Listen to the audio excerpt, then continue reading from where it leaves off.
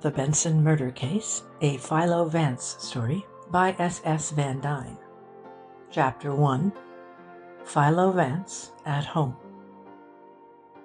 Friday, June 14, 8:30 a.m. It happened that on the morning of the momentous June the 14th, when the discovery of the murdered body of Alvin H. Benson created a sensation which, to this day, has not entirely died away, I had breakfasted with Philo Vance in his apartment. It was not unusual for me to share Vance's luncheons and dinners, but to have breakfast with him was something of an occasion. He was a late riser, and it was his habit to remain incommunicado until his midday meal. The reason for this early meeting was a matter of business, or rather of aesthetics. On the afternoon of the previous day, Vance had attended a preview of Volar's collection of Cézanne watercolours at the Kessler Galleries, and having seen several pictures he particularly wanted, he had invited me to an early breakfast to give me instructions regarding their purchase. A word concerning my relationship with Vance is necessary to clarify my rôle of narrator in this chronicle. The legal tradition is deeply embedded in my family, and when my preparatory school days were over, I was sent, almost as a matter of course, to Harvard to study law. It was there I met Vance, a reserved, cynical, and caustic freshman, who was the bane of his professors and the fear of his fellow-classmen. Why he should have chosen me, of all the students at the university, for his extra-scholastic association, I have never been able to understand fully. My own liking for Vance was simply explained. He fascinated and interested me, and supplied me with a novel kind of intellectual diversion. In his liking for me, however, no such basis of appeal was present. I was, and am now, a commonplace fellow, possessed of a conservative and rather conventional mind. But at least my mentality was not rigid, and the ponderosity of the legal procedure did not impress me greatly, which is why, no doubt, I had little taste for my inherited profession. And it is possible that these traits found certain affinities in Vance's unconscious mind. There is, to be sure, the less consoling explanation that I appealed to Vance as a kind of foil or anchorage, and that he sensed in my nature a complementary antithesis to his own. But whatever the explanation, we were much together, and as the years went by, that association ripened into an inseparable friendship. Upon graduation I entered my father's law firm, Van Dine and Davis, and, after 5 years of dull apprenticeship, I was taken into the firm as the junior partner. At present, I am the second Van Dine of Van Dine, Davis, and Van Dine, with offices at 120 Broadway. At about the time my name first appeared on the letterheads of the firm, Vance returned from Europe, where he had been living during my legal novitiate, and an aunt of his having died and made him her principal beneficiary, I was called upon to discharge the technical obligations involved in putting him in possession of his inherited property. This work was the beginning of a new and somewhat unusual relationship between us.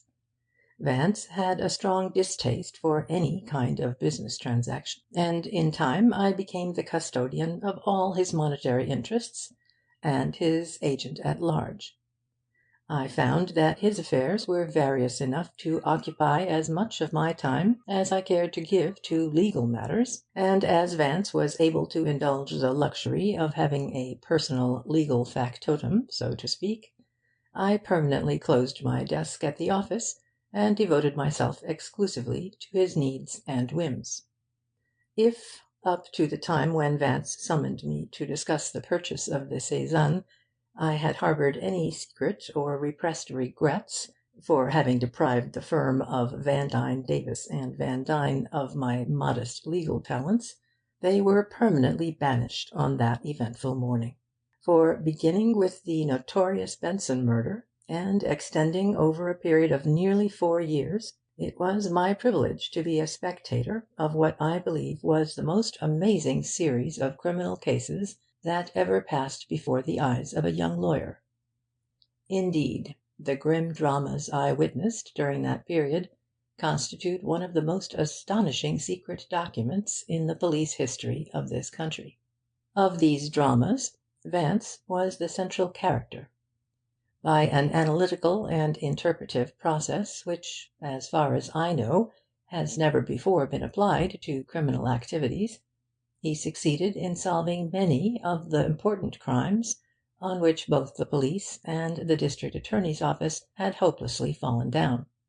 Due to my particular relations with Vance, it happened that not only did I participate in all the cases with which he was connected, but I was also present at most of the informal discussions concerning them which took place between him and the district attorney.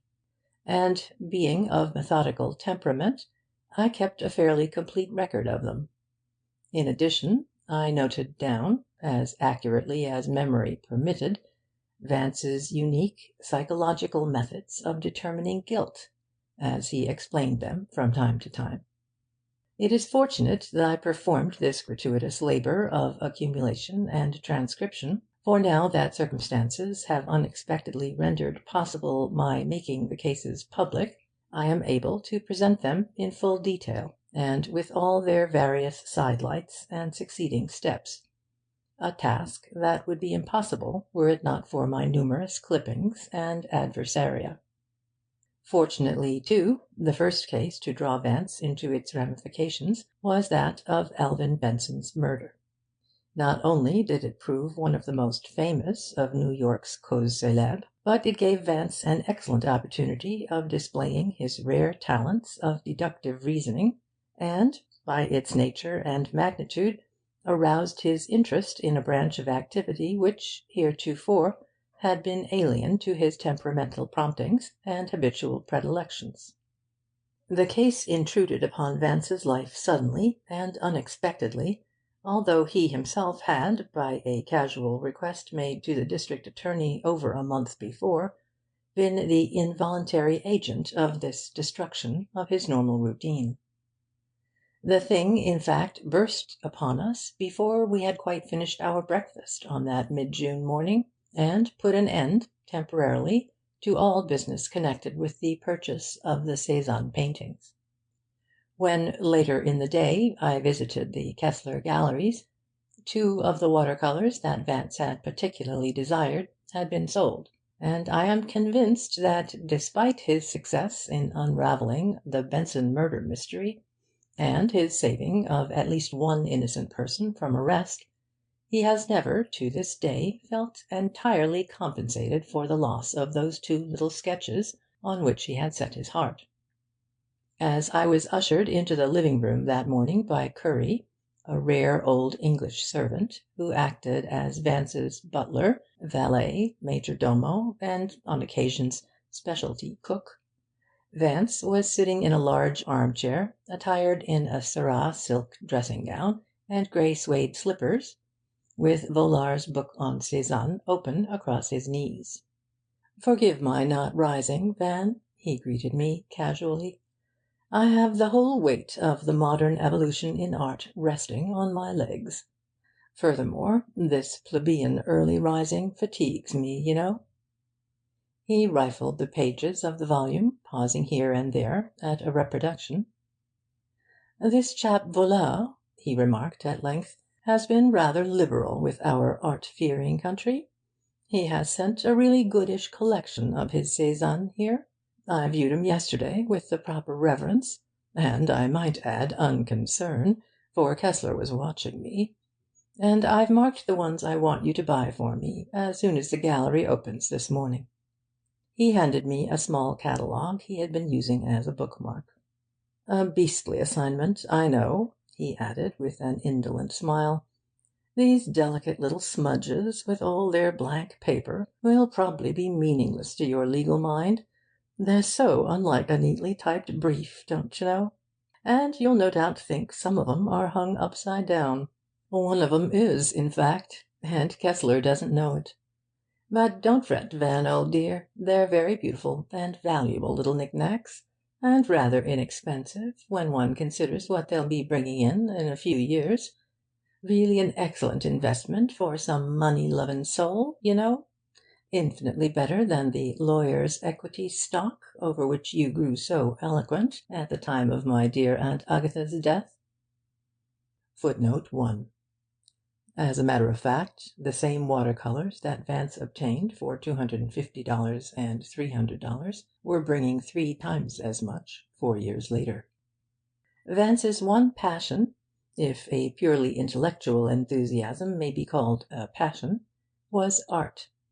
Not art in its narrow personal aspects, but in its broader, more universal significance. And art was not only his dominating interest, but his chief diversion.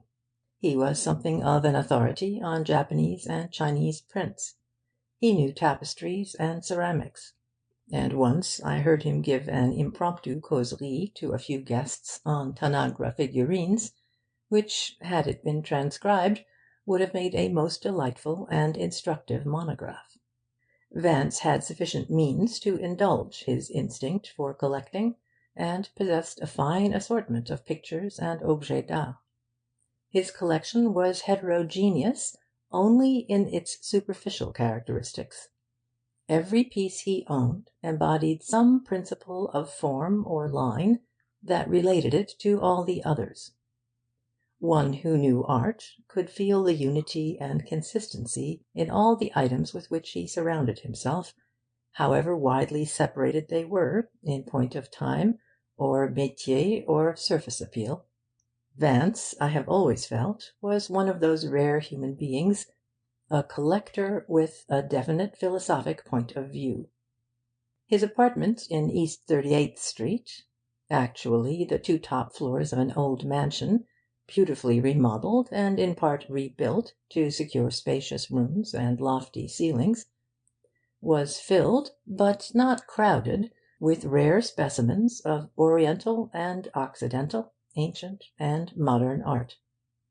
His paintings ranged from the Italian primitives to Cézanne and Matisse, and among his collection of original drawings were works as widely separated as those of Michelangelo and Picasso. Vance's Chinese prints constituted one of the finest private collections in this country. They included beautiful examples of the work of Riryomin, Rianchu, Jinkomin, Kakai, and Mokai. "The Chinese," Vance once said to me, "are the truly great artists of the East. They were the men whose work expressed most intensely a broad philosophic spirit. By contrast, the Japanese were superficial. It's a long step between the little more than decorative souci of Hokusai and the profoundly thoughtful and conscious artistry of Riryomin. Even when Chinese art degenerated under the Manchus, we find in it a deep philosophic quality, a spiritual sensibilité, so to speak.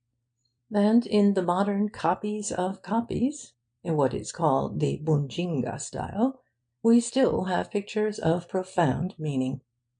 Vance's catholicity of taste in art was remarkable. His collection was as varied as that of a museum.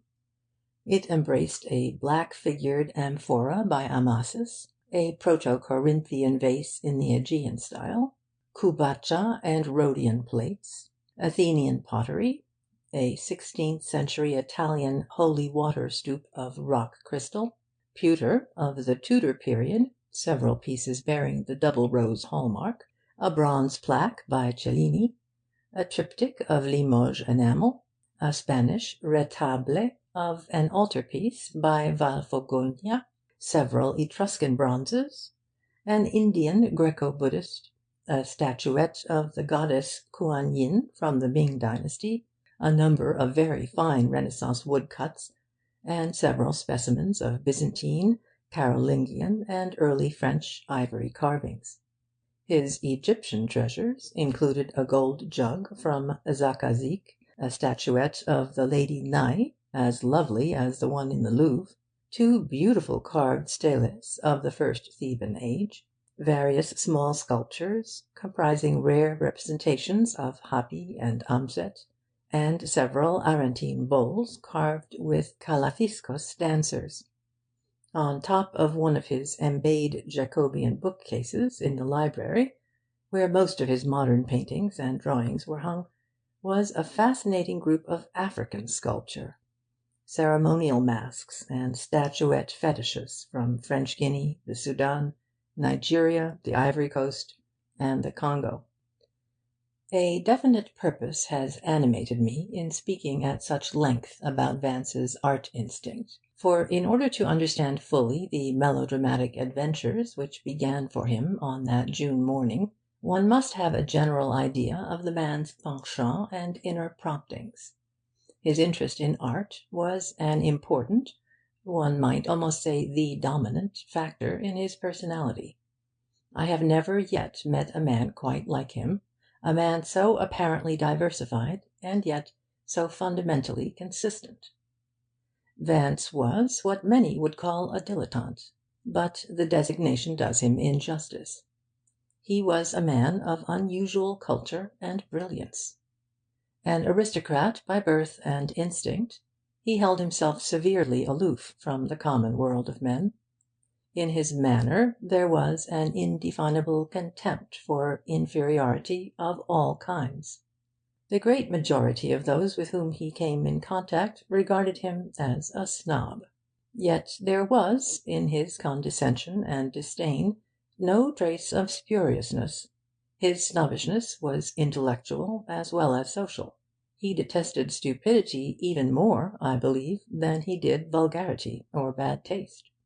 I have heard him on several occasions quote Fouché's famous line, "C'est plus qu'un crime, c'est une faute." And he meant it literally. Vance was frankly a cynic, but he was rarely bitter. His was a flippant, juvenalian cynicism. Perhaps he may best be described as a bored and supercilious, but highly conscious and penetrating spectator of life. He was keenly interested in all human reactions, but it was the interest of the scientist, not the humanitarian. Withal, he was a man of rare personal charm. Even people who found it difficult to admire him found it equally difficult not to like him. His somewhat quixotic mannerisms, and his slightly English accent and inflection, a heritage of his postgraduate days at Oxford, impressed those who did not know him well as affectations. But the truth is, there was very little of the poseur about him. He was unusually good-looking, although his mouth was ascetic and cruel, like the mouths on some of the Medici portraits. Footnote 2. I am thinking particularly of Bronzino's portraits of Pietro de' Medici and Cosimo de' Medici in the National Gallery, and of Vasari's medallion portrait of Lorenzo de' Medici in the Vecchio Palazzo, Florence. Moreover, there was a slightly derisive hauteur in the lift of his eyebrows. Despite the aquiline severity of his lineaments, his face was highly sensitive. His forehead was full and sloping. It was the artist's rather than the scholar's brow. His cold grey eyes were widely spaced. His nose was straight and slender, and his chin narrow but prominent, with an unusually deep cleft. When I saw John Barrymore recently in Hamlet, I was somehow reminded of Vance. And once before, in a scene of Caesar and Cleopatra, played by Forbes Robertson, I received a similar impression. Footnote 3. Once, when Vance was suffering from sinusitis, he had an X-ray photograph of his head made, and the accompanying chart described him as a marked dolichocephalic and a disharmonious Nordic. It also contained the following data: cephalic index 75. Nose leptorine, with an index of 48. Facial angle 85 degrees. Vertical index 72. Upper facial index 54. Interpupillary width 67. Chin mesognathous, with an index of 103. Sella turcica abnormally large. Vance was slightly under 6 feet, graceful, and giving the impression of sinewy strength and nervous endurance. He was an expert fencer, and had been the captain of the university's fencing team. He was mildly fond of outdoor sports, and had a knack of doing things well without any extensive practice. His golf handicap was only 3, and one season he had played on our champion polo team against England. Nevertheless, he had a positive antipathy to walking, and would not go 100 yards on foot if there was any possible means of riding. In his dress he was always fashionable, scrupulously correct to the smallest detail, yet unobtrusive. He spent considerable time at his clubs. His favourite was the Stuyvesant, because, as he explained to me, its membership was drawn largely from the political and commercial ranks, and he was never drawn into a discussion which required any mental effort. He went occasionally to the more modern operas, and was a regular subscriber to the symphony concerts and chamber music recitals. Incidentally, he was one of the most unerring poker players I have ever seen. I mention this fact not merely because it was unusual and significant that a man of Vance's type should have preferred so democratic a game to bridge or chess, for instance, but because his knowledge of the science of human psychology involved in poker had an intimate bearing on the chronicles I am about to set down. Vance's knowledge of psychology was, indeed, uncanny. He was gifted with an instinctively accurate judgment of people, and his study and reading had co-ordinated and rationalised this gift to an amazing extent. He was well grounded in the academic principles of psychology, and all his courses at college had either centred about this subject or been subordinated to it, while I was confining myself to a restricted area of torts and contracts, constitutional and common law, equity, evidence, and pleading. Vance was reconnoitring the whole field of cultural endeavour. He had courses in the history of religions, the Greek classics, biology, civics and political economy, philosophy, anthropology, literature, theoretical and experimental psychology, and ancient and modern languages. Footnote 4. Culture, Vance said to me shortly after I had met him, is polyglot, and the knowledge of many tongues is essential to an understanding of the world's intellectual and aesthetic achievements. Especially are the Greek and Latin classics vitiated by translation. I quote the remark here because his omnivorous reading in languages other than English, coupled with his amazingly retentive memory, had a tendency to affect his own speech. And while it may appear to some that his speech was at times pedantic, I have tried, throughout these chronicles, to quote him literally, in the hope of presenting a portrait of the man as he was. But it was, I think, his courses under Münsterberg and William James that interested him the most. Vance's mind was basically philosophical, that is, philosophical in the more general sense. Being singularly free from the conventional sentimentalities and current superstitions, he could look beneath the surface of human acts into actuating impulses and motives. Moreover, he was resolute both in his avoidance of any attitude that savoured of credulousness, and in his adherence to cold, logical exactness in his mental processes. "Until we can approach all human problems," he once remarked, "with the clinical aloofness and cynical contempt of a doctor examining a guinea pig strapped to a board, we have little chance of getting at the truth. Vance led an active, but by no means animated, social life, a concession to various family ties. But he was not a social animal. I cannot remember ever having met a man with so undeveloped a gregarious instinct, and when he went forth into the social world it was generally under compulsion. In fact, one of his duty affairs had occupied him on the night before that memorable June breakfast. Otherwise, we would have consulted about the saison the evening before, and Vance groused a good deal about it, while Curry was serving our strawberries and eggs Benedictine. Later on, I was to give profound thanks to the god of coincidence that the blocks had been arranged in just that pattern. For had Vance been slumbering peacefully at 9 o'clock when the district attorney called, I would probably have missed 4 of the most interesting and exciting years of my life, and many of New York's shrewdest and most desperate criminals might still be at large. Vance and I had just settled back in our chairs for our second cup of coffee and a cigarette, when Curry, answering an impetuous ringing of the front door-bell, ushered the district attorney into the living-room. "By all that's holy!" he exclaimed, raising his hands in mock astonishment. "New York's leading flaneur and art connoisseur is up and about. And I am suffused with blushes at the disgrace of it," Vance replied. It was evident, however, that the district attorney was not in a jovial mood. His face suddenly sobered.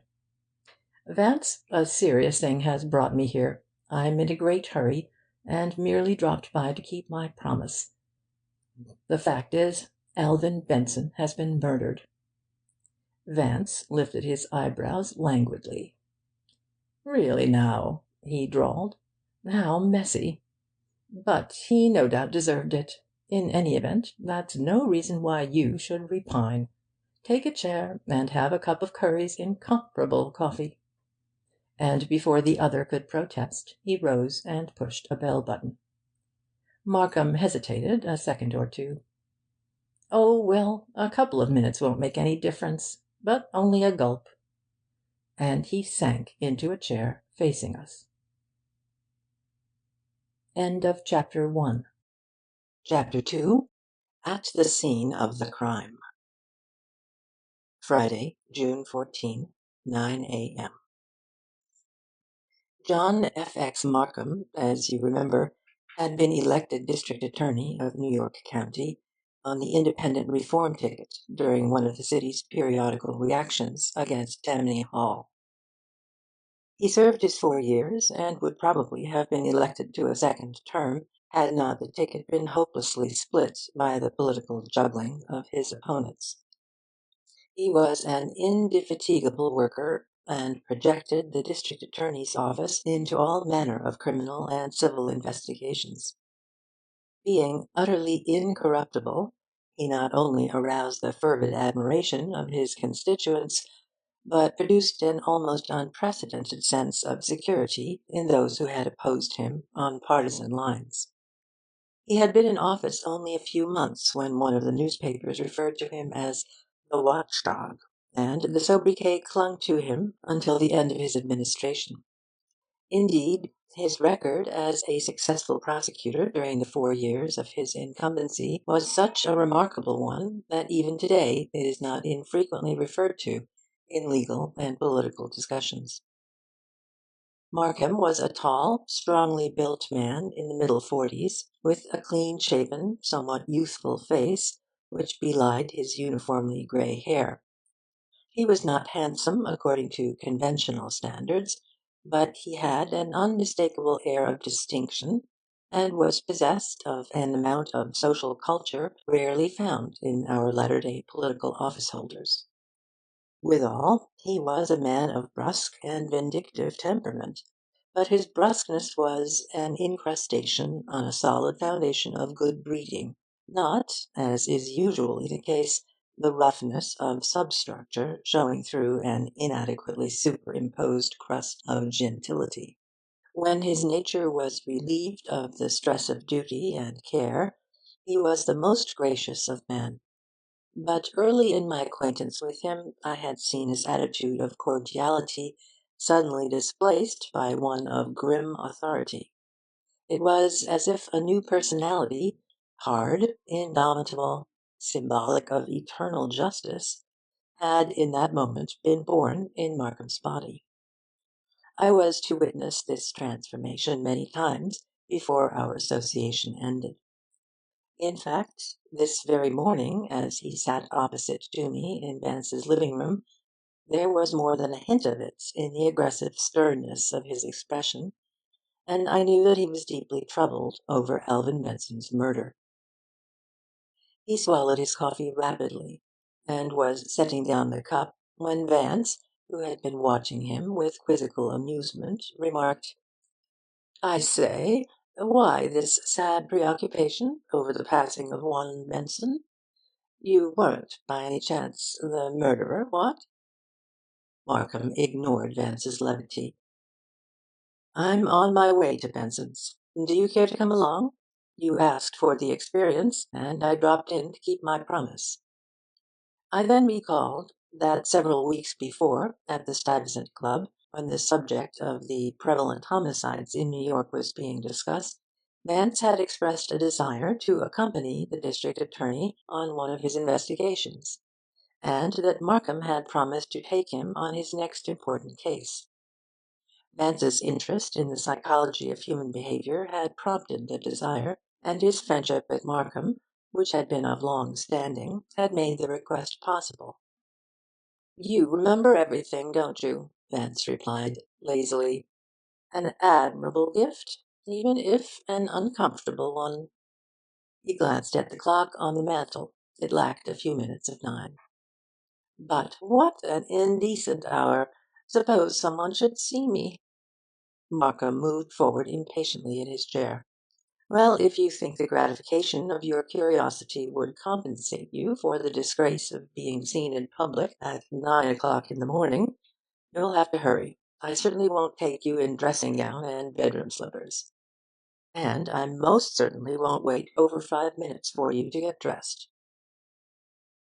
"Why the haste, old dear?" Vance asked, yawning. "The chap's dead, don't you know? He can't possibly run away." "Come, get a move on, you orchid," the other urged. "This affair is no joke. It's damned serious. And from the looks of it, it's going to cause an ungodly scandal. What are you going to do?" "Do? I shall humbly follow the great avenger of the common people," returned Vance, rising and making an obsequious bow. He rang for curry, and ordered his clothes brought to him. "I'm attending at a levee which Mr. Markham is holding over a corpse, and I want something rather spiffy. Is it warm enough for a silk suit? And a lavender tie, by all means." "I trust you won't also wear your green carnation," grumbled Markham. "Tut, tut," Vance chided him. "You've been reading Mr. Hitchens. Such heresy in a district attorney. Anyway, you know full well I never wear a boutonniere. The decoration has fallen into disrepute. The only remaining devotees of the practice are roués and saxophone players. But tell me about the departed Benson." Vance was now dressing, with Curry's assistance, at a rate of speed I had rarely seen him display in such matters. Beneath his bantering pose, I recognized the true eagerness of the man for a new experience, and one that promised such dramatic possibilities for his alert and observing mind. "You knew Alvin Benson casually, I believe?" the district attorney said. "Well, early this morning his housekeeper phoned the local precinct station that she had found him shot through the head, fully dressed, and sitting in his favourite chair in his living room. The message, of course, was put through at once to the telegraph bureau at headquarters, and my assistant on duty notified me immediately. I was tempted to let the case follow the regular police routine, but half an hour later Major Benson, Alvin's brother, phoned me and asked me as a special favor to take charge. I've known the Major for 20 years, and I couldn't very well refuse. So I took a hurried breakfast and started for Benson's house. He lived in West 48th Street, and as I passed your corner I remembered your request, and dropped by to see if you cared to go along. Most considerate, murmured Vance, adjusting his forehand before a small polychrome mirror by the door. Then he turned to me. Come, Van, we'll all gaze upon the defunct Benson.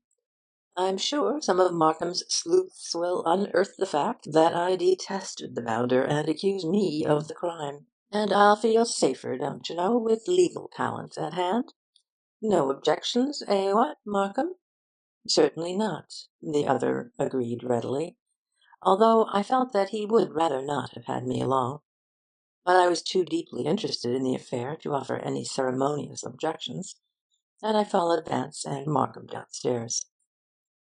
As we settled back in the waiting taxicab and started up Madison Avenue, I marveled a little, as I had often done before, at the strange friendship of these two dissimilar men beside me. Markham, forthright, conventional, a trifle austere, and over-serious in his dealings with life, and Vance, casual, mercurial, debonair, and whimsically cynical in the face of the grimmest realities. And yet this temperamental diversity seemed, in some wise, the very cornerstone of their friendship.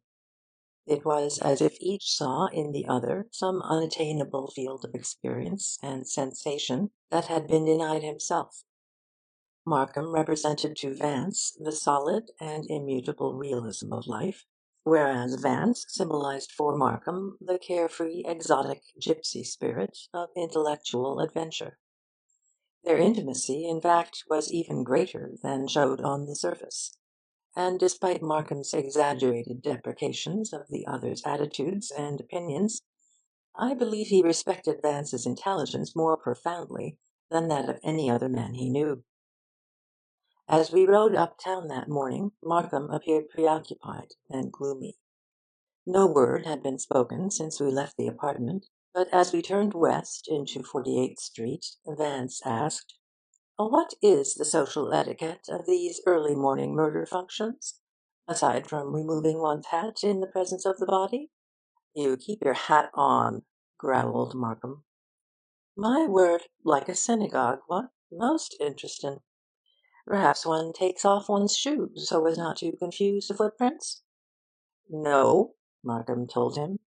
The guests remain fully clothed, in which the function differs from the ordinary evening affairs of your smart set. My dear Markham, Vance's tone was one of melancholy reproof. The horrified moralist in your nature is at work again. That remark of yours was positively Epworth-Leaguish. Markham was too abstracted to follow up Vance's badinage. There are one or two things, he said soberly, that I think I'd better warn you about. From the looks of it, this case is going to cause considerable noise, and there'll be a lot of jealousy and battling for honours. I won't be fallen upon and caressed affectionately by the police for coming in at this stage of the game, so be careful not to rub their bristles the wrong way. My assistant, who's there now, tells me he thinks the inspector has put Heath in charge. Heath's a sergeant in the Homicide Bureau, and is undoubtedly convinced at the present moment that I'm taking hold in order to get publicity. Aren't you his technical superior? Asked Vance. Of course, and that makes the situation just so much more delicate. I wish to God the Major hadn't called me up. You, sighed Vance. The world is full of Heaths, beastly nuisances. Don't misunderstand me, Markham hastened to assure him. Heath is a good man, in fact, as good a man as we've got. The mere fact that he was assigned to the case shows how seriously the affair is regarded at headquarters. There will be no unpleasantness about my taking charge, you understand, but I want the atmosphere to be as halcyon as possible. Heath'll resent my bringing along you two chaps as spectators anyway, so I beg of you, Vance, emulate the modest Violet. I prefer the blushing rose, if you don't mind, Vance protested. However, I'll instantly give the hypersensitive Heath one of my choicest Régie cigarettes with the rose petal tips. If you do, smiled Markham, he'll probably arrest you as a suspicious character. We had drawn up abruptly in front of an old brownstone residence on the upper side of 48th Street, near 6th Avenue. It was a house of the better class, built on a 25-foot lot, in a day when permanency and beauty were still matters of consideration among the city's architects. The design was conventional, to accord with the other houses in the block, but a touch of luxury and individuality was to be seen in its decorative copings and in the stone carvings about the entrance and above the windows. There was a shallow paved areaway between the street line and the front elevation of the house, but this was enclosed in a high iron railing, and the only entrance was by way of the front door, which was about 6 feet above the street level at the top of a flight of 10 broad stone stairs. Between the entrance and the right-hand wall were two spacious windows, covered with heavy iron grilles. A considerable crowd of morbid onlookers had gathered in front of the house, and on the steps lounged several alert-looking young men whom I took to be newspaper reporters. The door of our taxicab was opened by a uniformed patrolman, who saluted Markham with exaggerated respect, and ostentatiously cleared a passage for us through the gaping throng of idlers. Another uniformed patrolman stood in the vestibule, and, on recognizing Markham, held the outer door open for us and saluted with great dignity. "Ave Caesar, te salutamus," whispered Vance, grinning. "Be quiet," Markham grumbled. "I've got troubles enough without your garbled quotations." As we passed through the massive carved oak front door into the main hallway, we were met by Assistant District Attorney Dinwiddie, a serious, swarthy young man with a prematurely lined face, whose appearance gave one the impression that most of the woes of humanity were resting upon his shoulders. "Good morning, Chief," he greeted Markham with eager relief. "I'm damn glad you've got here. This case'll whip things wide open. Cut-and-dried murder, and not a lead." Markham nodded gloomily and looked past him into the living room. "Who's here?" he asked. "The whole works, from the chief inspector down," Dinwiddie told him, with a hopeless shrug, as if the fact boded ill for all concerned. At that moment a tall, massive, middle-aged man with a pink complexion and a closely cropped white moustache appeared in the doorway of the living room. On seeing Markham, he came forward stiffly, with outstretched hand. I recognized him at once as Chief Inspector O'Brien, who was in command of the entire police department. Dignified greetings were exchanged between him and Markham, and then Vance and I were introduced to him. Inspector O'Brien gave us each a curt, silent nod, and turned back to the living room, with Markham, Dinwiddie, Vance, and myself following. The room, which was entered by a wide double door about 10 feet down the hall, was a spacious one, almost square, with high ceilings. Two windows gave on the street, and on the extreme right of the north wall, opposite to the front of the house, was another window opening on a paved court. To the left of this window were the sliding doors leading into the dining room at the rear. The room presented an appearance of garish opulence. About the walls hung some elaborately framed paintings of race-horses, and a number of mounted hunting trophies. A highly coloured oriental rug covered nearly the entire floor. In the middle of the east wall, facing the door, was an ornate fireplace and carved marble mantel. Placed diagonally in the corner on the right stood a walnut upright piano with copper trimmings. Then there was a mahogany bookcase with glass doors and figured curtains. a sprawling tapestried davenport, a squat Venetian tabouret with inlaid mother of pearl, a teakwood stand containing a large brass samovar, and a buhl-topped centre table nearly 6 feet long. At the side of the table, nearest the hallway, with its back to the front windows, stood a large wicker lounge chair with a high fan-shaped back. In this chair reposed the body of Alvin Benson.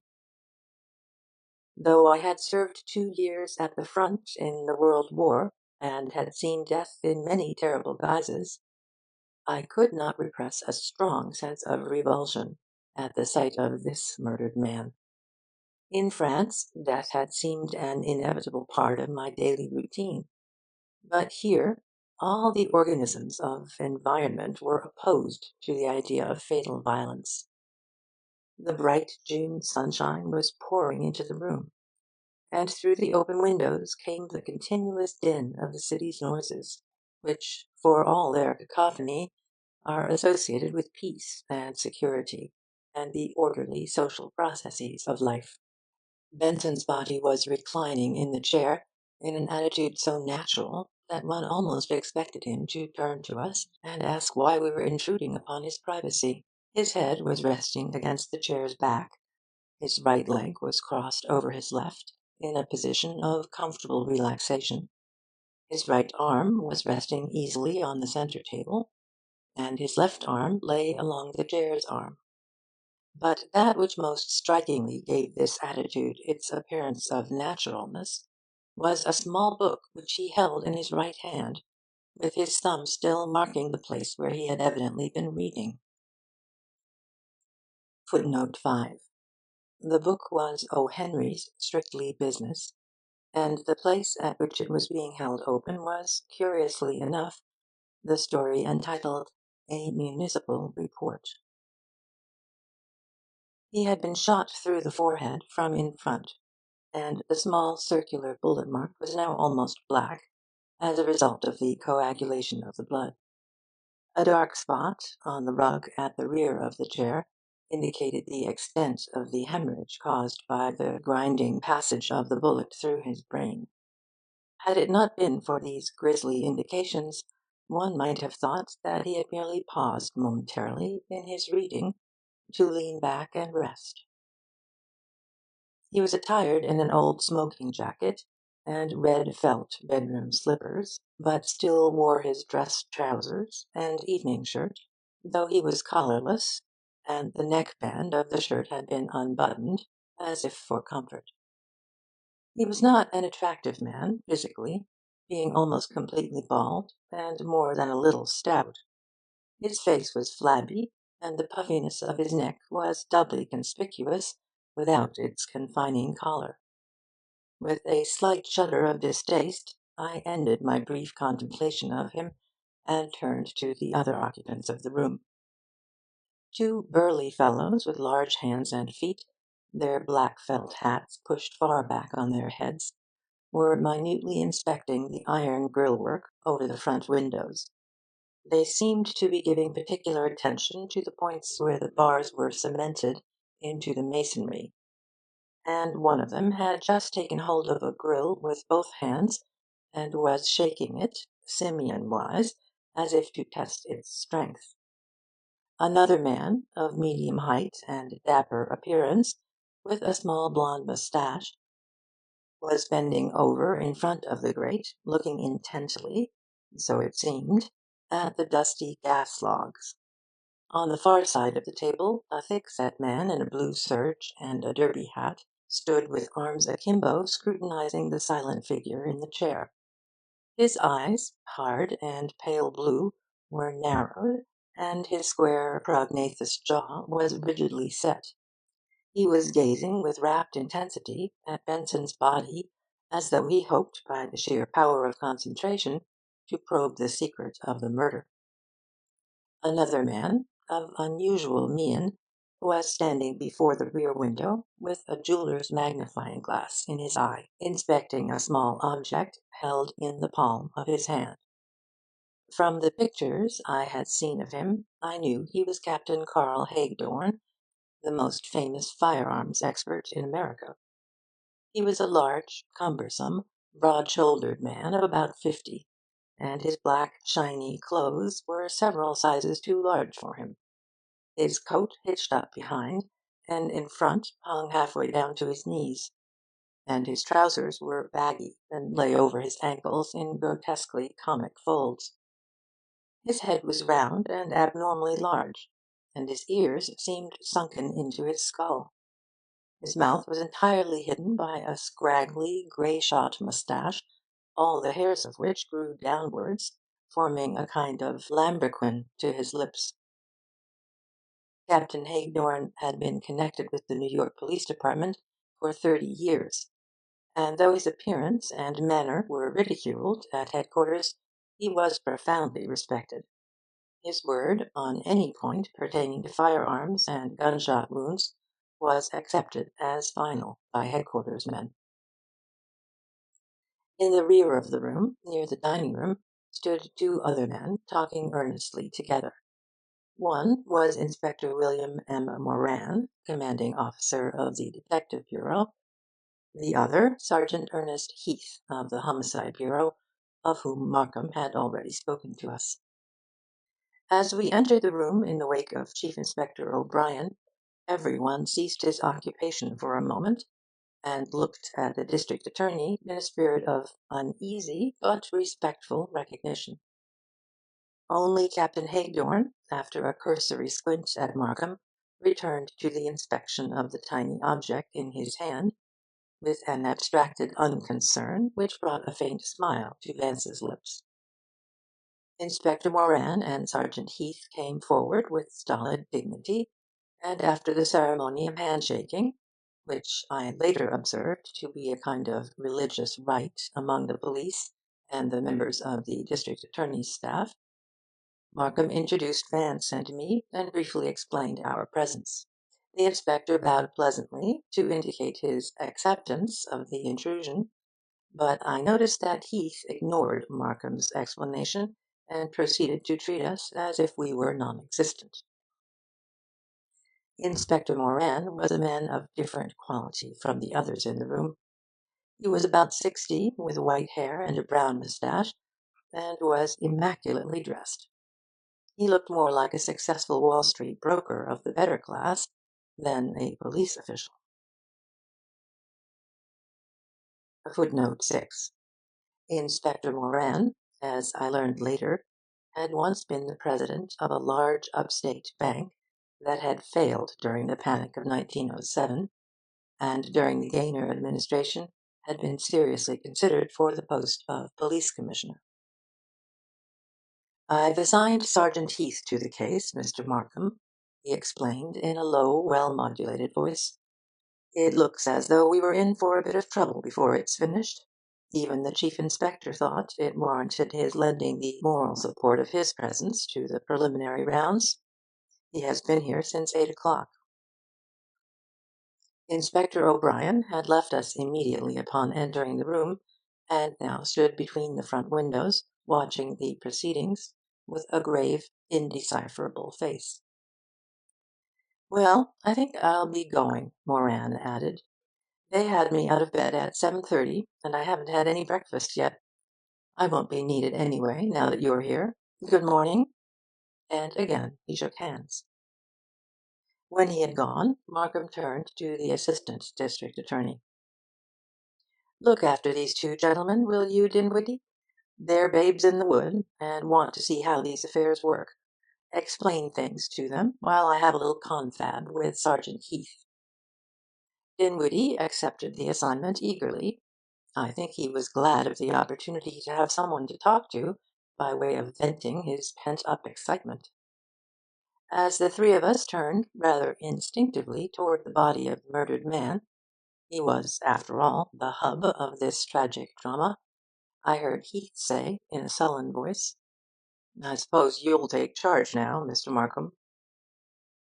Dinwiddie and Vance were talking together, and I watched Markham with interest after what he had told us of the rivalry between the police department and the district attorney's office. Markham looked at Heath with a slow, gracious smile, and shook his head. "No, Sergeant," he replied. "I'm here to work with you, and I want that relationship understood from the outset. In fact, I wouldn't be here now if Major Benson hadn't phoned me and asked me to lend a hand. And I particularly want my name kept out of it. It's pretty generally well known, and if it isn't, it will be, that the Major is an old friend of mine. So it will be better all round if my connection with the case is kept quiet." Heath murmured something I did not catch, but I could see that he had in large measure been placated. He, in common with all other men who were acquainted with Markham, knew his word was good, and he personally liked the district attorney. "If there's any credit coming from this affair," Markham went on, "the police department is going to get it. Therefore, I think it best for you to see the reporters. And, by the way," he added good-naturedly, "if there's any blame coming, you fellows will have to bear that, too." "Fair enough," assented Heath. "And now, Sergeant, let's get to work," said Markham. End of chapter 2. Chapter 3. A Lady's Handbag. Friday, June 14, 9:30 a.m. The district attorney and Heath walked up to the body and stood regarding it. "You see," Heath explained, "he was shot directly from the front. Pretty powerful shot, too, for the bullet passed through the head and struck the woodwork over there by the window." He pointed to a place on the wainscot, a short distance from the floor, near the drapery of the window nearest the hallway. "We found the expelled shell, and Captain Hagedorn's got the bullet." He turned to the firearms expert. "How about it, Captain? Anything special?" Hagedorn raised his head slowly and gave Heath a myopic frown. Then, after a few awkward movements, he answered with unhurried precision. "A .45 Army bullet, Colt automatic." "Any idea how close to Benson the gun was held?" asked Markham. "Yes, sir, I have," Hagedorn replied, in his ponderous monotone. "Between 5 and 6 feet, probably." Heath snorted. "Probably," he repeated to Markham, with good-natured contempt. "You can bank on it, if the captain says so. You see, sir, nothing smaller than a .44 or .45 will stop a man, and these steel-capped army bullets go through a human skull like it was cheese. But in order to carry straight to the woodwork, the gun had to be held pretty close, and as there aren't any powder marks on the face, it's a safe bet to take the captain's figures as to distance." At this point we heard the front door open and close, and Dr. Doremus, the chief medical examiner, accompanied by his assistant, bustled in. He shook hands with Markham and Inspector O'Brien, and gave Heath a friendly salutation. "Sorry I couldn't get here sooner," he apologised. He was a nervous man, with a heavily seamed face and the manner of a real estate salesman. "What have we got here?" he asked in the same breath, making a wry face at the body in the chair. "You tell us, Doc," retorted Heath. Dr. Doremus approached the murdered man with a callous indifference indicative of a long process of hardening. He first inspected the face closely. He was, I imagine, looking for powder marks. Then he glanced at the bullet hole in the forehead and at the ragged wound in the back of the head. Next, he moved to the dead man's arm, bent the fingers, and pushed the head a little to the side. Having satisfied himself as to the state of rigor mortis, he turned to Heath. "Can we get him on the settee there?" Heath looked at Markham inquiringly. "All through, sir." Markham nodded, and Heath beckoned to the two men at the front windows, and ordered the body placed on the davenport. It retained its sitting posture, due to the hardening of the muscles after death, until the doctor and his assistant straightened out the limbs. The body was then undressed, and Dr. Doremus examined it carefully for other wounds. He paid particular attention to the arms, and he opened both hands wide and scrutinized the palms. At length he straightened up and wiped his hands on a large coloured silk handkerchief. "Shot through the left frontal," he announced. "Direct angle of fire. Bullet passed completely through the skull. Exit wound in the left occipital region. Base of skull. You found the bullet, didn't you? He was awake when shot, and death was immediate. Probably never knew what hit him. He's been dead about, well, I should judge 8 hours, maybe longer." "How about 12:30 for the exact time?" asked Heath. The doctor looked at his watch. "Fits O.K. Anything else?" No one answered, and after a slight pause the chief inspector spoke. "We'd like a post-mortem report today, Doctor." "That'll be all right," Dr. Doremus answered, snapping shut his medical case and handing it to his assistant. "But get the body to the mortuary as soon as you can." After a brief handshaking ceremony he went out hurriedly. Heath turned to the detective who had been standing by the table when we entered. "Burke, you phone headquarters to call for the body, and tell 'em to get a move on. Then go back to the office and wait for me." Burke saluted and disappeared. Heath then addressed one of the two men who had been inspecting the grilles in the front windows. "How about the ironwork, Snitkin?" "Not a chance, Sergeant," was the answer. "Strong as a jail, both of 'em. Nobody never got in through those windows." "Very good," Heath told him. "Now you two fellows chase along with Burke." When they had gone, the dapper man in the blue serge suit and derby, whose sphere of activity had seemed to be the fireplace, laid 2 cigarette butts on the table. "I found these under the gas logs, Sergeant," he explained unenthusiastically. "Not much, but there's nothing else laying around." "All right, Emery." Heath gave the butts a disgruntled look. "You needn't wait, either. I'll see you at the office later." Haigdorn came ponderously forward. "I guess I'll be getting along too," he rumbled. "But I'm going to keep this bullet a while. It's got some peculiar rifling marks on it. You don't want it specially, do you, Sergeant?" Heath smiled tolerantly. "What'll I do with it, Captain? You keep it. But don't you dare lose it." "I won't lose it," Haigdorn assured him, with stodgy seriousness, and without so much as a glance at either the district attorney or the chief inspector, he waddled from the room with a slightly rolling movement which suggested that of some huge amphibious mammal.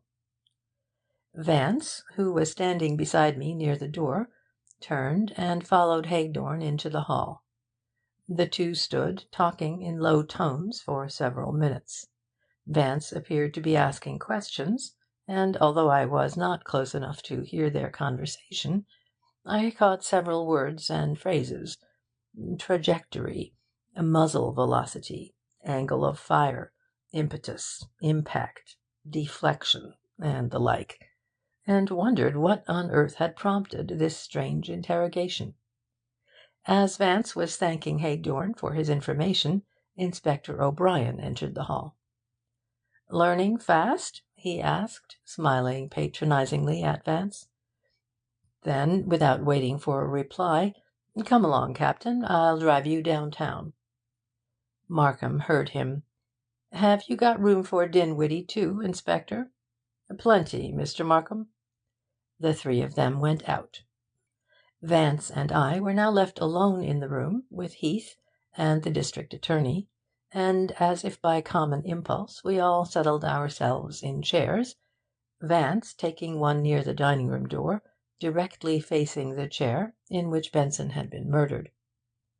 I had been keenly interested in Vance's manner and actions from the moment of his arrival at the house. When he had first entered the room, he had adjusted his monocle carefully, an act which, despite his air of passivity, I recognised as an indication of interest. When his mind was alert and he wished to take on external impressions quickly, he invariably brought out his monocle. He could see adequately enough without it, and his use of it, I had observed, was largely the result of an intellectual dictate. The added clarity of vision it gave him seemed subtly to affect his clarity of mind. Footnote 7. Vance's eyes were slightly bifocal. His right eye was 1.2 astigmatic, whereas his left eye was practically normal. At first, he had looked over the room incuriously and watched the proceedings with bored apathy. But during Heath's brief questioning of his subordinates, an expression of cynical amusement had appeared on his face. Following a few general queries to Assistant District Attorney Dinwiddie, he had sauntered, with apparent aimlessness, about the room, looking at the various articles and occasionally shifting his gaze back and forth between different pieces of furniture. At length he had stooped down and inspected the mark made by the bullet on the wainscot, and once he had gone to the door and looked up and down the hall. The only thing that had seemed to hold his attention to any extent was the body itself. He had stood before it for several minutes, studying its position, and had even bent over the outstretched arm on the table, as if to see just how the dead man's hand was holding the book.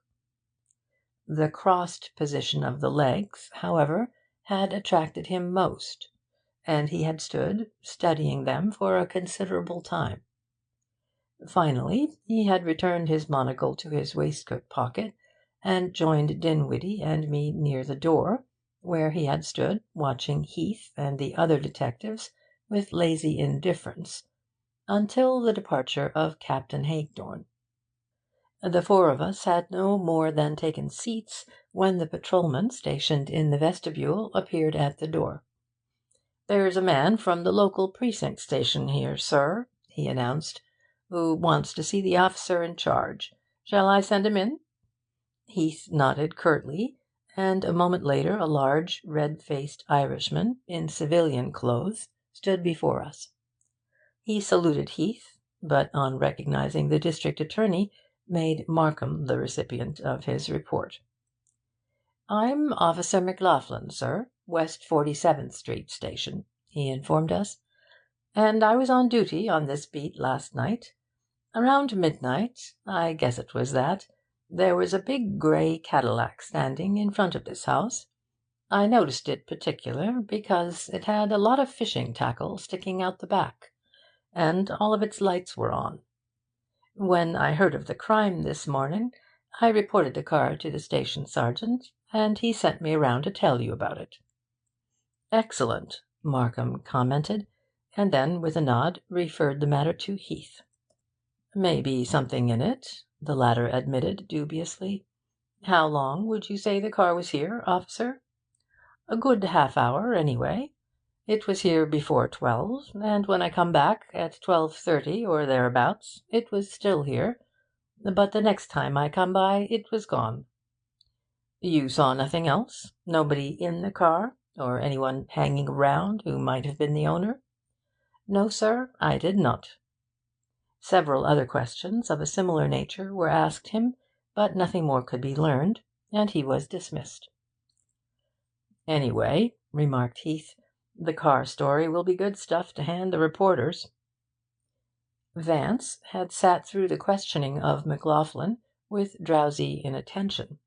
I doubt if he even heard more than the first few words of the officer's report, and now, with a stifled yawn, he rose and, sauntering to the centre table, picked up one of the cigarette butts that had been found in the fireplace. After rolling it between his thumb and forefinger, and scrutinising the tip, he ripped the paper open with his thumbnail and held the exposed tobacco to his nose. Heath, who had been watching him gloweringly, leaned suddenly forward in his chair. "What are you doing there?" he demanded, in a tone of surly truculence.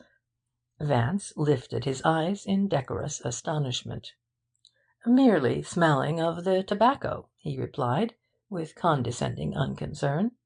"It's rather mild, you know, but delicately blended." The muscles in Heath's cheeks worked angrily. "Well, you'd better put it down, sir," he advised. Then he looked Vance up and down. "Tobacco expert?" he asked, with ill-disguised sarcasm. "Oh dear, no." Vance's voice was dulcet. "My specialty is scarab cartouche of the Ptolemaic dynasties." Markham interposed diplomatically. "You really shouldn't touch anything around here, Vance, at this stage of the game. You never know what'll turn out to be important. Those cigarette stubs may quite possibly be significant evidence." "Evidence?" repeated Vance sweetly. "My word, you don't say! Really, most amusin'." Markham was plainly annoyed, and Heath was boiling inwardly, but made no further comment. He even forced a mirthless smile.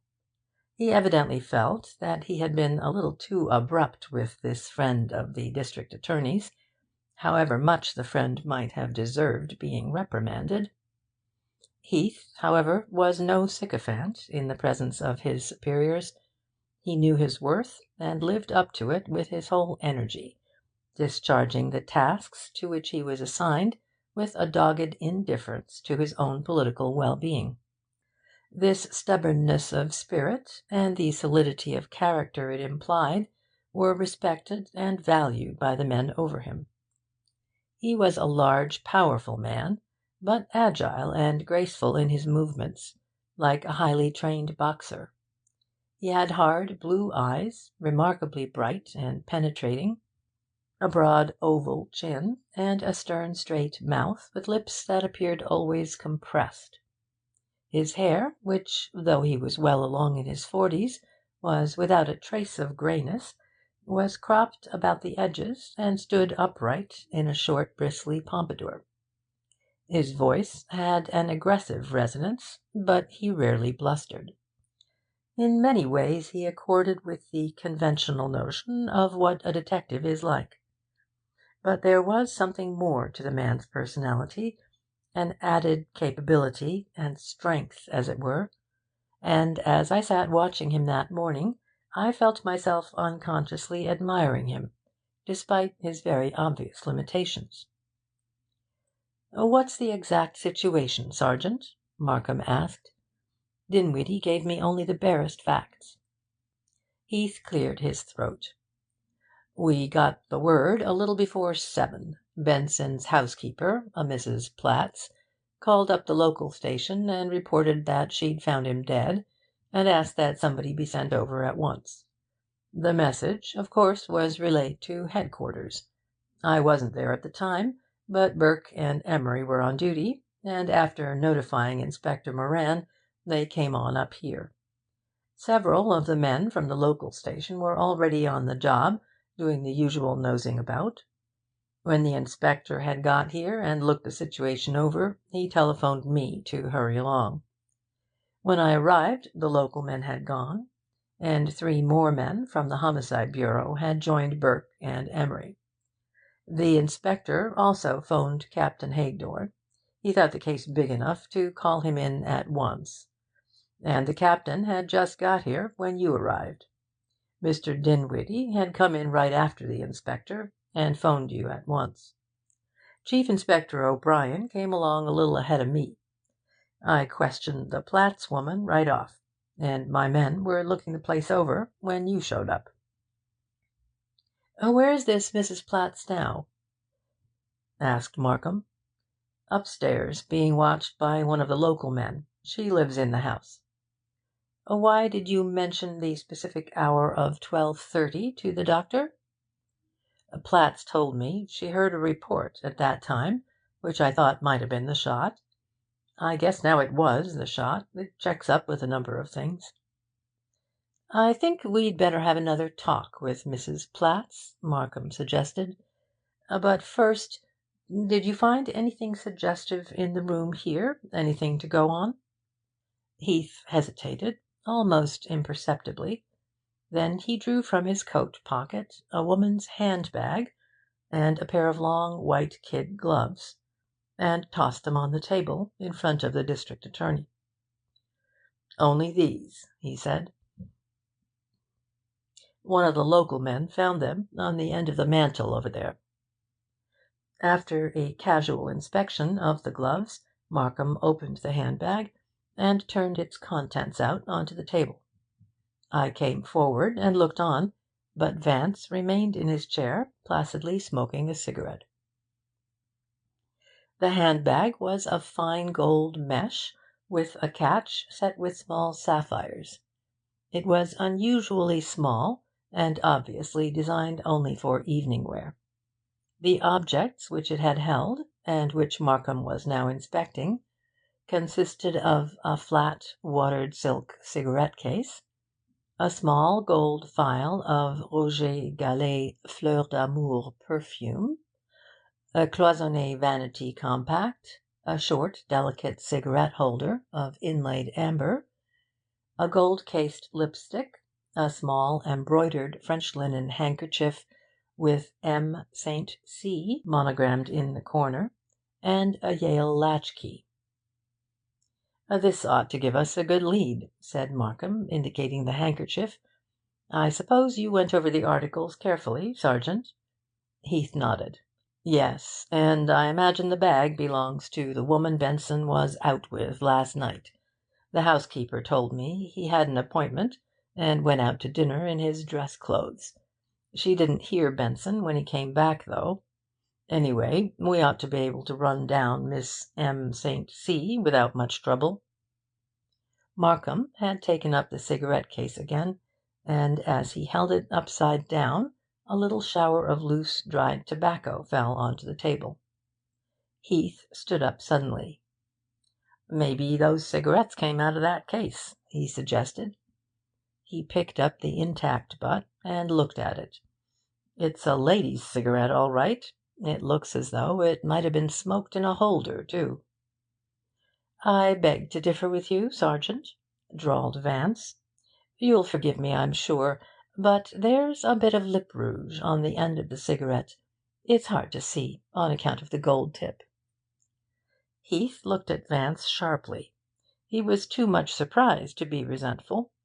After a closer inspection of the cigarette, he turned again to Vance.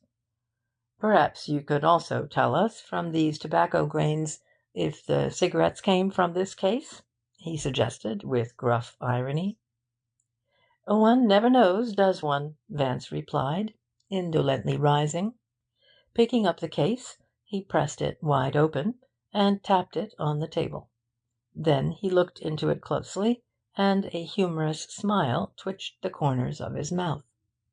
Putting his forefinger deep into the case, he drew out a small cigarette, which had evidently been wedged flat along the bottom of the pocket. "My olfactory gifts won't be necessary now," he said. "It is apparent, even to the naked eye, that the cigarettes are, to speak loosely, identical. Eh, what, Sergeant?" Heath grinned good-naturedly. "That's one on us, Mr. Markham." And he carefully put the cigarette and the stub in an envelope, which he marked and pocketed. "You now see, Vance," observed Markham, "the importance of those cigarette butts." "Can't say that I do," responded the other. "Of what possible value is a cigarette butt? You can't smoke it, you know." "It's evidence, my dear fellow," explained Markham patiently. "One knows that the owner of this bag returned with Benson last night, and remained long enough to smoke 2 cigarettes." Vance lifted his eyebrows in mock amazement. "One does one? Fancy that, now!" "It only remains to locate her," interjected Heath. "She's a rather decided brunette, at any rate, if that fact will facilitate your quest any," said Vance easily. "Though why you should desire to annoy the lady, I can't for the life of me imagine. Really, I can't, don't you know?" "Why do you say she's a brunette?" asked Markham. "Well, if she isn't," Vance told him, sinking listlessly back in his chair, "then she should consult a cosmetician as to the proper way to make up. I see she uses Rachel powder and Guerlain's dark lipstick, and it simply isn't done among blondes, old dear." "I defer, of course, to your expert opinion," smiled Markham. Then, to Heath, "I guess we'll have to look for a brunette, Sergeant." "It's all right with me," agreed Heath jocularly. By this time I think he had entirely forgiven Vance for destroying the cigarette butt. End of Chapter 3. Chapter 4. The Housekeeper's Story. Friday, June 14, 11 a.m. "Now," suggested Markham, "suppose we take a look over the house. I imagine you've done that pretty thoroughly already, Sergeant, but I'd like to see the layout. Anyway, I don't want to question the housekeeper until the body has been removed." Heath rose. "Very good, sir. I'd like another look myself." The four of us went into the hall and walked down the passageway to the rear of the house. At the extreme end, on the left, was a door leading downstairs to the basement, but it was locked and bolted. "The basement is only used for storage now," Heath explained, "and the door which opens from it into the street areaway is boarded up. The Platts woman sleeps upstairs. Benson lived here alone, and there's plenty of spare room in the house. And the kitchen is on this floor." He opened a door on the opposite side of the passageway, and we stepped into a small, modern kitchen.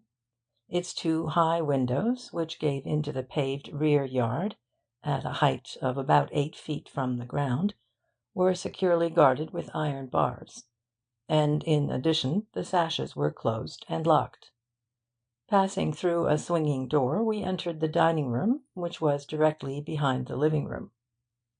The two windows here looked upon a small stone court, really no more than a deep air well between Benson's house and the adjoining one, and these also were iron barred and locked. We now re-entered the hallway, and stood for a moment at the foot of the stairs leading above. "You can see, Mr. Markham," Heath pointed out, "that whoever shot Benson must have gotten in by the front door. There's no other way he could have entered. Living alone, I guess Benson was a little touchy on the subject of burglars. The only window that wasn't barred was the rear one in the living room, and that was shut and locked. Anyway, it only leads into the inside court. The front windows of the living room have that ironwork over them, so they couldn't have been used even to shoot through, for Benson was shot from the opposite direction. It's pretty clear the gunman got in the front door." "Looks that way," said Markham. "And pardon me for saying so," remarked Vance, "but Benson let him in." "Yes," retorted Heath unenthusiastically. "Well, we'll find all that out later, I hope." "Oh, doubtless," Vance dryly agreed. We ascended the stairs, and entered Benson's bedroom, which was directly over the living room. It was severely but well furnished, and in excellent order. The bed was made, showing it had not been slept in that night, and the window shades were drawn. Benson's dinner jacket and white piqué waistcoat were hanging over a chair. A winged collar and a black bow tie were on the bed, where they had evidently been thrown when Benson had taken them off on returning home. A pair of low evening shoes were standing by the bench at the foot of the bed. In a glass of water on the night table was a platinum plate of 4 false teeth, and a toupee of beautiful workmanship was lying on the chiffonier. This last item aroused Vance's special interest. He walked up to it and regarded it closely. "Most interestin'," he commented. "Our departed friend seems to have worn false hair. Did you know that, Markham?" "I always suspected it," was the indifferent answer. Heath, who had remained standing on the threshold, seemed a little impatient. "There's only one other room on this floor," he said, leading the way down the hall. It's also a bedroom for guests, so the housekeeper explained. Markham and I looked in through the door, but Vance remained lounging against the balustrade at the head of the stairs. He was manifestly uninterested in Alvin Benson's domestic arrangements, and when Markham and Heath and I went up to the third floor, he sauntered down into the main hallway. When at length we descended from our tour of inspection, he was casually looking over the titles in Benson's bookcase. We had just reached the foot of the stairs when the front door opened, and two men with a stretcher entered. The ambulance from the Department of Welfare had arrived to take the corpse to the morgue, and the brutal, businesslike way in which Benson's body was covered up, lifted onto the stretcher, carried out and shoved into the wagon, made me shudder. Vance, on the other hand, after the merest fleeting glance at the two men, paid no attention to them. He had found a volume with a beautiful Humphrey Milford binding, and was absorbed in its Roger Payne tooling and powdering. "I think an interview with Mrs. Platts is indicated now," said Markham, and Heath went to the foot of the stairs and gave a loud, brisk order. Presently a grey-haired, middle-aged woman entered the living-room, accompanied by a plain-clothes man smoking a large cigar. Mrs. Platts was of the simple, old-fashioned, motherly type, with a calm, benevolent countenance. She impressed me as highly capable, and as a woman given little to hysteria, an impression strengthened by her attitude of passive resignation. She seemed, however, to possess that taciturn shrewdness that is so often found among the ignorant. "Sit down, Mrs. Platts," Markham greeted her kindly. "I'm the district attorney, and there are some questions I want to ask you." She took a straight chair by the door and waited, gazing nervously from one to the other of us. Markham's gentle, persuasive voice, though, appeared to encourage her, and her answers became more and more fluent. The main facts that transpired from a quarter of an hour's examination may be summed up as follows. Mrs. Platts had been Benson's housekeeper for 4 years, and was the only servant employed. She lived in the house, and her room was on the third, or top floor, in the rear. On the afternoon of the preceding day, Benson had returned from his office at an unusually early hour, around 4 o'clock, announcing to Mrs. Platts that he would not be home for dinner that evening. He had remained in the living-room, with the hall door closed, until 6:30, and had then gone upstairs to dress. He had left the house about 7 o'clock, but had not said where he was going. He had remarked casually that he would return in fairly good season, but had told Mrs. Platts she need not wait up for him, which was her custom whenever he intended bringing guests home. This was the last she had seen him alive. She had not heard him when he returned that night. She had retired about 10:30, and, because of the heat, had left the door ajar. She had been awakened, some time later, by a loud detonation. It had startled her, and she had turned on the light by her bed, noting that it was just 12:30 by the small alarm clock she used for rising. It was, in fact, the early hour which had reassured her. Benson, whenever he went out for the evening, rarely returned home before 2, and this fact, coupled with the stillness of the house, had made her conclude that the noise which had aroused her had been merely the backfiring of an automobile in 49th Street. Consequently, she had dismissed the matter from her mind, and gone back to sleep. At 7 o'clock the next morning she came downstairs as usual, to begin her day's duties, and, on her way to the front door to bring in the milk and cream, had discovered Benson's body. All the shades in the living-room were down. At first she thought Benson had fallen asleep in his chair, but when she saw the bullet hole, and noticed that the electric lights had been switched off, she knew he was dead. She had gone at once to the telephone in the hall, and, asking the operator for the police station, had reported the murder. She had then remembered Benson's brother, Major Anthony Benson, and had telephoned him also. He had arrived at the house almost simultaneously with the detectives from the West 47th Street station. He had questioned her a little, talked with the plain-clothes men, and gone away before the men from headquarters arrived. "And now, Mrs. Platts," said Markham, glancing at the notes he had been making, "one or two more questions, and we won't trouble you further. Have you noticed anything in Mr. Benson's actions lately that might lead you to suspect that he was worried, or, let us say, in fear of anything happening to him?" "No, sir," the woman answered readily. "It looked like he was in special good humour for the last week or so." "I notice that most of the windows on this floor are barred. Was he particularly afraid of burglars, or of people breaking in?"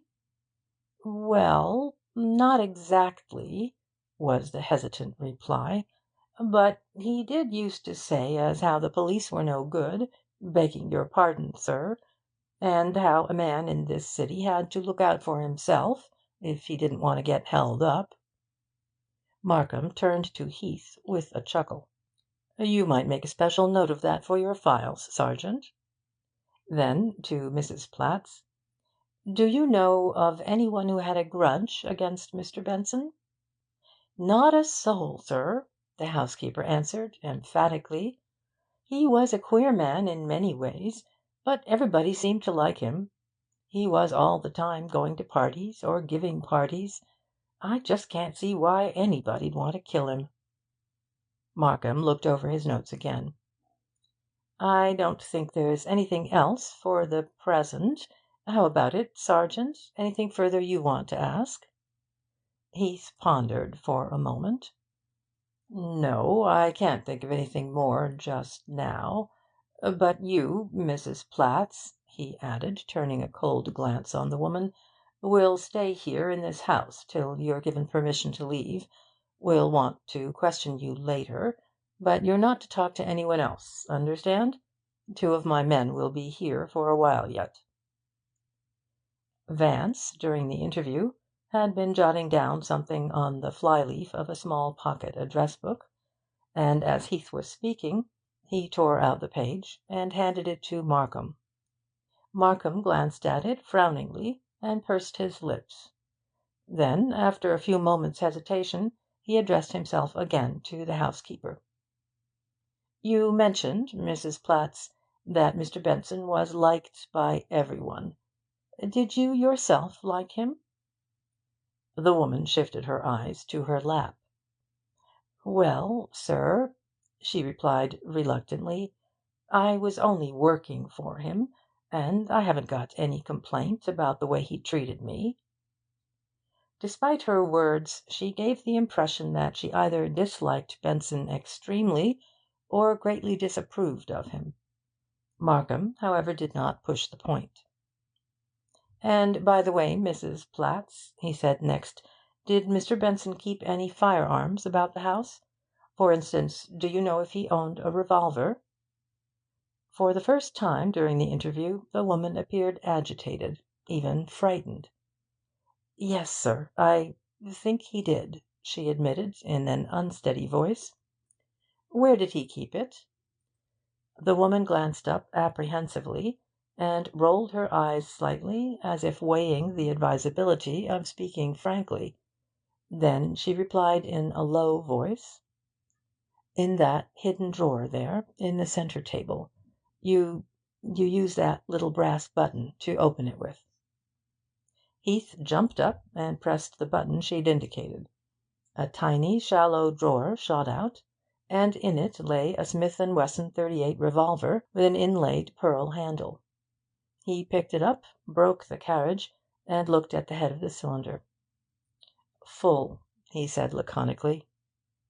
An expression of tremendous relief spread over the woman's features, and she sighed audibly. Markham had risen, and was looking at the revolver over Heath's shoulder. "You'd better take charge of it, Sergeant," he said, "though I don't see exactly how it fits in with the case." He resumed his seat, and, glancing at the notation Vance had given him, turned again to the housekeeper. "One more question, Mrs. Platts. You said Mr. Benson came home early, and spent his time before dinner in this room. Did he have any callers during that time?" I was watching the woman closely, and it seemed to me that she quickly compressed her lips. At any rate, she sat up a little straighter in her chair before answering. "There wasn't no one, as far as I know." "But surely you would have known if the bell rang," insisted Markham. "You would have answered the door, wouldn't you?" "There wasn't no one," she repeated, with a trace of sullenness. "And last night, did the door bell ring at all after you had retired?" "No, sir."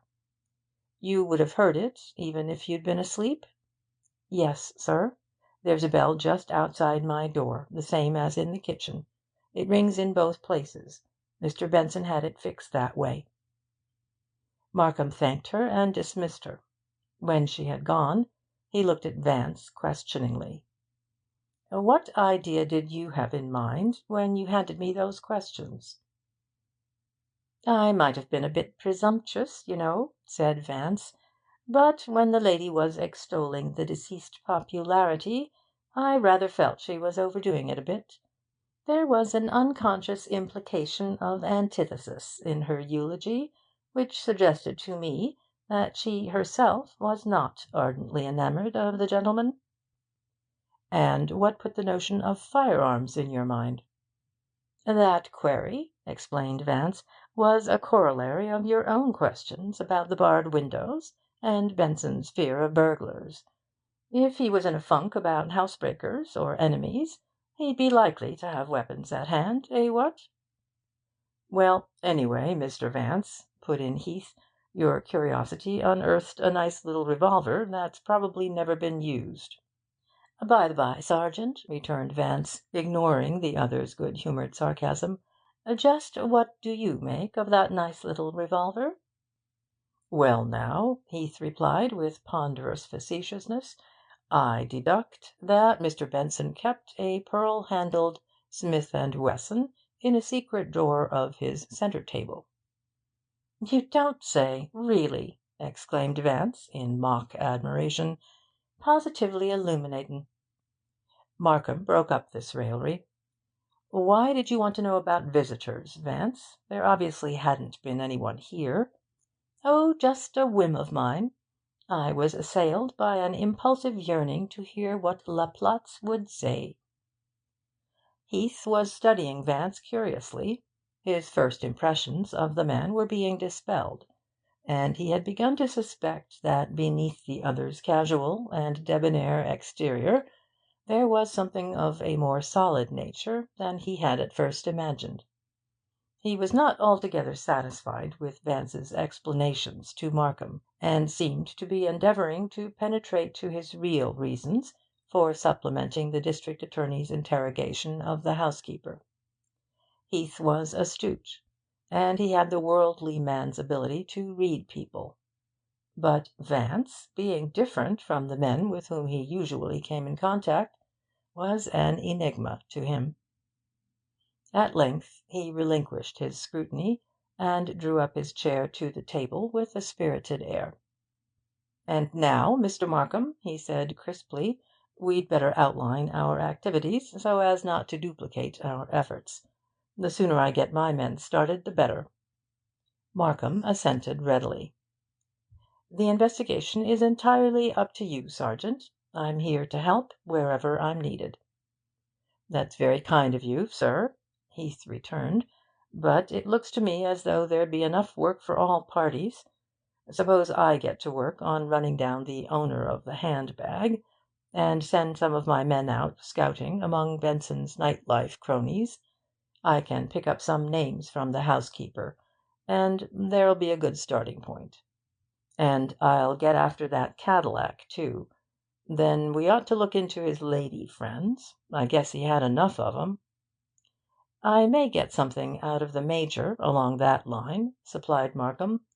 He'll tell me anything I want to know, and I can also look into Benson's business associates through the same channel." "I was going to suggest that you could do that better than I could," Heath rejoined. "We ought to run into something pretty quick that'll give us a line to go on, and I've got an idea that when we locate the lady he took to dinner last night and brought back here, we'll know a lot more than we do now." "Or a lot less," murmured Vance. Heath looked up quickly, and grunted with an air of massive petulance. "Let me tell you something, Mr. Vance," he said, "since I understand you want to learn something about these affairs. When anything goes seriously wrong in this world, it's pretty safe to look for a woman in the case." "Ah, yes," smiled Vance. "Cherchez la femme, an aged notion.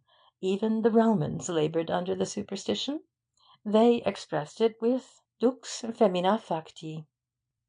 "However they expressed it," retorted Heath, "they had the right idea, and don't let 'em tell you different." Again Markham diplomatically intervened. "That point will be settled very soon, I hope. And now, Sergeant, if you've nothing else to suggest, I'll be getting along. I told Major Benson I'd see him at lunch time, and I may have some news for you by tonight." "Right," assented Heath. "I'm going to stick around here a while and see if there's anything I overlooked. I'll arrange for a guard outside, and also for a man inside, to keep an eye on the Platts woman. Then I'll see the reporters and let them in on the Cadillac, and Mr. Vance's mysterious revolver in the secret drawer. I guess that ought to hold 'em. If I find out anything, I'll 'phone you." When he had shaken hands with the district attorney, he turned to Vance. "Good-bye, sir," he said pleasantly, much to my surprise, and to Markham's too, I imagine. "I hope you learned something this morning." "You'd have been positively dumbfounded, Sergeant, at all I did learn," Vance answered carelessly. Again I noticed the look of shrewd scrutiny in Heath's eyes, but in a second it was gone. "Well, I'm glad of that," was his perfunctory reply. Markham, Vance, and I went out, and the patrolman on duty hailed a taxicab for us. "So that's the way our lofty gendarmerie approaches the mysterious wherefores of criminal enterprise, eh?" mused Vance, as we started on our way across town. "Markham, old dear, how do those robust lads ever succeed in running down a culprit?" "You have witnessed only the barest preliminaries," Markham explained. "There are certain things that must be done as a matter of routine. Ex abundantia cautelae, as we lawyers say." "But, my word, such technique!" sighed Vance. "Ah, well, quantum est in rebus inane, as we laymen say." "You don't think much of Heath's capacity, I know." Markham's voice was patient. "But he's a clever man, and one that it's very easy to underestimate." "I dare say," murmured Vance. "Anyway, I'm deuced grateful to you, and all that, for letting me behold the solemn proceedings. I've been vastly amused, even if not uplifted.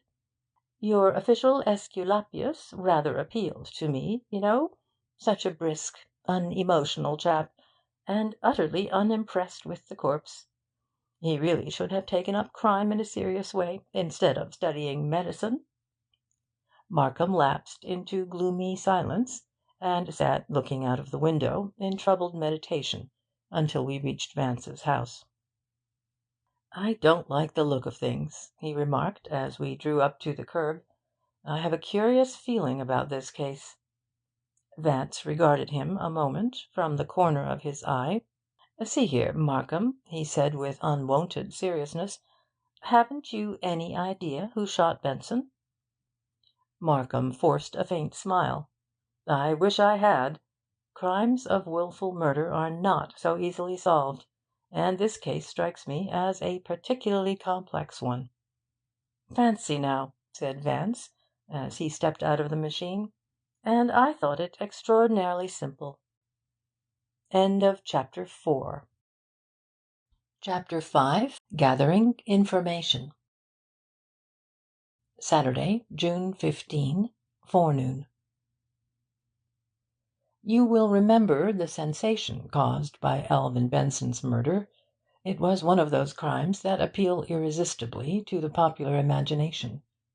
Mystery is the basis of all romance, and about the Benson case there hung an impenetrable aura of mystery. It was many days before any definite light was shed on the circumstances surrounding the shooting. But numerous ignes fatui arose to beguile the public's imagination, and wild speculations were heard on all sides. Alvin Benson, while not a romantic figure in any respect, had been well known, and his personality had been a colourful and spectacular one. He had been a member of New York's wealthy Bohemian social set, an avid sportsman, a rash gambler, a professional man about town, and his life, led on the borderland of the demi-monde, had contained many highlights. His exploits in the night-clubs and cabarets had long supplied the subject matter for exaggerated stories and comments in the various local papers and magazines which batten on Broadway's scandal-mongers. Benson and his brother Anthony had, at the time of the former's sudden death, been running a brokerage office at 21 Wall Street, under the name of Benson and Benson. Both were regarded by the other brokers of the street as shrewd business men, though perhaps a shade unethical when gauged by the constitution and by-laws of the New York Stock Exchange. They were markedly contrasted as to temperament and taste, and saw little of each other outside the office. Alvin Benson devoted his entire leisure to pleasure-seeking, and was a regular patron of the city's leading cafes, whereas Anthony Benson, who was the older and had served as a major in the late war, followed a sedate and conventional existence, spending most of his evenings quietly at his clubs. Both, however, were popular in their respective circles, and between them they had built up a large clientele. The glamour of the financial district had much to do with the manner in which the crime was handled by the newspapers. Moreover, murder had been committed at a time when the metropolitan press was experiencing a temporary lull in sensationalism, and the story was spread over the front pages of the papers with a prodigality rarely encountered in such cases. Footnote 8. Even the famous Elwell case, which came several years later and bore certain points of similarity to the Benson case, created no greater sensation, despite the fact that Elwell was more widely known than Benson, and the persons involved were more prominent socially.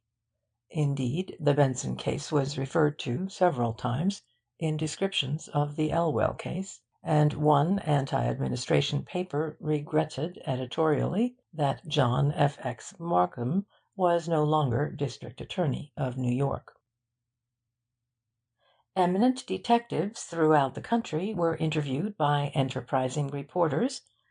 Histories of famous unsolved murder cases were revived, and clairvoyants and astrologers were engaged by the Sunday editors to solve the mystery by various metaphysical devices.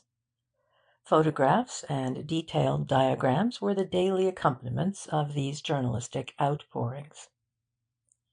In all the news stories, the grey Cadillac and the pearl-handled Smith & Wesson were featured.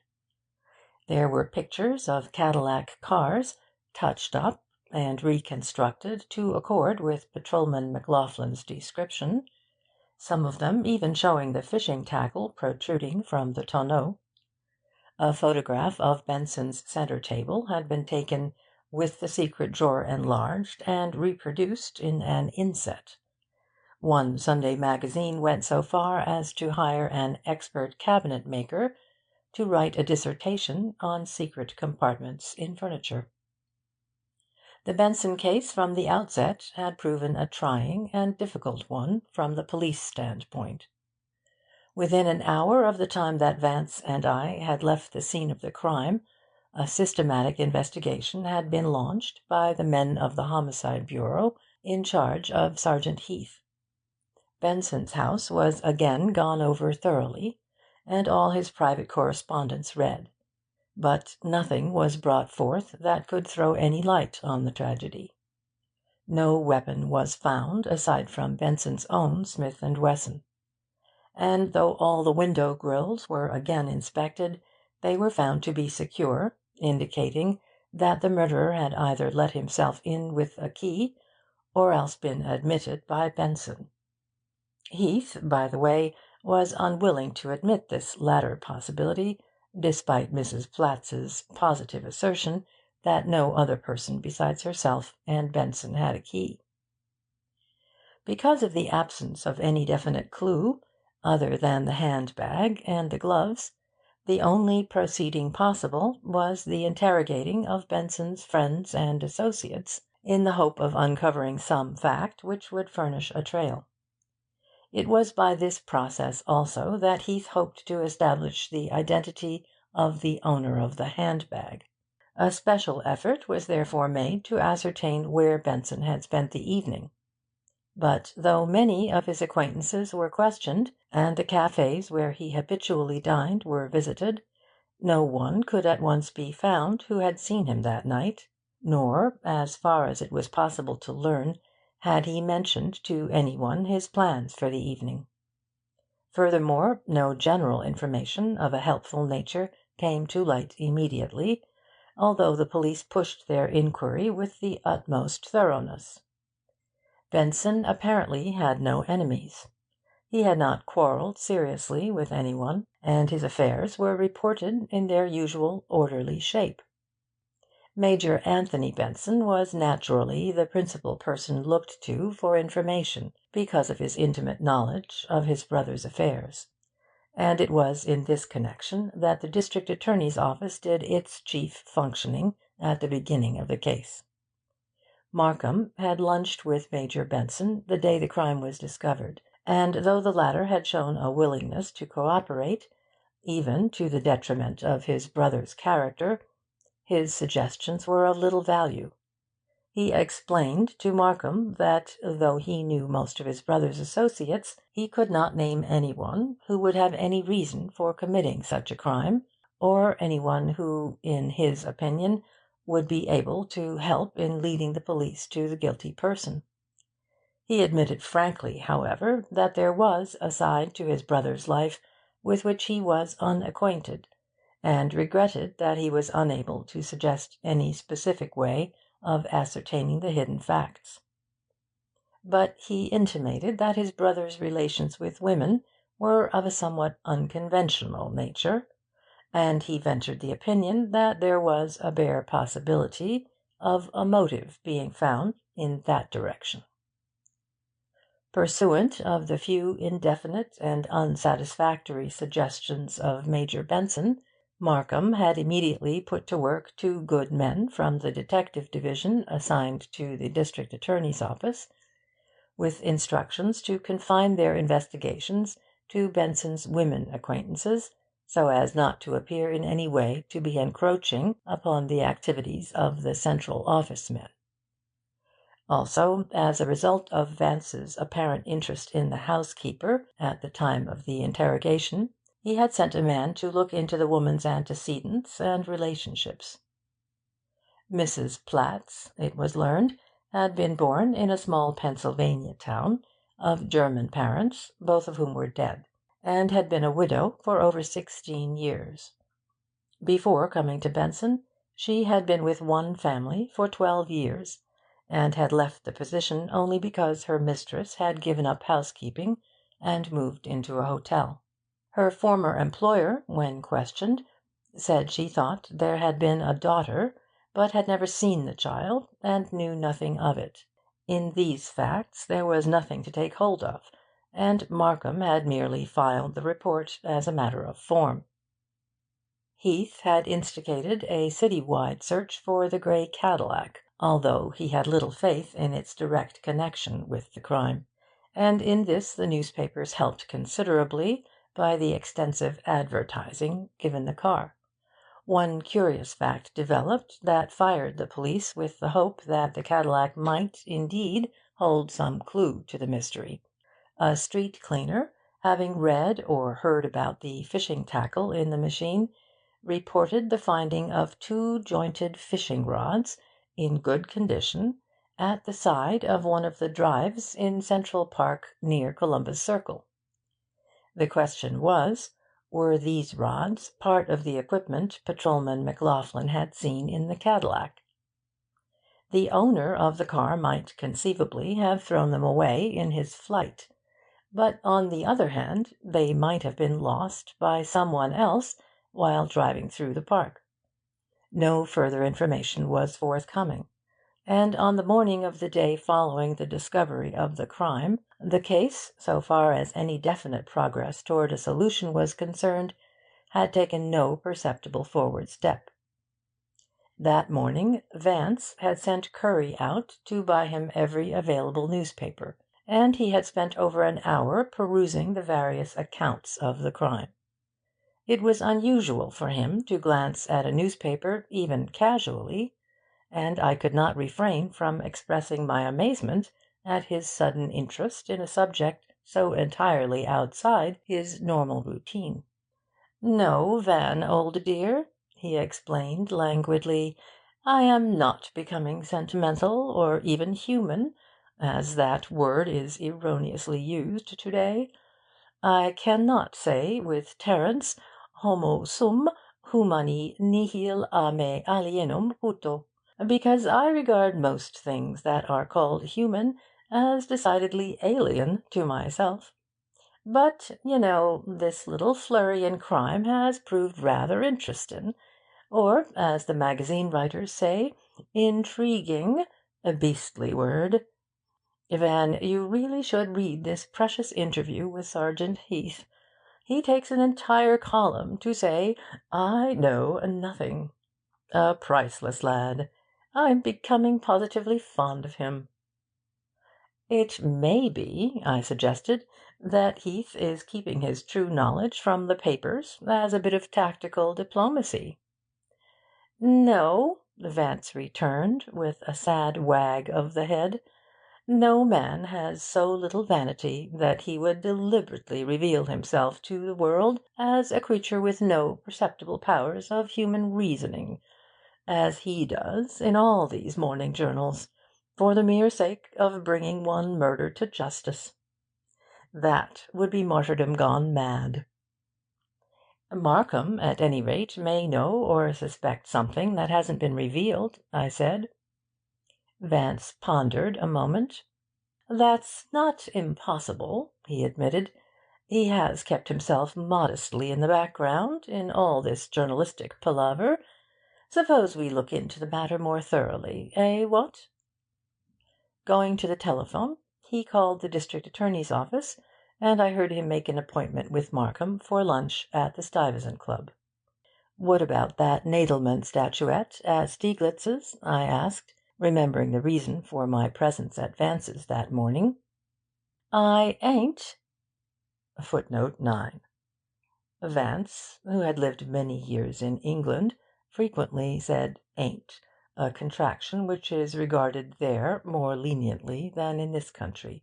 He also pronounced "ate" as if it were spelled "et," and I cannot remember his ever using the word "stomach" or "bug," both of which are under the social ban in England. "I ain't in the mood for Greek simplifications to-day," he answered, turning again to his newspapers. To say that I was surprised at his attitude is to express it mildly. In all my association with him, I had never known him to forego his enthusiasm for art in favour of any other divertisement, and heretofore anything pertaining to the law and its operations had failed to interest him. I realised, therefore, that something of an unusual nature was at work in his brain, and I refrained from further comment. Markham was a little late for the appointment at the club, and Vance and I were already at our favourite corner table when he arrived. "Well, my good Lycurgus," Vance greeted him. "Aside from the fact that several new and significant clues have been unearthed, and that the public may expect important developments in the very near future, and all that sort of tosh, how are things really going?" Markham smiled. "I see you have been reading the newspapers. What do you think of the accounts?" "Typical, no doubt," replied Vance. "They carefully and painstakingly omit nothing but the essentials." "Indeed?" Markham's tone was jocular. "And what, may I ask, do you regard as the essentials of the case?"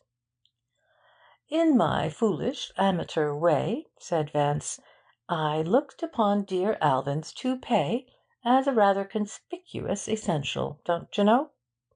"Benson, at any rate, regarded it in that light, I imagine. Anything else?" "Well, there was the collar and the tie on the chiffonnier."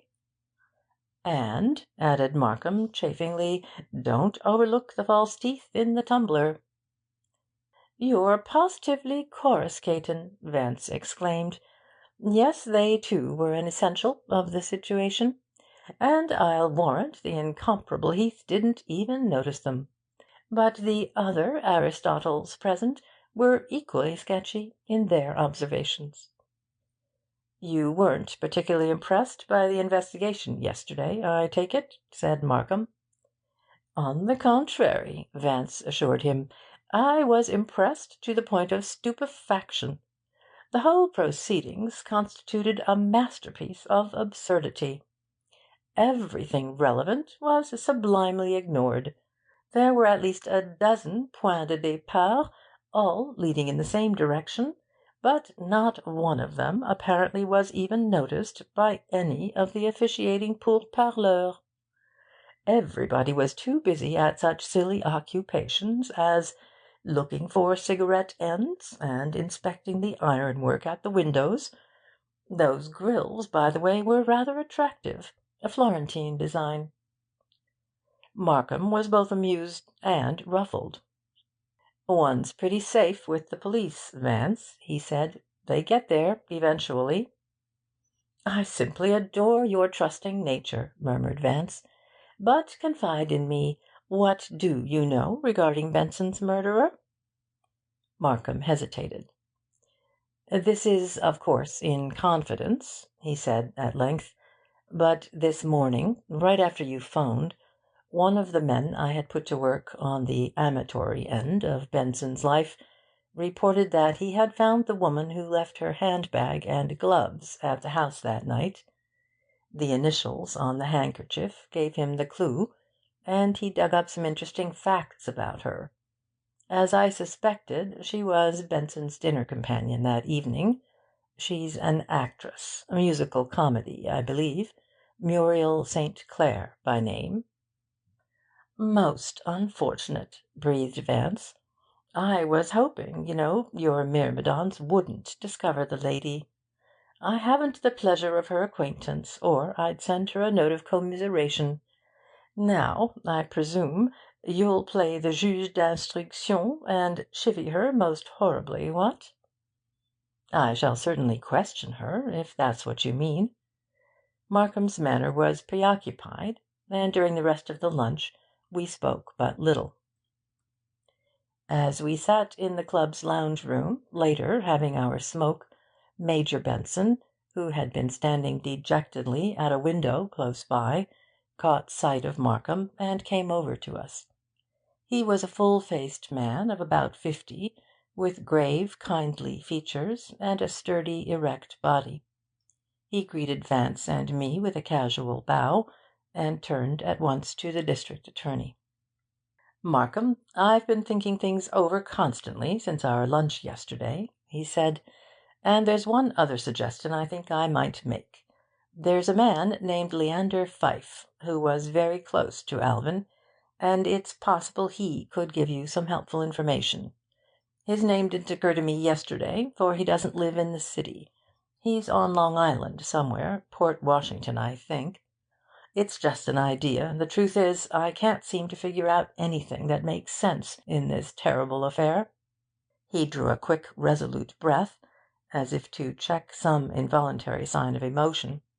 It was evident that the man, for all his habitual passivity of nature, was deeply moved. "That's a good suggestion, Major," Markham said, making a notation on the back of a letter. "I'll get after it immediately." Vance, who during this brief interchange had been gazing unconcernedly out of the window, turned and addressed himself to the Major.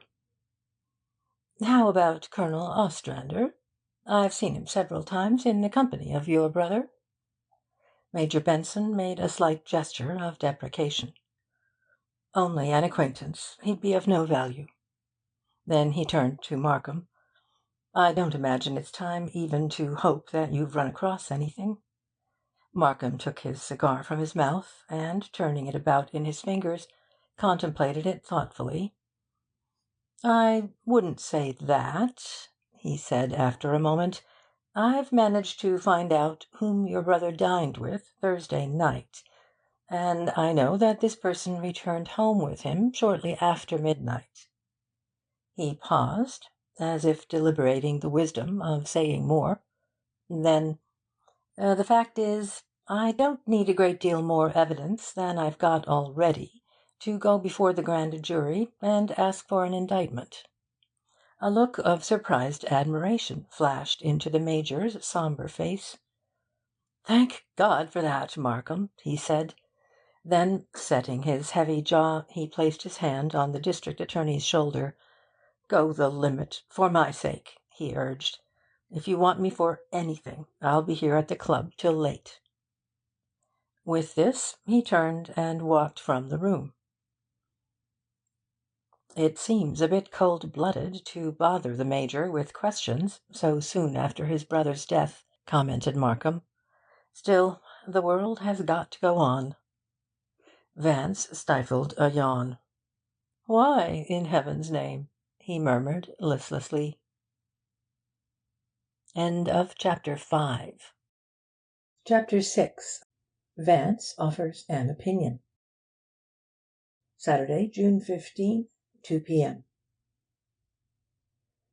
We sat for a while smoking in silence, Vance gazing lazily out into Madison Square, Markham frowning deeply at the faded oil portrait of old Peter Stuyvesant that hung over the fireplace.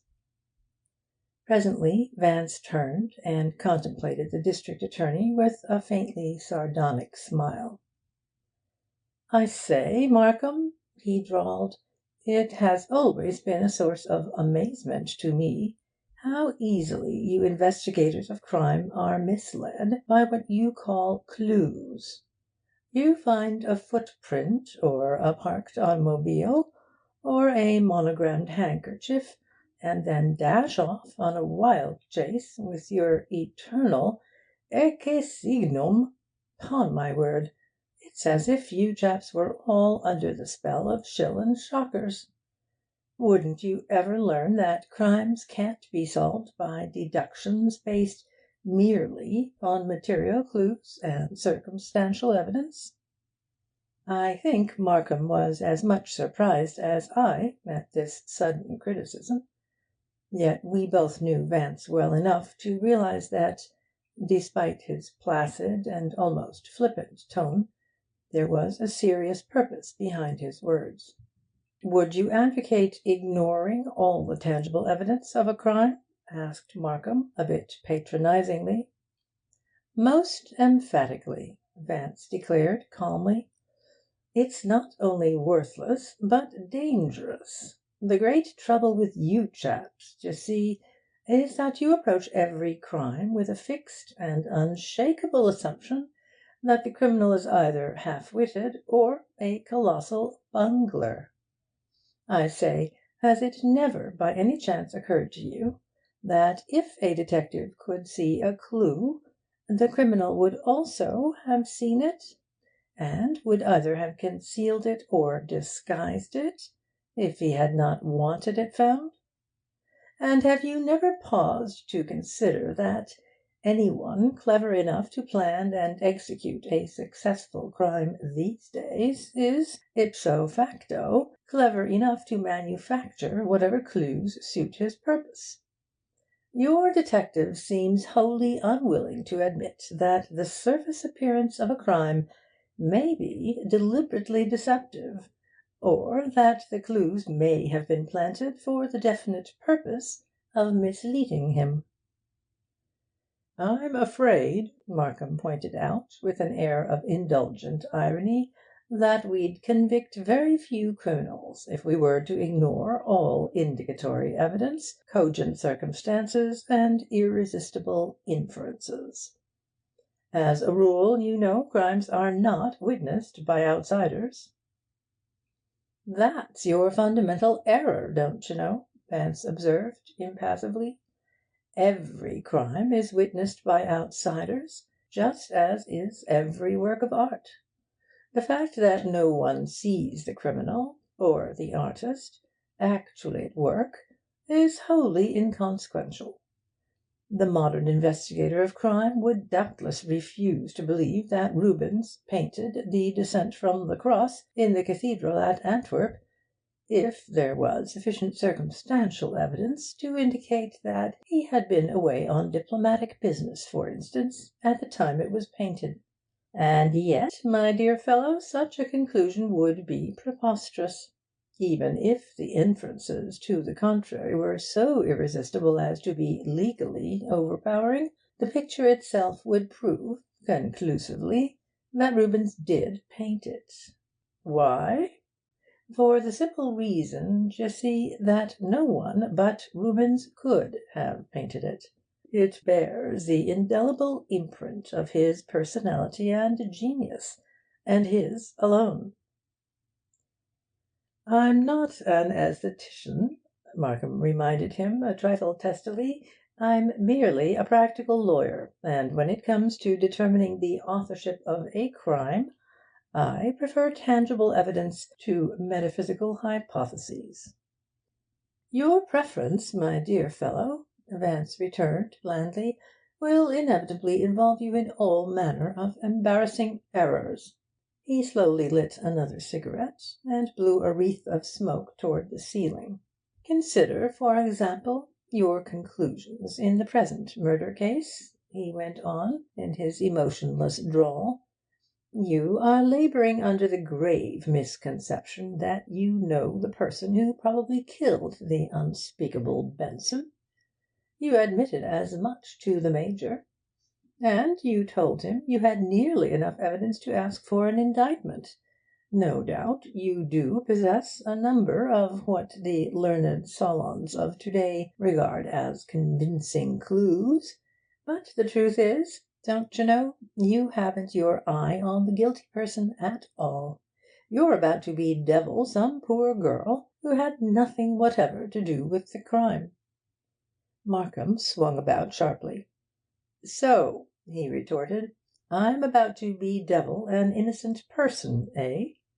Since my assistants and I are the only ones who happen to know what evidence we hold against her, perhaps you will explain by what occult process you acquired your knowledge of this person's innocence."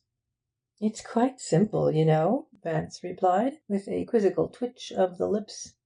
"You haven't your eye on the murderer for the reason that the person who committed this particular crime was sufficiently shrewd and perspicacious to see to it that no evidence which you or the police were likely to find would even remotely indicate his guilt."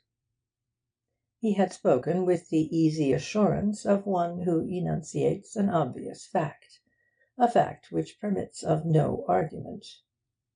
Markham gave a disdainful laugh.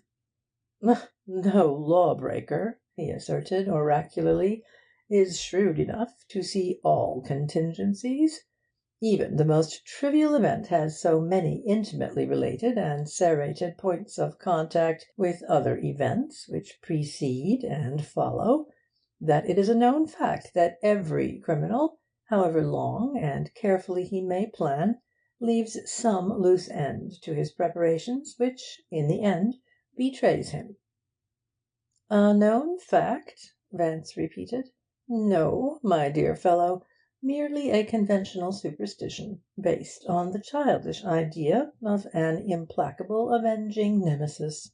I can see how this esoteric notion of the inevitability of divine punishment would appeal to the popular imagination, like fortune-telling and Ouija boards, don't you know?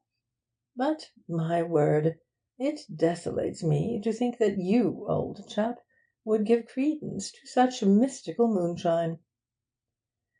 "Don't let it spoil your entire day," said Markham acridly. "Regard the unsolved or successful crimes that are taking place every day," Vance continued, disregarding the other's irony. "Crimes which completely baffle the best detectives in the business, what? The fact is, the only crimes that are ever solved are those planned by stupid people. That's why, whenever a man of even moderate sagacity decides to commit a crime, he accomplishes it with but little difficulty, and fortified with the positive assurance of his immunity to discovery." "Undetected crimes," scornfully submitted Markham, "result, in the main, from official bad luck, not from superior criminal cleverness." "Bad luck," Vance's voice was almost dulcet, "is merely a defensive and self-consoling synonym for inefficiency. A man with ingenuity and brains is not harassed by bad luck. No, Markham, old dear, unsolved crimes are simply crimes which have been intelligently planned and executed. And, you see, it happens that the Benson murder falls into that category. Therefore, when, after a few hours' investigation, you say you're pretty sure who committed it, you must pardon me if I take issue with you." He paused and took a few meditative puffs on his cigarette. "The factitious and casuistic methods of deduction you chaps pursue are apt to lead almost anywhere. In proof of which assertion I point triumphantly to the unfortunate young lady whose liberty you are now plotting to take away." Markham, who had been hiding his resentment behind a smile of tolerant contempt, now turned on Vance and fairly glowered. "It so happens, and I'm speaking ex cathedra," he proclaimed defiantly, "that I come pretty near having the goods on your unfortunate young lady." Vance was unmoved. "And yet, you know," he observed drily, "no woman could possibly have done it." I could see that Markham was furious. When he spoke he almost spluttered. "A woman couldn't have done it, eh? No matter what the evidence?" "Quite so," Vance rejoined placidly. "Not if she herself swore to it and produced a tome of what your scions of the law term, rather pompously, incontrovertible evidence." "Ah!" There was no mistaking the sarcasm of Markham's tone. "I am to understand, then, that you even regard confessions as valueless?" "Yes, my dear Justinian," the other responded with an air of complacency. "I would have you understand precisely that. Indeed, they are worse than valueless, they're downright misleading. The fact that occasionally they may be proved to be correct, like woman's preposterously overrated intuition, renders them just so much more unreliable." Markham grunted disdainfully. Why should any person confess something to his detriment unless he felt that the truth had been found out, or was likely to be found out? "'Pon my word, Markham, you astound me. Permit me to murmur, privatissime et gratis, into your innocent ear, that there are many other presumable motives for confessing. A confession may be the result of fear, or duress, or expediency, or mother love, or chivalry, or what the psychoanalysts call the inferiority complex, or delusions, or a mistaken sense of duty, or a perverted egotism, or sheer vanity, or any other of 100 causes. The confessions are the most treacherous and unreliable of all forms of evidence, and even the silly and unscientific law repudiates them in murder cases, unless substantiated by other evidence. "You are eloquent. You ring me," said Markham. "But if the law threw out all confessions, and ignored all material clues, as you appear to advise, then society might as well close down all its courts and scrap all its jails." "A typical non sequitur of legal logic," Vance replied. "But how would you convict the guilty, may I ask?" "There is one infallible method of determining human guilt and responsibility," Vance explained. "But as yet the police are as blissfully unaware of its possibilities as they are ignorant of its operations. The truth can be learned only by an analysis of the psychological factors of a crime, and an application of them to the individual. The only real clues are psychological, not material. Your truly profound art expert, for instance, does not judge and authenticate pictures by an inspection of the underpainting and a chemical analysis of the pigments, but by studying the creative personality revealed in the picture's conception and execution. He asks himself, does this work of art embody the qualities of form and technique and mental attitude that made up the genius, namely, the personality, of Rubens or Michelangelo, or Veronese, or Titian, or Tintoretto, or whoever may be the artist to whom the work has been tentatively credited?" "My mind is, I fear," Markham confessed, "still sufficiently primitive to be impressed by vulgar facts, and in the present instance, unfortunately for your most original and artistic analogy, I possess quite an array of such facts, all of which indicate that a certain young woman is the, shall we say, creator of the criminal opus entitled The Murder of Alvin Benson." Vance shrugged his shoulders almost imperceptibly. "Would you mind telling me, in confidence, of course, what these facts are?" "Certainly not," Markham acceded. "Imprimis, the lady was in the house at the time the shot was fired." Vance affected incredulity. My word, she was actually there? Most extraordinary." "The evidence of her presence is unassailable," pursued Markham. "As you know, the gloves she wore at dinner and the handbag she carried with her were both found on the mantel in Benson's living room." "Oh," murmured Vance, with a faintly deprecating smile. "It was not the lady, then, but her gloves and bag which were present. A minute and unimportant distinction, no doubt, from the legal point of view. Still," he added, "I deplore the inability of my layman's untutored mind to accept the two conditions as identical. My trousers are at the dry cleaner's. Therefore, I am at the dry cleaner's. What?" Markham turned on him with considerable warmth.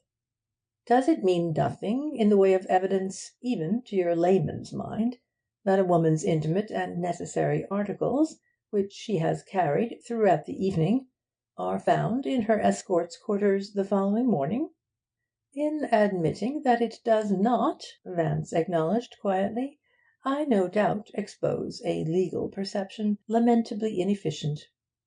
But since the lady certainly wouldn't have carried these particular objects during the afternoon, and since she couldn't have called at the house that evening during Benson's absence without the housekeeper knowing it, how, may one ask, Did these articles happen to be there the next morning if she herself did not take them there late that night?"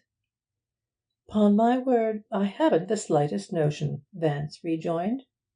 "The lady herself could doubtless appease your curiosity, but there are any number of possible explanations, you know. Our departed Chesterfield might have brought them home in his coat pocket.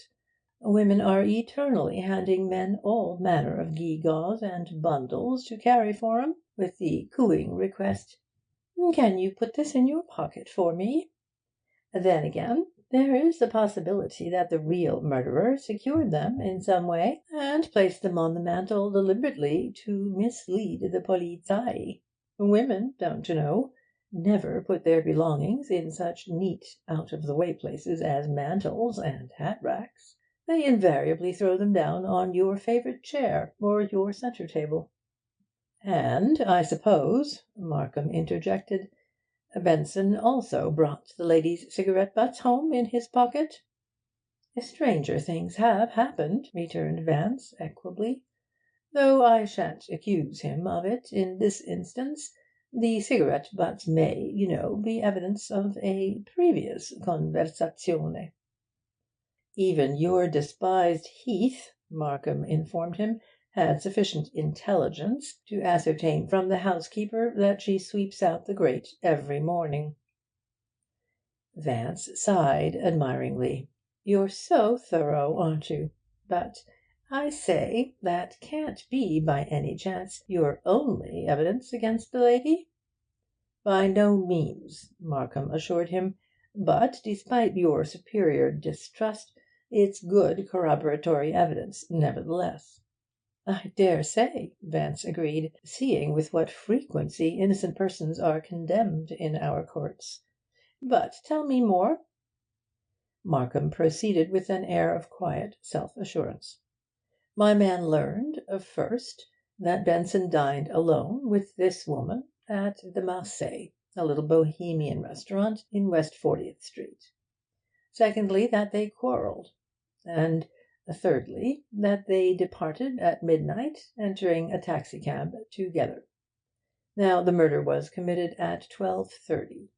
But since the lady lives on Riverside Drive, in the 80s, Benson couldn't possibly have accompanied her home, which, obviously, he would have done had he not taken her to his own house, and returned by the time the shot was fired. But we have further proof, pointing to her being at Benson's. My man learned at the woman's apartment house that, actually, she did not get home until shortly after 1. Moreover, she was without her gloves and handbag, and had to be let into her rooms with a pass key because, as she explained, she had lost hers. As you remember, we found the key in her bag. And, to clinch the whole matter, the smoked cigarettes in the grate corresponded to the one you found in her case." Markham paused to relight his cigar. "So much for that particular evening," he resumed. "As soon as I learned the woman's identity this morning, I put 2 more men to work on her private life. Just as I was leaving the office this noon, the men phoned in their reports.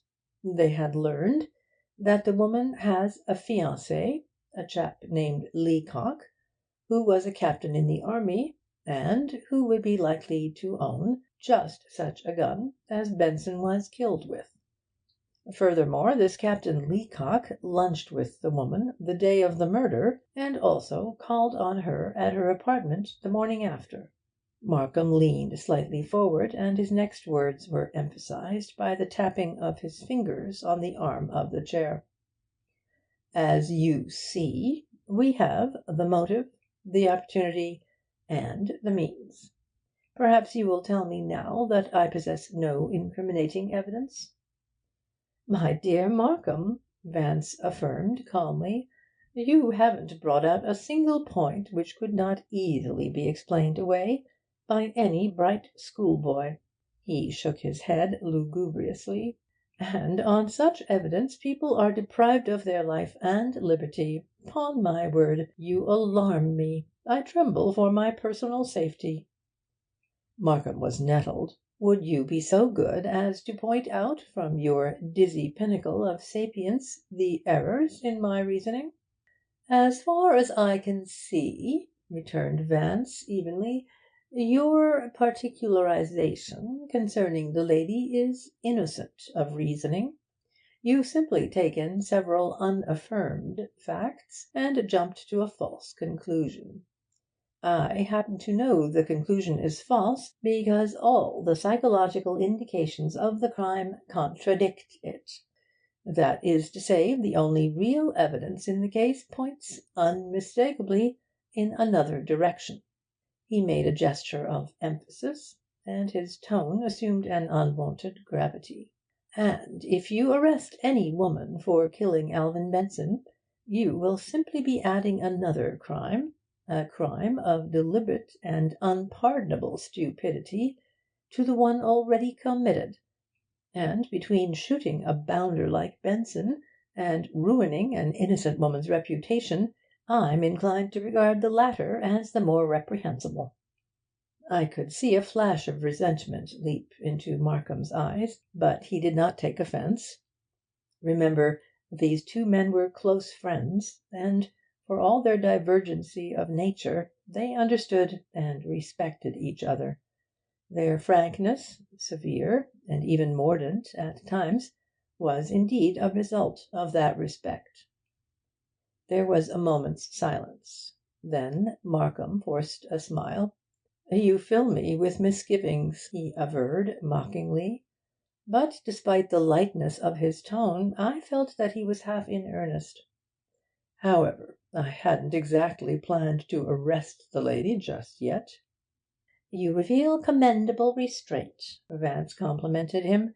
'But I'm sure you've already arranged to ballyrag the lady, and perhaps trick her into one or two of those contradictions so dear to every lawyer's heart.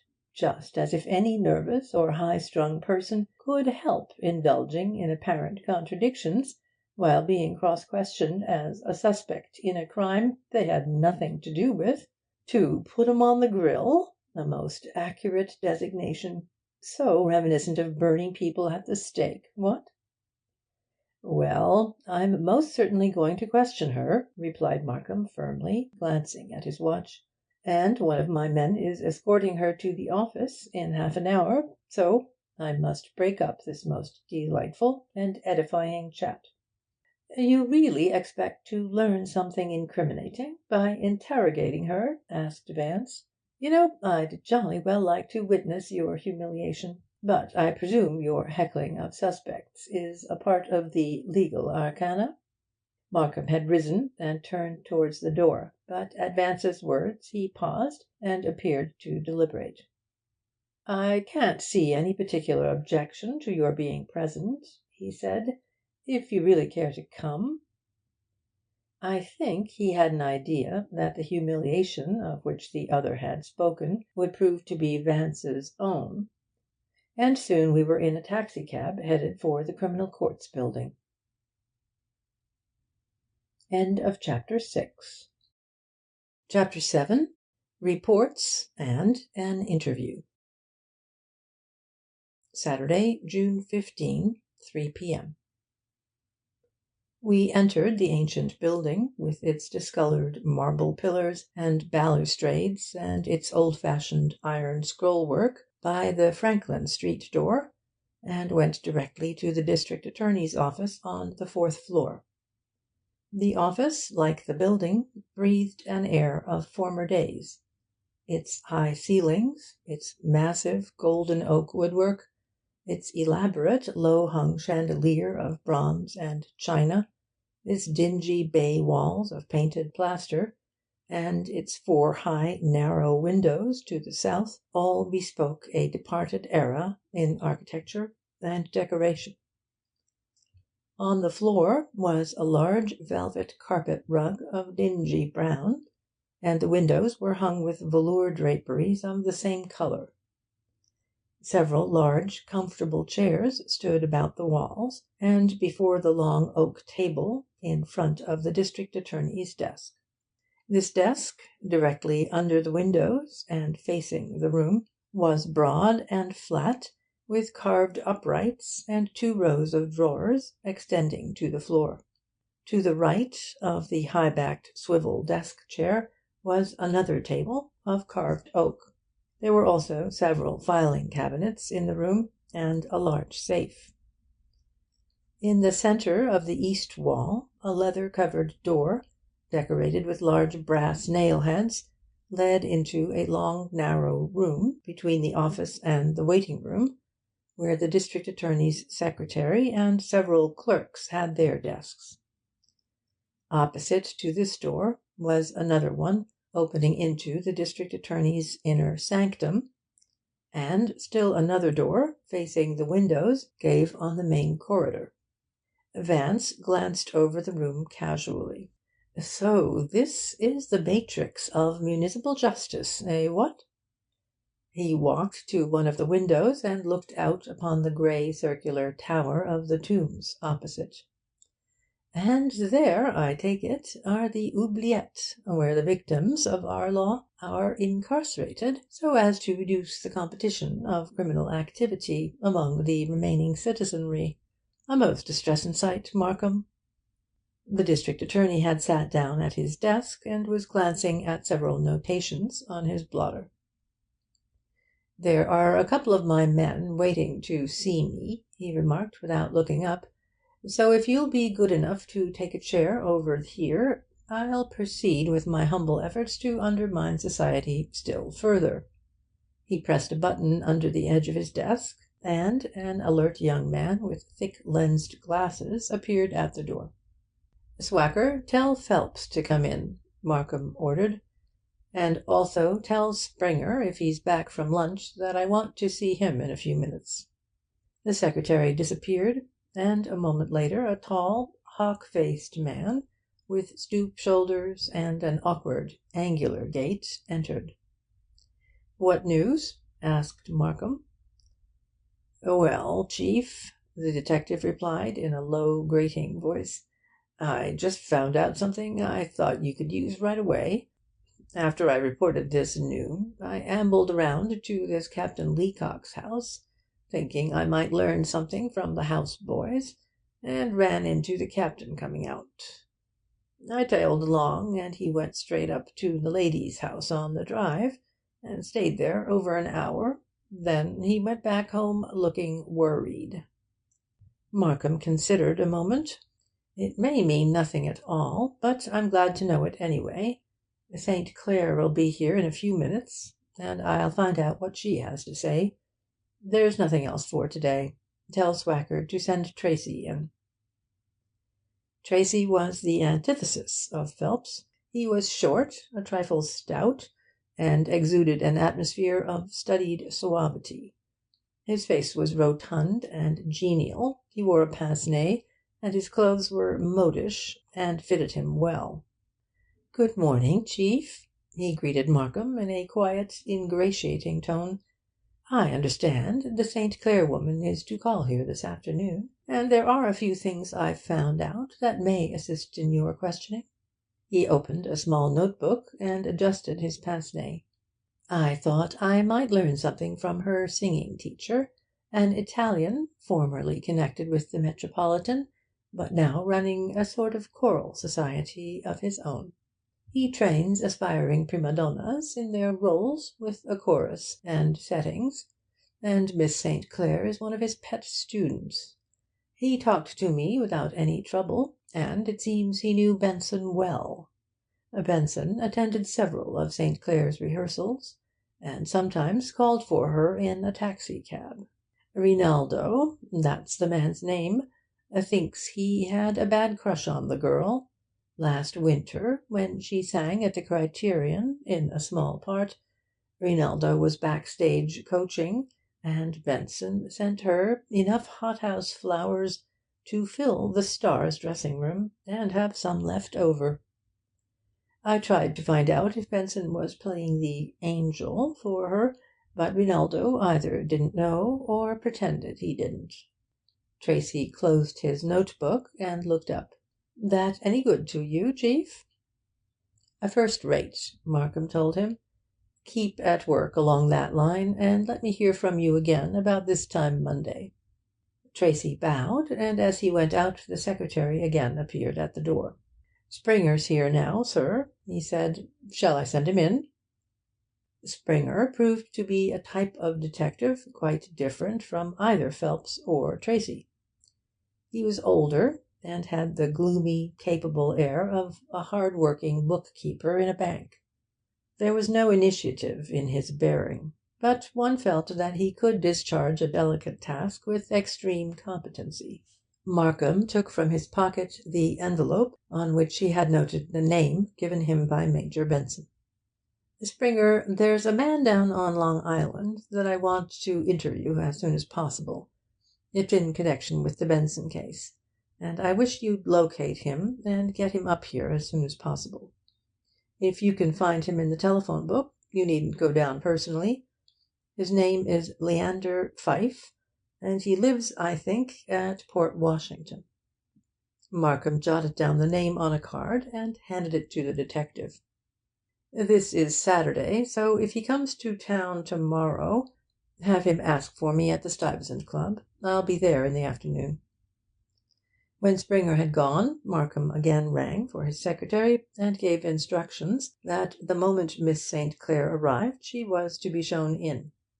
"Sergeant Heath is here," Swacker informed him, "and wants to see you if you're not too busy." Markham glanced at the clock over the door. "I guess I'll have time. Send him in." Heath was surprised to see Vance and me in the district attorney's office, but after greeting Markham with the customary handshake, he turned to Vance with a good-natured smile. "Still acquiring knowledge, Mr. Vance?" "Can't say that I am, Sergeant," returned Vance lightly, "but I'm learning a number of most interesting errors. How goes the sleuthin'?" Heath's face became suddenly serious. "That's what I'm here to tell the chief about." He addressed himself to Markham. "This case is a jawbreaker, sir. My men and myself have talked to a dozen of Benson's cronies, and we can't worm a single fact of any value out of 'em. They either don't know anything, or they're giving a swell imitation of a lot of clams. They all appear to be greatly shocked, bowled over, floored, flabbergasted by the news of the shooting. And have they got any idea as to why or how it happened? They'll tell the world that they haven't. You know the line of talk. Who'd want to shoot good old Al? Nobody could have done it but a burglar who didn't know good old Al. If he'd known good old Al, even the burglar wouldn't have done it. Hell, I felt like killing off a few of those birds myself, so they could go and join their good old Al." "Any news of the car?" asked Markham. Heath grunted his disgust. "Not a word. And that's funny, too, seeing all the advertising it got. Those fishing rods are the only thing we've got. The inspector, by the way, sent me the post-mortem report this morning, but it didn't tell us anything we didn't know. Translated into human language, it says Benson died from a shot in the head with all his organs sound.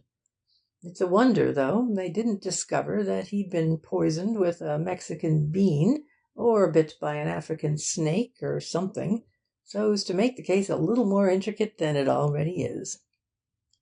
"Cheer up, Sergeant," Markham exhorted him. "I've had a little better luck. Tracy ran down the owner of the Handbag and found out she'd been to dinner with Benson that night.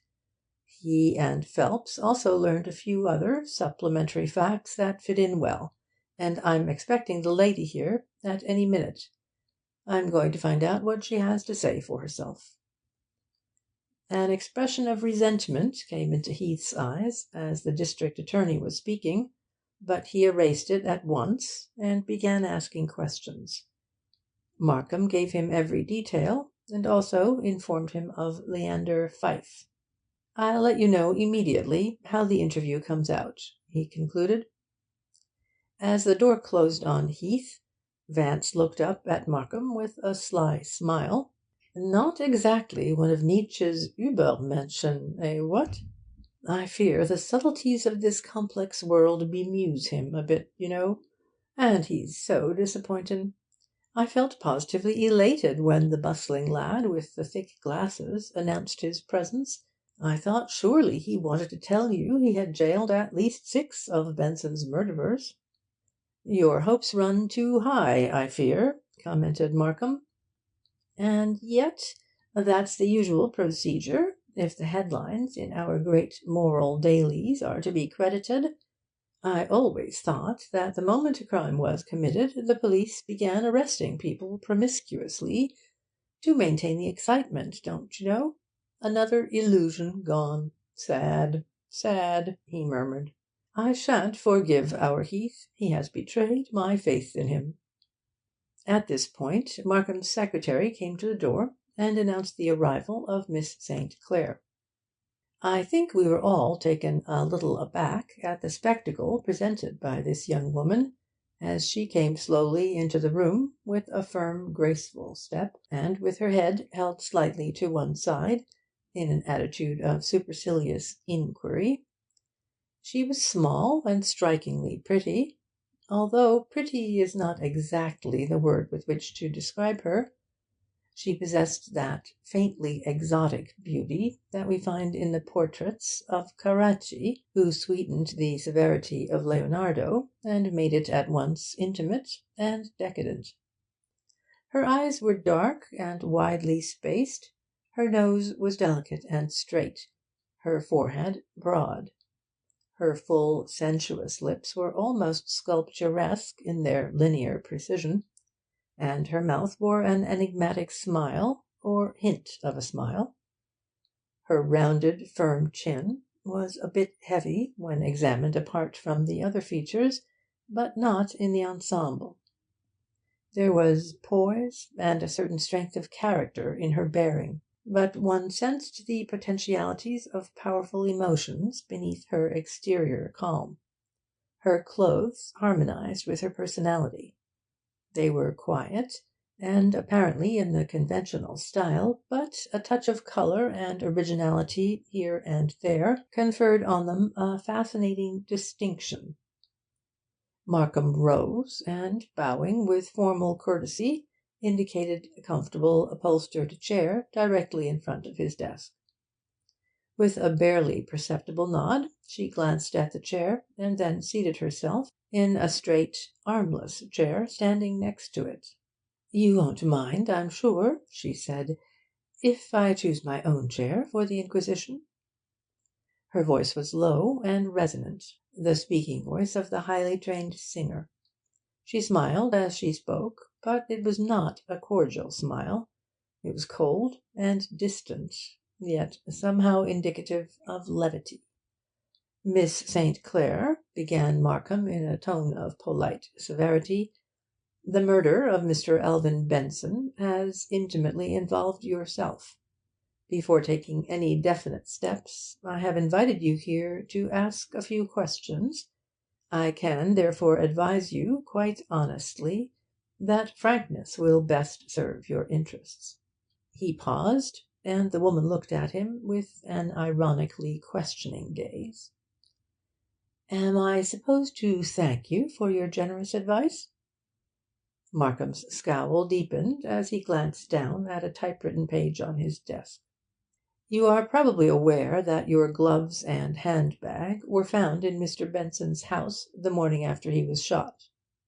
"I can understand how you might have traced the handbag to me," she said. "But how did you arrive at the conclusion that the gloves were mine?" Markham looked up sharply. "Do you mean to say the gloves are not yours?" "Oh, no," she gave him another wintry smile. "I merely wondered how you knew they belonged to me, since you couldn't have known either my taste in gloves or the size I wore." "They're your gloves, then?" "If they are trefousses, size 5 3/4, of white kid, and elbow length, They are certainly mine, and I'd so like to have them back, if you don't mind.' 'I'm sorry,' said Markham, 'but it is necessary that I keep them for the present.' She dismissed the matter with a slight shrug of the shoulders. 'Do you mind if I smoke?' she asked. Markham instantly opened a drawer of his desk and took out a box of Benson and Hedges cigarettes. 'I have my own, thank you,' she informed him. 'But I would so appreciate my holder. I've missed it horribly.' Markham hesitated. He was manifestly annoyed by the woman's attitude. 'I'll be glad to lend it to you,' he compromised, and reaching into another drawer of his desk, he laid the holder on the table before her.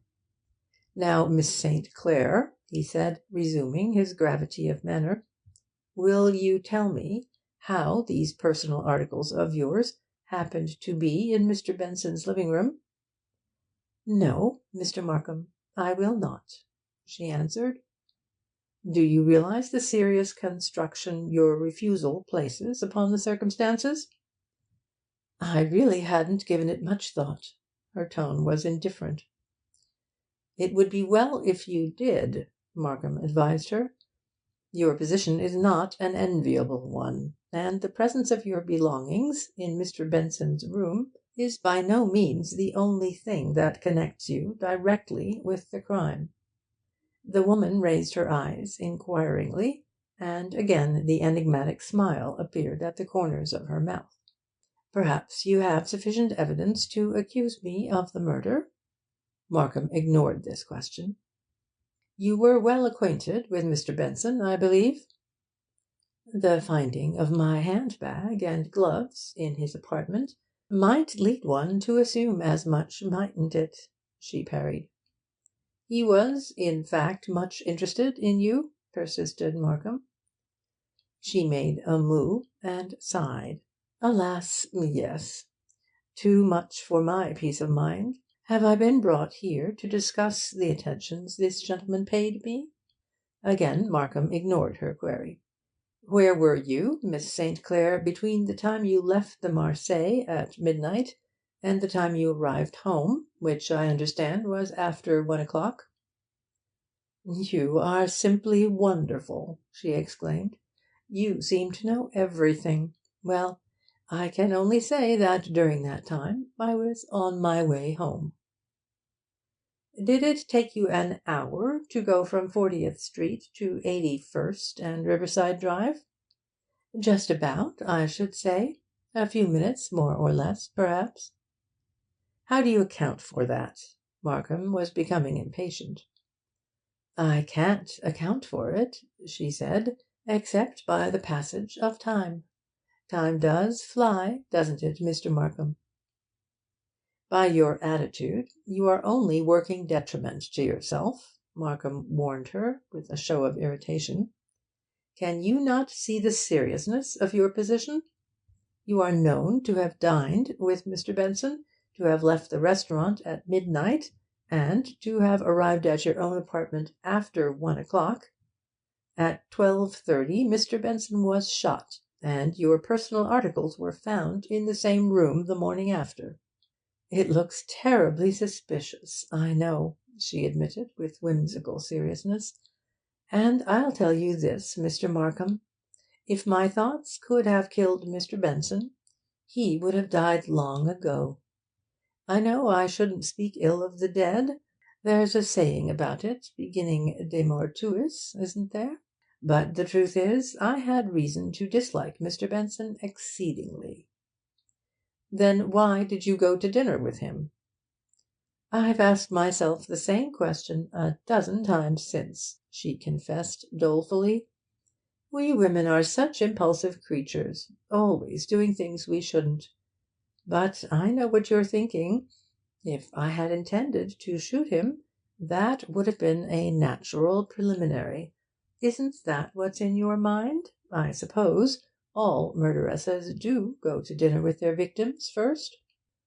While she spoke, she opened her vanity case and looked at her reflection in its mirror. She daintily adjusted several imaginary stray ends of her abundant dark brown hair, and touched her arched eyebrows gently with her little finger, as if to rectify some infinitesimal disturbance in their pencilled contour.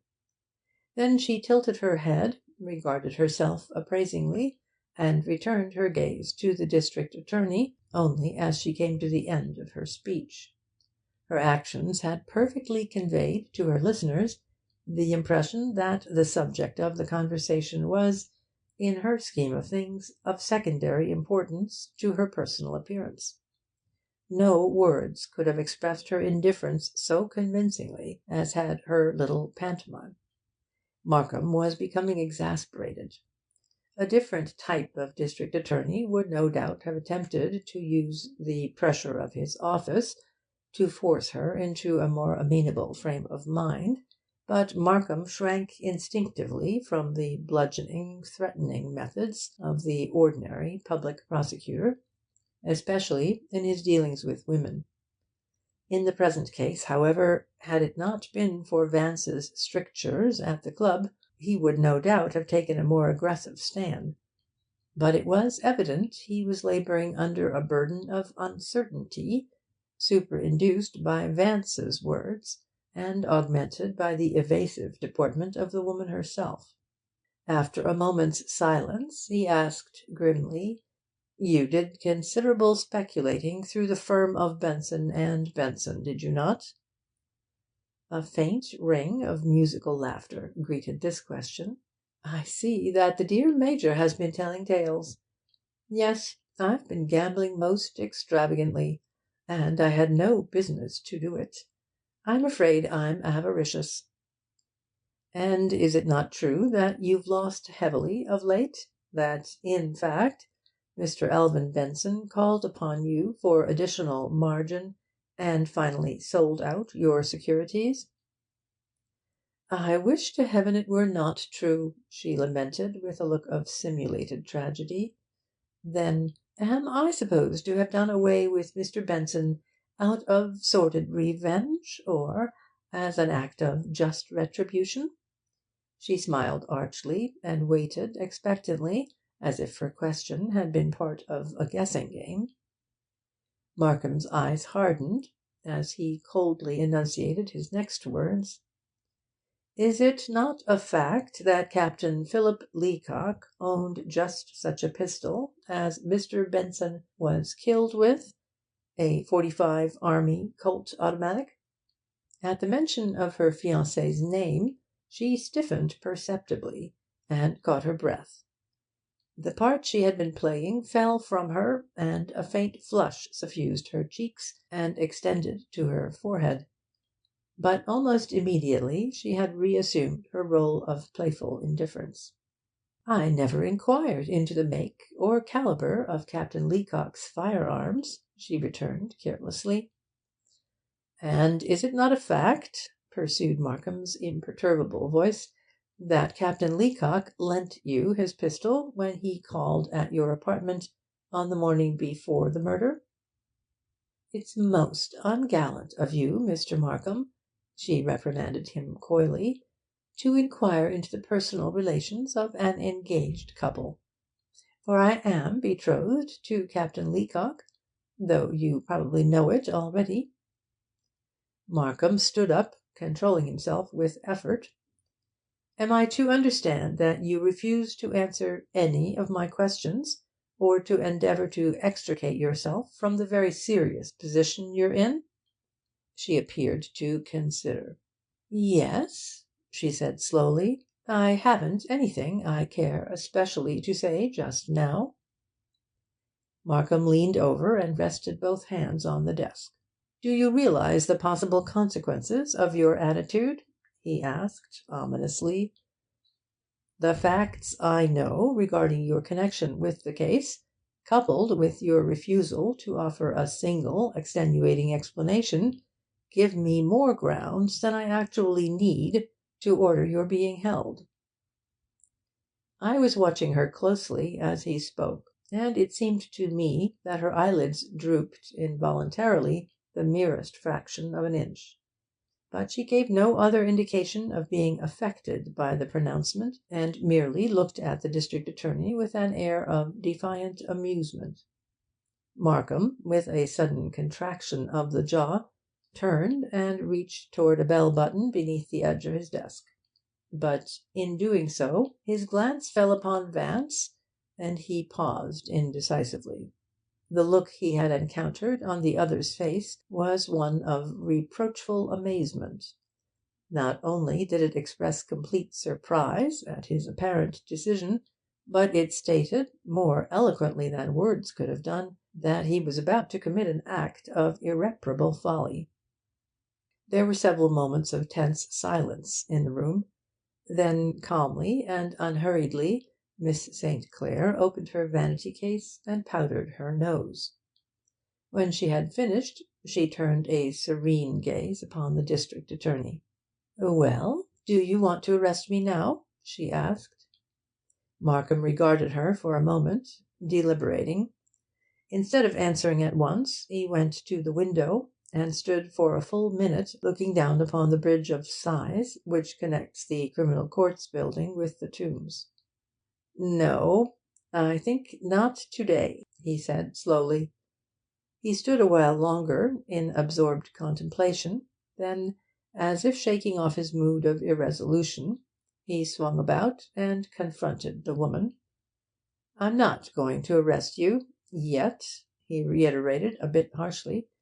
"But I'm going to order you to remain in New York for the present, and if you attempt to leave you will be arrested. I hope that is clear." He pressed a button, and his secretary entered. "Swacker, please escort Miss St. Clair downstairs and call a taxicab for her. Then you can go home yourself." She rose and gave Markham a little nod. "You were very kind to lend me my cigarette-holder," she said pleasantly, laying it on his desk. Without another word she walked calmly from the room. The door had no more than closed behind her when Markham pressed another button. In a few moments the door leading into the outer corridor opened, and a white-haired, middle-aged man appeared. "Ben," ordered Markham hurriedly, "have that woman that Swacker's taking downstairs followed. Keep her under surveillance, and don't let her get lost. She's not to leave the city, understand? It's the St. Clair woman Tracy dug up." When the man had gone, Markham turned and stood glowering at Vance. "What do you think of your innocent young lady now?" he asked, with an air of belligerent triumph. "A nice gal, eh, what?" replied Vance blandly. "Extraordinary control. And she's about to marry a professional military man. Ah, well, de gustibus, you know. I was afraid for a moment you were actually going to send for the manacles. And if you had, Markham, old dear, you'd have regretted it to your dying day." Markham studied him for a few seconds. He knew there was something more than a mere whim beneath Vance's certitude of manner, and it was this knowledge that had stayed his hand when he was about to have the woman placed in custody. "Her attitude was certainly not conducive to one's belief in her innocence," Markham objected. "She played her part damned cleverly, though. But it was just the part a shrewd woman, knowing herself guilty, would have played." "I say, didn't it occur to you," asked Vance, "that perhaps she didn't care a farthing whether you thought her guilty or not? That, in fact, she was a bit disappointed when you let her go?" "That's hardly the way I read the situation," returned Markham. "Whether guilty or innocent, a person doesn't ordinarily invite arrest." "By the by," asked Vance, "where was the fortunate swain during the hour of Alban's passing?" "Do you think we didn't check up on that point?"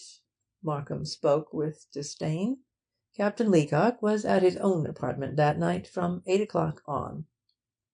"Was he really?" airily retorted Vance. "A most model young fellow." Again Markham looked at him sharply. "I'd like to know what weird theory has been struggling in your brain to-day," he mused.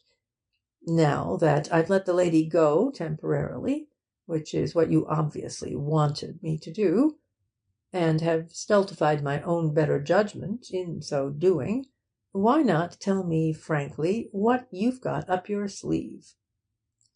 Up my sleeve! Such an inelegant metaphor. One would think I was a prestidigitator, what?" Whenever Vance answered in this fashion, it was a sign that he wished to avoid making a direct reply, and Markham dropped the matter. "Anyway," he submitted, "you didn't have the pleasure of witnessing my humiliation, as you prophesied." Vance looked up in simulated surprise. "Didn't I, now?" Then he added sorrowfully, "Life is so full of disappointments, you know." Chapter 8. Vance accepts a challenge. Saturday, June 15, 4 p.m. After Markham had telephoned Heath the details of the interview, we returned to the Stuyvesant Club.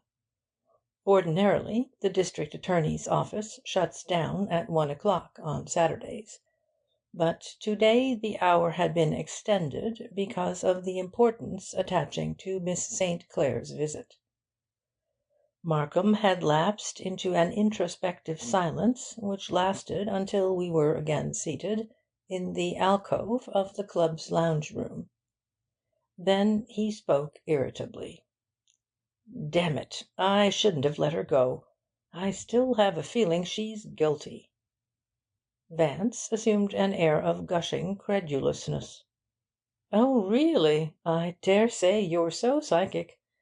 Been that way all your life, no doubt. And haven't you had lots and lots of dreams that came true? I'm sure you've often had a phone call from someone you were thinking about at the moment. A delectable gift. Do you read palms also? Why not have the lady's horoscope cast?" "I have no evidence as yet," Markham retorted, "that your belief in her innocence is founded on anything more substantial than your impressions." "Ah, but it is," averred Vance. "I know she's innocent. Furthermore, I know that no woman could possibly have fired the shot. Don't get the erroneous idea in your head that a woman couldn't have manipulated a .45 Army Colt." "Oh, that!" Vance dismissed the notion with a shrug. "The material indications of the crime don't enter into my calculations, you know. I leave 'em entirely to you lawyers and the lads with the bulging deltoids. I have other and surer ways of reaching conclusions. That's why I told you that if you arrested any woman for shooting Benson, you'd be blundering most shamefully." Markham grunted indignantly. "And yet you seem to have repudiated all processes of deduction whereby the truth may be arrived at. Have you, by any chance, entirely renounced your faith in the operations of the human mind?" "Ah, there speaks the voice of God's great common people!" exclaimed Vance. "Your mind is so typical, Markham. It works on the principle that what you don't know isn't knowledge, and that, since you don't understand a thing, there is no explanation. A comfortable point of view. It relieves one from all care and uncertainty. Don't you find the world a very sweet and wonderful place?" Markham adopted an attitude of affable forbearance.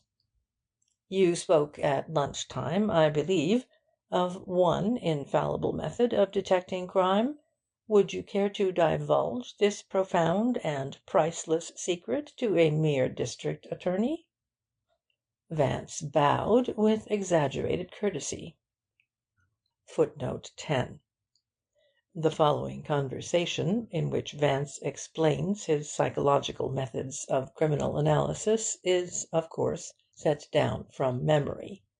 However, a proof of this passage was sent to him with a request that he revise and alter it in whatever manner he chose, so that, as it now stands, it describes Vance's theory in practically his own words. "Delighted, I'm sure," he returned. "I referred to the science of individual character and the psychology of human nature.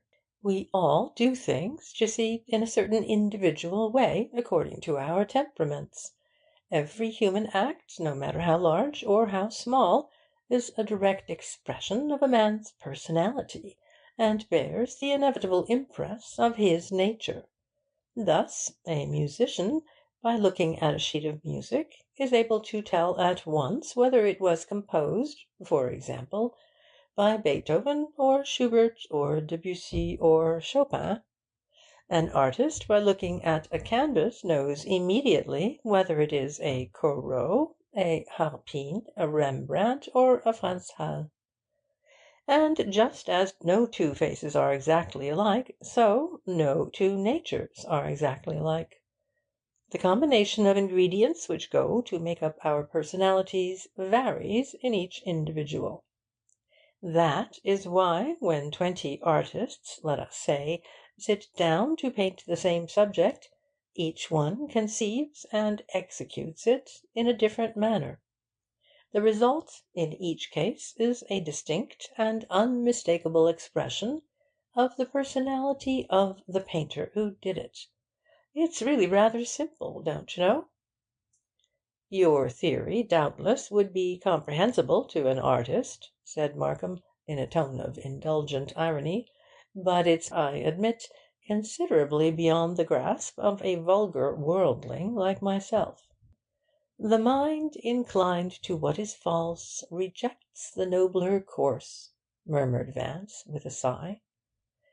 "There is," argued Markham, "a slight difference between art and crime."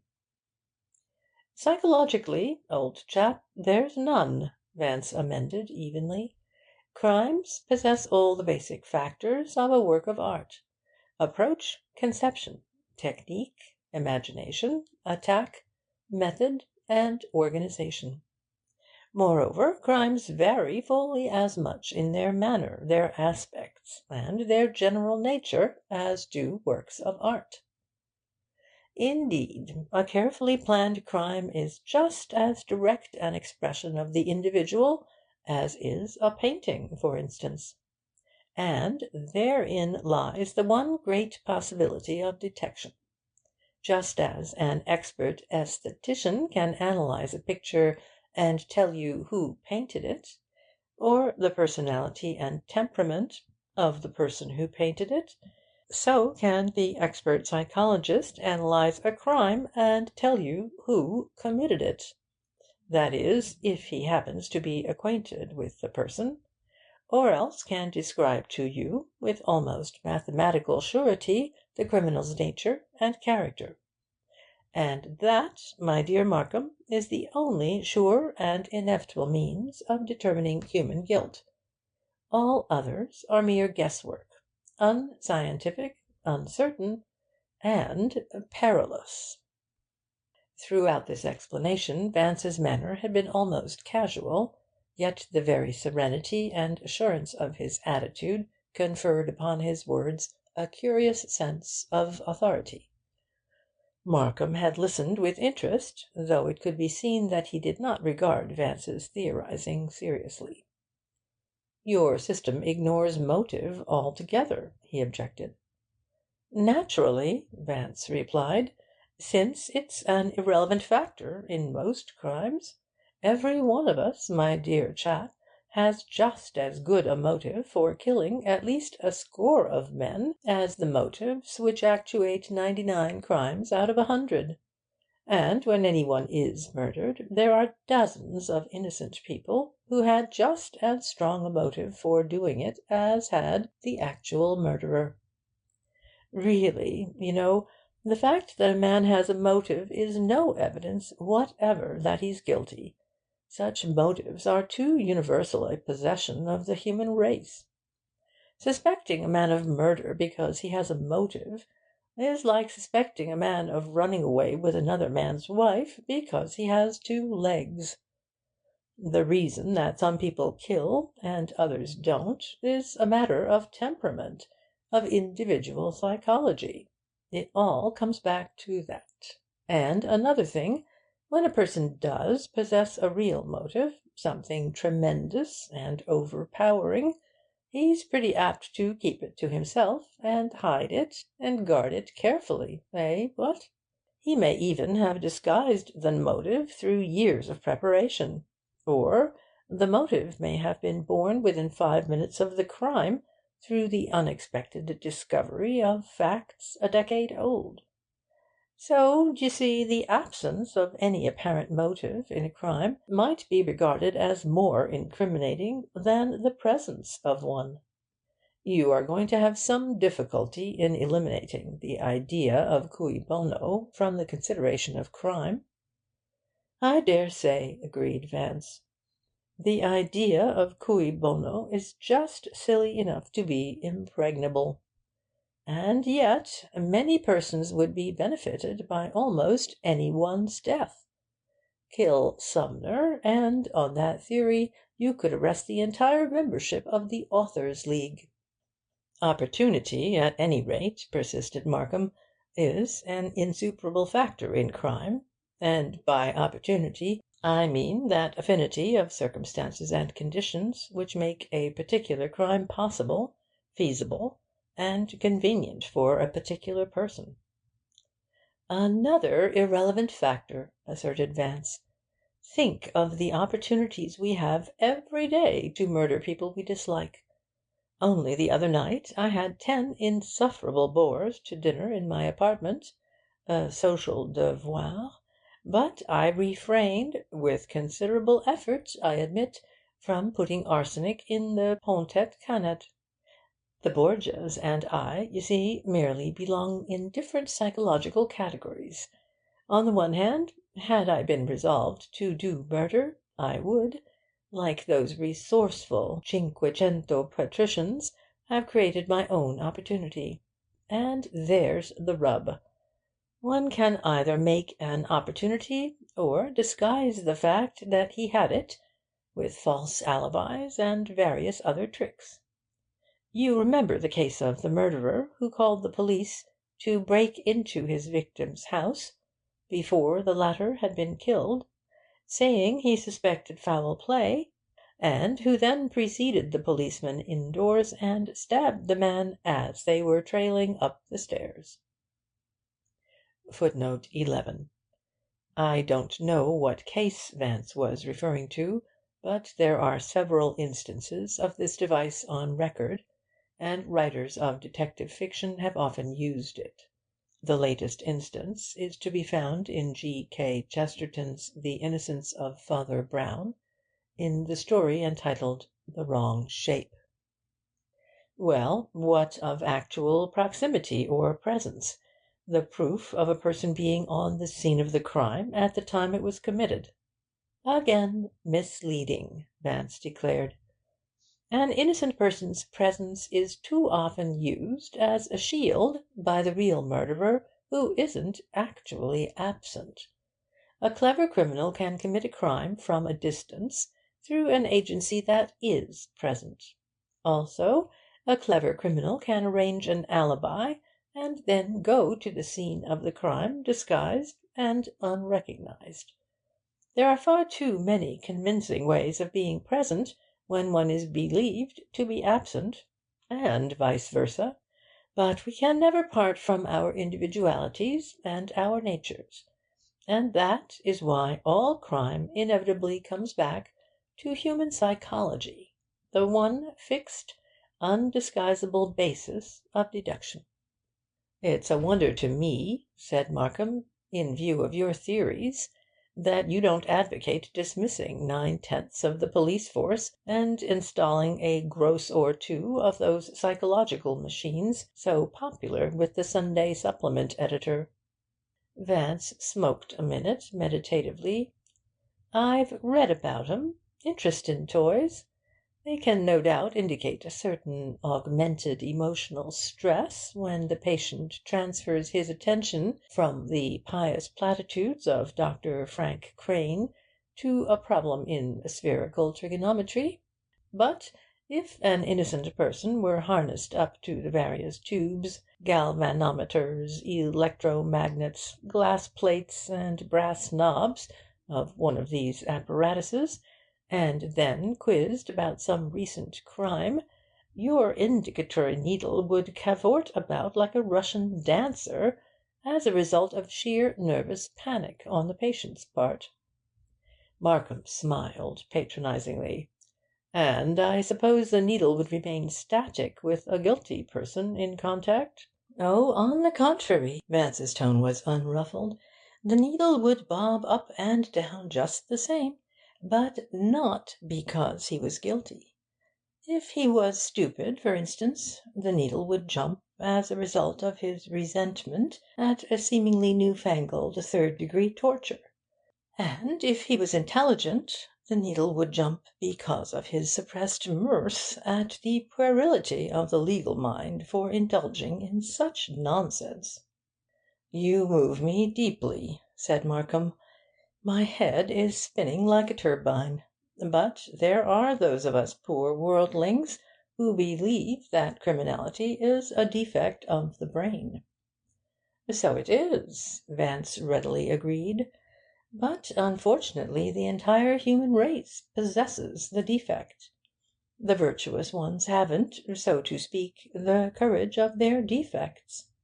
However, if you were referring to a criminal type, then, alas, we must part company.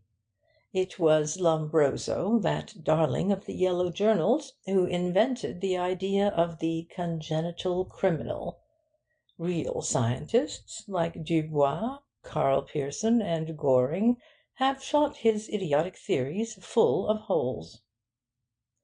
Footnote 12. It was Pearson and Goring who, about 20 years ago, made an extensive investigation and tabulation of professional criminals in England, the results of which showed: 1. That criminal careers began mostly between the ages of 16 and 21. 2. That over 90% of criminals were mentally normal. And 3. That more criminals had criminal older brothers than criminal fathers. "I am floored by your erudition," declared Markham, as he signalled to a passing attendant and ordered another cigar. "I console myself, however, with the fact that, as a rule, murder will leak out." Vance smoked his cigarette in silence, looking thoughtfully out through the window up at the hazy June sky.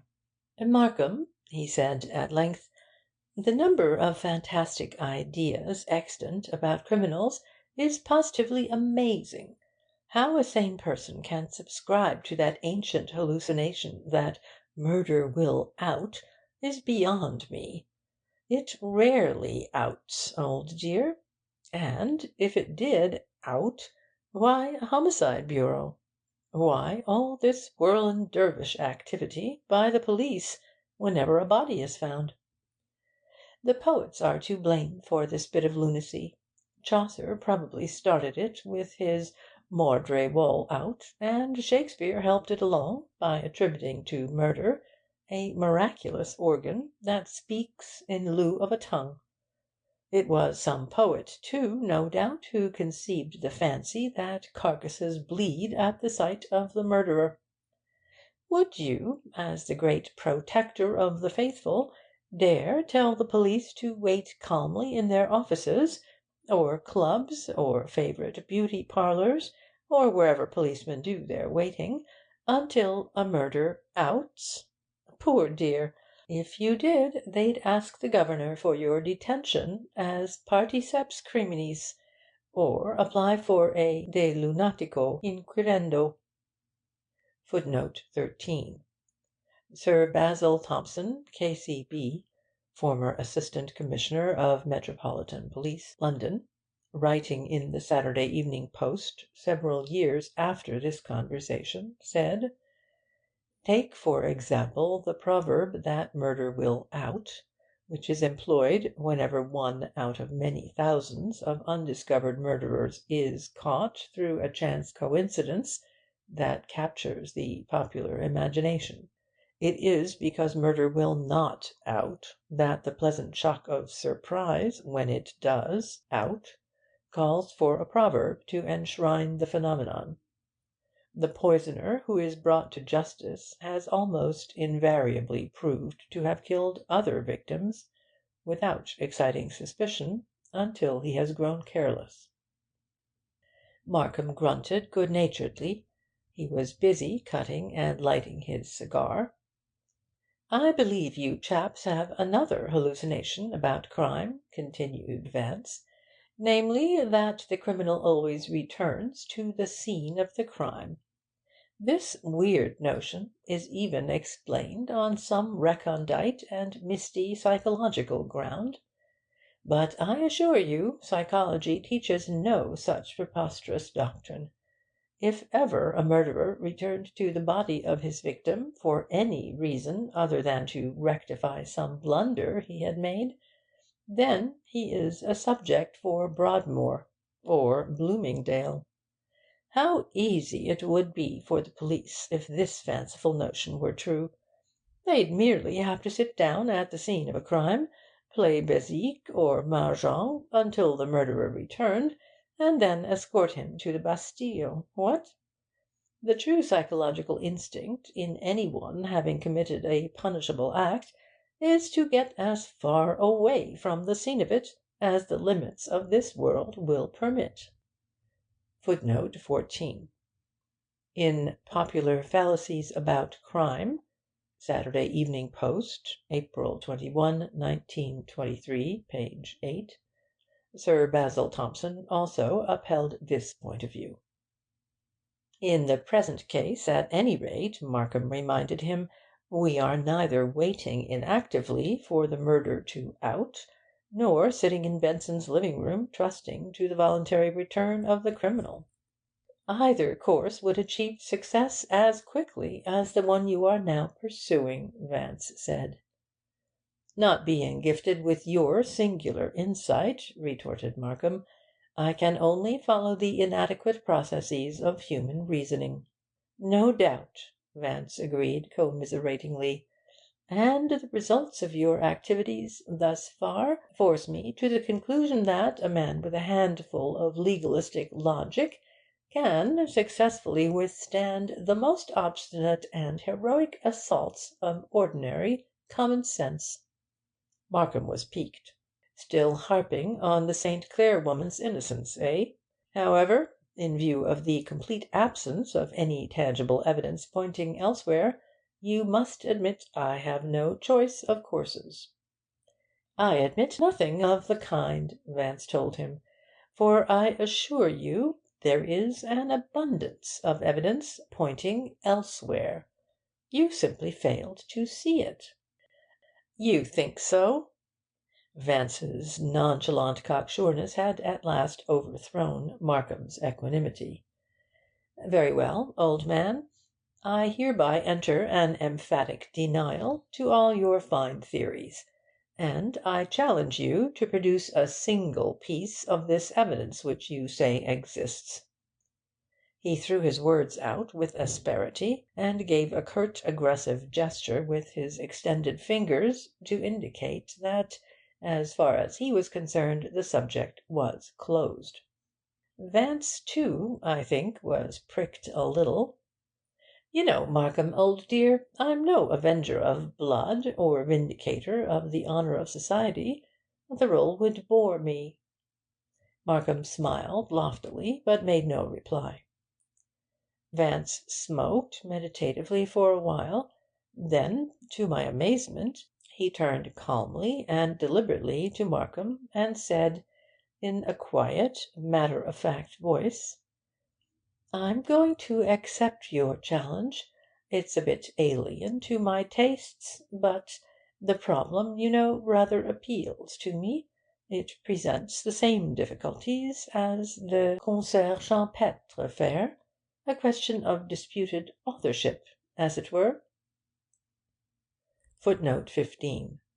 For years the famous concert champêtre in the Louvre was officially attributed to Titian.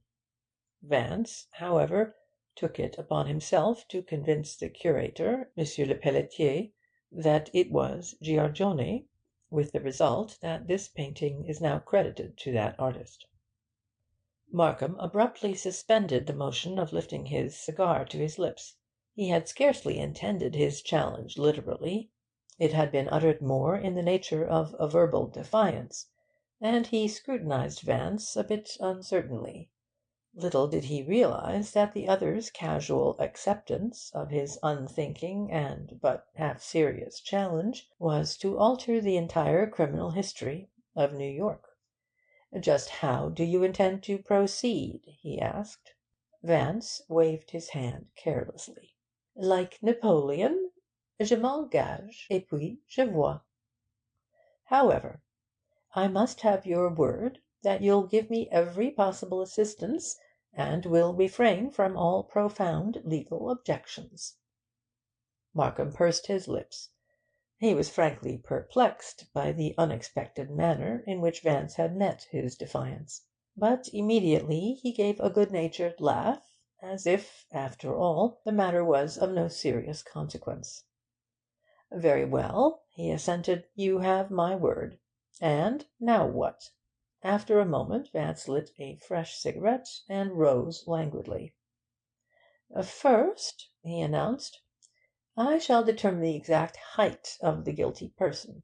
Such a fact will, no doubt, come under the head of indicatory evidence. What?"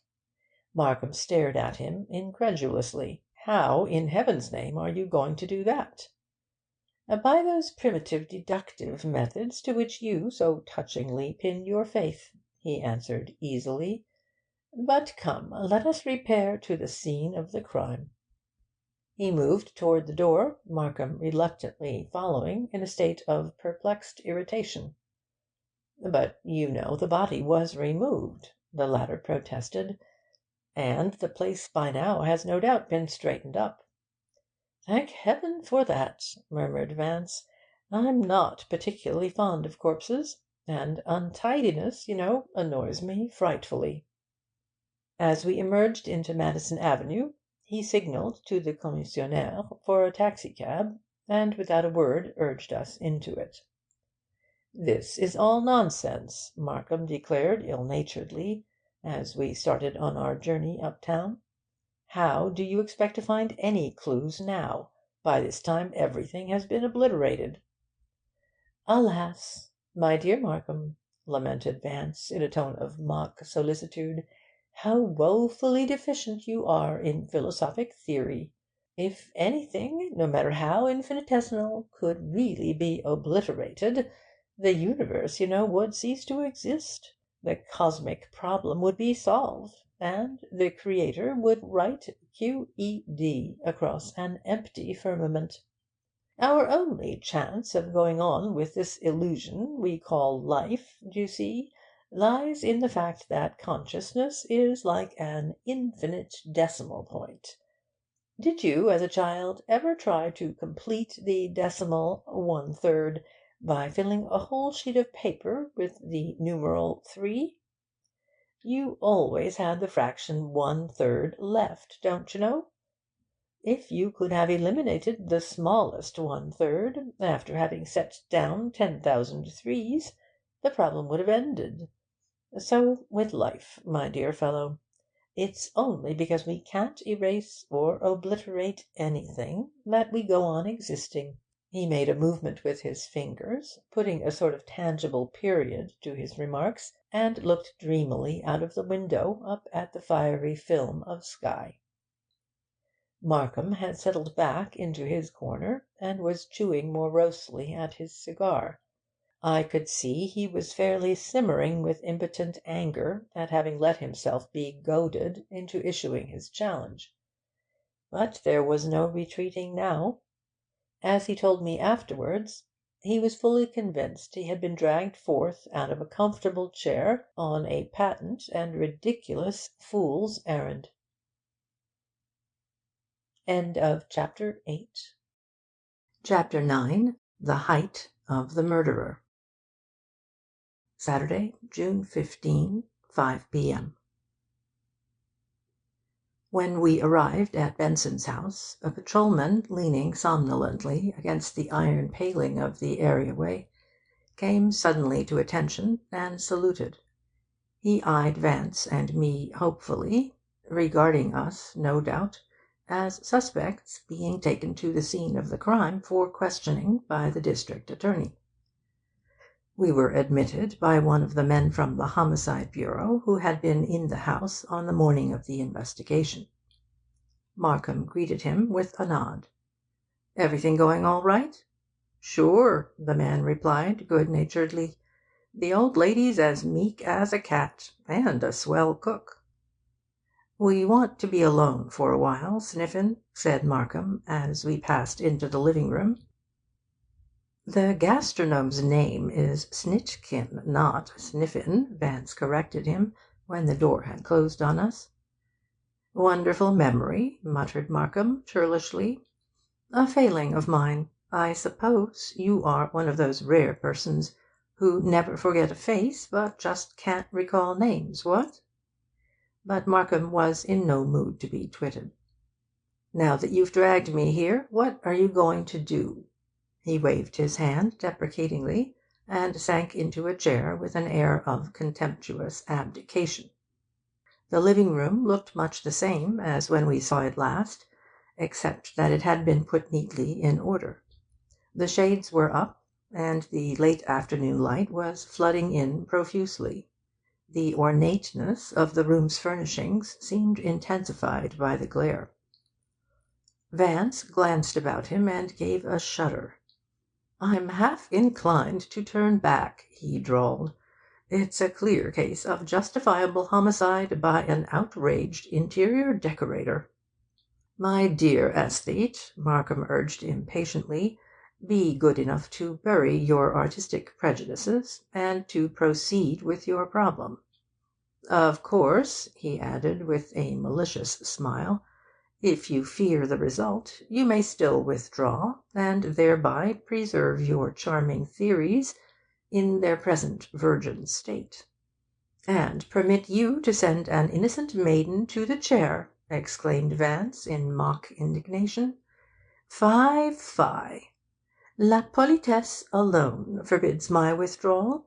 May I never have to lament, with Prince Henry, that to my shame I have a truant been to chivalry." Markham set his jaw, and gave Vance a ferocious look. "I'm beginning to think that, after all, there is something in your theory that every man has some motive for murdering another." "Well," replied Vance cheerfully, "now that you have begun to come round to my way of thinking, do you mind if I send Mr. Snitkin on an errand?" Markham sighed audibly, and shrugged his shoulders. "I'll smoke during the opéra bouffe, and it won't interfere with your performance." Vance went to the door and called Snitkin. "I say, would you mind going to Mrs. Platt's and borrowing a long tape measure and a ball of string? The district attorney wants them," he added, giving Markham a sycophantic bow. "I can't hope that you're going to hang yourself, can I?" asked Markham. Vance gazed at him reprovingly. "Permit me," he said sweetly, "to commend Othello to your attention. 'How poor are they that have not patience! What wound did ever heal but by degrees?' Or, to descend from a poet to a platitudinarian, let me present for your consideration a pentameter from Longfellow. 'All things come round to him who will but wait.' Untrue, of course, but consoling. Milton said it much better in his 'They also serve.' But Cervantes said it best. Patience, and shuffle the cards. Sound advice, Markham, and advice expressed rakishly, as all good advice should be. To be sure, patience is a sort of last resort, a practice to adopt when there's nothing else to do. Still, like virtue, it occasionally rewards the practitioner, although I'll admit that, as a rule, it is, again like virtue, bootless." That is to say, it is its own reward. It has, however, been swathed in many verbal robes. It is sorrow's slave, and the sovereign or transmuted ills, as well as all the passion of great hearts. Rousseau wrote, La patience est amère, mais son fruit est doux. But perhaps your legal taste runs to Latin. Superanda omnis fortuna ferendo est, quoth Virgil. And Horace also spoke on the subject. Durum, said he, sed levius fit patientia. Why the hell doesn't Snitkin come? Growled Markham. Almost as he spoke, the door opened, and the detective handed Vance the tape measure and string. And now, Markham, for your reward. Bending over the rug, Vance moved the large wicker chair into the exact position it had occupied when Benson had been shot. The position was easily determined, for the impressions of the chair's castors on the deep nap of the rug were plainly visible.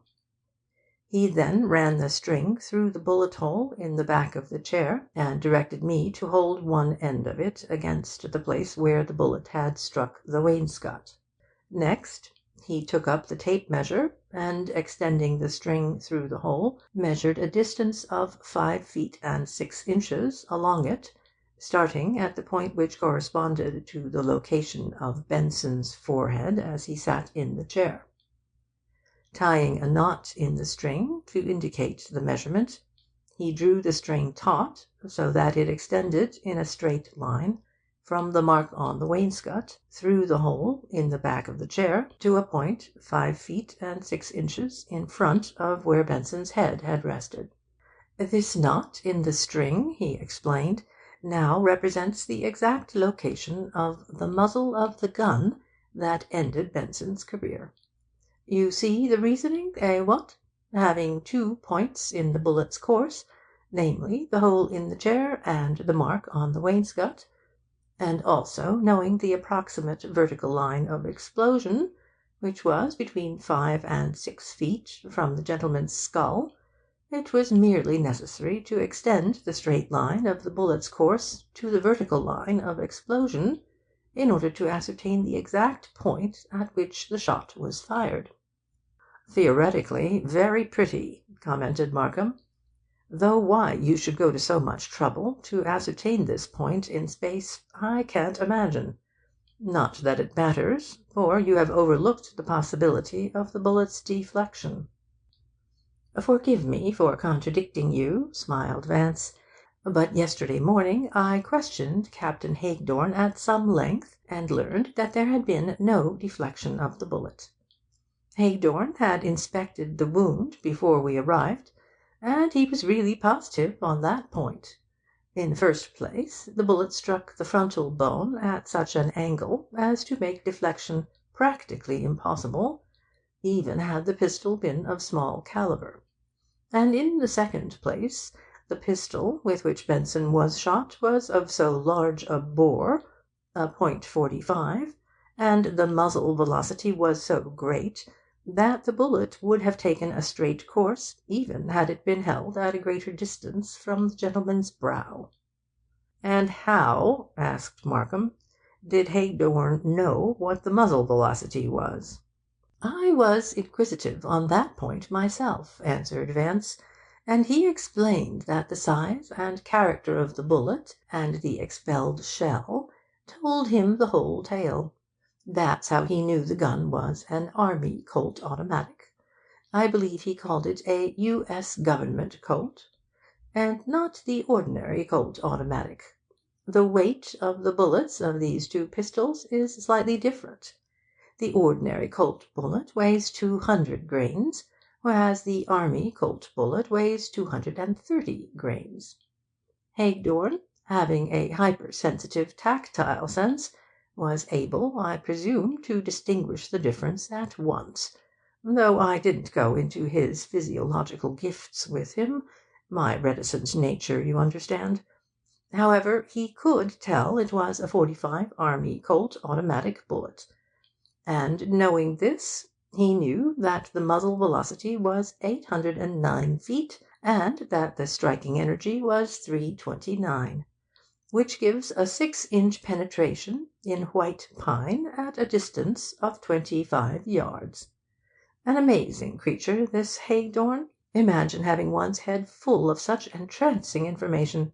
The old mysteries of why a man should take up the bass fiddle as a life work, and where all the pins go, are babes' conundrums compared with the one of why a human being should devote his years to the idiosyncrasies of bullets.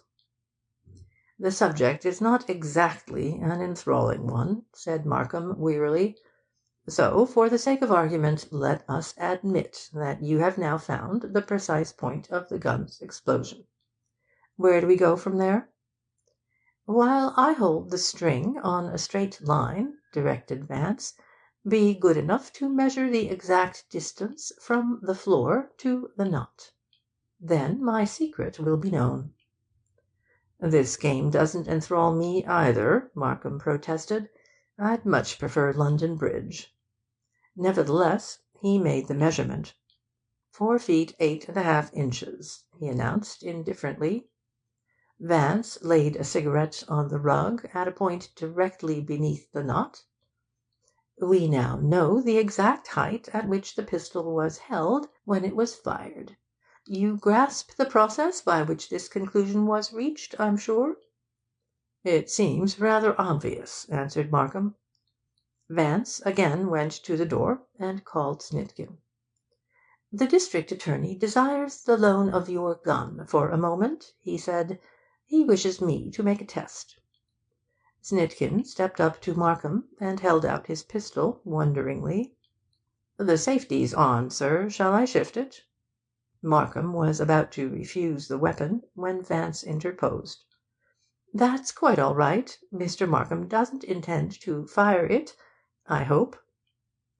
When the man had gone, Vance seated himself in the wicker chair and placed his head in juxtaposition with the bullet hole.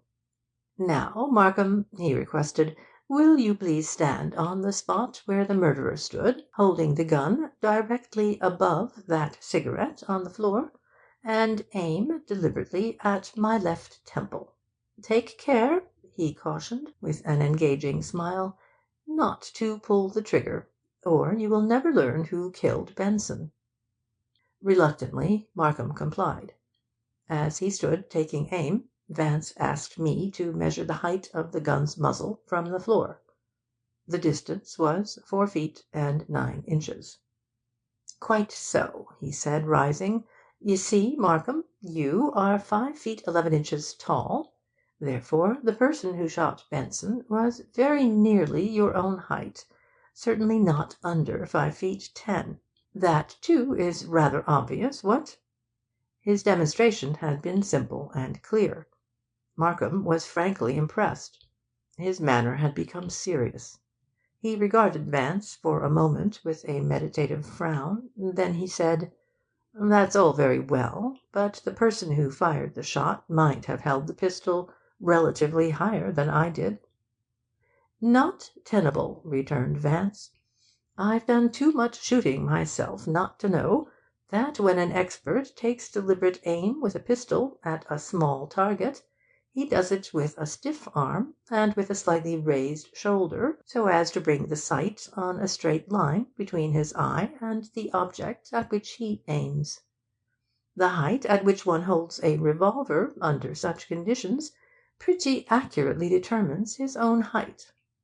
"Your argument is based on the assumption that the person who killed Benson was an expert, taking deliberate aim at a small target?" "Not an assumption, but a fact," declared Vance. "Consider.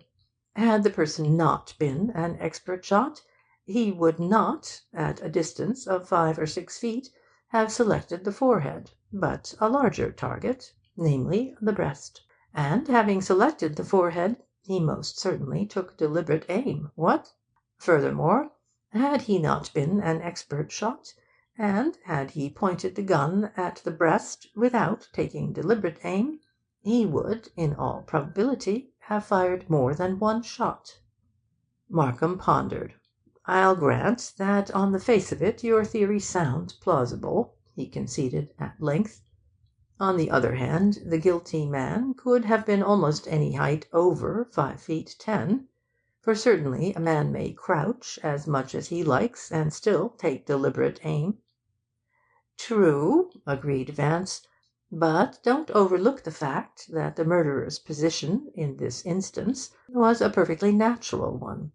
Otherwise, Benson's attention would have been attracted, and he would not have been taken unawares. That he was shot unawares was indicated by his attitude. Of course, the assassin might have stooped a little without causing Benson to look up. Let us say, therefore, that the guilty person's height is somewhere between 5 feet 10 and 6 feet 2. Does that appeal to you?" Markham was silent. "The delightful Miss St. Clair, you know," remarked Vance, with a japish smile, "can't possibly be over 5 feet 5 or 6." Markham grunted, and continued to smoke abstractedly. "This Captain Leacock, I take it," said Vance, "is over 6 feet, eh, what?" Markham's eyes narrowed. "What makes you think so?" "You just told me, don't you know?" "I told you?" "Not in so many words," Vance pointed out, "but after I had shown you the approximate height of the murderer, and it didn't correspond at all to that of the young lady you suspected, I knew your active mind was busy looking round for another possibility. And, as the lady's innamorato was the only other possibility on your horizon, I concluded that you were permitting your thoughts to play about the captain. Had he, therefore, been the stipulated height, you would have said nothing. But when you argued that the murderer might have stooped to fire the shot, I decided that the captain was inordinately tall.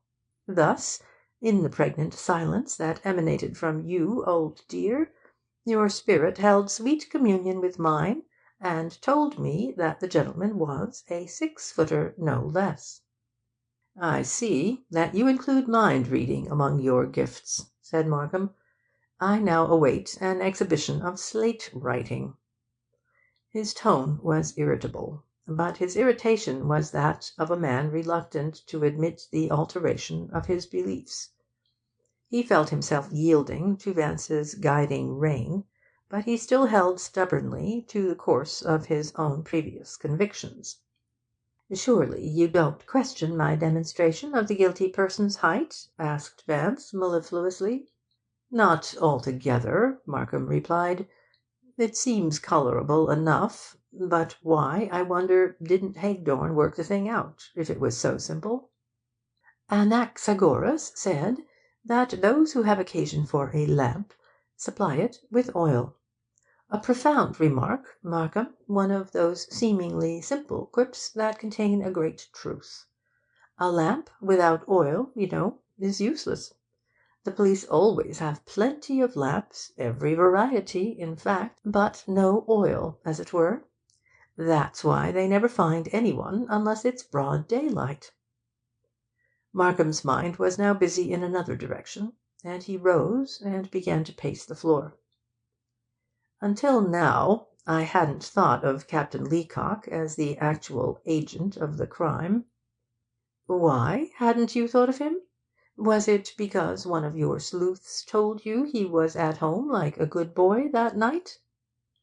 "I suppose so," Markham continued, pacing thoughtfully. Then suddenly he swung about. "That wasn't it either. It was the amount of damning circumstantial evidence against the St. Clair woman.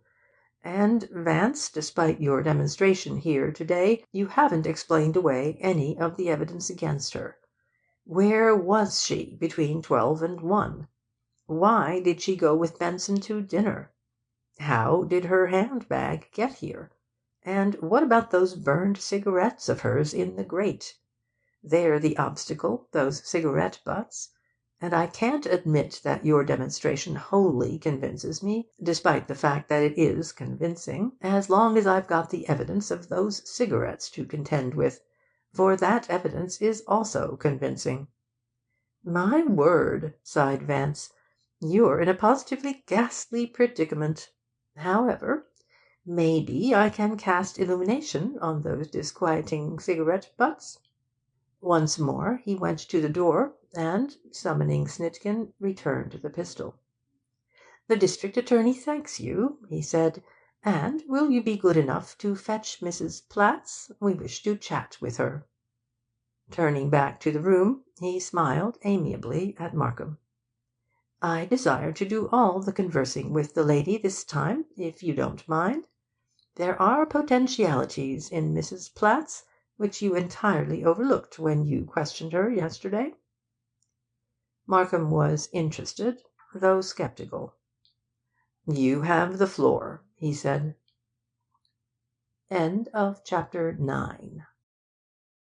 Chapter 10. Eliminating a Suspect. Saturday, June 15, 5:30 p.m. When the housekeeper entered, she appeared even more composed than when Markham had first questioned her.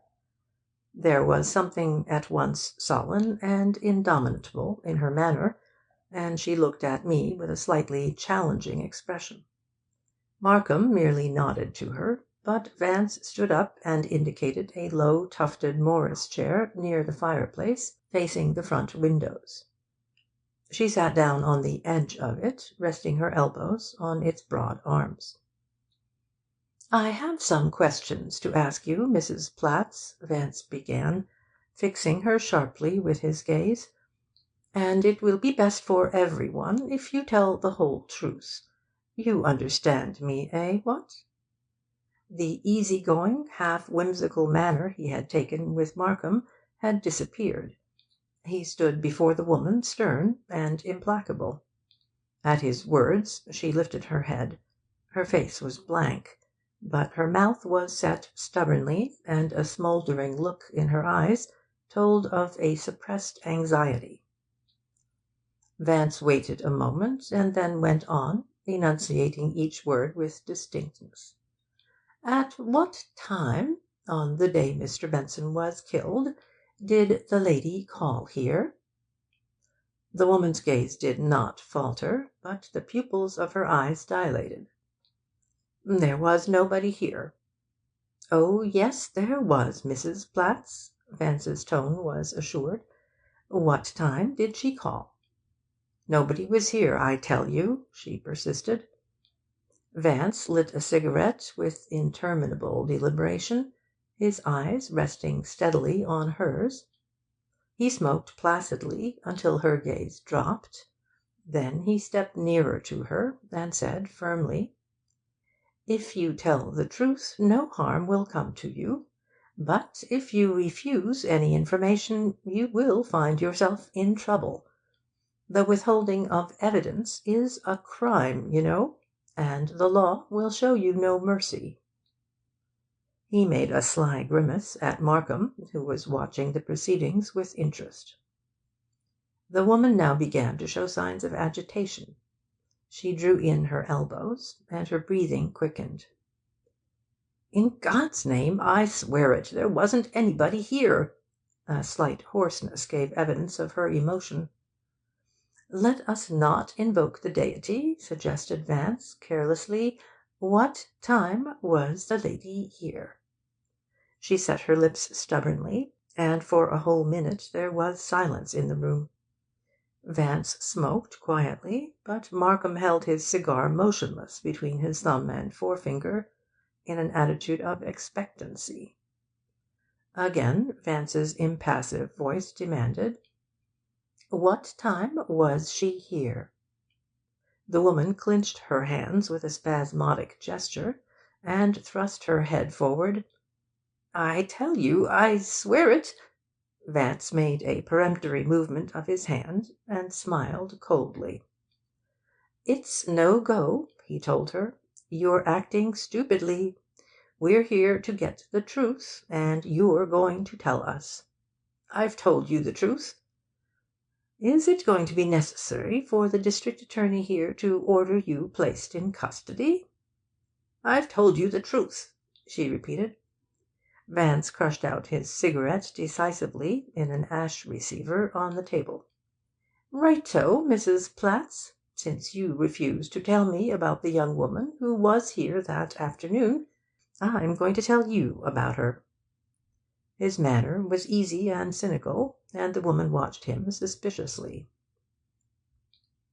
"Late in the afternoon of the day your employer was shot, the doorbell rang.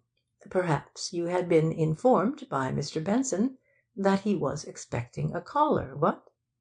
Anyhow, you answered the door and admitted a charming young lady. You showed her into this room, and what do you think, my dear madam? She took that very chair on which you are resting so uncomfortably." He paused and smiled tantalizingly. "Then," he continued, "you served tea to the young lady and Mr. Benson. After a bit, she departed, and Mr. Benson went upstairs to dress for dinner. You see, Mrs. Platts, I happen to know." He lit another cigarette. "Did you notice the young lady particularly? If not, I'll describe her to you. She was rather short, petite is the word. She had dark hair and dark eyes, and she was dressed quietly." A change had come over the woman. Her eyes stared, her cheeks were now grey, and her breathing had become audible. "Now, Mrs. Platts," demanded Vance sharply, "what have you to say?" She drew a deep breath. "There wasn't anybody here," she said doggedly. There was something almost admirable in her obstinacy. Vance considered a moment. Markham was about to speak, but evidently thought better of it, and sat watching the woman fixedly. "Your attitude is understandable," Vance observed finally. "The young lady, of course, was well known to you, and you had a personal reason for not wanting it known she was here." At these words she sat up straight, a look of terror in her face. "I never saw her before," she cried, then stopped abruptly. "Ah!" Vance gave her an amused leer. "You had never seen the young lady before, eh, what?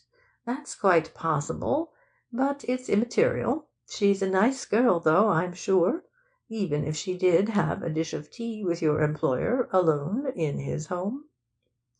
"Did she tell you she was here?" The woman's voice was listless. The reaction to her tense obduracy had left her apathetic. "Not exactly," Vance replied, "but it wasn't necessary. I knew without her informing me. Just when did she arrive, Mrs. Platts?" "About a half hour after Mr. Benson got here from the office." She had at last given over all denials and evasions. "But he didn't expect her. That is, he didn't say anything to me about her coming, and he didn't order tea until after she came." Markham thrust himself forward. "Why didn't you tell me she'd been here when I asked you yesterday morning?" The woman cast an uneasy glance about the room. "I rather fancy," Vance intervened pleasantly, "that Mrs. Platts was afraid you might unjustly suspect the young lady." She grasped eagerly at his words. "Yes, sir, that was all. I was afraid you might think she did it. And she was such a quiet, sweet-looking girl. That was the only reason, sir." "Quite so," agreed Vance consolingly. "But tell me, did it not shock you to see such a quiet, sweet-looking young lady smoking cigarettes?" Her apprehension gave way to astonishment. "Why, yes, sir, it did. But she wasn't a bad girl, I could tell that. And most girls smoke nowadays. They don't think about it like they used to." "You're quite right," Vance assured her. "Still, young ladies really shouldn't throw their cigarettes in tiled gas-log fireplaces, should they now?" The woman regarded him uncertainly. She suspected him of jesting. "Did she do that?" She leaned over and looked into the fireplace. "I didn't see any cigarettes there this morning." "No? "You wouldn't have," Vance informed her. "One of the district attorney's sleuths, you see, cleaned it up nicely for you yesterday." She shot Markham a questioning glance. She was not sure whether Vance's remark was to be taken seriously, but his casualness of manner and pleasantness of voice tended to put her at her ease. "Now that we understand each other, Mrs. Platts," he was saying, "was there anything else you particularly noticed when the young lady was here? You will be doing her a good service by telling us, because both the district attorney and I happen to know she's innocent." She gave Vance a long, shrewd look, as if appraising his sincerity. Evidently the results of her scrutiny were favourable, for her answer left no doubt as to her complete frankness. "I don't know if it'll help, but when I came in with the toast, Mr. Benson looked like he was arguing with her. She seemed worried about something that was going to happen, and asked him not to hold her to some promise she'd made. I was only in the room a minute, and I didn't hear much, but just as I was going out he laughed, and said it was only a bluff, and that nothing was going to happen." She stopped, and waited anxiously. She seemed to fear that her revelation might, after all, prove injurious rather than helpful to the girl. "Was that all?" Vance's tone indicated that the matter was of no consequence. The woman demurred. "That was all I heard. But there was a small blue box of jewellery sitting on the table." "My word! A box of jewellery! Do you know whose it was?" "No, sir, I don't. The lady hadn't brought it, and I never saw it in the house before." "How did you know it was jewellery?" "When Mr. Benson went upstairs to dress, I came in to clear the tea things away, and it was still sitting on the table." Vance smiled. "And you played Pandora, and took a peep, eh, what? Most natural. I'd have done it myself." He stepped back and bowed politely. "That will be all, Mrs. Platts. And you needn't worry about the young lady. Nothing is going to happen to her." When she had left us, Markham leaned forward and shook his cigar at Vance. "Why didn't you tell me you had information about the case unknown to me?" "My dear chap," Vance lifted his eyebrows in protestation, "to what do you refer specifically? How did you know this St. Clair woman had been here in the afternoon?" "I didn't, but I surmised it. There were cigarette butts of hers in the grate, and, as I knew she hadn't been here on the night Benson was shot, I thought it rather likely she had been here earlier in the day. And, since Benson didn't arrive from his office until 4, I whispered into my ear that she had called sometime between 4 and the hour of his departure for dinner. An elementary syllogism, what?" "How did you know she wasn't here that night?" "The psychological aspects of the crime left me in no doubt. As I told you, no woman committed it. My metaphysical hypotheses again. But never mind. Furthermore, yesterday morning I stood on the spot where the murderer stood, and sighted with my eye along the line of fire, using Benson's head and the mark on the wainscot as my points of coincidence. It was evident to me then, even without measurements, that the guilty person was rather tall." "Very well, but how did you know she left here that afternoon before Benson did?" persisted Markham. "How else could she have changed into an evening gown? Really, you know, ladies don't go about décolletées in the afternoon." "You assume, then, that Benson himself brought her gloves and handbag here that night?" "Someone did, and it certainly wasn't Miss St. Clair." "All right," conceded Markham. "And what about this Morris chair? How did you know she sat in it?" "What other chair could she have sat in, and still thrown her cigarettes into the fireplace? Women are notoriously poor shots. even if they were given to hurling their cigarette stubs across the room." "The deduction is simple enough," admitted Markham. "But suppose you tell me how you knew she had tea here, unless you were privy to some information on the point." "It positively shames me to explain it, but the humiliating truth is that I inferred the fact from the condition of yon samovar. I noted yesterday that it had been used, and had not been emptied or wiped off." Markham nodded with contemptuous elation. "You seem to have sunk to the despised legal level of material clues. That's why I'm blushing so furiously. However, psychological deductions alone do not determine facts in esse, but only in posse. Other conditions must, of course, be considered. In the present instance, the indication of the samovar served merely as a basis for an assumption or guess with which to draw out the housekeeper." "Well, I won't deny that you succeeded," said Markham. "I'd like to know, though, what you had in mind when you accused the woman of a personal interest in the girl. That remark certainly indicated some pre-knowledge of the situation." Vance's face became serious. "Markham, I give you my word," he said earnestly.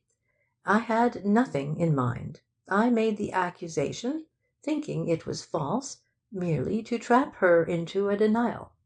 And she fell into the trap. But, deuce take it, I seemed to hit some nail squarely on the head, what?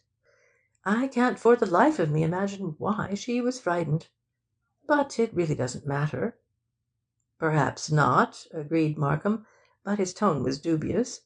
"What do you make of the box of jewellery, and the disagreement between Benson and the girl?" "Nothing yet. They don't fit in, do they?" He was silent a moment. Then he spoke with unusual seriousness. "Markham, take my advice, and don't bother with these side issues. I'm telling you the girl had no part in the murder. Let her alone. You'll be happier in your old age if you do."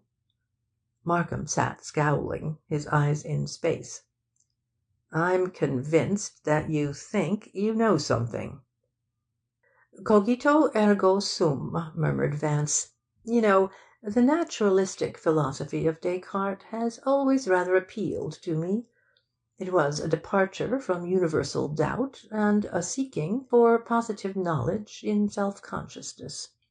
Spinoza, in his pantheism, and Berkeley, in his idealism, quite misunderstood the significance of their precursor's favourite enthymeme. Even Descartes' errors were brilliant.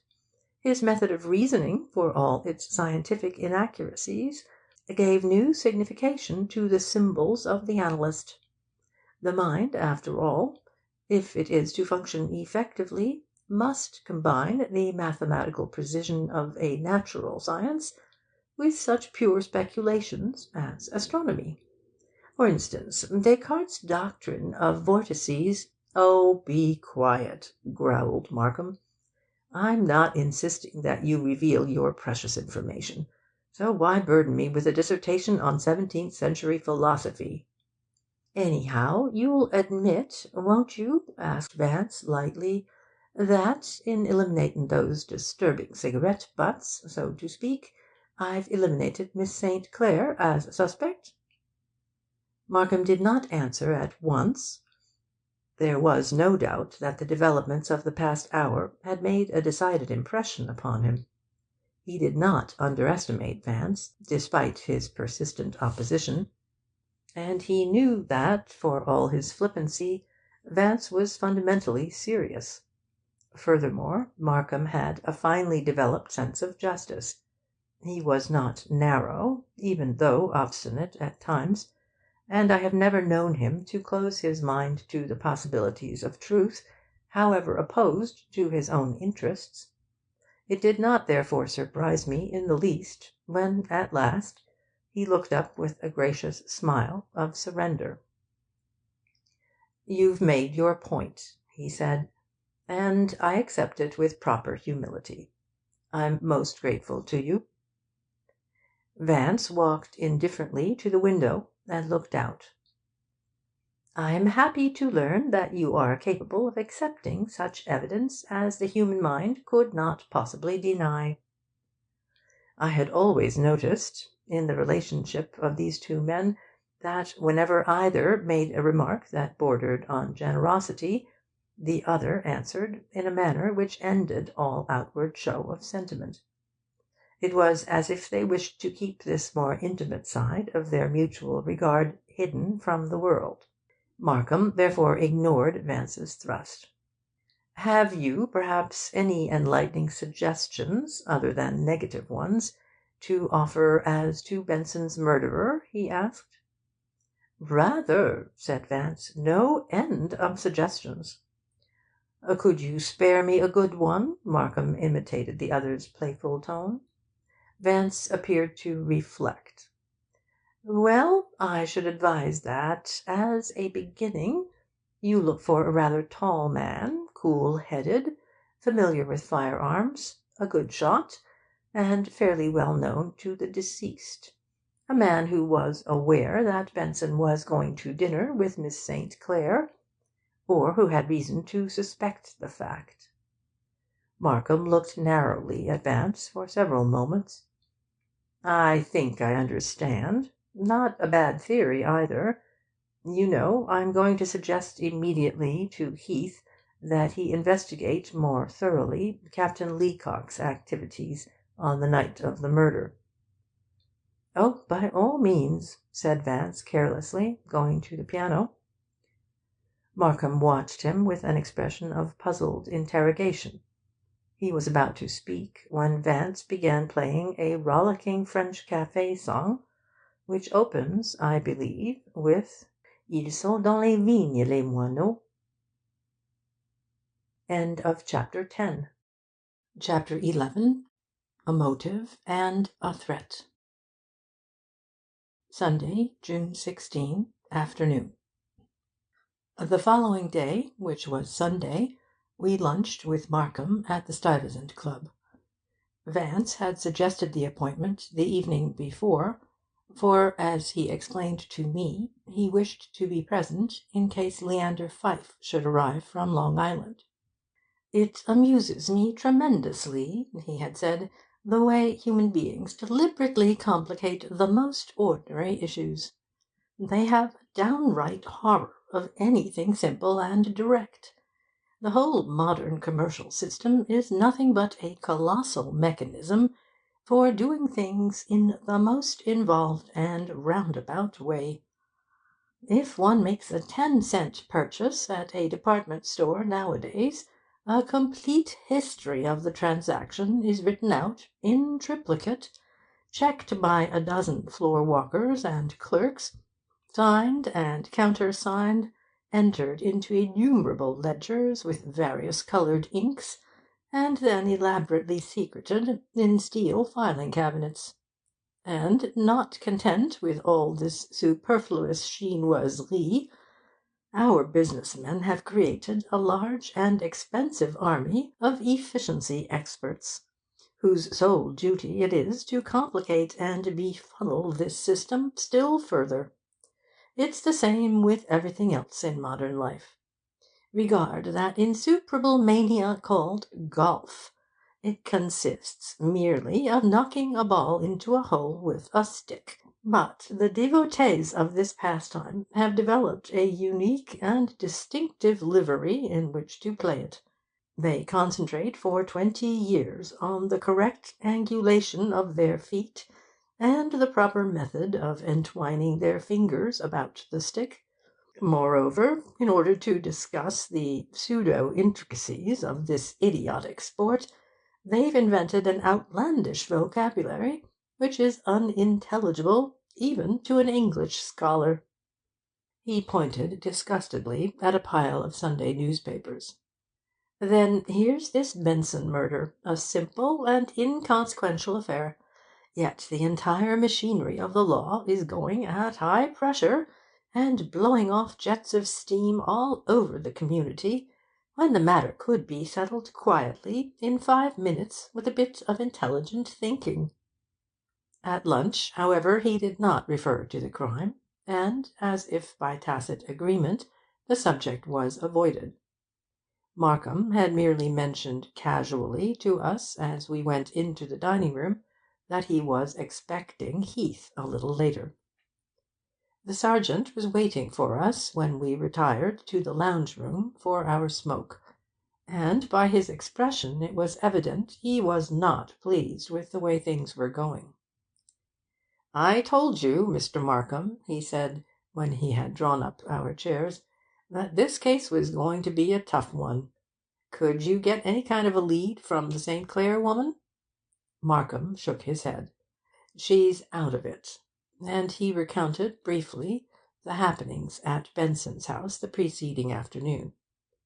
"Well, if you're satisfied," was Heath's somewhat dubious comment, "that's good enough for me. But what about this Captain Leacock?"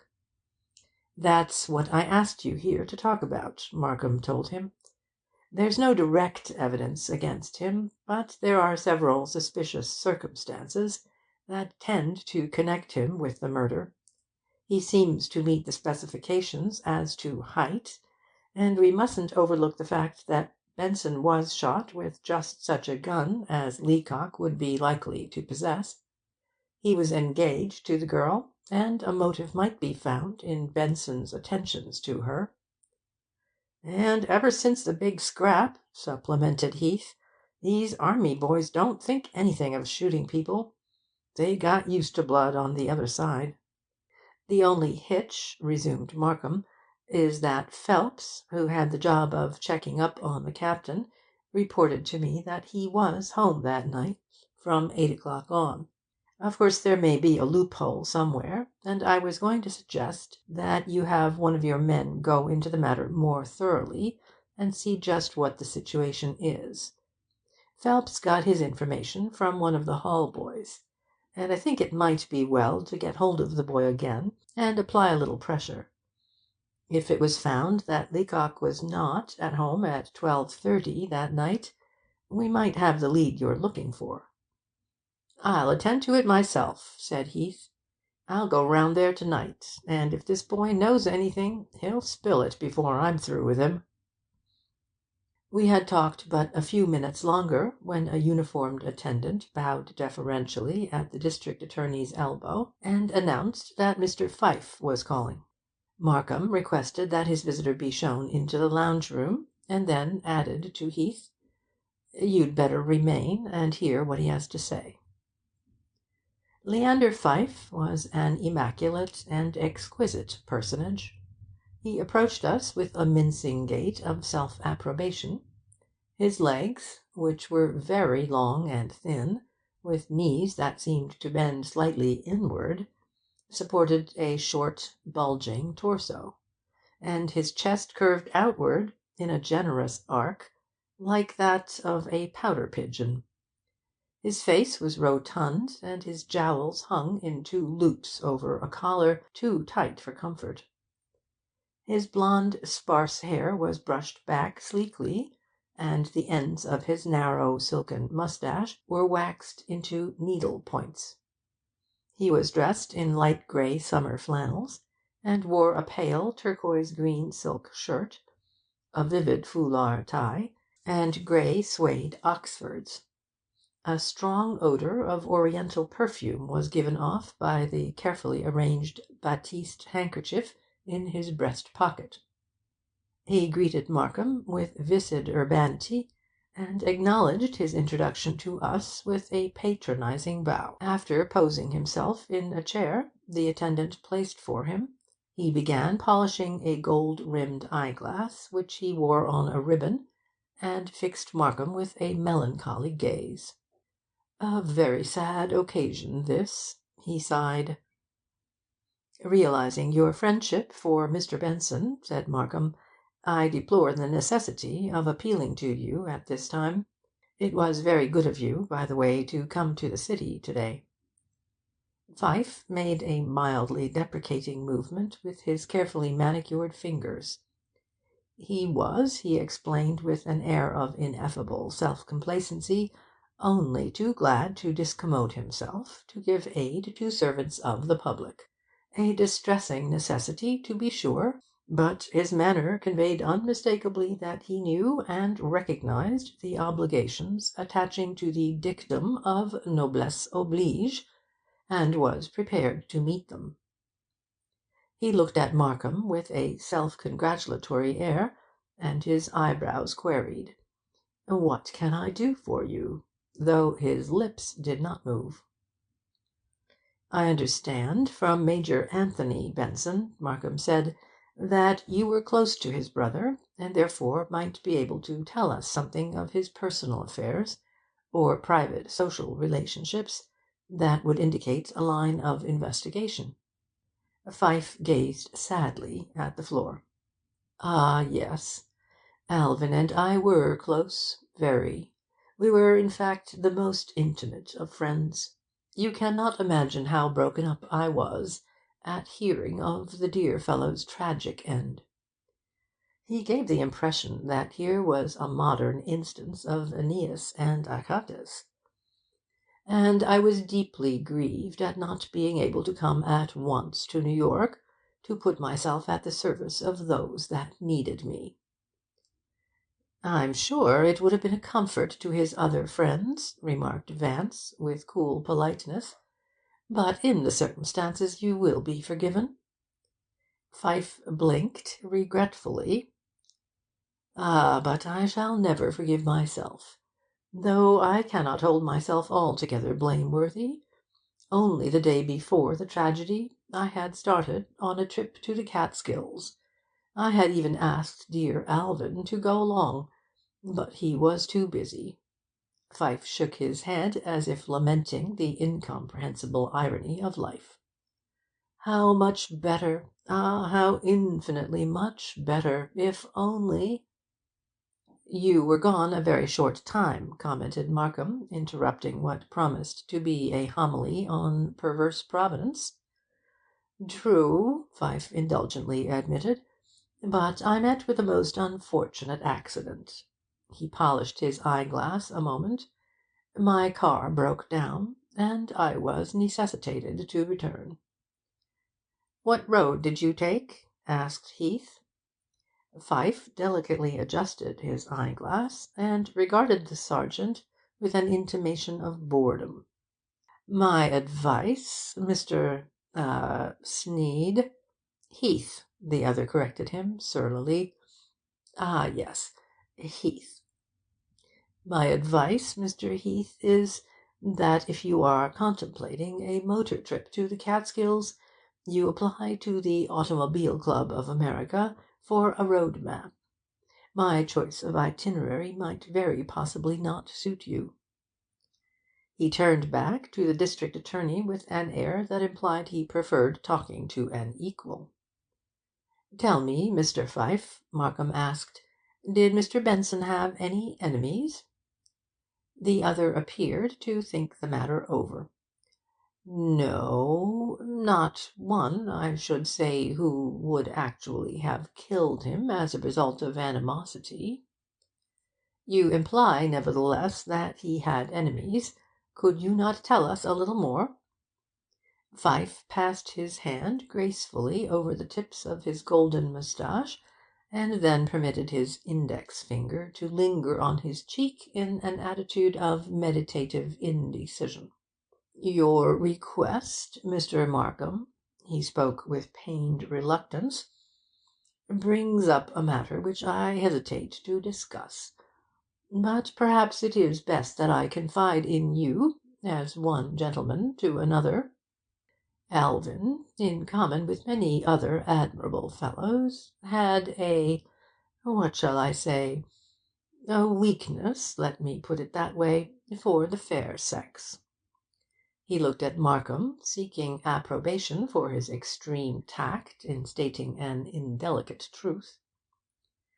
"You understand," he continued, in answer to the other's sympathetic nod, "Alvin was not a man who possessed the personal characteristics that women hold attractive."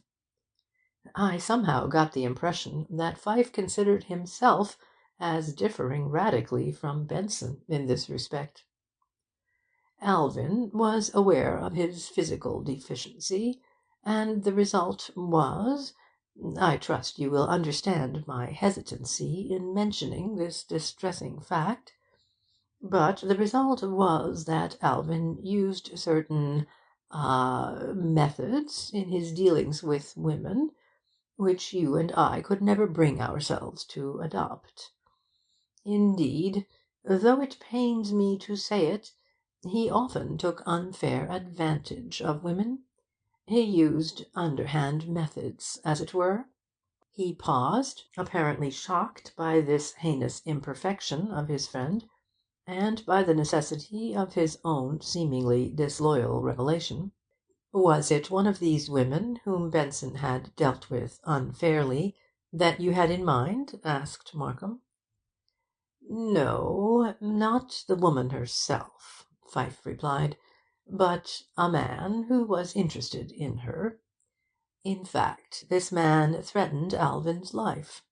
You will appreciate my reluctance in telling you this, but my excuse is that the threat was made quite openly. There were several others besides myself who heard it. That, of course, relieves you from any technical breach of confidence, Markham observed. Pfyfe acknowledged the other's understanding with a slight bow. It happened at a little party of which I was the unfortunate host, he confessed modestly. Who was the man? Markham's tone was polite but firm. You will comprehend my reticence, Pfyfe began.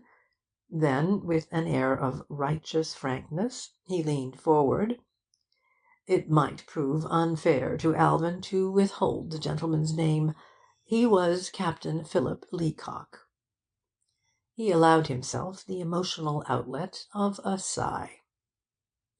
I trust you won't ask me for the lady's name. It won't be necessary, Markham assured him, but I'd appreciate your telling us a little more of the incident. Pfyfe complied with an expression of patient resignation. Alvin was considerably taken with the lady in question, and showed her many attentions which were, I am forced to admit, unwelcome. Captain Leacock resented these attentions, and at the little affair to which I had invited him and Alvin, some unpleasant and, I must say, unrefined words passed between them. I fear the wine had been flowing too freely, for Alvin was always punctilious. He was a man, indeed, skilled in the niceties of social intercourse, and the captain, in an outburst of temper, told Alvin that, unless he left the lady strictly alone in the future, he would pay with his life. The captain even went so far as to draw a revolver half-way out of his pocket. "Was it a revolver or an automatic pistol?" asked Heath. Pfyfe gave the district attorney a faint smile of annoyance, without deigning even to glance at the sergeant.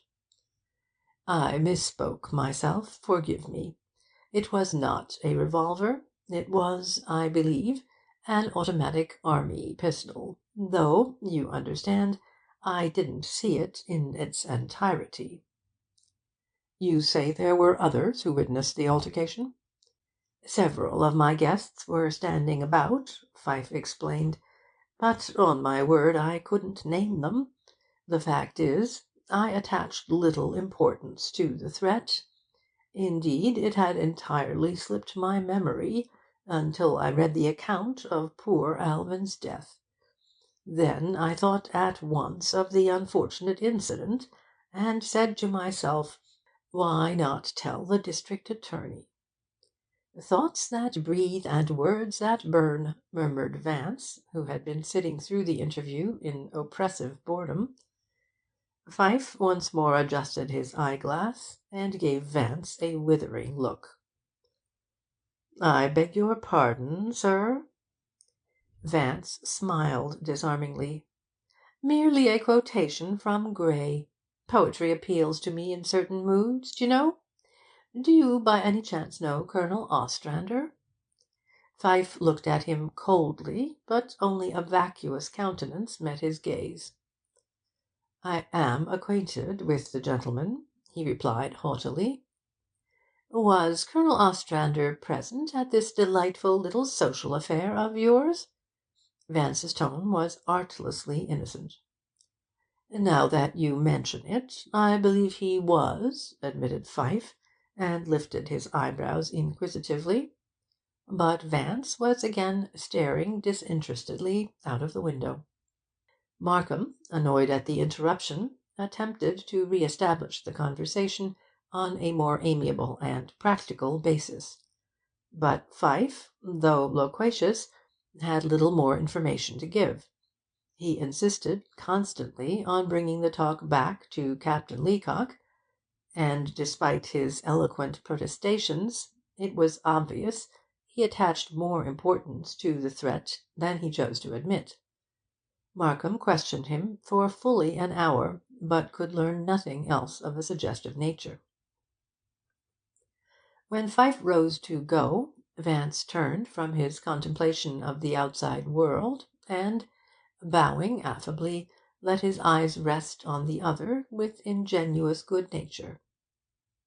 "Now that you are in New York, Mr. Pfyfe, and were so unfortunate as to be unable to arrive earlier, I assume that you will remain until after the investigation." Pfyfe's studied and habitual calm gave way to a look of oily astonishment. "I hadn't contemplated doing so." "It would be most desirable if you could arrange it," urged Markham, though I am sure he had no intention of making the request until Vance suggested it.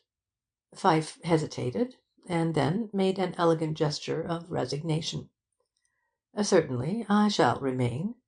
When you have further need of my services, you will find me at the Ansonia." He spoke with exalted condescension, and magnanimously conferred upon Markham a parting smile. But the smile did not spring from within. It appeared to have been adjusted upon his features by the unseen hands of a sculptor, and it affected only the muscles about his mouth. When he had gone, Vance gave Markham a look of suppressed mirth. "Elegancy, facility, and golden cadence. But put not your faith in poesy, old dear. Our Ciceronian friend is an unmitigated fashioner of deceptions." "If you're trying to say that he's a smooth liar," remarked Heath, "I don't agree with you. I think that story about the captain's threat is straight goods." "Oh, that! Of course it's true. And, you know, Markham, the knightly Mr. Pfyfe was frightfully disappointed when you didn't insist on his revealing Miss St. Clair's name. This Leander, I fear, would never have swum the Hellespont for a lady's sake." "Whether he's a swimmer or not," said Heath impatiently, "he's given us something to go on." Markham agreed that Pfyfe's recital had added materially to the case against Leacock. "I think I'll have the captain down to my office to-morrow and question him," he said. A moment later Major Benson entered the room, and Markham invited him to join us. "I just saw Pfyfe get into a taxi," he said, when he had sat down. "I suppose you've been asking him about Alban's affairs. Did he help you any?" "I hope so, for all our sakes," returned Markham kindly. "By the way, Major, what do you know about a Captain Philip Leacock?" Major Benson lifted his eyes to Markham's in surprise. "Didn't you know? Leacock was one of the captains in my regiment. A first-rate man. He knew Alvin pretty well, I think, but my impression is they didn't hit it off very chummily. Surely you don't connect him with this affair?" Markham ignored the question. "Did you happen to attend a party of Pfyfe's the night the captain threatened your brother?" "I went, I remember, to one or two of Pfyfe's parties," said the Major. "I don't, as a rule, care for such gatherings, but Alvin convinced me it was a good business policy." He lifted his head and frowned fixedly into space, like one searching for an elusive memory. "However, I don't recall. By George, yes, I believe I do. But if the instance I am thinking of is what you have in mind, you can dismiss it. We were all a little moist that night." "Did Captain Leacock draw a gun?" asked Heath. The Major pursed his lips. "Now that you mention it, I think he did make some motion of the kind." "Did you see the gun?" pursued Heath. "No, I can't say that I did." Markham put the next question. "Do you think Captain Leacock capable of the act of murder?" "Hardly," Major Benson answered, with emphasis. "Leacock isn't cold-blooded. The woman over whom the tiff occurred is more capable of such an act than he is." A short silence followed, broken by Vance. "What do you know, Major, about this glass of fashion and mould of form, Pfyfe? He appears a rare bird. Has he a history, or is his presence his life's document?" "Leander Pfyfe," said the Major, "is a typical specimen of the modern young do-nothing. I say young, though I imagine he's around 40. He was pampered in his upbringing, had everything he wanted, I believe. But he became restless, and followed several different fads till he tired of them. He was 2 years in South Africa, hunting big game, and I think wrote a book recounting his adventures. Since then he has done nothing that I know of. He married a wealthy shrew some years ago, for her money, I imagine. But the woman's father controls the purse strings, and holds him down to a rigid allowance. Pfyfe's a waster and an idler, but Alvin seems to find some attraction in the man." The Major's words had been careless in inflection and undeliberated, like those of a man discussing a neutral matter, but all of us, I think, received the impression that he had a strong personal dislike for Pfyfe. "Not a ravishing personality, what?" remarked Vance. "And he uses far too much jicky."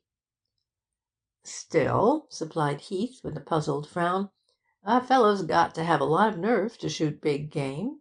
And, speaking of nerve, I've been thinking that the guy who shot your brother, Major, was a mighty cool-headed proposition. He did it from the front, when his man was wide awake, and with a servant upstairs. That takes nerves." "Sergeant, you're positively brilliant!" exclaimed Vance. End of chapter 11. Chapter 12. The owner of a Colt 45. Monday, June 17, forenoon.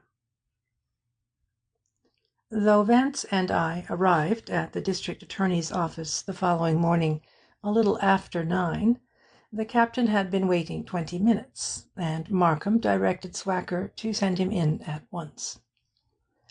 Captain Philip Leacock was a typical army officer, very tall, fully 6 feet 2 inches, clean-shaven, straight and slender. His face was grave and immobile, and he stood before the district attorney in the erect, earnest attitude of a soldier awaiting orders from his superior officer. "Take a seat, Captain," said Markham, with a formal bow. "I have asked you here, as you probably know, to put a few questions to you concerning Mr. Alvin Benson. There are several points regarding your relationship with him which I want you to explain." "Am I suspected of complicity in the crime?" Leacock spoke with a slight southern accent. "That remains to be seen," Markham told him coldly. "It is to determine that point that I wish to question you." The other sat rigidly in his chair and waited. Markham fixed him with a direct gaze. You recently made a threat on Mr. Alvin Benson's life, I believe?" Leacock started, and his fingers tightened over his knees. But before he could answer, Markham continued, "I can tell you the occasion on which the threat was made. It was at a party given by Mr. Leander Pfyfe." Leacock hesitated, then thrust forward his jaw. "Very well, sir. I admit I made the threat. Benson was a cad. He deserved shooting. That night he had become more obnoxious than usual. He'd been drinking too much. And so had I reckon."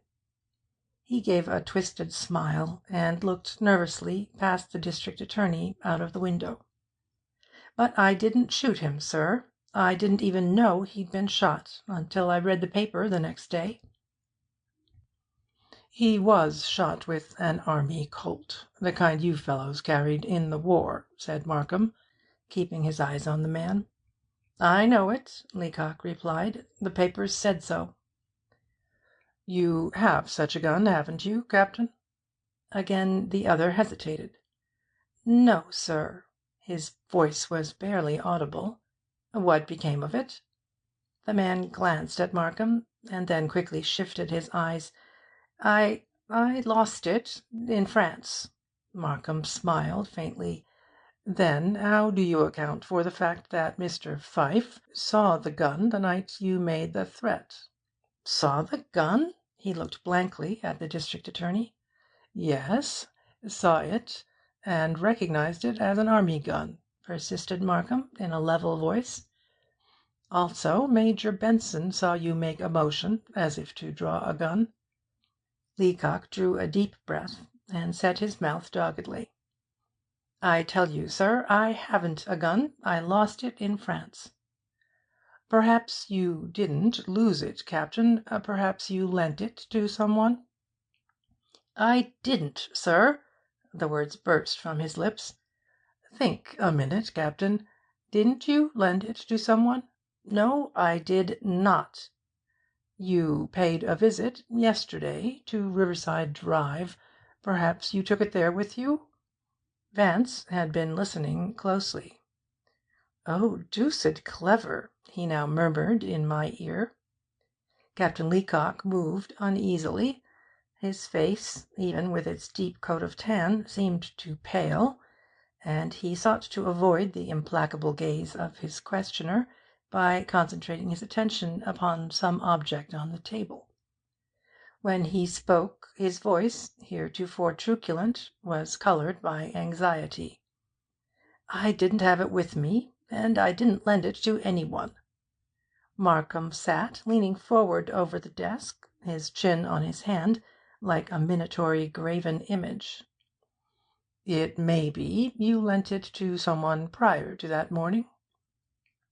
"Prior to—" Leacock looked up quickly and paused, as if analysing the other's remark. Markham took advantage of his perplexity. "Have you lent your gun to anyone since you returned from France?" "No, I've never lent it," he began, but suddenly halted and flushed.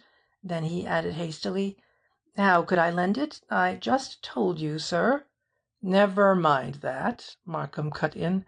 "So you had a gun, did you, Captain? Have you still got it?"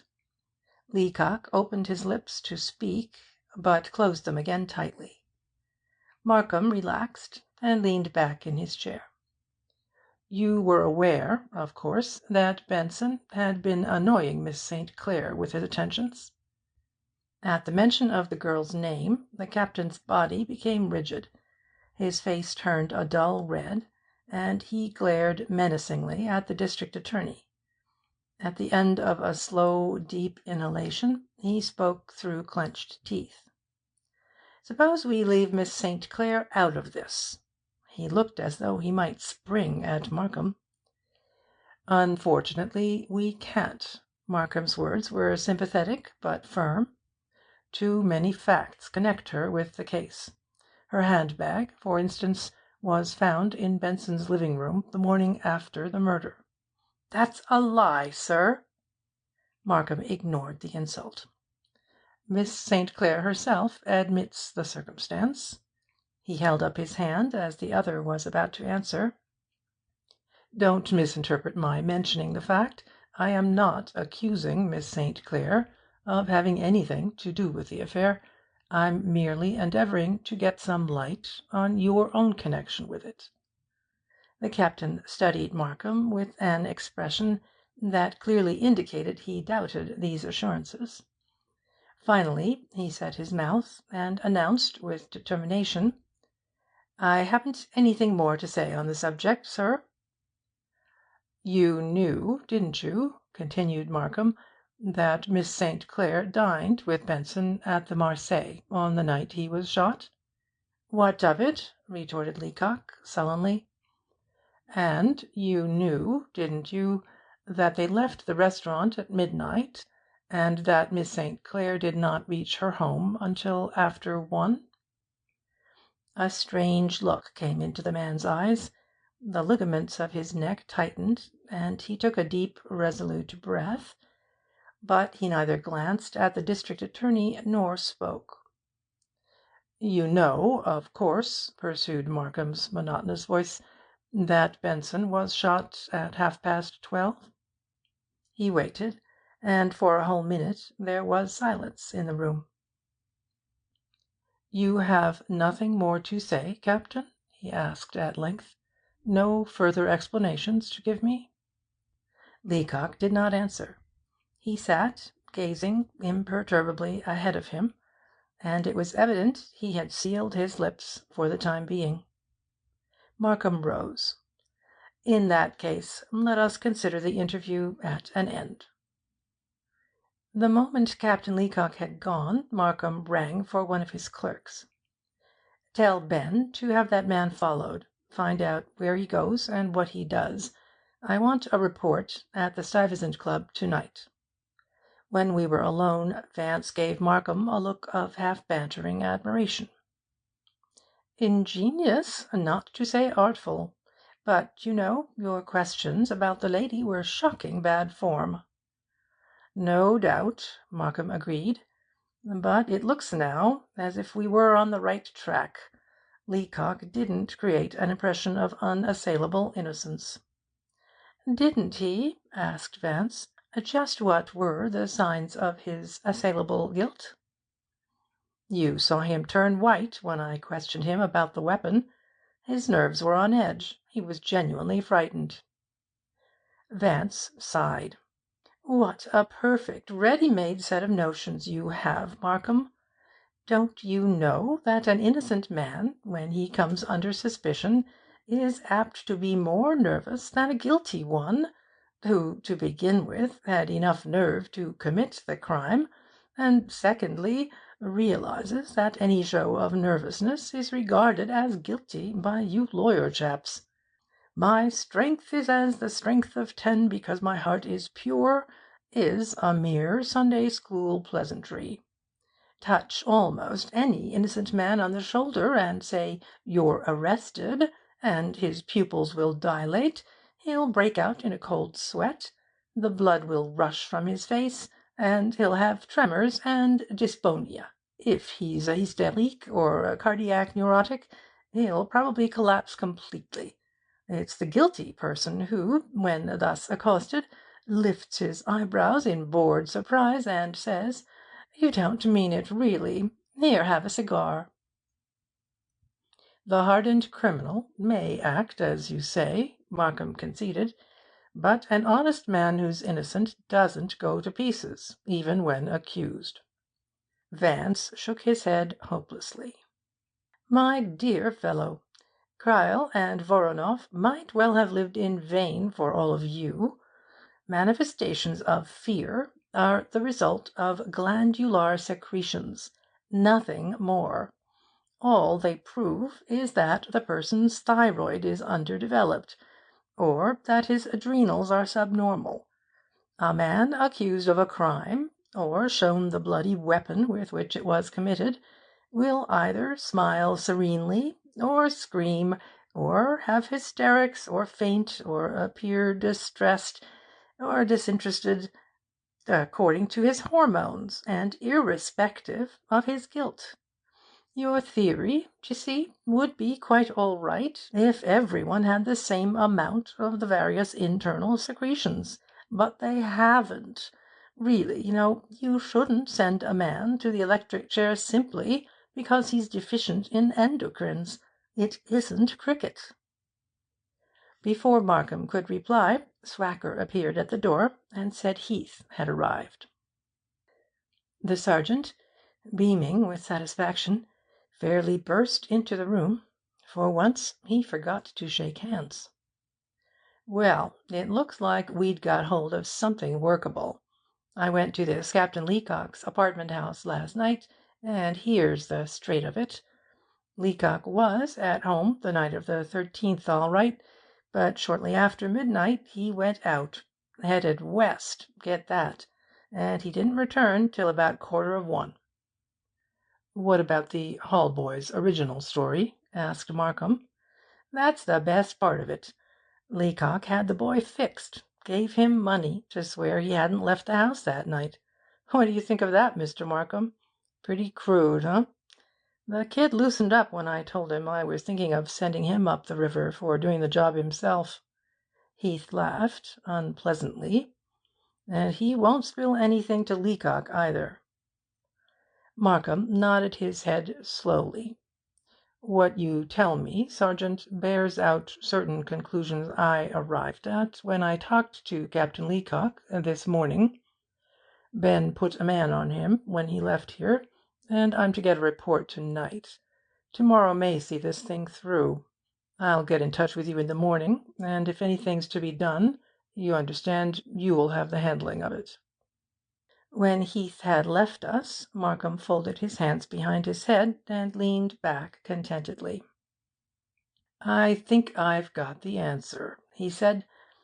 "The girl dined with Benson and returned to his house afterward. The captain, suspecting the fact, went out, found her there, and shot Benson. That would account not only for her gloves and handbag, but for the hour it took her to go from the Marseilles to her home. It would also account for her attitude here Saturday, and for the captain's lying about the gun. There, I believe I have my case. The smashing of the captain's alibi about clinches it." "Oh, quite," said Vance airily. "Hope springs exulting on triumphant wing." Markham regarded him a moment. "Have you entirely forsworn human reason as a means of reaching a decision? Here we have an admitted threat, a motive, the time, the place, the opportunity, the conduct, and the criminal agent." "Those words sound strangely familiar," smiled Vance. "Didn't most of 'em fit the young lady also? And you really haven't got the criminal agent, But it's no doubt floating about the city somewhere, a mere detail, however." "I may not have it in my hand," Markham countered, "but with a good man on the watch every minute, Leacock won't find much opportunity of disposing of the weapon." Vance shrugged indifferently. "In any event, go easy," he admonished. "My humble opinion is that you've merely unearthed a conspiracy." "Conspiracy? Good Lord, what kind?" "A conspiracy of circumstances, don't you know?" "I'm glad, at any rate, it hasn't to do with international politics," returned Markham good-naturedly. He glanced at the clock. "You won't mind if I get to work? I've a dozen things to attend to, and a couple of committees to see. Why don't you go across the hall and have a talk with Ben Hanlon, and then come back at 12:30? We'll have lunch together at the Bankers' Club. Ben's our greatest expert on foreign extradition, and has spent most of his life chasing about the world after fugitives from justice. He'll spin you some good yarns." "How perfectly fascinatin'!" exclaimed Vance, with a yawn. But instead of taking the suggestion, he walked to the window and lit a cigarette. He stood for a while, puffing at it, rolling it between his fingers and inspecting it critically. "You know, Markham," he observed, "everything's going to pot these days. It's this silly democracy. Even the nobility is degenerating. These Régie cigarettes now, they've fallen off frightfully. There was a time when no self-respecting potentate would have smoked such inferior tobacco." Markham smiled. "What's the favor you want to ask?" "Favor? What has that to do with the decay of Europe's aristocracy?" "I've noticed that whenever you want to ask a favor which you consider questionable etiquette, you begin with a denunciation of royalty." "Observant fellow," commented Vance dryly. Then he too smiled. "Do you mind if I invite Colonel Ostrander along to lunch?" Markham gave him a sharp look. "Bigsby Ostrander, you mean? Is he the mysterious colonel you've been asking people about for the last 2 days?" "That's the lad. Pompous ass, and that sort of thing. Might prove a bit edifying, though. He's the papa of Benson's crowd, so to speak. Knows all parties. Regular old scandalmonger." "Have him along by all means," agreed Markham. Then he picked up the telephone. "Now I'm going to tell Ben you're coming over for an hour or so." Chapter 13. The Grey Cadillac. Monday, June 17, 12:30 p.m. When, at 12:30, Markham, Vance, and I entered the grill of the Bankers' Club in the Equitable Building, Colonel Ostrander was already at the bar, engaged with one of Charlie's prohibition clam broth and Worcestershire sauce cocktails. Vance had telephoned him immediately upon our leaving the district attorney's office, requesting him to meet us at the club, and the colonel had seemed eager to comply. "Here is New York's gayest dog," said Vance, introducing him to Markham. I had met him before. "A sybarite and a hedonist. He sleeps till noon, and makes no appointments before tiffin time. I had to knock him up and threaten him with your official ire to get him downtown at this early hour." "Only too pleased to be of any service," said the colonel grandiloquently. "Shocking affair. Gad, I couldn't credit it when I read it in the papers. Fact is, though, I don't mind saying it, I've one or two ideas on the subject. Came very near calling you up myself, sir." When we had taken our seats at the table, Vance began interrogating him without preliminaries. "You know all the people in Benson's set, Colonel. Tell us something about Captain Leacock. What sort of a chap is he?" "Aha! So you've got your eye on the gallant captain." Colonel Ostrander pulled importantly at his white moustache. He was a large, pink-faced man, with bushy eyelashes and small blue eyes, and his manner and bearing were those of a pompous light opera general. "Not a bad idea. Might possibly have done it. Hot-headed fellow. He's badly smitten with a Miss St. Clair. Fine girl, Muriel. And Benson was smitten too. If I'd been 20 years younger myself—" "You're too fascinating to the ladies as it is, Colonel," interrupted Vance. "But tell us about the captain." "Ah, yes, the captain. Comes from Georgia originally. Served in the war. Some kind of decoration. He didn't care for Benson. Disliked him, in fact. Quick-tempered, single-track-minded sort of person. Jealous, too. You know the type. The product of that tribal etiquette below the Mason-Dixon line. Puts women on a pedestal. Not that they shouldn't be put there, God bless 'em. But he'd go to jail for a lady's honour. A shielder of womanhood. Sentimental cuss. Full of chivalry. Just the kind to blow out a rival's brains. No questions asked. Popped, and it's all over. Dangerous chap to monkey with. Benson was a confounded idiot to bother with the girl when he knew she was engaged to Leacock. Playin' with fire. I don't mind sayin' I was tempted to warn him, but it was none of my affair. I had no business interferin'. Bad taste." "Just how well did Captain Leacock know Benson?" asked Vance. "By that I mean, how intimate were they?" "Not intimate at all," the Colonel replied. He made a ponderous gesture of negation, and added, "I should say not. Formal, in fact. They met each other here and there a good deal, though. Knowing 'em both pretty well, I've often had 'em to little affairs at my humble diggin's." "You wouldn't say Captain Leacock was a good gambler, level-headed, and all that?" "Gambler, huh?" The Colonel's manner was heavily contemptuous. "Poorest I ever saw. Played poker worse than a woman. Too excitable. Couldn't keep his feelin's to himself.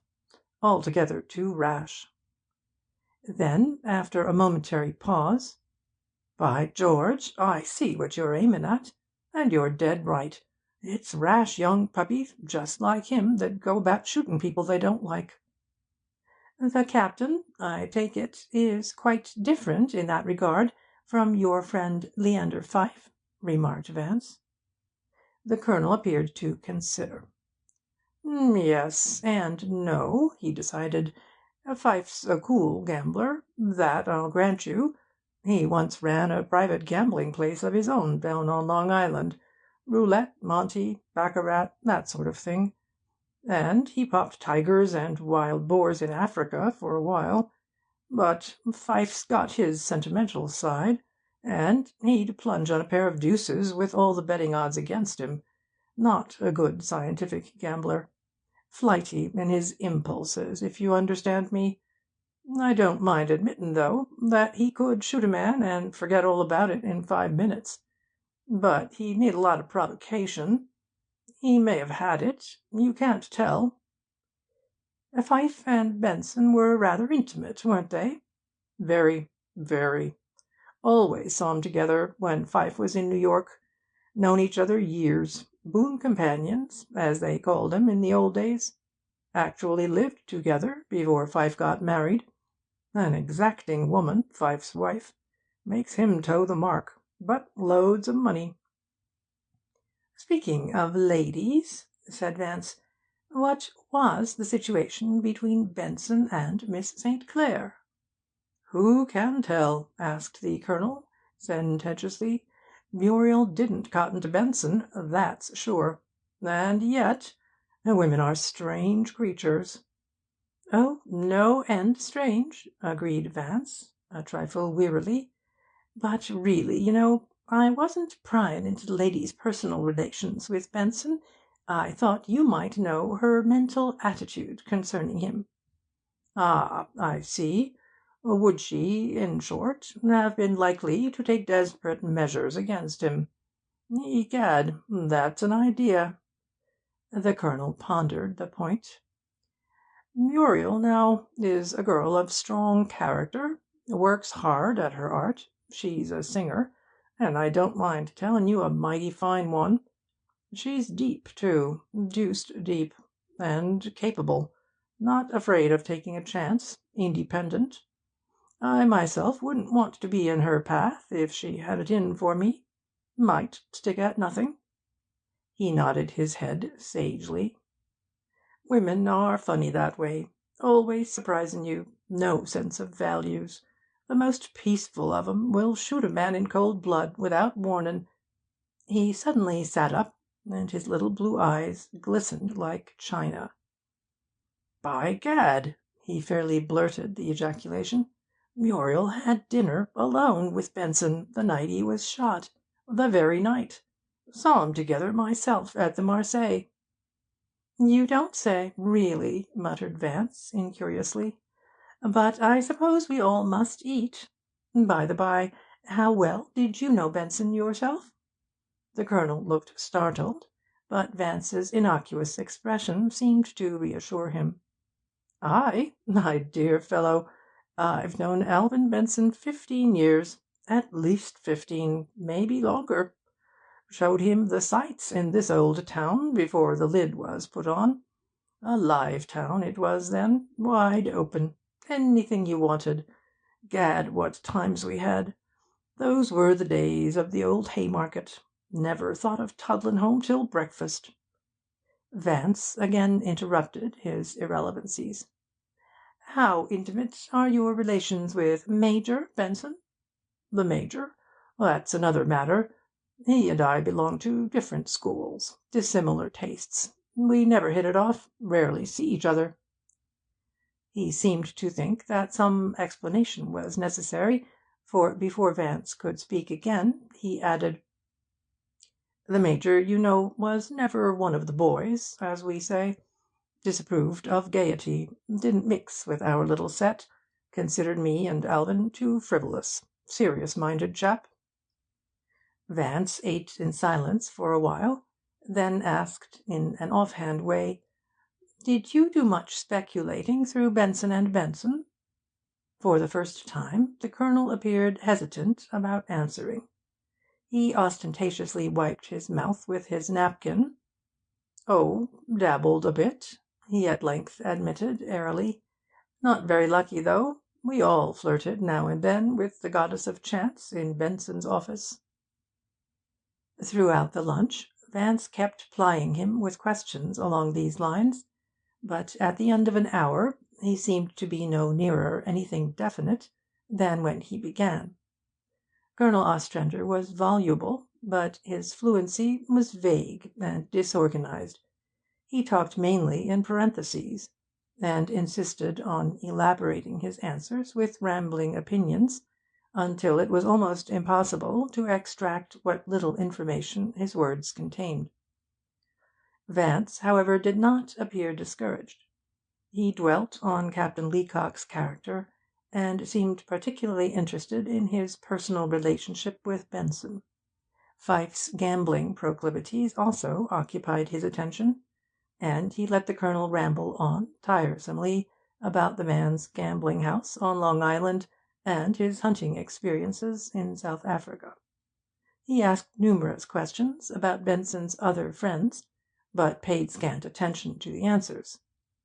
The whole interview impressed me as pointless, and I could not help wondering what Vance hoped to learn. Markham, I was convinced, was equally at sea. He pretended polite interest, and nodded appreciatively during the Colonel's incredibly drawn-out periods, but his eyes wandered occasionally, and several times I saw him give Vance a look of reproachful inquiry. There was no doubt, however, that Colonel Ostrander knew his people. When we were back in the district attorney's office, having taken leave of our garrulous guest at the subway entrance, Vance threw himself into one of the easy chairs with an air of satisfaction. "Most entertainin', what? As an eliminator of suspects, the Colonel has his good points." "Eliminator?" retorted Markham. "It's a good thing he's not connected with the police. He'd have half the community jailed for shooting Benson." "He is a bit bloodthirsty," Vance admitted. "He's determined to get somebody jailed for the crime." "According to that old warrior, Benson's coterie was a camorra of gunmen, not forgetting the women. I couldn't help getting the impression, as he talked, that Benson was miraculously lucky not to have been riddled with bullets long ago." "It's obvious," commented Vance, "that you overlooked the illuminatin' flashes in the Colonel's thunder." "Were there any?" Markham asked. "At any rate, I can't say that they exactly blinded me by their brilliance." "And you received no solace from his words?" "Only those in which he bade me a fond farewell. The parting didn't exactly break my heart. What the old boy said about Leacock, however, might be called a confirmatory opinion.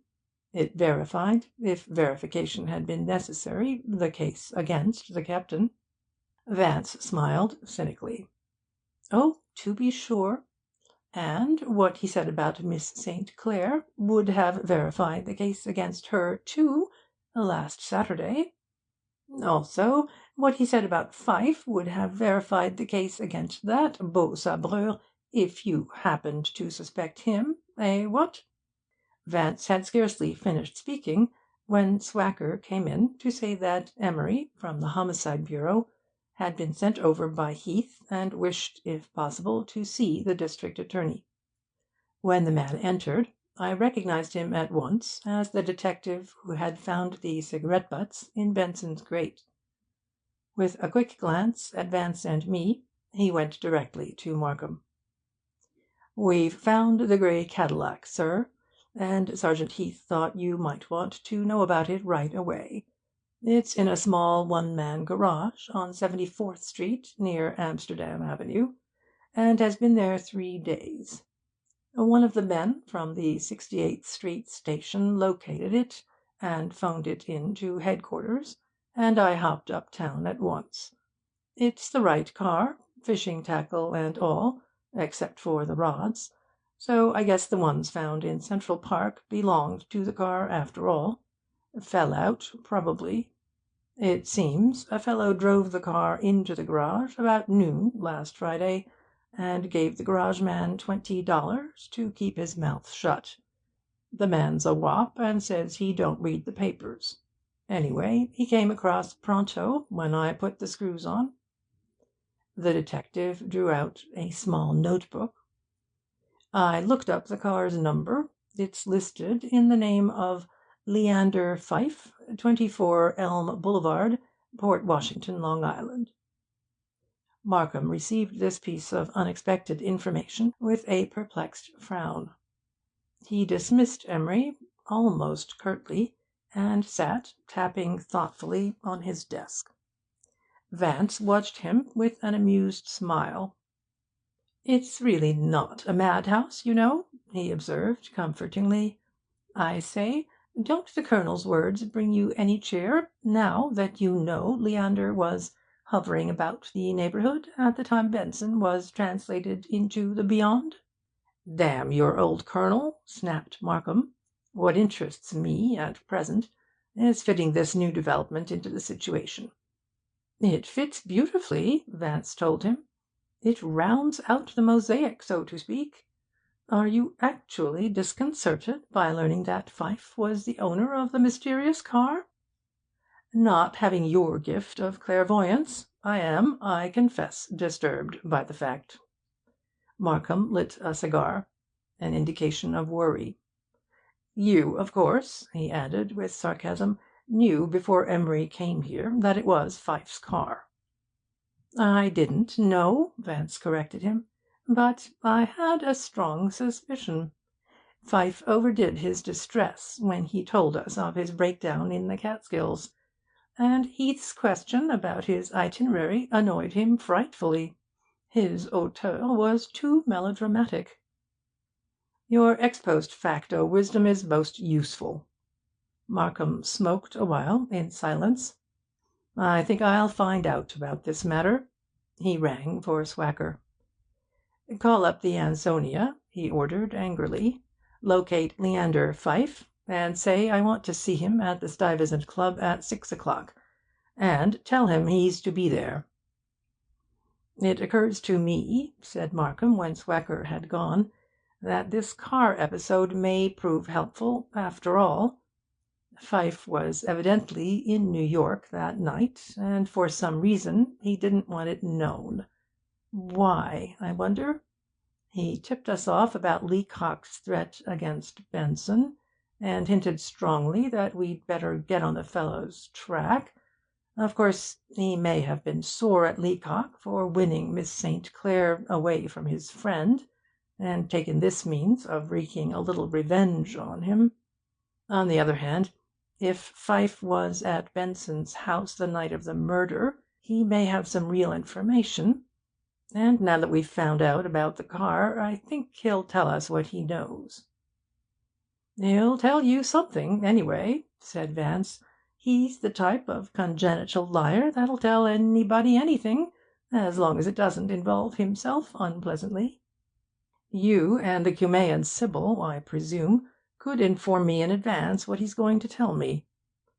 "I couldn't say as to the Cumaean Sibyl, don't you know," Vance returned lightly, "but speaking for myself, I rather fancy he'll tell you that he saw the impetuous captain at Benson's house that night." Markham laughed. "I hope he does. You will want to be on hand to hear him, I suppose?" "I couldn't bear to miss it." Vance was already at the door, preparatory to going, when he turned again to Markham.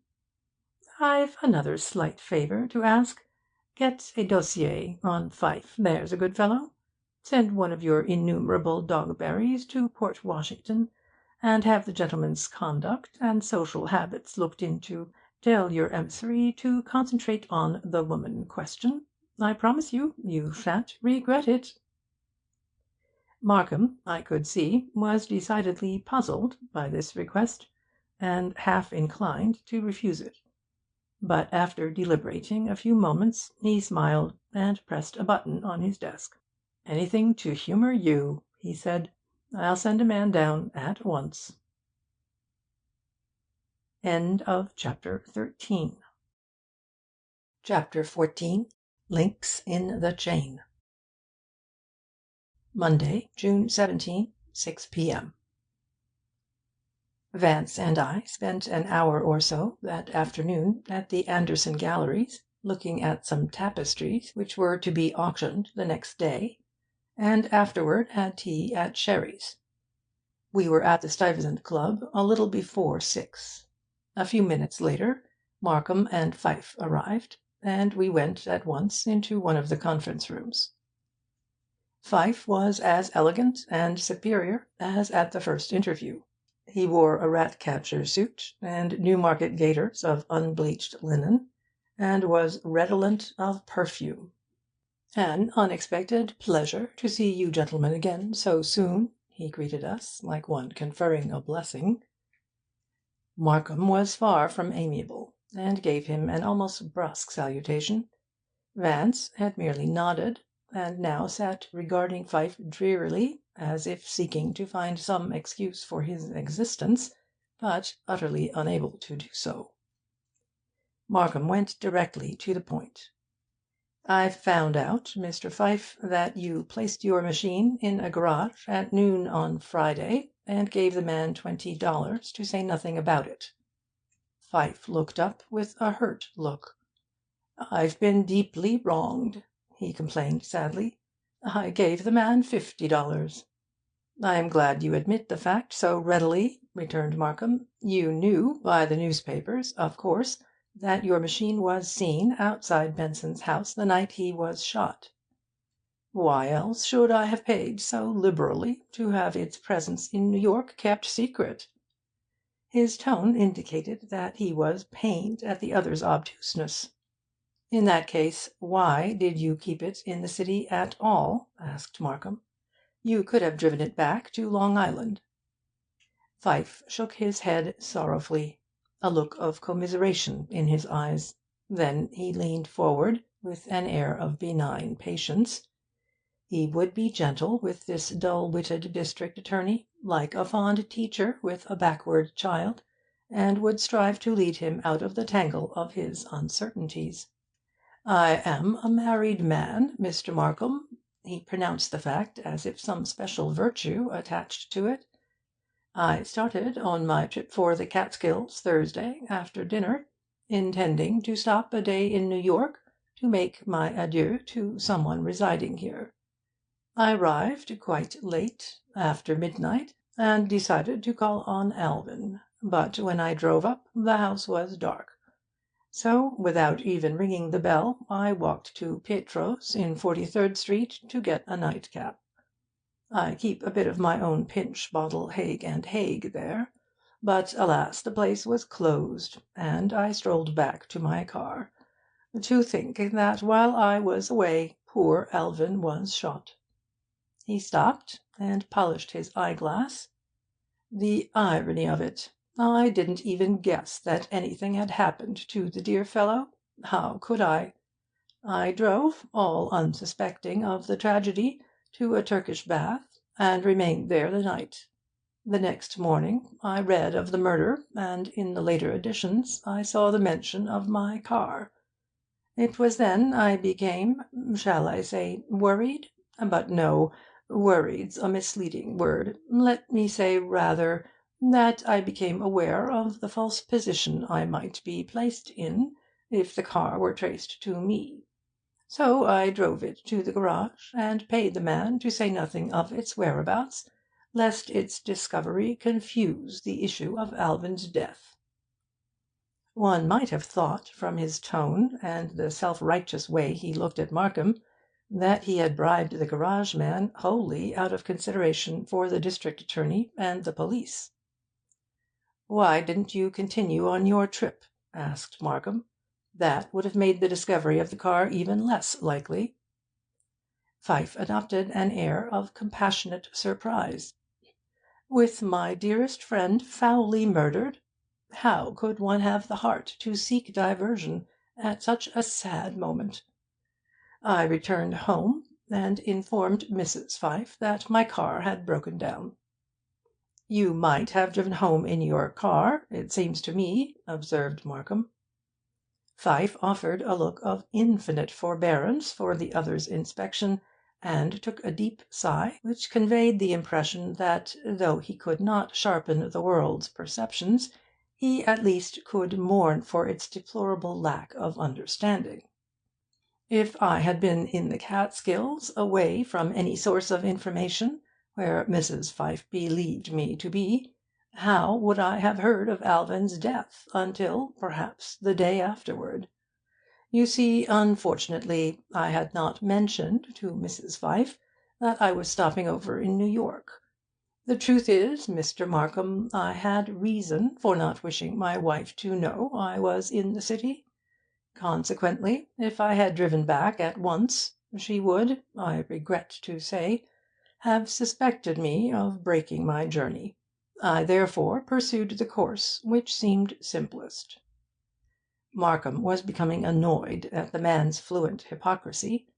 After a brief silence, he asked abruptly, "Did the presence of your car at Benson's house that night have anything to do with your apparent desire to implicate Captain Leacock in the affair?" Pfyfe lifted his eyebrows in pained astonishment, and made a gesture of polite protestation. "My dear sir," his voice betokened profound resentment at the other's unjust imputation, "if yesterday you detected in my words an undercurrent of suspicion against Captain Leacock, I can account for it only by the fact that I actually saw the captain in front of Alban's house when I drove up that night." Markham shot a curious look at Vance, then said to Pfyfe, "You are sure you saw Leacock?" "I saw him quite distinctly, and I would have mentioned the fact yesterday had it not involved the tacit confession of my own presence there." "What if it had?" demanded Markham. "It was vital information, and I could have used it this morning. You were placing your comfort ahead of the legal demands of justice, and your attitude puts a very questionable aspect on your own alleged conduct that night." "You are pleased to be severe, sir," said Pfyfe, with self-pity, "but, having placed myself in a false position, I must accept your criticism." "Do you realize," Markham went on, "that many a district attorney, if he knew what I now know about your movements, and had been treated the way you've been treating me, would arrest you on suspicion?" "Then I can only say," was the suave response, "that I am most fortunate in my inquisitor." Markham rose. "That will be all for to-day, Mr. Pfyfe. But you are to remain in New York until I give you permission to return home. Otherwise I will have you held as a material witness." Pfyfe made a shocked gesture in deprecation of such acerbities, and bade us a ceremonious good afternoon. When we were alone, Markham looked seriously at Vance. "Your prophecy was fulfilled, though I didn't dare hope for such luck. Pfyfe's evidence puts the final link in the chain against the captain." Vance smoked languidly. "I'll admit your theory of the crime is most satisfying. But, alas! The psychological objection remains. Everything fits, with the one exception of the captain, and he doesn't fit at all. Silly idea, I know, but he has no more business being cast as the murderer of Benson than the Bisonic Tetrazzini had for being cast as the physical Mimi. Footnote 16. Obviously a reference to Tetrazzini's performance in La Bohème at the Manhattan Opera House in 1908. In any other circumstances, Markham answered, I might defer reverently to your charming theories, but with all the circumstantial and presumptive evidence I have against Leacock, it strikes my inferior legal mind as sheer nonsense to say he just couldn't be guilty because his hair is parted in the middle and he tucks his napkin in his collar. There's too much logic against it. I'll grant your logic is irrefutable, as all logic is, no doubt. You've probably convinced many innocent persons by sheer reasoning that they were guilty.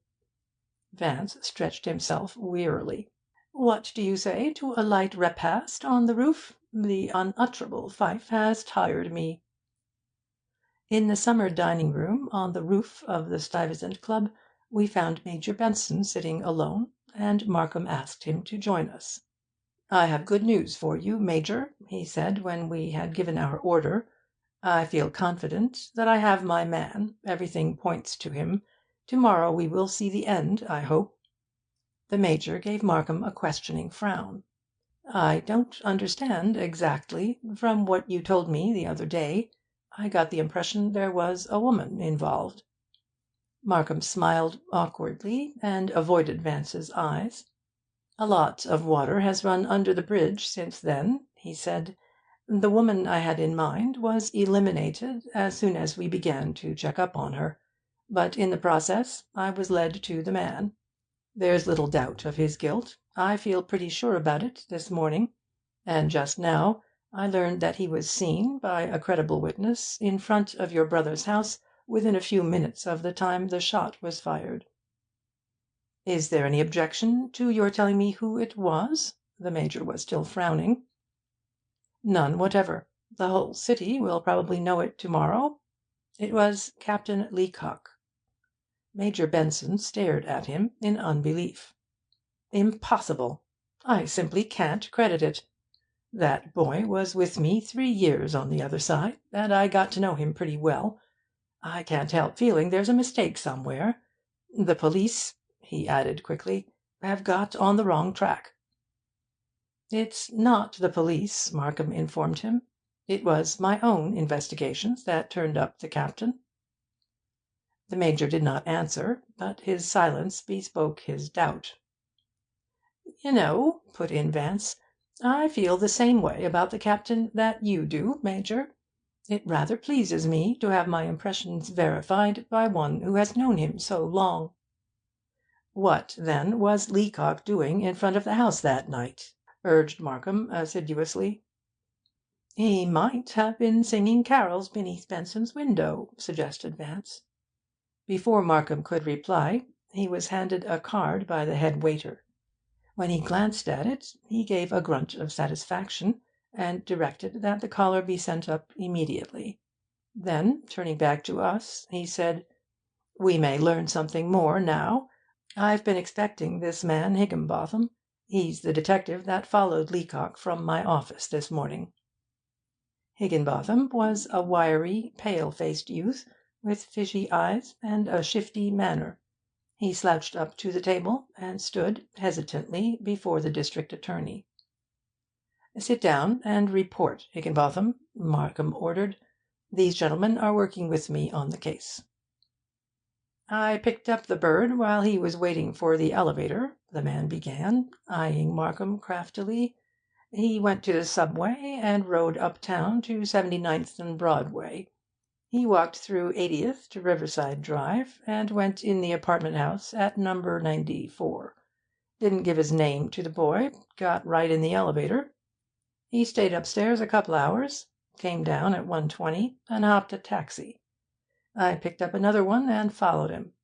He went down the drive to 72nd, through Central Park, and east on 59th, got out at Avenue A, and walked out on the Queensborough Bridge.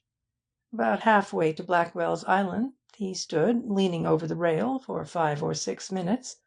Then he took a small package out of his pocket and dropped it in the river. What size was the package? There was a repressed eagerness in Markham's question. Higginbotham indicated the measurements with his hands. How thick was it? Inch or so, maybe. Markham leaned forward. Could it have been a gun, a Colt automatic? Sure, it could. Just about the right size. And it was heavy, too. I could tell by the way he handled it, and the way it hit the water. All right. Markham was pleased.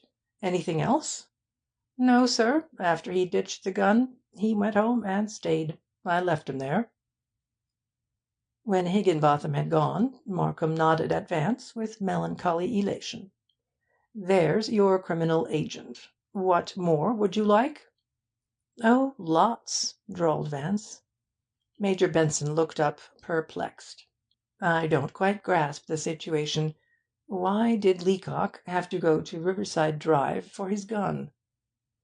I have every reason to think, said Markham, that he took it to Miss St. Clair the day after the shooting, for safe keeping, probably. He wouldn't have wanted it found in his place. Might he not have taken it to Miss St. Clair's before the shooting? I know what you mean, Markham answered. I, too, recalled the Major's assertion the day before that Miss St. Clair was more capable of shooting his brother than was the captain. I had the same idea myself, but certain evidential facts have eliminated her as a suspect. You've undoubtedly satisfied yourself on the point, returned the Major, but his tone was dubious. However, I can't see Leacock as Alvin's murderer. He paused, and laid a hand on the district attorney's arm. I don't want to appear presumptuous or unappreciative of all you've done, but I really wish you'd wait a bit before clapping that boy into prison. The most careful and conscientious of us are liable to error. Even facts sometimes lie damnably, and I can't help believing that the facts in this instance have deceived you. It was plain that Markham was touched by this request of his old friend, but his instinctive fidelity to duty helped him to resist the other's appeal. I must act according to my convictions, Major, he said firmly, but with a great kindness. End of chapter 14. Chapter 15. Pfyfe, Personal. Tuesday, June 18, 9 a.m.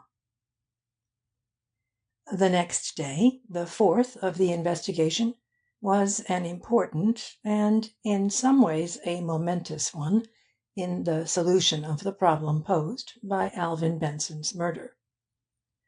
Nothing of a definite nature came to light, but a new element was injected into the case, and this new element eventually led to the guilty person. Before we parted from Markham after our dinner with Major Benson, Vance had made the request that he be permitted to call at the district attorney's office the next morning. Markham, both disconcerted and impressed by his unwonted earnestness, had complied, although I think he would rather have made his arrangements for Captain Leacock's arrest without the disturbing influence of the other's protesting presence. It was evident that, after Higginbotham's report, Markham had decided to place the captain in custody and to proceed with his preparation of data for the grand jury. Although Vance and I arrived at the office at 9 o'clock, Markham was already there. As we entered the room, he picked up the telephone receiver and asked to be put through to Sergeant Heath. At that moment Vance did an amazing thing. He walked swiftly to the district attorney's desk and, snatching the receiver out of Markham's hand, clamped it down on the hook. Then he placed the telephone to one side and laid both hands on the other's shoulders. Markham was too astonished and bewildered to protest, and before he could recover himself, Vance said in a low, firm voice, which was all the more impelling because of its softness, "I'm not going to let you jail Leacock. That's what I came here for this morning. You're not going to order his arrest, as long as I'm in this office and can prevent it by any means whatever. There's only one way you can accomplish this act of unmitigated folly, and that's by summoning your policeman and having me forcibly ejected. And I advise you to call a goodly number of 'em, because I'll give 'em the battle of their bellicose lives." The incredible part of this threat was that Vance meant it literally, and Markham knew he meant it.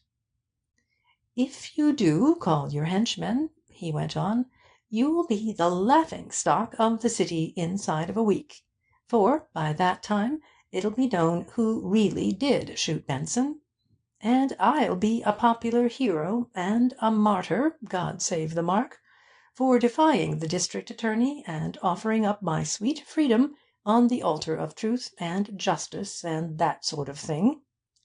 The telephone rang, and Vance answered it. "Not wanted," he said, closing off immediately. Then he stepped back and folded his arms. At the end of a brief silence Markham spoke, his voice quavering with rage. "If you don't go at once, Vance, and let me run this office myself, I'll have no choice but to call in those policemen." Vance smiled. He knew Markham would take no such extreme measures. After all, the issue between these two friends was an intellectual one, and though Vance's actions had placed it for a moment on a physical basis, there was no danger of its so continuing. Markham's belligerent gaze slowly turned to one of profound perplexity.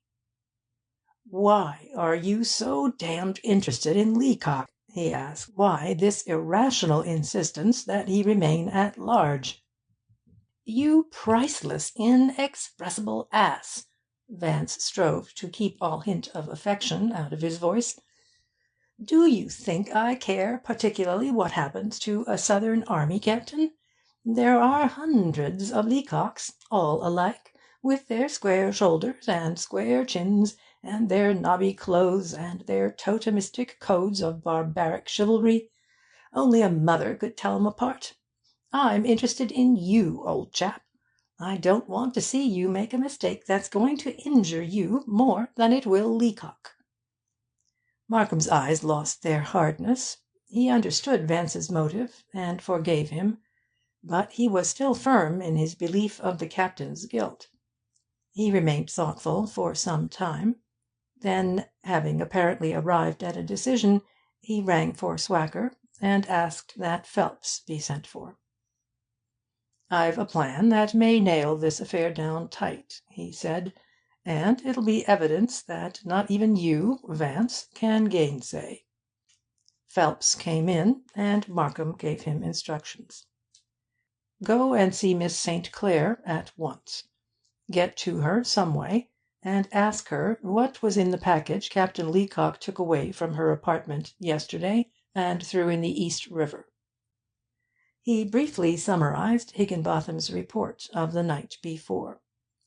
"Demand that she tell you, and intimate that you know it was the gun with which Benson was shot. She'll probably refuse to answer, and will tell you to get out. Then go downstairs and wait developments. If she phones, listen in at the switchboard. If she happens to send a note to anyone, intercept it. And if she goes out, which I hardly think likely, follow her and learn what you can. Let me hear from you the minute you get hold of anything." "I get you, Chief." Phelps seemed pleased with the assignment, and departed with alacrity. "Are such burglarious and eavesdropping methods considered ethical by your learned profession?" asked Vance. "I can't harmonize such conduct with your other qualities, you know." Markham leaned back and gazed up at the chandelier. "Personal ethics don't enter into it, or, if they do, they are crowded out by greater and graver considerations, by the higher demands of justice.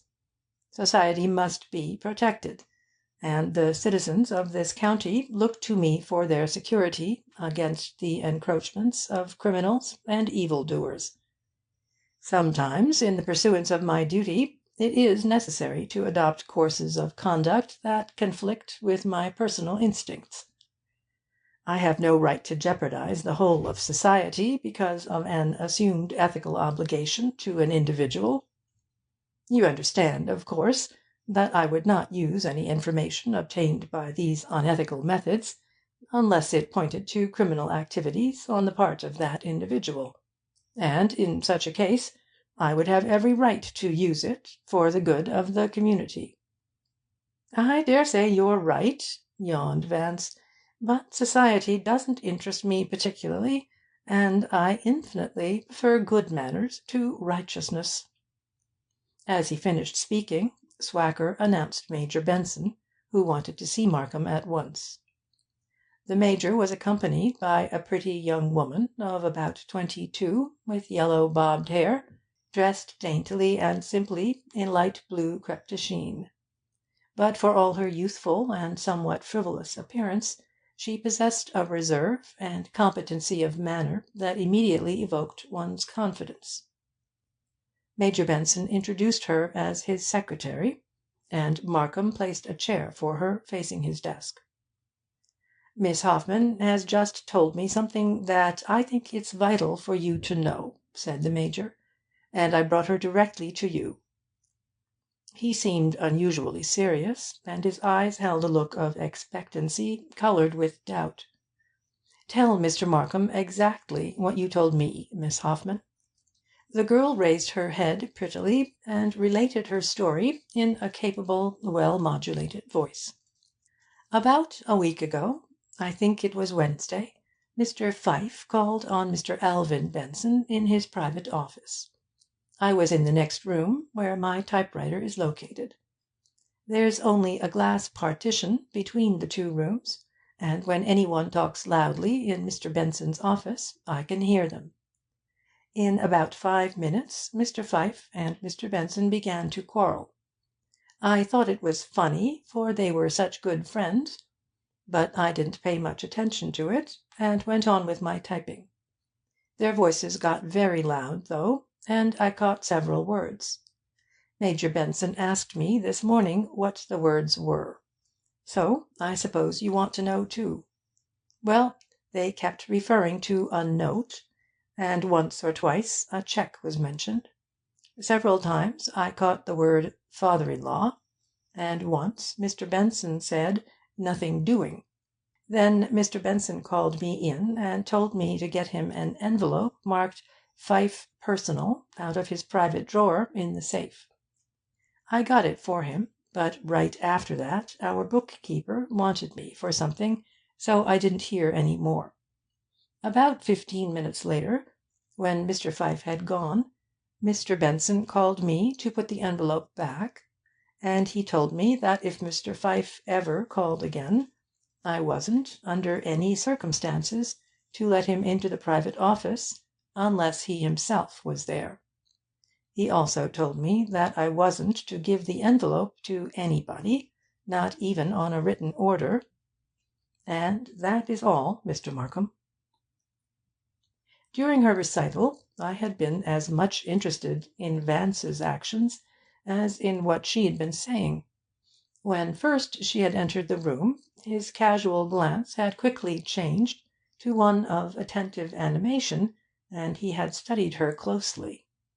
When Markham had placed the chair for her, he had risen and reached for a book lying on the table near her, and in so doing he had leaned unnecessarily close to her in order to inspect, or so it appeared to me, the side of her head. And during her story he had continued his observation, at times bending slightly to the right or left to better his view of her. Unaccountable as his actions had seemed, I knew that some serious consideration had prompted the scrutiny. When she finished speaking, Major Benson reached in his pocket and tossed a long manila envelope on the desk before Markham. "Here it is," he said. "I got Miss Hoffman to bring it to me the moment she told me her story." Markham picked it up hesitantly, as if doubtful of his right to inspect its contents. "You'd better look at it," the Major advised. "That envelope may very possibly have an important bearing on the case." Markham removed the elastic band and spread the contents of the envelope before him. They consisted of 3 items: a cancelled cheque for £10,000 made out to Leander Pfyfe and signed by Alvin Benson; a note for £10,000 to Alvin Benson, signed by Pfyfe; and a brief confession, also signed by Pfyfe, saying the cheque was a forgery. The cheque was dated March 20th of the current year. The confession and the note were dated 2 days later. The note, which was for 90 days, fell due on Friday, June 21st, only 3 days off. For fully 5 minutes Markham studied these documents in silence. Their sudden introduction into the case seemed to mystify him. Nor had any of the perplexity left his face when he finally put them back in the envelope. At length he turned to the Major. "I'll keep this envelope a while, if you'll let me. I don't see its significance at present, but I'd like to think it over." When Major Benson and his secretary had gone, Vance rose and extended his legs. "À la fin," he murmured. "All things journey, sun and moon, morning, noon, and afternoon, night, and all her stars. Videlicet, we begin to make progress." "What the devil are you driving at?"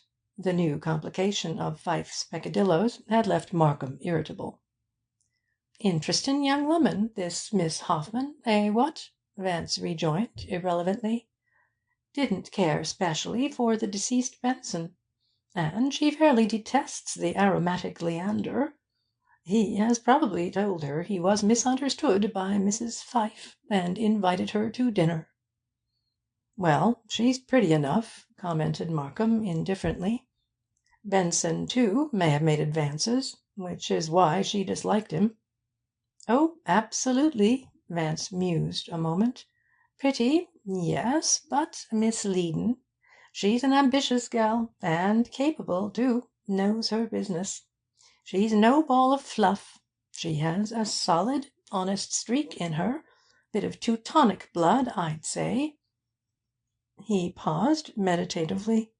"You know, Markham, I have a suspicion you'll hear from little Miss Katinka again." "Crystal gazing, eh?" mumbled Markham. "Oh dear, no." Vance was looking lazily out of the window. "But I did enter the silence, so to speak, and indulged in a bit of craniological contemplation." "I thought I noticed you ogling the girl," said Markham. "But since her hair was bobbed, and she had her hat on, how could you analyze the bumps, if that's the phrase you phrenologists use?" "Forget not Goldsmith's preacher," Vance admonished. "Truth from his lips prevailed, and those who came to scoff remained," etc., etc. To begin with, I'm no phrenologist, but I believe in epochal, racial, and hereditary variations in skulls. In that respect, I'm merely an old-fashioned Darwinian. Every child knows that the skull of the Piltdown man differs from that of the Cro-Magnard, and even a lawyer could distinguish an Aryan head from a Ural-Altaic head, or a Malaic from a Negrillo. And if one is versed at all in the Mendelian theory, hereditary cranial similarities can be detected. But all this erudition is beyond you, I fear. Suffice it to say that despite the young woman's hat and hair, I could see the contour of her head, and the bone structure in her face, and I even caught a glimpse of her ear." "And thereby deduced that we'd hear from her again?" added Markham scornfully. "Indirectly, yes," admitted Vance. Then, after a pause, "I say, in view of Miss Hoffman's revelation, do not Colonel Ostrander's comments of yesterday begin to take on a phosphorescent aspect?" "Look here," said Markham impatiently, "cut out these circumlocutions and get to the point." Vance turned slowly from the window and regarded him pensively. "Markham, I put the question academically. Doesn't Pfyfe's forged cheque, with its accompanying confession and its shortly due note, constitute a rather strong motive for doing away with Benson?" Markham sat up suddenly. "You think Pfyfe guilty, is that it?" "Well, here's the touchin' situation. Pfyfe obviously signed Benson's name to a cheque, told him about it, and got the surprise of his life when his dear old pal asked him for a 90-day note to cover the amount, and also for a written confession to hold over him to ensure payment. Now, consider the subsequent facts. First, Pfyfe called on Benson a week ago and had a quarrel in which the cheque was mentioned. Damon was probably pleading with Pythias to extend the note, and was vulgarly informed that there was nothing doing. Secondly, Benson was shot 2 days later, less than a week before the note fell due. Thirdly, Pfyfe was at Benson's house the hour of the shooting, and not only lied to you about his whereabouts, but bribed a garage owner to keep silent about his car. Fourthly, his explanation, when caught, of his unrewarded search for Haig and Haig was, to say the least, a bit thick. And don't forget that the original tale of his lonely quest for nature's solitudes in the Catskills, with his mysterious stop-over in New York to confer a farewell benediction upon some anonymous person, was not all that one could have hoped for in the line of plausibility. Fifthly, he is an impulsive gambler, given to taking chances, and his experiences in South Africa would certainly have familiarized him with firearms. Sixthly, he was rather eager to invite Leacock, and did a bit of caddish tale-bearing to that end, even informing you that he saw the captain at the fatal moment. Seventhly, but why bore you? Motive, time, place, opportunity, conduct? All that's wanting is the criminal agent. But then the captain's gun is at the bottom of the East River, so you're not very much better off in this case, what?" Markham had listened attentively to Vance's summary. He now sat in rapt silence, gazing down at the desk. "How about a little chat with Pfyfe before you make any final move against the captain?" suggested Vance. "I think I'll take your advice," answered Markham slowly, after several minutes' reflection. Then he picked up the telephone. "I wonder if he's at his hotel now." "Oh, he's there," said Vance. "Watchful, waitin', and all that." Pfyfe was in, and Markham requested him to come at once to the office. "There's another thing I wish you'd do for me," said Vance, when the other had finished telephoning. "The fact is, I'm longing to know what everyone was doing during the hour of Benson's dissolution, that is, between midnight and 1 a.m. on the night of the 13th, or, to speak pedantically, the morning of the 14th. Markham looked at him in amazement. "Seems silly, doesn't it?" Vance went on blithely. "But you put such faith in alibis, though they do prove disappointin' at times, what? There's Leacock, for instance. If that hall boy had told Heath to toddle along and sell his violets, you couldn't do a blessed thing to the captain. Which shows, you see, that you're too trustin'. Why not find out where everyone was? Pfyfe and the captain were at Benson's, and they're about the only ones whose whereabouts you've looked into. Maybe there were others hovering around Alvin that night. There may have been a crush of friends and acquaintances on hand, a regular soirée, you know. Then again, checking up on all these people will supply the desolate sergeant with something to take his mind off his sorrows. Markham knew, as well as I, that Vance would not have made the suggestion of this kind unless actuated by some serious motive, and for several moments he studied the other's face intently, as if trying to read his reason for this unexpected request. "Who, specifically," he asked, "is included in your every one?" He took up his pencil and held it poised above a sheet of paper. "No one is to be left out," replied Vance. "Put down Miss St. Clair, Captain Leacock, the Major, Pfyfe, Miss Hoffman." "Miss Hoffman?" "Every one. Have you Miss Hoffman? Now jot down Colonel Ostrander." "Look here," cut in Markham. "And I may have one or two others for you later, but that will do nicely for a beginning." Before Markham could protest further, Swacker came in to say that Heath was waiting outside.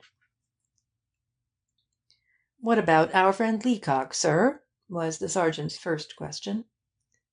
"I'm holding that up for a day or so," explained Markham.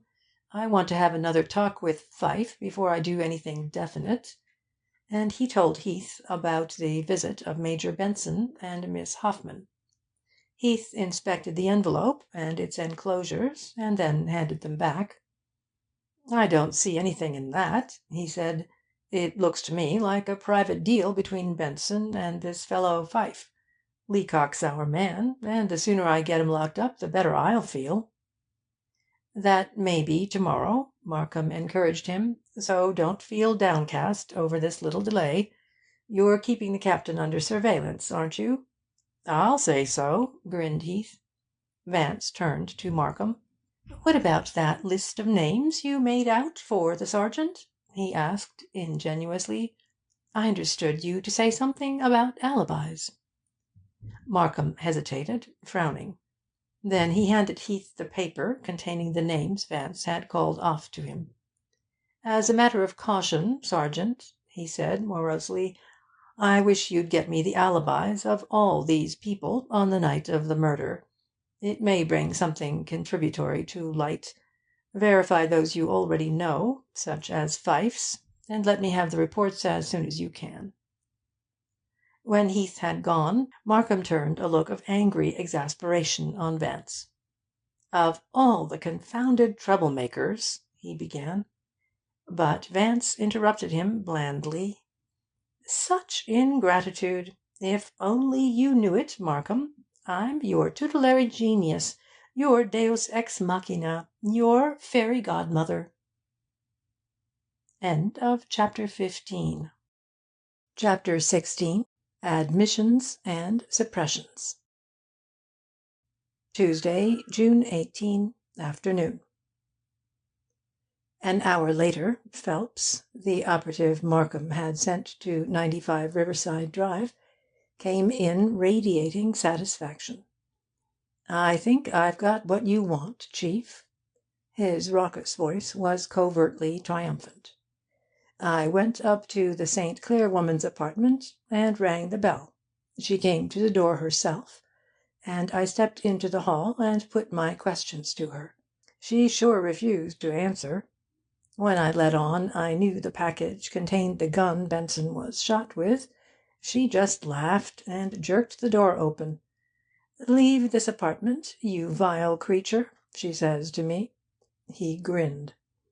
I hurried downstairs, and I hadn't any more than got to the switchboard when her signal flashed.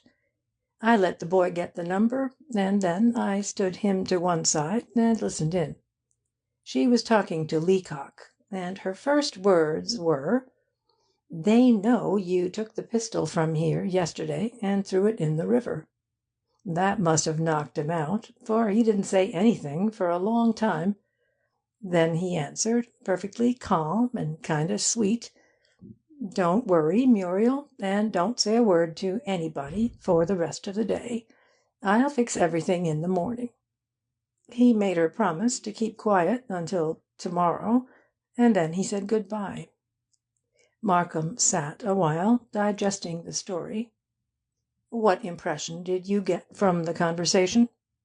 "If you ask me, Chief," said the detective, "I'd lay 10 to 1 that Leacock's guilty, and the girl knows it." Markham thanked him and let him go. "This sub-Potomac chivalry," commented Vance, "is a frightful nuisance. But aren't we about due to hold polite conversation with the gentle Leander?" Almost as he spoke, the man was announced. He entered the room with his habitual urbanity of manner, but, for all his suavity, he could not wholly disguise his uneasiness of mind. "Sit down, Mr. Pfyfe," directed Markham brusquely. "It seems you have a little more explaining to do." Taking out the manila envelope, he laid its contents on the desk where the other could see them. "Will you be so good as to tell me about these?" "With the greatest pleasure," said Pfyfe, but his voice had lost its assurance. Some of his poise, too, had deserted him, and as he paused to light a cigarette I detected a slight nervousness in the way he manipulated his gold match-safe. "I really should have mentioned these before," he confessed, indicating the papers with a delicately inconsequential wave of the hand. He leaned forward on one elbow, taking a confidential attitude, and as he talked the cigarette bobbed up and down between his lips. "It pains me deeply to go into this matter," he began, "but since it is in the interests of truth, I shall not complain. My domestic arrangements are not all that one could desire. My wife's father has, curiously enough, taken a most unreasonable dislike to me, and it pleases him to deprive me of all but the meagrest financial assistance, although it is really my wife's money that he refuses to give me. A few months ago I made use of certain funds, $10,000 to be exact, which, I learned later, had not been intended for me. When my father-in-law discovered my error, it was necessary for me to return the full amount, to avoid a misunderstanding between Mrs. Pfyfe and myself, a misunderstanding which might have caused my wife great unhappiness. I regret to say I used Alvin's name on a cheque, but I explained it to him at once, you understand, offering him the note and this little confession as evidence of my good faith. And that is all, Mr. Markham." "Was that what your quarrel with him last week was about?" Pfyfe gave him a look of querulous surprise. "Ah, you heard of our little contretemps? Yes, we had a slight disagreement as to the, shall I say, terms of the transaction." "Did Benson insist that the note be paid when due?" "No, not exactly." Pfyfe's manner became unctuous. "I beg of you, sir, not to press me as to my little chat with Alvin. It was, I assure you, quite irrelevant to the present situation. Indeed, it was of a most personal and private nature." He smiled confidingly. "I will admit, however, that I went to Alvin's house the night he was shot, intending to speak to him about the cheque. But, as you already know, I found the house dark, and spent the night in a Turkish bath." "Pardon me, Mr. Pfyfe," it was Vance who spoke, "but did Mr. Benson take your note without security?" "Of course." Pfyfe's tone was a rebuke. "Alvin and I, as I have explained, were the closest friends." "But even a friend, don't you know," Vance submitted, "might ask for security on such a large amount. How did Benson know that you'd be able to repay him?" "I can only say that he did know," the other answered, with an air of patient deliberation. Vance continued to be doubtful. "Perhaps it was because of the confession you had given him." Pfyfe rewarded him with a look of beaming approval. "You grasp the situation perfectly," he said. Vance withdrew from the conversation, and though Markham questioned Pfyfe for nearly half an hour, nothing further transpired. Pfyfe clung to his story in every detail, and politely refused to go deeper into his quarrel with Benson, insisting that it had no bearing on the case. At last he was permitted to go. "Not very helpful," Markham observed. "I'm beginning to agree with Heath that we've turned up a mare's nest in Pfyfe's frenzied financial deal."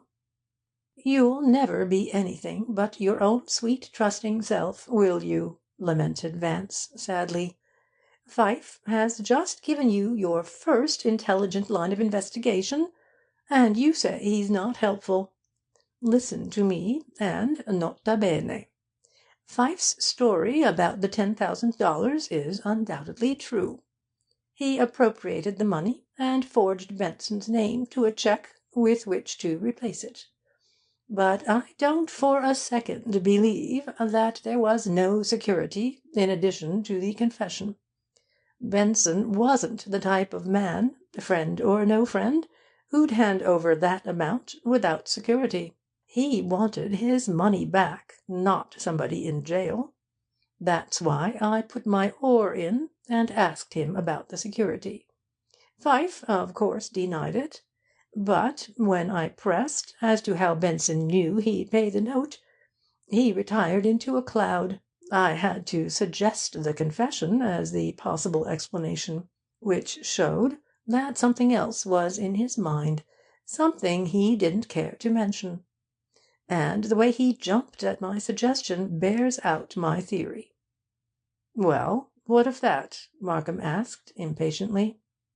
"Oh, for the gift of tears," moaned Vance.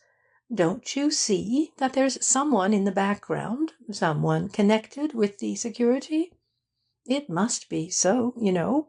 Otherwise Pfyfe would have told you the entire tale of the quarrel, if only to clear himself from suspicion. Yet, knowing that his position is an awkward one, he refuses to divulge what passed between him and Benson in the office that day. Pfyfe is shielding someone, and he is not the soul of chivalry, you know. Therefore, I ask, why?" He leaned back and gazed at the ceiling. "I have an idea, amounting to a cerebral cyclone," he added, "that when we put our hands on that security, we'll also put our hands on the murderer." At this moment the telephone rang, and when Markham answered it a look of startled amusement came into his eyes. He made an appointment with the speaker for 5:30 that afternoon. Then, hanging up the receiver, he laughed outright at Vance. "Your auricular researches have been confirmed," he said. "Miss Hoffman just called me, confidentially, on an outside 'phone, to say she has something to add to her story. She's coming here at 5:30. Vance was unimpressed by the announcement. "I rather imagined she'd telephone during her lunch hour." Again Markham gave him one of his searching scrutinies. "There's something damned queer going on around here," he observed. "Oh, quite," returned Vance carelessly. "Queerer than you could possibly imagine." For 15 or 20 minutes Markham endeavoured to draw him out. But Vance seemed suddenly possessed of an ability to say nothing with the blandest fluency. Markham finally became exasperated. "I'm rapidly coming to the conclusion," he said, "that either you had a hand in Benson's murder, or you're a phenomenally good guesser." "There is, you know, an alternative," rejoined Vance. "It might be that my aesthetic hypotheses and metaphysical deductions, as you call 'em, are working out, what?" A few minutes before we went to lunch, Swacker announced that Tracy had just returned from Long Island with his report. "Is he the lad you sent to look into Pfyfe's affaire du coeur?" Vance asked Markham. "For if he is, I'm all aflutter." "He's the man. Send him in, Swacker." Tracy entered, smiling silkily, his black notebook in one hand, his pince nez in the other. "I had no trouble learning about Pfyfe," he said. "He's well known in Port Washington, quite a character, in fact, and it was easy to pick up gossip about him." He adjusted his glasses carefully and referred to his notebook. "He married a Miss Hawthorne in 1910. She's wealthy, but Pfyfe doesn't benefit much by it, because her father sits on the money bags." "Mr. Tracy, I say," interrupted Vance, "never mind the née Hawthorne and her doting papa. Mr. Pfyfe himself has confided in us about his sad marriage. Tell us, if you can, about Mr. Pfyfe's extra-nuptial affairs. Are there any other ladies?" Tracy looked inquiringly at the district attorney. He was uncertain as to Vance's locus standi. Receiving a nod from Markham, he turned a page in his notebook and proceeded. "I found one other woman in the case. She lives in New York, and often telephones to a drug store near Pfyfe's house, and leaves messages for him. He uses the same phone to call her by. He had made some deal with the proprietor, of course, but I was able to obtain her phone number. As soon as I came back to the city, I got her name and address from information, and made a few inquiries. She's a Mrs. Paula Banning, a widow, and a little fast, I should say, and she lives in an apartment at 268 West 75th Street. This exhausted Tracy's information, and when he went out, Markham smiled broadly at Vance. "He didn't supply you with very much fuel." "My word, I think he did unbelievably well," said Vance. "He unearthed the very information we wanted." "We wanted?" echoed Markham. "I have more important things to think about than Pfyfe's amours." "And yet, you know, this particular amour of Pfyfe's is going to solve the problem of Benson's murder," replied Vance, and would say no more. Markham, who had an accumulation of other work awaiting him, and numerous appointments for the afternoon, decided to have his lunch served in the office, so Vance and I took leave of him. We lunched at the Élysée, dropped in at Knoedler's to see an exhibition of French pointillism, and then went to Aeolian Hall, where a string quartet from San Francisco was giving a programme of Mozart. A little before 5:30 we were again at the district attorney's office, which at that hour was deserted except for Markham. Shortly after our arrival, Miss Hoffman came in and told the rest of her story in direct, businesslike fashion. "I didn't give you all the particulars this morning," she said, "and I wouldn't care to do so now, unless you are willing to regard them as confidential, for my telling you might cost me my position." "I promise you," Markham assured her, "that I will entirely respect your confidence." She hesitated a moment, and then continued. "When I told Major Benson this morning about Mr. Pfyfe and his brother, he said at once that I should come with him to your office and tell you also. But on the way over, he suggested that I might omit a part of the story. He didn't exactly tell me not to mention it, but he explained that it had nothing to do with the case, and might only confuse you. I followed his suggestion, but after I got back to the office I began thinking it over, and knowing how serious a matter Mr. Benson's death was, I decided to tell you anyway, in case it did have some bearing on the situation. I didn't want to be in the position of having withheld anything from you." She seemed a little uncertain as to the wisdom of her decision. "I do hope I haven't been foolish. But the truth is, there was something else besides that envelope, which Mr. Benson asked me to bring him from the safe the day he and Mr. Pfyfe had their quarrel. It was a square, heavy package, and, like the envelope, was marked 'Pfyfe, Personal.' And it was over this package that Mr. Benson and Mr. Pfyfe seemed to be quarrelling." "Was it in the safe this morning, when you went to get the envelope for the Major?" asked Vance. "Oh, no. After Mr. Pfyfe left last week, I put the package back in the safe along with the envelope. But Mr. Benson took it home with him last Thursday, the day he was killed." Markham was but mildly interested in the recital, and was about to bring the interview to a close, when Vance spoke up. "It was very good of you, Miss Hoffman, to take this trouble to tell us about the package. And now that you are here, there are one or two questions I'd like to ask. How did Mr. Alvin Benson and the Major get along together?" She looked at Vance with a curious little smile. "They didn't get along very well," she said. "They were so different. Mr. Alvin Benson was not a very pleasant person, and not very honourable, I'm afraid. You'd never have thought they were brothers.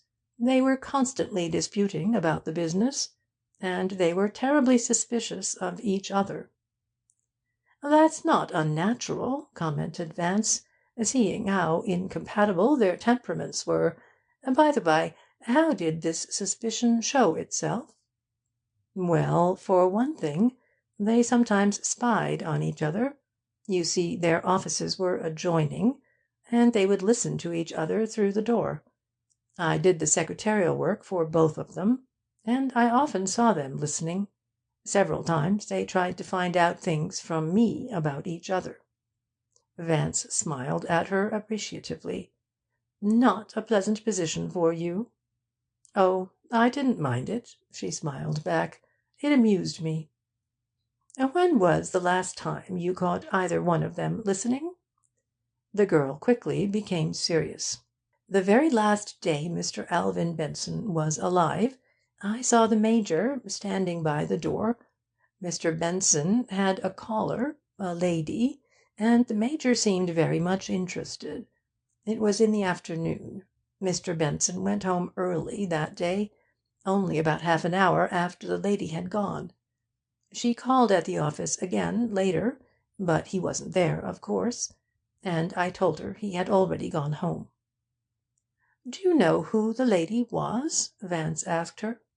"No, I don't," she said. "She didn't give her name." Vance asked a few other questions, after which we rode uptown in the subway with Miss Hoffman, taking leave of her at 23rd Street. Markham was silent and preoccupied during the trip, nor did Vance make any comment until we were comfortably relaxed in the easy-chairs of the Stuyvesant Club's lounge-room. Then, lighting a cigarette lazily, he said: "You grasp the subtle mental processes leading up to my prophecy about Miss Hoffman's second coming, what, Markham? You see, I knew friend Alvin had not paid that forged cheque without security, and I also knew that the tiff must have been about the security, for Pfyfe was not really worrying about being jailed by his alter ego. I rather suspect Pfyfe was trying to get the security back before paying off the note, and was told there was nothing doing. Moreover, little Goldilocks may be a nice girl, and all that, but it isn't in the feminine temperament to sit next door to an altercation between two such rakes and not listen attentively. I shouldn't care, you know, to have to decipher the typing she said she did during the episode. I was quite sure she heard more than she told, and I asked myself, why this curtailment? The only logical answer was, because the Major had suggested it. And since the gnädiges Fräulein was a forthright Germanic soul, with an inbred streak of selfish and cautious honesty, I ventured the prognostication that, as soon as she was out from under the benevolent jurisdiction of her tutor, she would tell us the rest, in order to save her own skin if the matter should come up later. Not so cryptic when explained, what? That's all very well, conceded Markham petulantly, but where does it get us? I shouldn't say that the forward movement was entirely imperceptible. Vance smoked a while, impassively. You realize, I trust, he said, that the mysterious package contained the security? One might form such a conclusion, agreed Markham, but the fact doesn't dumbfound me, if that's what you're hoping for. And, of course, pursued Vance easily, your legal mind, trained in the technique of ratiocination, has already identified it as the box of jewels that Mrs. Platts espied on Benson's table that fatal afternoon. Markham sat up suddenly, then sank back with a shrug. Even if it was, I don't see how that helps us. Unless the Major knew the package had nothing to do with the case, he would not have suggested to his secretary that she omit telling us about it. Ah, but if the Major knew that the package was an irrelevant item in the case, then he must also know something else about the case, what? Otherwise, he couldn't determine what was and what was not irrelevant. I have felt all along that he knew more than he admitted. Don't forget that he put us on the track of Pfyfe, and also that he was quite positive Captain Leacock was innocent. Markham thought for several minutes. "I'm beginning to see what you're driving at," he remarked slowly. "Those jewels, after all, may have an important bearing on the case. I think I'll have a chat with the Major about things." Shortly after dinner at the club that night, Major Benson came into the lounge-room, where we had retired for our smoke, and Markham accosted him at once. "Major, aren't you willing to help me a little more in getting at the truth about your brother's death?" he asked. The other gazed at him searchingly. The inflection of Markham's voice belied the apparent casualness of the question. "God knows it's not my wish to put obstacles in your way," he said, carefully weighing each word. "I'd gladly give you any help I could. But there are one or two things I cannot tell you at this time. If there was only myself to be considered," he added, "it would be different." "But you do suspect someone?" Vance put the question. "In a way, yes. I overheard a conversation in Alvin's office one day that took on added significance after his death." "You shouldn't let chivalry stand in the way," urged Markham. "If your suspicion is unfounded, the truth will surely come out." "But when I don't know, I certainly ought not to hazard a guess," affirmed the Major. "I think it best that you solve this problem without me." Despite Markham's importunities, he would say no more, and shortly afterward he excused himself and went out. Markham, now profoundly worried, sat smoking restlessly, tapping the arm of his chair with his fingers. "Well, old bean, a bit involved, what?" commented Vance. "It's not so damn funny," Markham grumbled. "Everyone seems to know more about the case than the police or the district attorney's office." "Which wouldn't be so disconcertin' if they all weren't so deuced reticent," supplemented Vance cheerfully. "And the touchin' part of it is that each of 'em appears to be keeping still, in order to shield someone else. Mrs. Platt began it. She lied about Benson's having any callers that afternoon, because she didn't want to involve his tea companion, Miss St. Clair. Miss St. Clair declined point blank to tell you anything, because she obviously didn't desire to cast suspicion on another. The captain became voiceless the moment you suggested his affianced bride was entangled. Even Leander refused to extricate himself from a delicate situation, lest he implicate another. And now the Major. Most annoyin'. On the other hand, don't you know, it's comfortin', not to say upliftin', to be dealing exclusively with such noble, self-sacrificing souls. Hell! Markham put down his cigar and rose. The case is getting on my nerves. I'm going to sleep on it, and tackle it in the morning. That ancient idea of sleeping on a problem is a fallacy, said Vance, as we walked out into Madison Avenue. An apologia, as it were, for one's not being able to think clearly. Poetic idea, you know. All poets believe in it. Nature's soft nurse, the balm of woe, childhood's mandragora, tired nature's sweet restorer, and that sort of thing. Silly notion. When the brain is keyed up and alive, it works far better than when apathetic from the torpor of sleep. Slumber is an anodyne, not a stimulus. Well, you sit up and think, was Markham's surly advice. That's what I'm going to do, blithely returned Vance. But not about the Benson case. I did all the thinking I'm going to do along that line 4 days ago. End of chapter 16. Chapter 17. The Forged Check.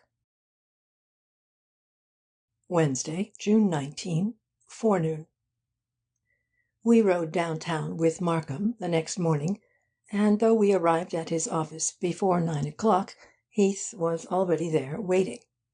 He appeared worried, and when he spoke his voice held an ill-disguised reproof for the district attorney. "What about this Leacock, Mr. Markham?" he asked. "It looks to me like we'd better grab him quick. We've been tailing him right along, and there's something funny going on. Yesterday morning he went to his bank and spent half an hour in the chief cashier's office. After that he visited his lawyers, and was there over an hour. Then he went back to the bank for another half hour. He dropped in to the Astor Grill for lunch, but didn't eat anything, sat staring at the table. 'Bout 2 o'clock he called on the realty agents who have the handling of the building he lives in, and after he'd left we found out he'd offered his apartment for sublease beginning tomorrow. Then he paid 6 calls on friends of his and went home. After dinner my man rang his apartment bell and asked for Mr. Whoosits. Leacock was packing up. It looks to me like a getaway." Markham frowned. Heath's report clearly troubled him, but before he could answer Vance spoke. "Why this perturbation, Sergeant? You're watching the captain? I'm sure he can't slip from your vigilant clutches." Markham looked at Vance a moment, then turned to Heath. "Let it go at that. But if Leacock attempts to leave the city, nab him." Heath went out sullenly. "By the by, Markham," said Vance, "don't make any appointment for 12:30 to-day. You already have one, don't you know, and with a lady." Markham put down his pen and stared. "What new damned nonsense is this?" "I made an engagement for you. Called the lady by 'phone this morning. I'm sure I woke the dear up." Markham spluttered, striving to articulate his angry protest. Vance held up his hand soothingly. "And you simply must keep the engagement. You see, I told her it was you speaking, and it would be shocking taste not to appear. I promise you won't regret meeting her," he added. Things looked so sadly befuddled last night, I couldn't bear to see you suffering so. Consequently, I arranged for you to see Mrs. Paula Banning, Pfyfe's Eloise, you know. I'm positive she'll be able to dispel some of this inspissated gloom that's enveloping you." "See here, Vance," Markham growled. "I happen to be running this office—" He stopped abruptly, realizing the hopelessness of making headway against the other's blandness. Moreover, I think the prospect of interviewing Mrs. Paula Banning was not wholly alien to his inclinations. His resentment slowly ebbed, and when he spoke again his voice was almost matter of fact. "Since you've committed me, I'll see her. But I'd rather Pfyfe wasn't in such close communication with her. He's apt to drop in with preconcerted unexpectedness." "Funny," murmured Vance. "I thought of that myself. That's why I 'phoned him last night, that he could return to Long Island." "You 'phoned him?" "Awfully sorry and all that," Vance apologized. "But you'd gone to bed. Sleep was knitting up your ravelled sleeve of care, and I couldn't bring myself to disturb you. Pfyfe was so grateful, too. Most touchin'. Said his wife also would be grateful.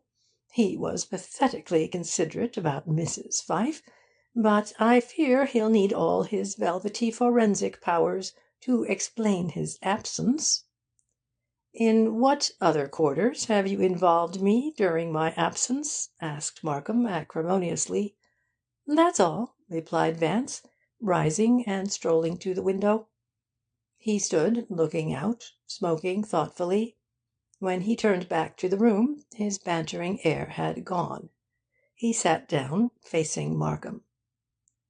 "The Major has practically admitted to us," he said, "that he knows more about this affair than he has told.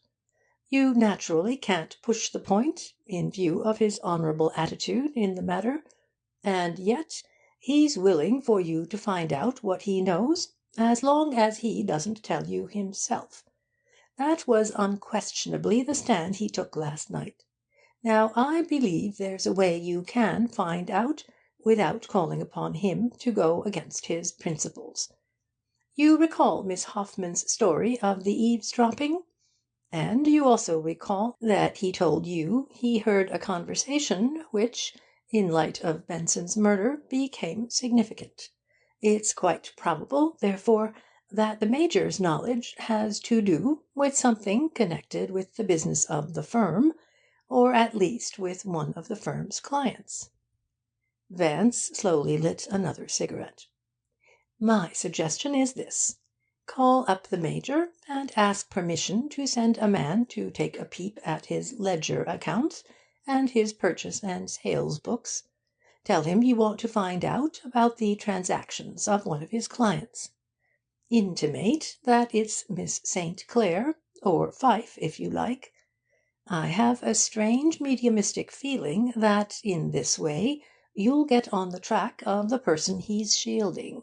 And I'm also assailed by the premonition that he'll welcome your interest in his ledger." The plan did not appeal to Markham as feasible or fraught with possibilities, and it was evident he disliked making such a request of Major Benson.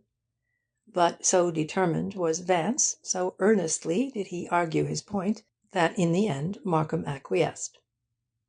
"He was quite willing to let me send a man," said Markham, hanging up the receiver. "In fact, he seemed eager to give me every assistance." "I thought he'd take kindly to the suggestion," said Vance. "You see, if you discover for yourself whom he suspects, it relieves him of the onus of having tattled." Markham rang for Swacker. "Call up Stitt, and tell him I want to see him here before noon, that I have an immediate job for him." Stitt, Markham explained to Vance, is the head of a firm of public accountants over in the New York Life Building. I use him a good deal on work like this. Shortly before noon Stitt came in. He was a prematurely old young man, with a sharp, shrewd face and a perpetual frown. The prospect of working for the district attorney pleased him. Markham explained briefly what was wanted, and revealed enough of the case to guide him in his task. The man grasped the situation immediately, and made one or two notes on the back of a dilapidated envelope. Vance also, during the instructions, had jotted down some notations on a piece of paper. Markham stood up and took his hat. "Now, I suppose, I must keep the appointment you made for me," he complained to Vance. Then, "Come, Stitt, I'll take you down with us in the judge's private elevator." "If you don't mind," interposed Vance, "Mr. Stitt and I will forego the honour, and mingle with the commoners in the public lift. We'll meet you downstairs."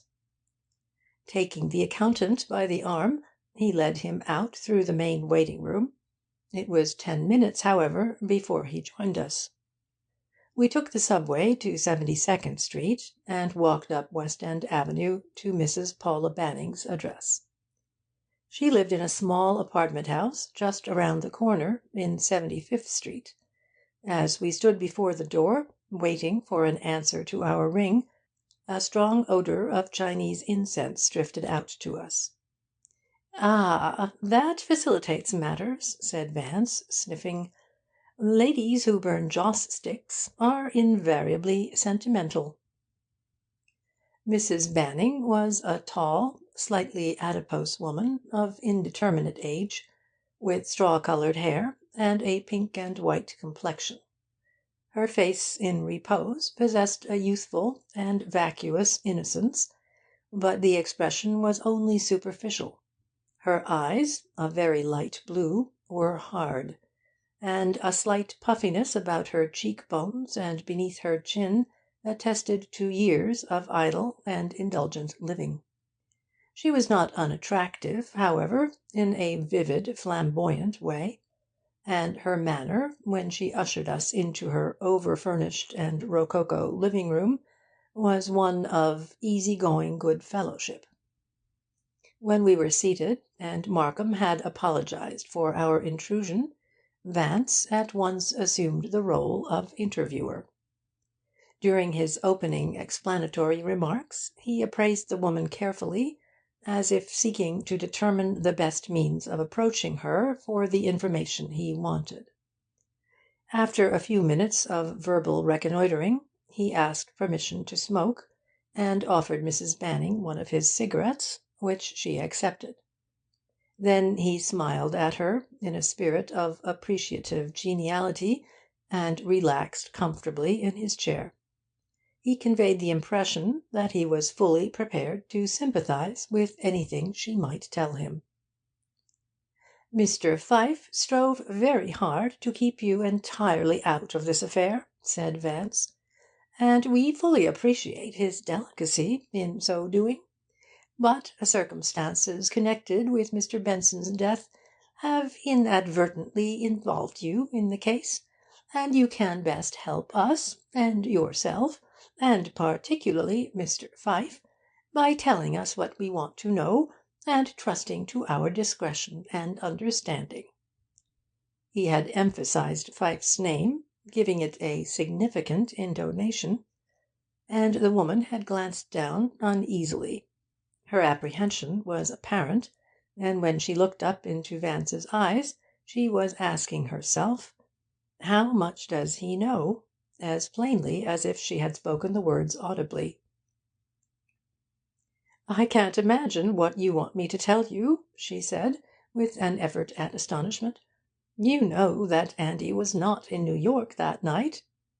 Her designating of the elegant and superior Pfyfe as Andy sounded almost like lèse majesté. "He didn't arrive in the city until nearly 9 the next morning. Didn't you read in the newspapers about the grey Cadillac that was parked in front of Benson's house?" Vance, in putting the question, imitated her own astonishment. She smiled confidently. "That wasn't Andy's car. He took the 8 o'clock train to New York the next morning. He said it was lucky that he did, seeing that a machine just like his had been at Mr. Benson's the night before." She had spoken with the sincerity of complete assurance. It was evident that Pfyfe had lied to her on this point. Vance did not disabuse her. In fact, he gave her to understand that he accepted her explanation, and consequently dismissed the idea of Pfyfe's presence in New York on the night of the murder. "I had in mind a connection of a somewhat different nature when I mentioned you and Mr. Pfyfe as having been drawn into the case. I referred to a personal relationship between you and Mr. Benson." She assumed an attitude of smiling indifference. "I'm afraid you're making another mistake," she spoke lightly. "Mr. Benson and I were not even friends. Indeed, I scarcely knew him." There was an overtone of emphasis in her denial, a slight eagerness which, in indicating a conscious desire to be believed, robbed her remark of the complete casualness she had intended. "Even a business relationship may have its personal side," Vance reminded her, "especially when the intermediary is an intimate friend of both parties to the transaction." She looked at him quickly, then turned her eyes away. "I really don't know what you're talking about," she affirmed, and her face for a moment lost its contours of innocence and became calculating. "You're surely not implying that I had any business dealings with Mr. Benson?" "Not directly," replied Vance, "but certainly Mr. Pfyfe had business dealings with him, and one of them, I rather imagined, involved you considerably." "Involved me?" She laughed scornfully, but it was a strained laugh. "It was a somewhat unfortunate transaction, I fear," Vance went on.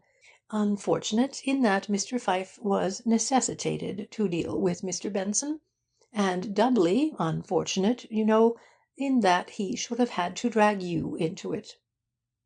His manner was easy and assured, and the woman sensed that no display of scorn or contempt, however well simulated, would make an impression upon him. Therefore she adopted an attitude of tolerantly incredulous amusement. "And where did you learn about all this?" she asked, playfully. "Alas, I didn't learn about it," answered Vance, falling in with her manner. "That's the reason, you see, that I indulged in this charming little visit. I was foolish enough to hope that you'd take pity on my ignorance and tell me all about it." "But I wouldn't think of doing such a thing," she said, "even if this mysterious transaction had really taken place." "My word," said Vance, "that is disappointin'. Ah, well, I see that I must tell you what little I know about it, and trust to your sympathy to enlighten me further."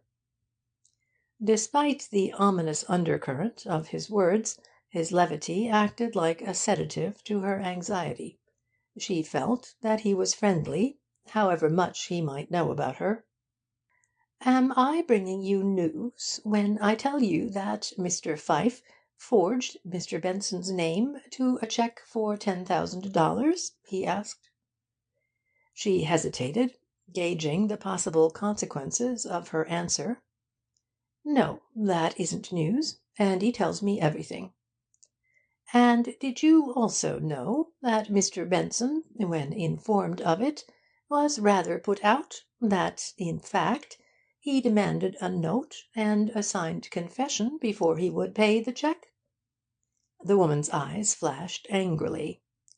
"Yes, I knew that too. And, after all Andy had done for him, if ever a man deserved shooting, it was Alvin Benson. He was a dog. And he pretended to be Andy's best friend. Just think of it, refusing to lend Andy the money without a confession! You'd hardly call that a business deal, would you? I'd call it a dirty, contemptible, underhand trick." She was enraged.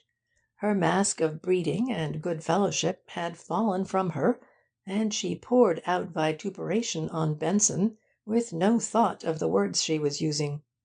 Her speech was devoid of all the ordinary reticencies of intercourse between strangers.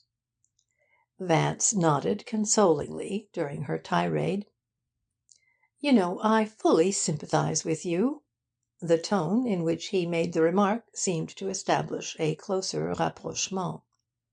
After a moment he gave her a friendly smile. "But, after all, one could almost forgive Benson for holding the confession if he hadn't also demanded security." "What security?" Vance was quick to sense the change in her tone. Taking advantage of her rage, he had mentioned the security while the barriers of her pose were down. Her frightened, almost involuntary query told him that the right moment had arrived.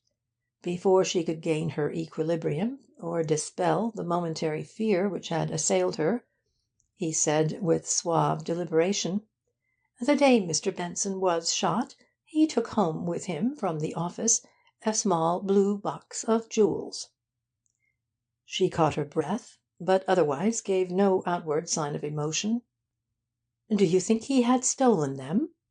The moment she had uttered the question, she realised that it was a mistake in technique.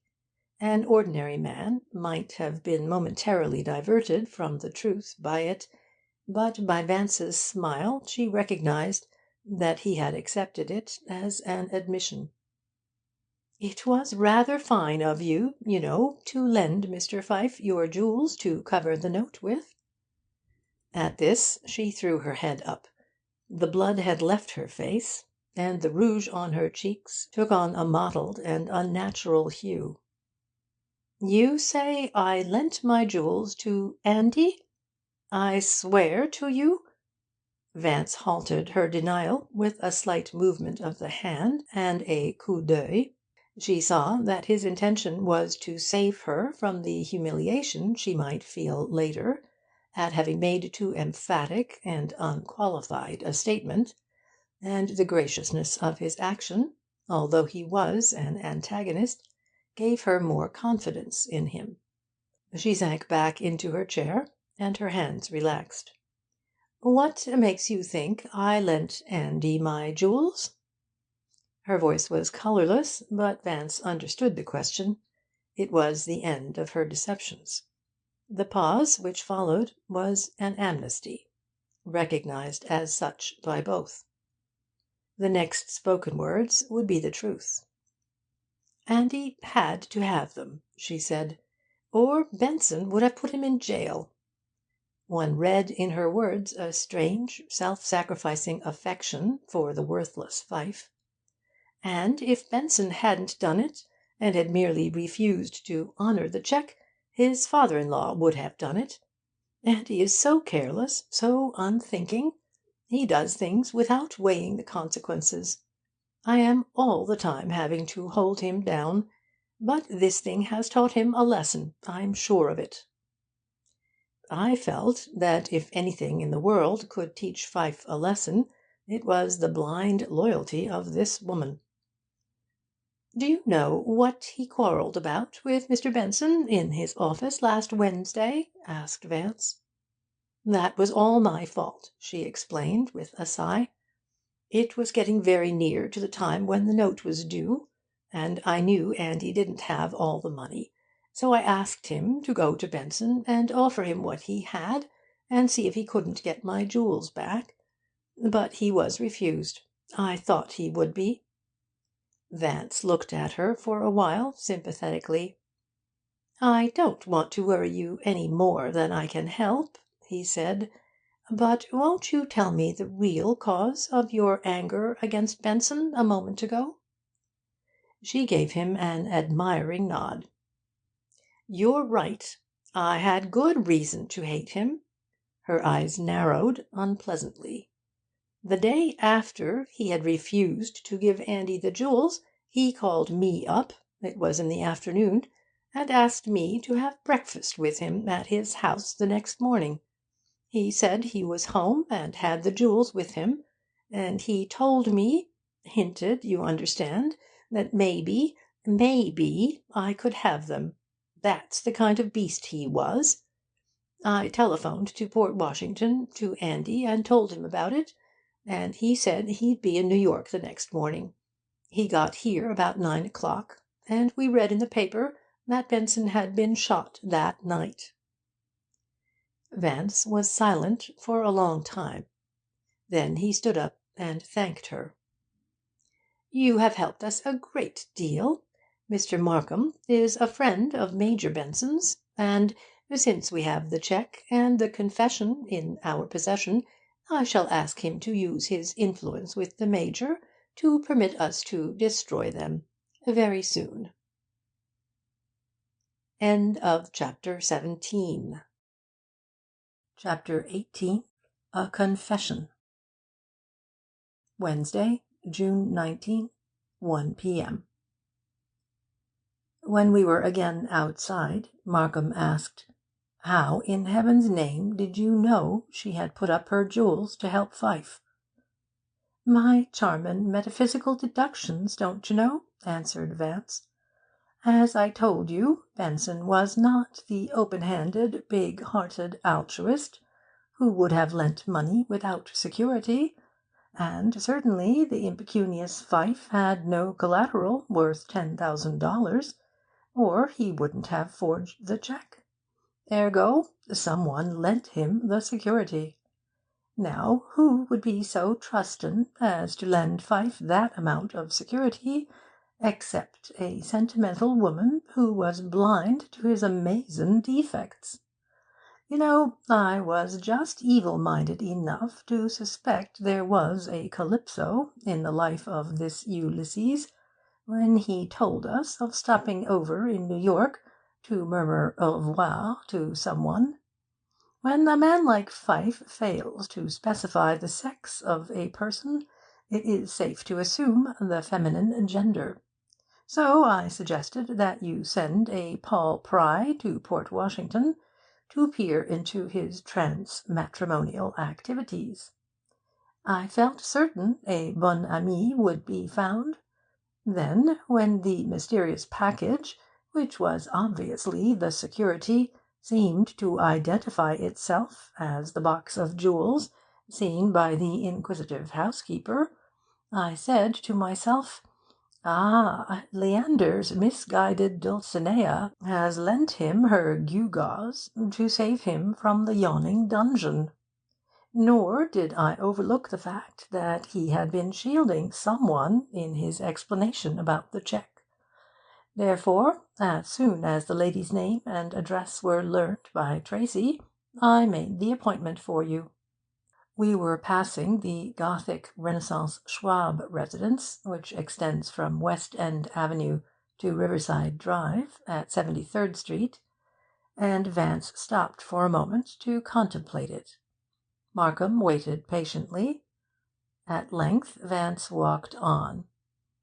"You know, the moment I saw Mrs. Banning, I knew my conclusions were correct.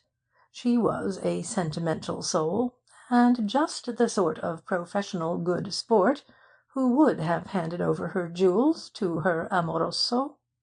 Also, she was bereft of gems when we called, and a woman of her stamp always wears her jewels when she desires to make an impression on strangers.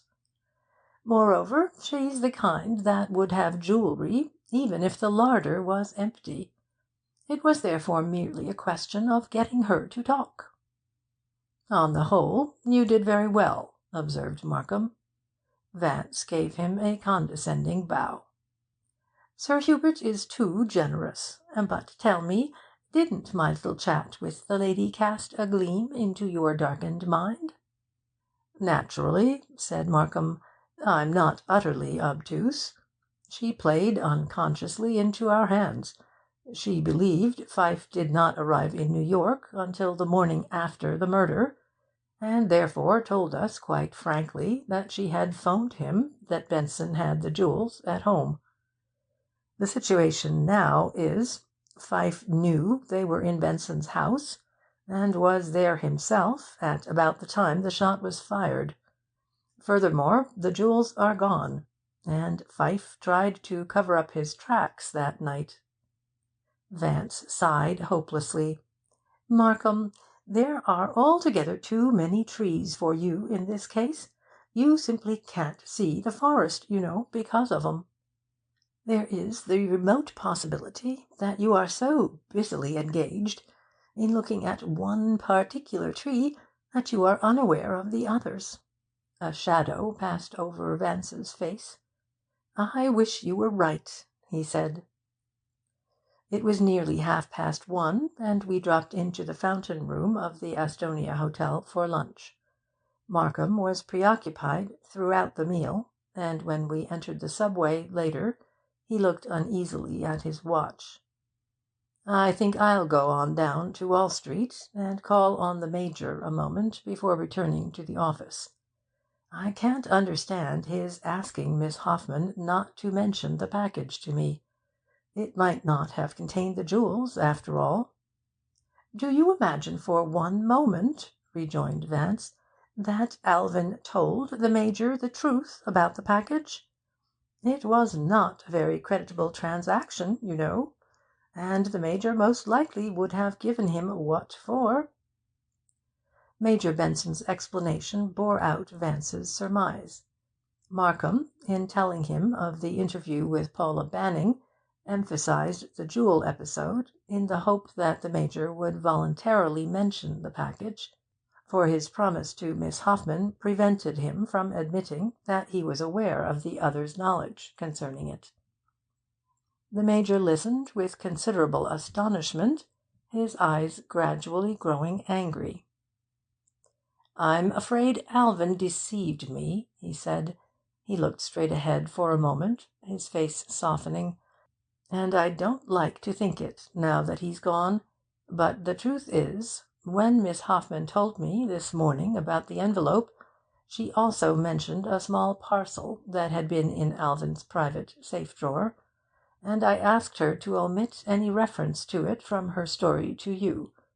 I knew the parcel contained Mrs. Banning's jewels, but I thought the fact would only confuse matters, if brought to your attention.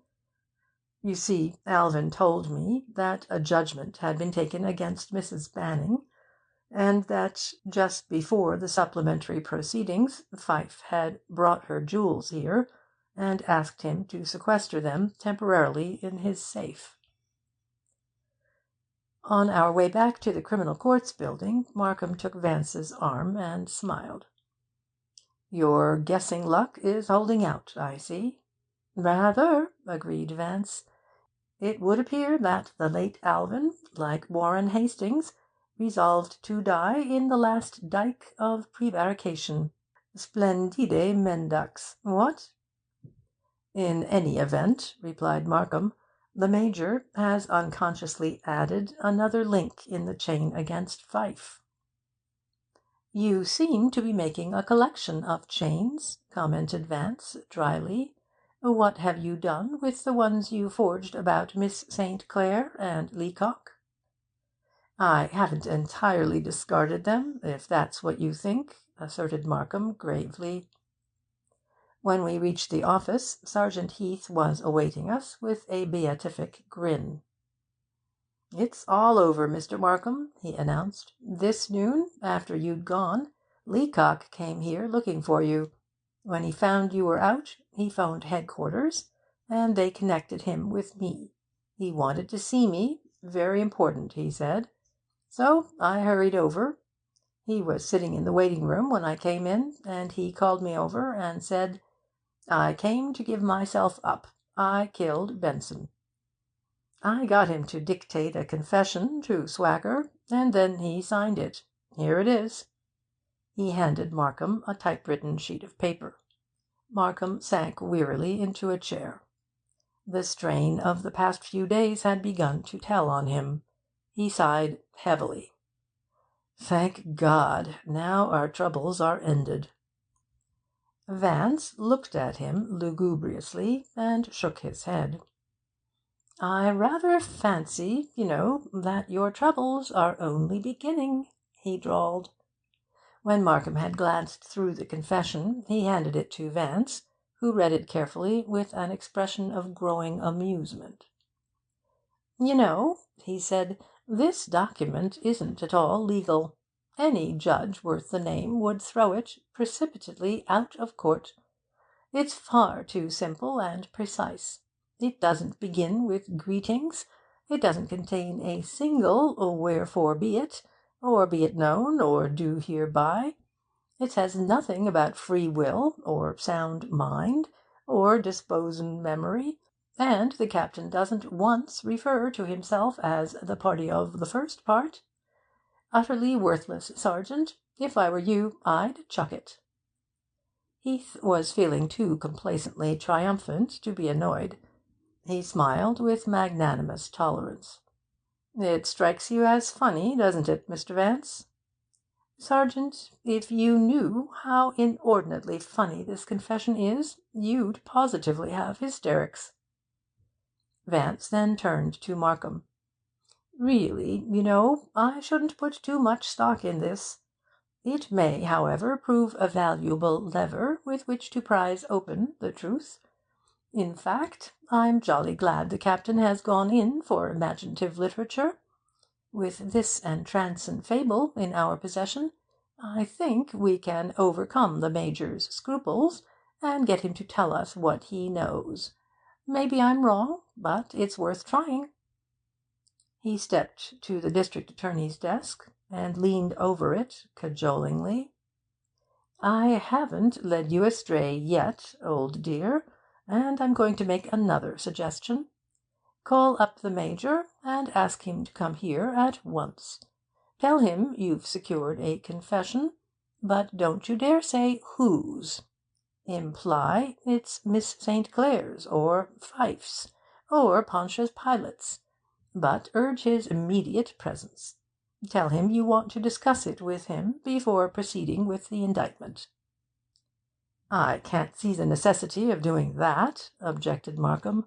"I'm pretty sure to see him at the club to-night, and I can tell him then." "That wouldn't do at all," insisted Vance. "If the Major can enlighten us on any point, I think Sergeant Heath should be present to hear him." "I don't need any enlightenment," cut in Heath. Vance regarded him with admiring surprise. "What a wonderful man! Even Goethe cried for mehr Licht. And here you are, in a state of luminous saturation. Astonishing!" "See here, Vance," said Markham, "why try to complicate the matter? It strikes me as a waste of time, besides being an imposition to ask the Major here to discuss Leacock's confession. We don't need his evidence now, anyway." Despite his gruffness, there was a hint of reconsideration in his voice, for though his instinct had been to dismiss the request out of hand, the experiences of the past few days had taught him that Vance's suggestions were not made without an object. Vance, sensing the other's hesitancy, said, "My request is based on something more than an idle desire to gaze upon the Major's rubicund features at this moment. I'm telling you, with all the meagre earnestness I possess, that his presence here now would be most helpful." Markham deliberated, and argued the point at some length, but Vance was so persistent that in the end he was convinced of the advisability of complying. Heath was patently disgusted, but he sat down quietly, and sought solace in a cigar. Major Benson arrived with astonishing promptness, and when Markham handed him the confession, he made little attempt to conceal his eagerness. But as he read it, his face clouded, and a look of puzzlement came into his eyes. At length he looked up, frowning. "I don't quite understand this, and I'll admit I'm greatly surprised. It doesn't seem credible that Leacock shot Alvin. And yet I may be mistaken, of course." He laid the confession on Markham's desk with an air of disappointment, and sank into a chair. "Do you feel satisfied?" he asked. "I don't see any way around it," said Markham. "If he isn't guilty, why should he come forward and confess? God knows there's plenty of evidence against him. I was ready to arrest him 2 days ago." "He's guilty, all right," put in Heath. "I've had my eye on him from the first." Major Benson did not reply at once. He seemed to be framing his next words. "It might be, that is, there's the bare possibility, that Leacock had an ulterior motive in confessing." We all, I think, recognised the thought which his words strove to conceal. "I'll admit," acceded Markham, "that at first I believed Miss St. Clair guilty, and I intimated as much to Leacock, but later I was persuaded that she was not directly involved." "Does Leacock know this?" the Major asked quickly. Markham thought a moment. "No, I can't say that he does. In fact, it's more than likely he still thinks I suspect her." "Ah!" The Major's exclamation was almost involuntary. "But what's that got to do with it?" asked Heath irritably. "Do you think he's going to the chair to save her reputation? Bunk! That sort of thing's all right in the movies, but no man's that crazy in real life." "I'm not so sure, Sergeant," ventured Vance lazily.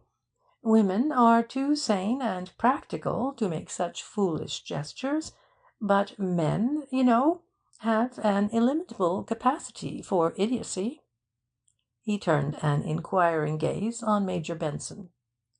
"Won't you tell us why you think Leacock is playing Sir Galahad?"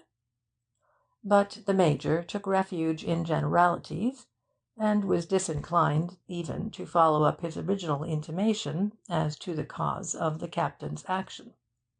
Vance questioned him for some time, but was unable to penetrate his reticence. Heath, becoming restless, finally spoke up. "You can't argue Leacock's guilt away, Mr. Vance. Look at the facts. He threatened Benson that he'd kill him if he caught him with the girl again. The next time Benson goes out with her, he's found shot. Then Leacock hides his gun at her house, and when things begin to get hot, he takes it away and ditches it in the river. He bribes the hall boy to alibi him, and he's seen at Benson's house at 12:30 that night. When he's questioned, he can't explain anything. If that ain't an open and shut case, I'm a mock turtle." "The circumstances are convincing," admitted Major Benson. "But couldn't they be accounted for on other grounds?" Heath did not deign to answer the question. "The way I see it," he continued, "is like this. Leacock gets suspicious along about midnight, takes his gun and goes out. He catches Benson with the girl, goes in and shoots him like he threatened. They're both mixed up in it, if you ask me, but Leacock did the shooting. And now we got his confession. There isn't a jury in the country that wouldn't convict him." "Probi et legalis homines. Oh, quite," murmured Vance. Swacker appeared at the door. "The reporters are clamouring for attention," he announced with a wry face. "Do they know about the confession?" Markham asked Heath. "Not yet. I haven't told them anything, so far. That's why they're clamouring, I guess. But I'll give 'em an earful now, if you say the word." Markham nodded, and Heath started for the door, but Vance quickly planted himself in the way. "Could you keep this thing quiet till tomorrow, Markham?" he asked. Markham was annoyed. "I could if I wanted to, yes. But why should I?" "For your own sake, if for no other reason. You've got your prize safely locked up. Control your vanity for 24 hours. The Major and I both know that Leacock's innocent, and by this time tomorrow the whole country will know it." Again an argument ensued, but the outcome, like that of the former argument, was a foregone conclusion. Markham had realised for some time that Vance had reason to be convinced of something which, as yet, he was unwilling to divulge. His opposition to Vance's requests were, I had suspected, largely the result of an effort to ascertain this information, and I was positive of it now as he leaned forward and gravely debated the advisability of making public the captain's confession. Vance, as heretofore, was careful to reveal nothing, but in the end his sheer determination carried the point, and Markham requested Heath to keep his own counsel until the next day. The Major, by a slight nod, indicated his approbation of the decision. "You might tell the newspaper lads, though," suggested Vance, "that you'll have a rippin' sensation for 'em to-morrow." Heath went out, crestfallen and glowering. A rash fellow, the sergeant, so impetuous. Vance again picked up the confession and perused it.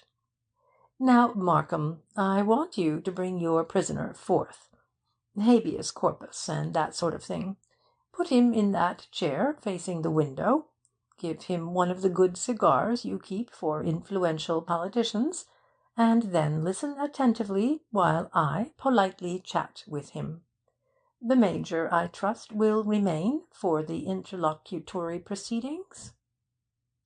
"That request, at least, I'll grant without objections," smiled Markham. "I had already decided to have a talk with Leacock." He pressed a buzzer, and a brisk, ruddy-faced clerk entered. "A requisition for Captain Philip Leacock," he ordered. When it was brought to him, he initialed it. "Take it to Ben, and tell him to hurry." The clerk disappeared through the door leading to the outer corridor. 10 minutes later, a deputy sheriff from the Tombs entered with the prisoner. End of chapter 18. Chapter 19. Vance cross-examines. Wednesday, June 19, 3:30 p.m. Captain Leacock walked into the room with a hopeless indifference of bearing. His shoulders drooped, his arms hung listlessly, his eyes were haggard, like those of a man who had not slept for days. On seeing Major Benson, he straightened a little, stepping toward him, extended his hand. It was plain that, however much he may have disliked Alvin Benson, he regarded the Major as a friend. But suddenly, realizing the situation, he turned away, embarrassed. The Major went quickly to him and touched him on the arm. "It's all right, Leacock," he said softly. "I can't think that you really shot Alvin." The captain turned apprehensive eyes upon him. "Of course I shot him." His voice was flat. "I told him I was going to." Vance came forward and indicated a chair. "Sit down, Captain. The district attorney wants to hear your story of the shooting. The law, you understand, does not accept murder confessions without corroboratory evidence. And since, in the present case, there are suspicions against others than yourself, we want you to answer some questions in order to substantiate your guilt. Otherwise, it will be necessary for us to follow up our suspicions." Taking a seat facing Leacock, he picked up the confession.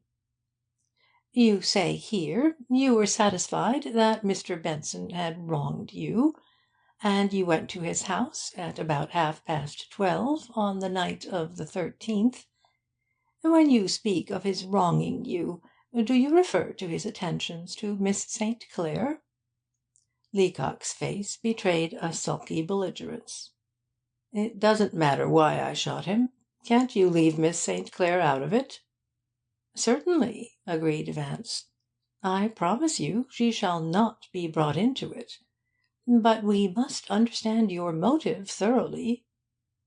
After a brief silence, Leacock said, "Very well, then. That was what I referred to." How did you know Miss St. Clair went to dinner with Mr. Benson that night?" "I followed them to the Marseilles." "And then you went home?" "Yes." "What made you go to Mr. Benson's house later?" "I got to thinking about it more and more, until I couldn't stand it any longer. I began to see red, and at last I took my Colt and went out, determined to kill him." A note of passion had crept into his voice. It seemed unbelievable that he could be lying. Vance again referred to the confession. "You dictated, 'I went to 87 West 48th Street, and entered the house by the front door.' Did you ring the bell, or was the front door unlatched?" Leacock was about to answer, but hesitated. Evidently he recalled the newspaper accounts of the housekeeper's testimony, in which she asserted positively that the bell had not rung that night. "What difference does it make?" He was sparring for time. "We'd like to know, that's all," Vance told him. "But no hurry." "Well, if it's so important to you, I didn't ring the bell, and the door wasn't unlocked." His hesitancy was gone. "Just as I reached the house, Benson drove up in a taxicab." "Just a moment. Did you happen to notice another car standing in front of the house? A grey Cadillac?" "Why, yes." "Did you recognize its occupant?" There was another short silence. "I'm not sure. I think it was a man named Pfyfe." "He and Mr. Benson were outside at the same time, then?" Leacock frowned. "No, not at the same time. There was nobody there when I arrived. I didn't see Pfyfe until I came out a few minutes later." "He arrived in his car when you were inside, is that it?" "He must have." "I see. And now, to go back a little, Benson drove up in a taxicab. Then what?" "I went up to him and said I wanted to speak to him. He told me to come inside, and we went in together. He used his latchkey." "And now, Captain, tell us just what happened after you and Mr. Benson entered the house." "He laid his hat and stick on the hat rack, and we walked into the living room.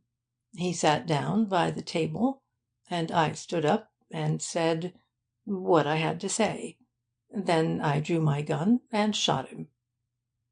Vance was closely watching the man, and Markham was leaning forward tensely.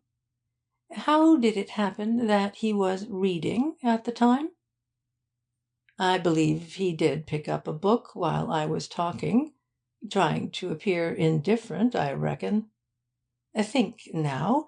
You and Mr. Benson went into the living room directly from the hall as soon as you entered the house?" "Yes." "Then how do you account for the fact, Captain, that when Mr. Benson was shot, he had on his smoking jacket and slippers?" Leacock glanced nervously about the room. Before he answered, he wet his lips with his tongue. "Now that I think of it, Benson did go upstairs for a few minutes first.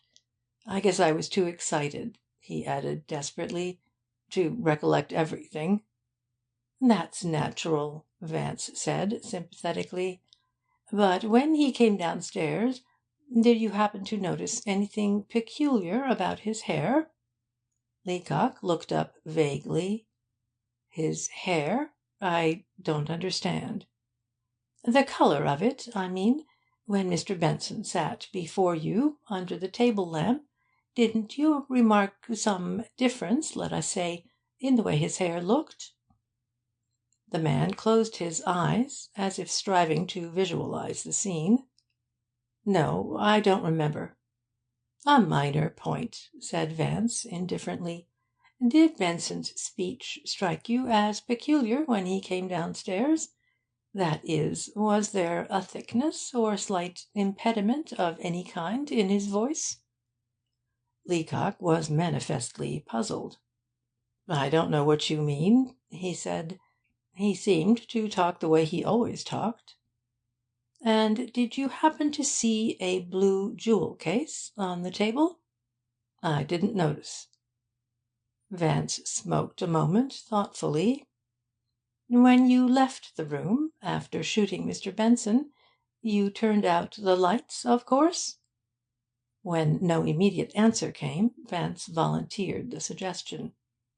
"You must have done so, for Mr. Pfyfe says the house was dark when he drove up." Leacock then nodded an affirmative. "That's right. I couldn't recollect for the moment." "Now that you remember the fact, just how did you turn them off?" "I—" he began, and stopped. Then, finally, "at the switch." "And where is that switch located, Captain?" "I can't just recall." "Think a moment. Surely you can remember?" "By the door leading into the hall, I think." "Which side of the door?" "How can I tell?" the man asked piteously. "I was too nervous. But I think it was on the right-hand side of the door." "The right-hand side when entering or leaving the room?" "As you go out." "That would be where the bookcase stands?" "Yes." Vance appeared satisfied. "Now there's the question of the gun," he said. "Why did you take it to Miss St. Clare?" "I was a coward," the man replied. "I was afraid they might find it at my apartment, and I never imagined she would be suspected." "And when she was suspected, you at once took the gun away and threw it into the East River?" "Yes." "I suppose there was one cartridge missing from the magazine, too, which in itself would have been a suspicious circumstance." "I thought of that. That's why I threw the gun away." Vance frowned. "That's strange. There must have been two guns. We dredged the river, you know, and found a Colt automatic, but the magazine was full. Are you sure, Captain, that it was your gun you took from Miss St. Clare's and threw over the bridge?" "I knew no gun had been retrieved from the river, and I wondered what he was driving at. Was he, after all, trying to involve the girl?" Markham, too, I could see, was in doubt. Leacock made no answer for several moments. When he spoke, it was with dogged sullenness. "There weren't two guns. The one you found was mine. I refilled the magazine myself." "Ah, that accounts for it." Vance's tone was pleasant and reassuring. "Just one more question, Captain. Why did you come here to-day and confess?" Leacock thrust his chin out, and for the first time during the cross-examination his eyes became animated. "Why? It was the only honourable thing to do. You had unjustly suspected an innocent person, and I didn't want any one else to suffer." This ended the interview. Markham had no questions to ask, and the deputy sheriff led the captain out. When the door had closed on him, a curious silence fell over the room. Markham sat smoking furiously, his hands folded behind his head, his eyes fixed on the ceiling. The Major had settled back in his chair and was gazing at Vance with admiring satisfaction. Vance was watching Markham out of the corner of his eye, a drowsy smile on his lips. The expressions and attitudes of the three men conveyed perfectly their varying individual reactions to the interview. Markham troubled, the Major pleased, Vance cynical. It was Vance who broke the silence. He spoke easily, almost lazily. "You see how silly the confession is, what? Our pure and lofty captain is an incredibly poor Munchausen. No one could lie as badly as he did who hadn't been born into the world that way.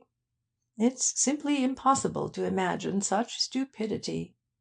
And he did so want us to think him guilty. Very affectin'. He probably imagined you'd merely stick the confession in his shirt front and send him to the hangman. You noticed he hadn't even decided how he got into Benson's house that night. Pfyfe's admitted presence outside almost spoiled his impromptu explanation of having entered bras dessus with his intended victim, and he didn't recall Benson's semi-negligee attire.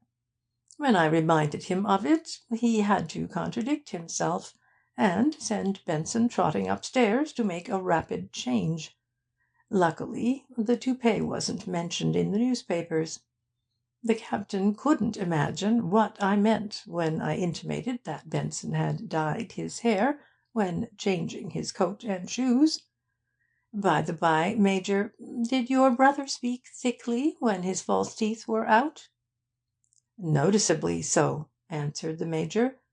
If Alvin's plate had been removed that night, as I gather it had been from your question, Leacock would surely have noticed it. There were other things he didn't notice, said Vance. The jewel case, for instance, and the location of the electric light switch. He went badly astray on that point, added the Major. Alvin's house is old-fashioned, and the only switch in the room is a pendant one attached to the chandelier. Exactly, said Vance. However, his worst break was in connection with the gun. He gave his hand away completely there. He said he threw the pistol into the river, largely because of the missing cartridge, and when I told him the magazine was full, he explained that he had refilled it, so I wouldn't think it was anyone else's gun that was found. It's plain to see what's the matter. He thinks Miss Clare's guilty, and is determined to take the blame. That's my impression, said Major Benson. And yet, mused Vance, the captain's attitude bothers me a little. There's no doubt he had something to do with the crime, else why should he have concealed his pistol the next day in Miss St. Clare's apartment? He's just the kind of silly beggar, d'ye see, who would threaten any man he thought had designs on his fiancée, and then carry out the threat if anything happened. And he has a guilty conscience, that's obvious. But for what? Certainly not the shooting. The crime was planned, and the captain never plans. He's the kind that gets an idée fixe, girds up his loins, and does the deed in knightly fashion, prepared to take the consequences. That sort of chivalry, you know, is sheer beau geste. Its acolytes want every one to know of their valour, and when they go forth to rid the world of a Don Juan, they're always clear-minded. The captain, for instance, wouldn't have overlooked his Lady Fair's gloves and handbag. He would have taken 'em away. In fact, it's just as certain he would have shot Benson. As it is, he didn't shoot him. That's the beetle in the amber. It's psychologically possible he would have done it, and psychologically impossible he would have done it in the way it was done. He lit a cigarette and watched the drifting spirals of smoke. If it wasn't so fantastic, I'd say he started out to do it, and found it already done. And yet that's about the size of it. It would account for Pfyfe's seeing him there, and for his secreting the gun at Miss St. Clare's the next day. The telephone rang. Colonel Ostrander wanted to speak to the district attorney. Markham, after a short conversation, turned a disgruntled look upon Vance. Your bloodthirsty friend wanted to know if I'd arrested anyone yet. He offered to confer more of his invaluable suggestions upon me, in case I was still undecided as to who was guilty. I heard you thanking him fulsomely for something or other. What did you give him to understand about your mental state?' That I was still in the dark. Markham's answer was accompanied by a sombre, tired smile. It was his way of telling Vance that he had entirely rejected the idea of Captain Leacock's guilt. The Major went to him and held out his hand. 'I know how you feel,' he said. 'This sort of thing is discouraging. But it's better that the guilty person should escape altogether than that an innocent man should be made to suffer. Don't work too hard, and don't let these disappointments get to you. You'll soon hit on the right solution. And when you do—' His jaw snapped shut, and he uttered the rest of the sentence between clenched teeth. 'You'll meet with no opposition from me. I'll help you put the thing over.' He gave Markham a grim smile, and took up his hat. 'I'm going back to the office now. If you want me at any time, let me know. I may be able to help you later on.' With a friendly, appreciative bow to Vance, he went out. Markham sat in silence for several minutes. 'Damn it, Vance,' he said irritably, 'this case gets more difficult by the hour. I feel worn out.' 'You really shouldn't take it so seriously, old dear,' Vance advised lightly. 'It doesn't pay, you know, to worry over the trivia of existence. Nothing's new, and nothing's true, and nothing really matters. Several million Johnnies were killed in the war, and you don't let the fact bedevil your phagocytes or inflame your brain cells. But when one rotter is mercifully shot in your district, you lie awake nights perspiring over it, what? My word, you're deucedly inconsistent.' 'Consistency—' began Markham, but Vance interrupted him. 'Now, don't quote Emerson. I infinitely prefer Erasmus. You know, you ought to read his Praise of Folly. It would cheer you no end. That goaty old Dutch professor would never have grieved inconsolably over the destruction of Alvin le Chauve.' 'I'm not a fruges consumere natus, like you,' snapped Markham. 'I was elected to this office.' 'Oh, quite. Loved I not honour more, and all that,' Vance chimed in. 'But don't be so sensitive. Even if the captain has succeeded in bungling his way out of jail, you have at least 5 possibles left. There's Mrs. Platts, and Mr. Pfyfe, and Colonel Ostrander, and Miss Hoffman, and Mrs. Banning. I say, why don't you arrest 'em all, one at a time, and get 'em to confess? Heath would go crazy with joy.' Markham was too crestfallen to resent this chaffing.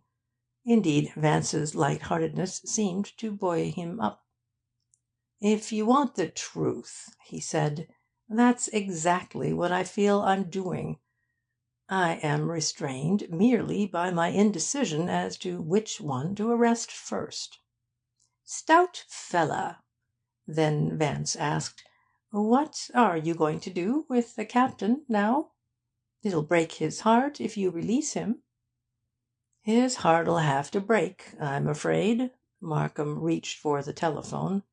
'I'd better see to the formalities now.' 'Just a moment.' Vance put forth a restraining hand. 'Don't end his rapturous martyrdom just yet. Let him be happy for another day, at least. I've a notion he may be most useful to us, pining away in his lonely cell like the prisoner of Chillon.'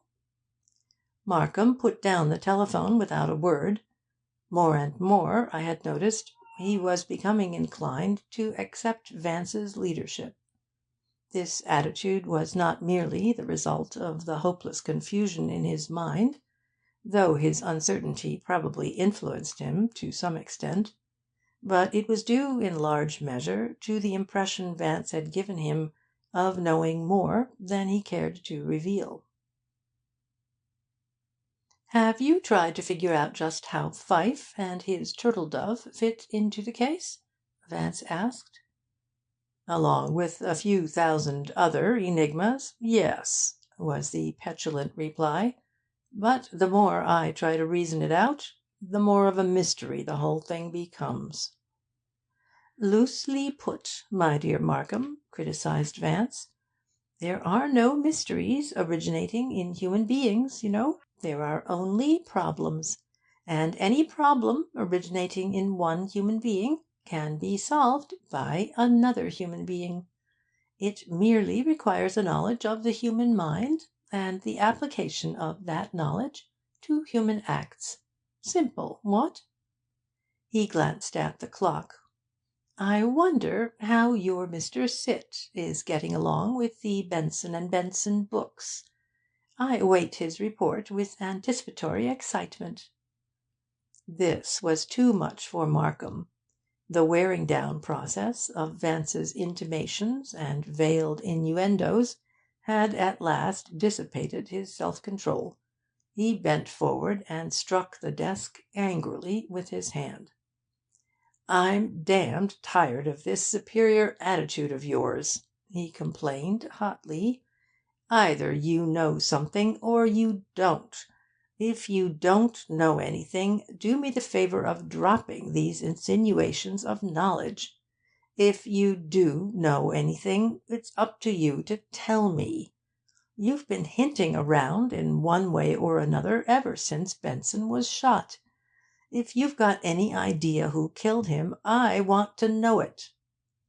He leaned back and took out a cigar. Not once did he look up as he carefully clipped the end and lit it. I think he was a little ashamed at having given way to his anger. Vance had sat apparently unconcerned during the outburst. At length he stretched his legs and gave Markham a long contemplative look. "You know, Markham, old bean, I don't blame you a bit for your unseemly ebullition. The situation has been most provokin'. But now I fancy the time has come to put an end to this commedietta. I really haven't been spoofing, you know. The fact is, I've some most interestin' ideas on the subject." He stood up and yawned. "It's a beastly hot day, but it must be done, eh, what? So nigh is grandeur to our dust, so near is God to man. When duty whispers low, 'Thou must,' the youth replies, 'I can.' I'm the noble youth, don't you know, and you're the voice of duty, though you didn't exactly whisper, did you? 'Was aber ist deine Pflicht?'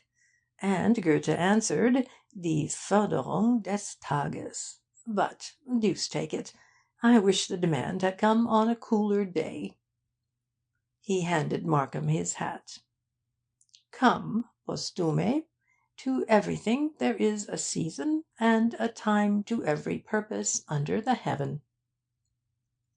Footnote 17. This quotation from Ecclesiastes reminds me that Vance regularly read the Old Testament. "When I weary of the professional literary man," he once said, "I find stimulation in the majestic prose of the Bible. If the moderns feel that they simply must write, they should be made to spend at least 2 hours a day with the biblical historians." "You are through with the office for to day. Inform Swacker of the fact, will you? There's a dear. We attend upon a lady. Miss St. Clair, no less." Markham realised that Vance's jesting manner was only the masquerade of a very serious purpose.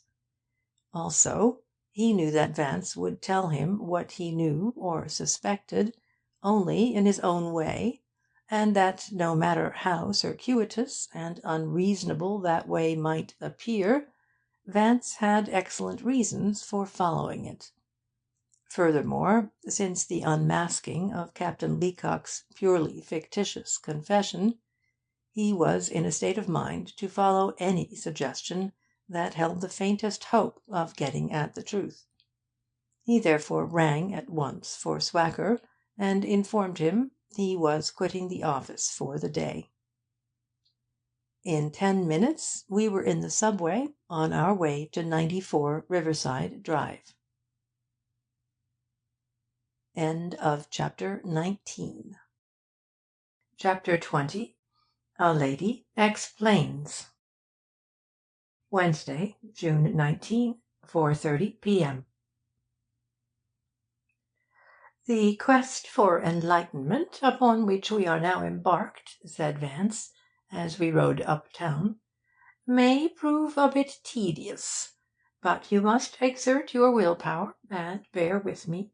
You can't imagine what a ticklish task I have on my hands, and it's not a pleasant one either. I'm a bit too young to be sentimental, and yet, d'you know, I'm half inclined to let your culprit go." "Would you mind telling me why we are calling on Miss St. Clair?" asked Markham resignedly. Vance amiably complied. "Not at all. Indeed, I deem it best for you to know. There are several points connected with the lady that need elucidation. First, there are the gloves and the handbag. Nor poppy nor mandragora shall ever medicine thee to that sweet sleep which thou odedst yesterday, until you have learned about those articles. Eh, what? Then, you recall, Miss Hoffman told us that the Major was lending an ear when a certain lady called on Benson the day he was shot. I suspect that the visitor was Miss St. Clair, and I am rather curious to know what took place in the office that day, and why she came back later. Also, why did she go to Benson's for tea that afternoon? And what part did the jewels play in the chit-chat?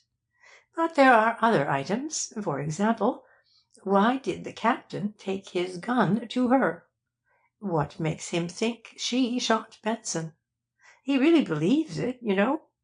And why did she think that he was guilty from the first?" Markham looked sceptical. "You expect her to tell all this?" "My hopes run high," returned Vance. "With her knight jailed as a self-confessed murderer, she will have nothing to lose by unburdening her soul. But we must have no blustering.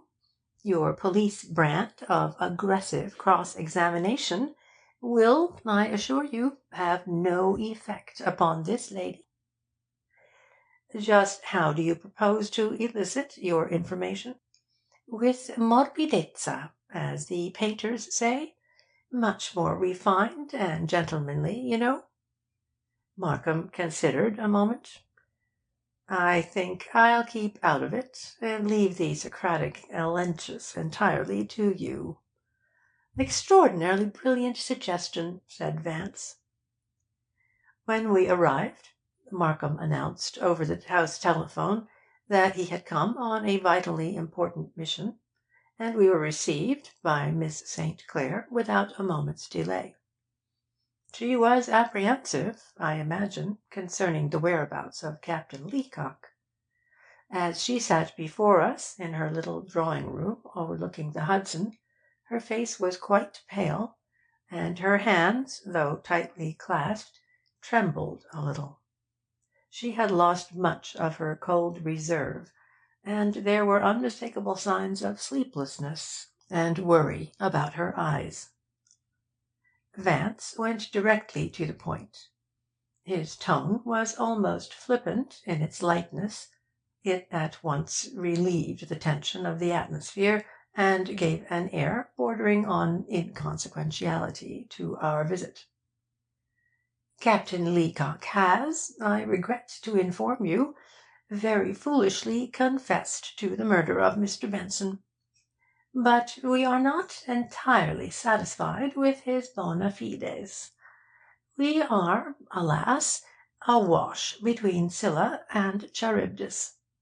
We cannot decide whether the captain is a deep-dyed villain or a chevalier sans peur et sans reproche. His story of how he accomplished the dark deed is a bit sketchy. He is vague on certain essential details, and what's most confusing, he turned the lights off in Benson's hideous living room by a switch which positively doesn't exist. Consequently, the suspicion has crept into my mind that he has concocted this little tale of derring-do in order to shield someone whom he really believes guilty." He indicated Markham with a slight movement of the head. "The district attorney here does not wholly agree with me. But then, d'ye see, the legal mind is incredibly rigid and unreceptive once it has been invaded by a notion. You will remember that because you were with Mr. Alvin Benson on his last evening on earth, and for other reasons equally irrelevant and trivial, Mr. Markham actually concluded that you had had something to do with the gentleman's death." He gave Markham a smile of waggish reproach, and went on. "Since you, Miss St. Clair, are the only person whom Captain Leacock would shield so heroically, and since I, at least, am convinced of your own innocence, will you not clear up for us a few of those points where your orbit crossed that of Mr. Benson? Such information cannot do the captain or yourself any harm, and it is very possible it will help to banish from Mr. Markham's mind his lingering doubts as to the captain's innocence." Vance's manner had an assuaging effect upon the woman, but I could see that Markham was boiling inwardly at Vance's animadversions on him, though he refrained from any interruption. Miss St. Clair stared steadily at Vance for several minutes. "I don't know why I should trust you, or even believe you," she said evenly. "But now that Captain Leacock has confessed, I was afraid he was going to when he last spoke to me, I see no reason why I should not answer your questions. Do you truly think he is innocent?" The question was like an involuntary cry. Her pent-up emotion had broken through her carapace of calm. "I truly do," Vance avowed soberly. "Mr. Markham will tell you that before we left his office I pleaded with him to release Captain Leacock. It was with the hope that your explanations would convince him of the wisdom of such a course that I urged him to come here."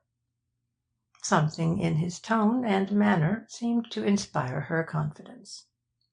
"What do you wish to ask me?" she asked. Vance cast another reproachful glance at Markham, who was restraining his outraged feelings only with difficulty, and then turned back to the woman. "First of all, will you explain how your gloves and handbag found their way into Mr. Benson's house? Their presence there has been preying most distressingly on the district attorney's mind." She turned a direct, frank gaze upon Markham. "I dined with Mr. Benson at his invitation. Things between us were not pleasant, and when we started for home my resentment of his attitude increased. At Times Square I ordered the chauffeur to stop. I preferred returning home alone. In my anger and my haste to get away, I must have dropped my gloves and bag. It was not until Mr. Benson had driven off that I realized my loss, and having no money, I walked home. Since my things were found in Mr. Benson's house, he must have taken them there himself." "Such was my own belief," said Vance. "And, my word, it's a deucedly long walk out here, what?" He turned to Markham with a tantalizing smile. "Really, you know, Miss St. Clair couldn't have been expected to reach here before 1." Markham, grim and resolute, made no reply. "And now," pursued Vance, "I should love to know under what circumstances the invitation to dinner was extended." A shadow darkened her face, but her voice remained even. "I had been losing a lot of money through Mr. Benson's firm, and suddenly my intuition told me that he was purposely seeing to it that I did lose, and that he could, if he desired, help me to recoup." She dropped her eyes. "He had been annoying me with his attentions for some time, and I didn't put any despicable scheme past him.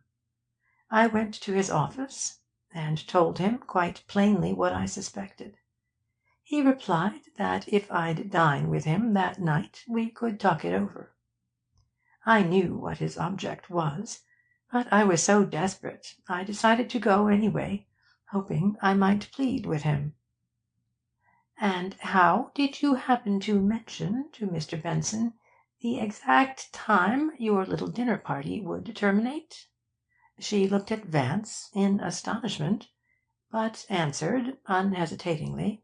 "He said something about making a gay night of it, and then I told him, very emphatically, that if I went I would leave him sharply at midnight, as was my invariable rule on all parties. You see," she added, "I study very hard at my singing, and going home at midnight, no matter what the occasion, is one of the sacrifices, or rather restrictions, I impose on myself."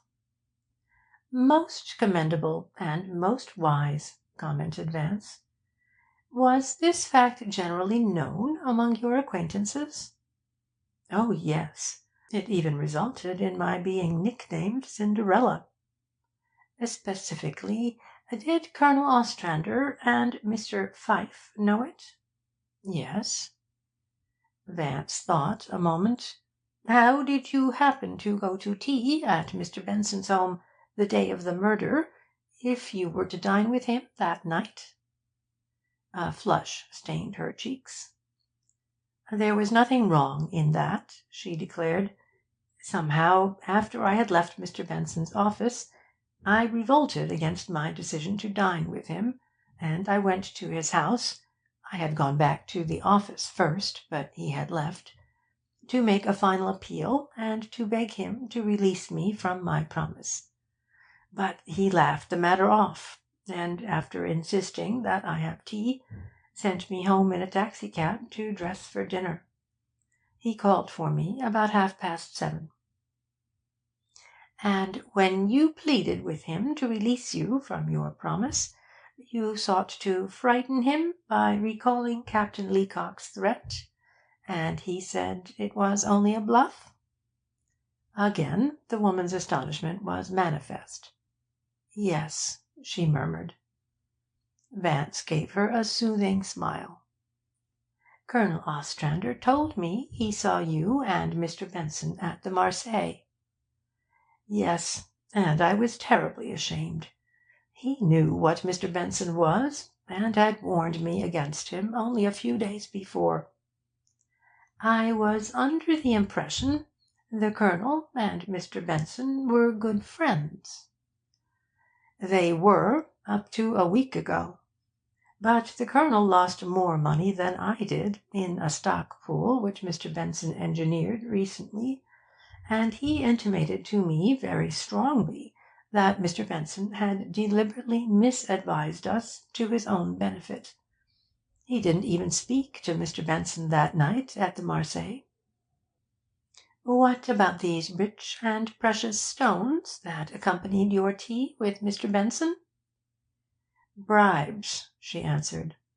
and her contemptuous smile was a more eloquent condemnation of Benson than if she had resorted to the bitterest castigation. The gentlemen sought to turn my head with them. I was offered a string of pearls to wear to dinner, but I declined them. And I was told that if I saw things in the right light, or some such charming phrase, I could have jewels just like them for my very, very own, perhaps even those identical ones, on the 21st. "Of course, the 21st," grinned Vance. "Markham, are you listening? On the 21st, Leander's note falls due, and if it's not paid the jewels are forfeited."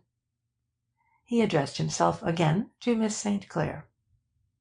"Did Mr. Benson have the jewels with him at dinner?" "Oh, no. I think my refusal of the pearls rather discouraged him."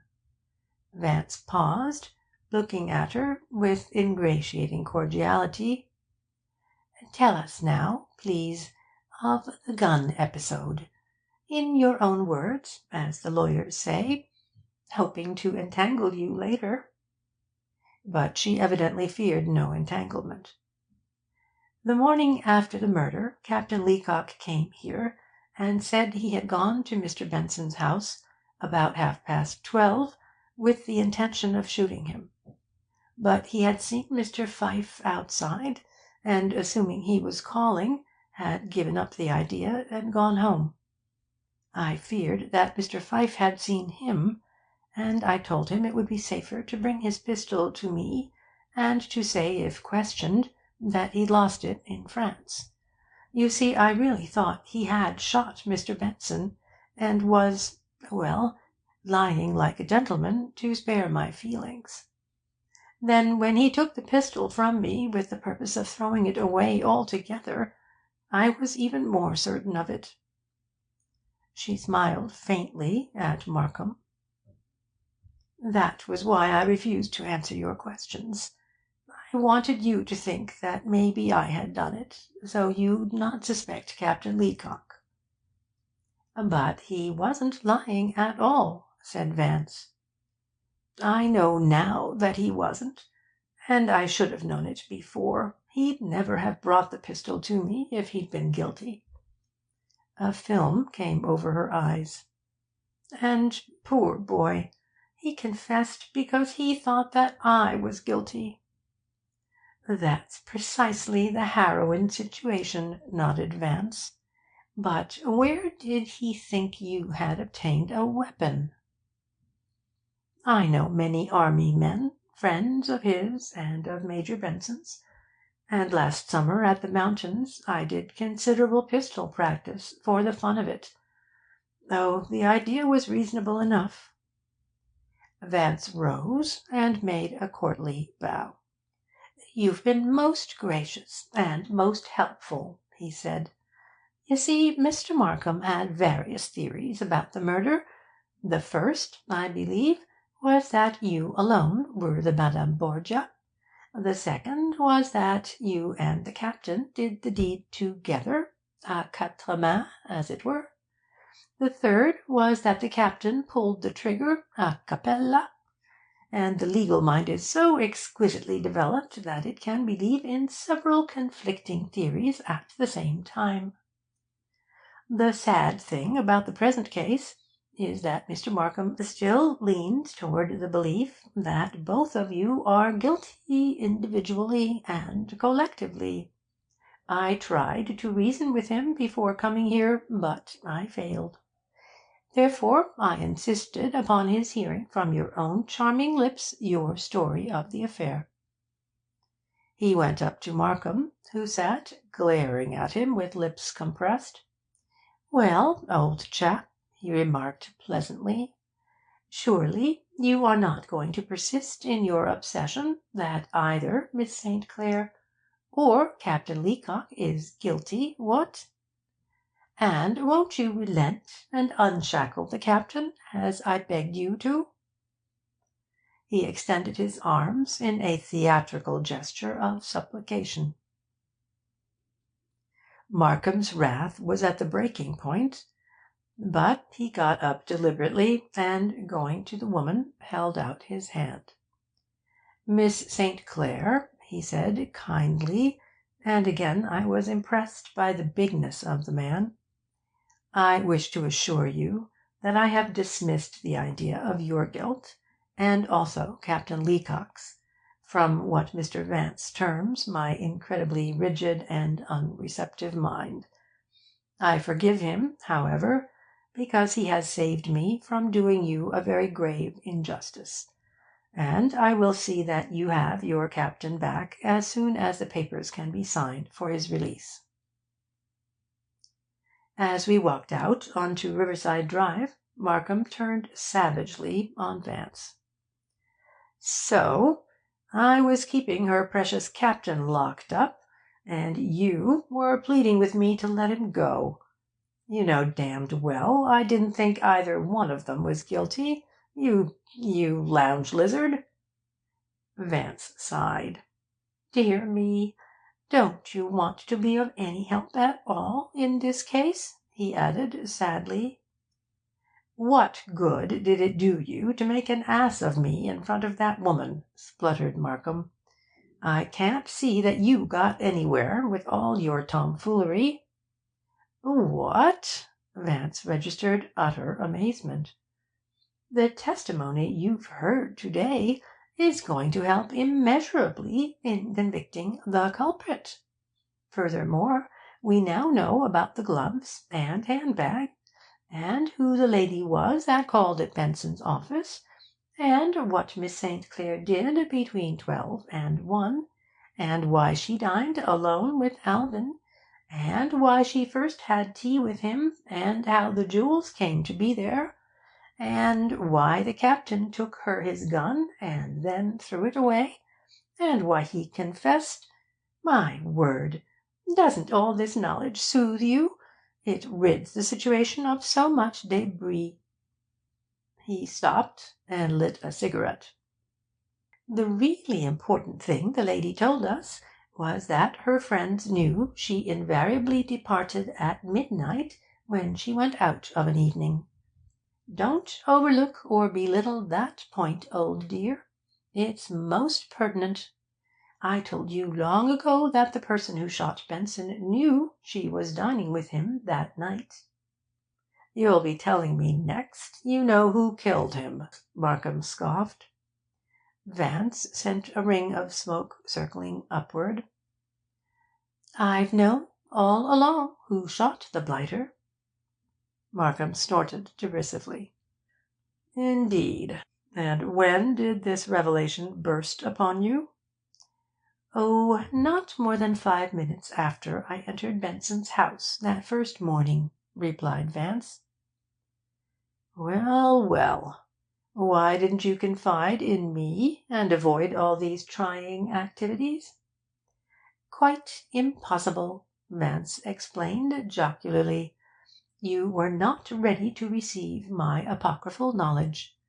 It was first necessary to lead you patiently by the hand out of the various dark forests and morasses into which you insisted upon straying. You're so devilishly unimaginative, don't you know?" A taxicab was passing, and he hailed it. "87 West 48th Street," he directed. Then he took Markham's arm confidingly. "Now for a brief chat with Mrs. Platts, and then I shall pour into your ear all my maidenly secrets." End of chapter 20. Chapter 21. Sartorial Revelations. Wednesday, June 19, 5:30 p.m. The housekeeper regarded our visit that afternoon with marked uneasiness. Though she was a large, powerful woman, her body seemed to have lost some of its strength, and her face showed signs of prolonged anxiety. Snitkin informed us, when we entered, that she had carefully read every newspaper account of the progress of the case, and had questioned him interminably on the subject. She entered the living-room with scarcely an acknowledgment of our presence, and took the chair Vance placed for her like a woman resigning herself to a dreaded but inevitable ordeal. When Vance looked at her keenly, she gave him a frightened glance and turned her face away, as if, in the second their eyes met, she had read his knowledge of some secret she had been jealously guarding. Vance began his questioning without prelude or protasis. "Mrs. Platts, was Mr. Benson very particular about his toupee? That is, did he often receive his friends without having it on?" The woman appeared relieved. "Oh, no, sir, never." "Think back, Mrs. Platts. Has Mr. Benson never, to your knowledge, been in any one's company without his toupee?" She was silent for some time, her brows contracted. "Once I saw him take off his wig and show it to Colonel Ostrander, an elderly gentleman who used to call here very often. But Colonel Ostrander was an old friend of his. He told me they lived together once." "No one else?" Again she frowned thoughtfully. "No," she said after several minutes. "What about the tradespeople?" "He was very particular about them, and strangers too," she added. "When he used to sit in here in hot weather without his wig, he always pulled the shade on that window." She pointed to the one nearest the hallway. "You can look in it from the steps." "I'm glad you brought up that point," said Vance. "And anyone standing on the steps could tap on the window or the iron bars and attract the attention of anyone in this room?" "Oh, yes, sir, easily. I did it myself once, when I went on an errand and forgot my key." "It's quite likely, don't you think, that the person who shot Mr. Benson obtained admittance in that way?" "Yes, sir." She grasped eagerly at the suggestion. "The person would have had to know Mr. Benson pretty well to tap on the window instead of ringing the bell. Don't you agree with me, Mrs. Platts?" "Yes, sir." Her tone was doubtful. Evidently the point was a little beyond her. "If a stranger had tapped on the window, would Mr. Benson have admitted him without his toupee?" "Oh, no. He wouldn't have let a stranger in." "You are sure the bell didn't ring that night?" "Positive, sir." The answer was very emphatic. "Is there a light on the front steps?" "No, sir." "If Mr. Benson had looked out of the window to see who was tapping, could he have recognized the person at night?" The woman hesitated. "I don't know. I don't think so." "Is there any way you can see through the front door who is outside without opening it?" "No, sir. Sometimes I wish there was." "Then, if the person knocked on the window, Mr. Benson must have recognized the voice?" "It looks that way, sir." "And you're certain no one could have got in without a key?" "How could they? The door locks by itself." "It's the regulation spring lock, isn't it?" "Yes, sir." "Then it must have a catch you can turn off, so that the door will open from either side, even though it's latched." "It did have a catch like that," she explained, "but Mr. Benson had it fixed so it wouldn't work. He said it was too dangerous. I might go out and leave the house unlocked." Vance stepped into the hallway, and I heard him opening and shutting the front door.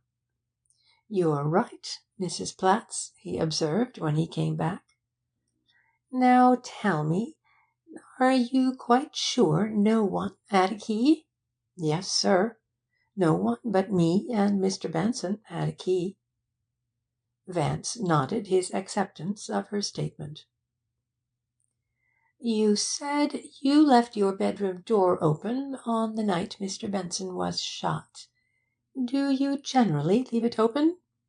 "No, I most always shut it. But it was terrible close that night." "Then it was merely an accident you left it open?" "As you might say." "If your door had been closed, as usual, could you have heard the shot, do you think?" "If I'd been awake, maybe. Not if I was sleeping, though. They got heavy doors in these old houses, sir." "And they're beautiful, too," commented Vance. He looked admiringly at the massive mahogany double door that opened into the hall. "You know, Markham, our so-called civilization is nothing more than the persistent destruction of everything that's beautiful and enduring, and the designing of cheap makeshifts. You should read Oswald Spengler's Untergang des Abendlands, a most penetrating document. I wonder some enterprising publisher hasn't embalmed it in our native argot."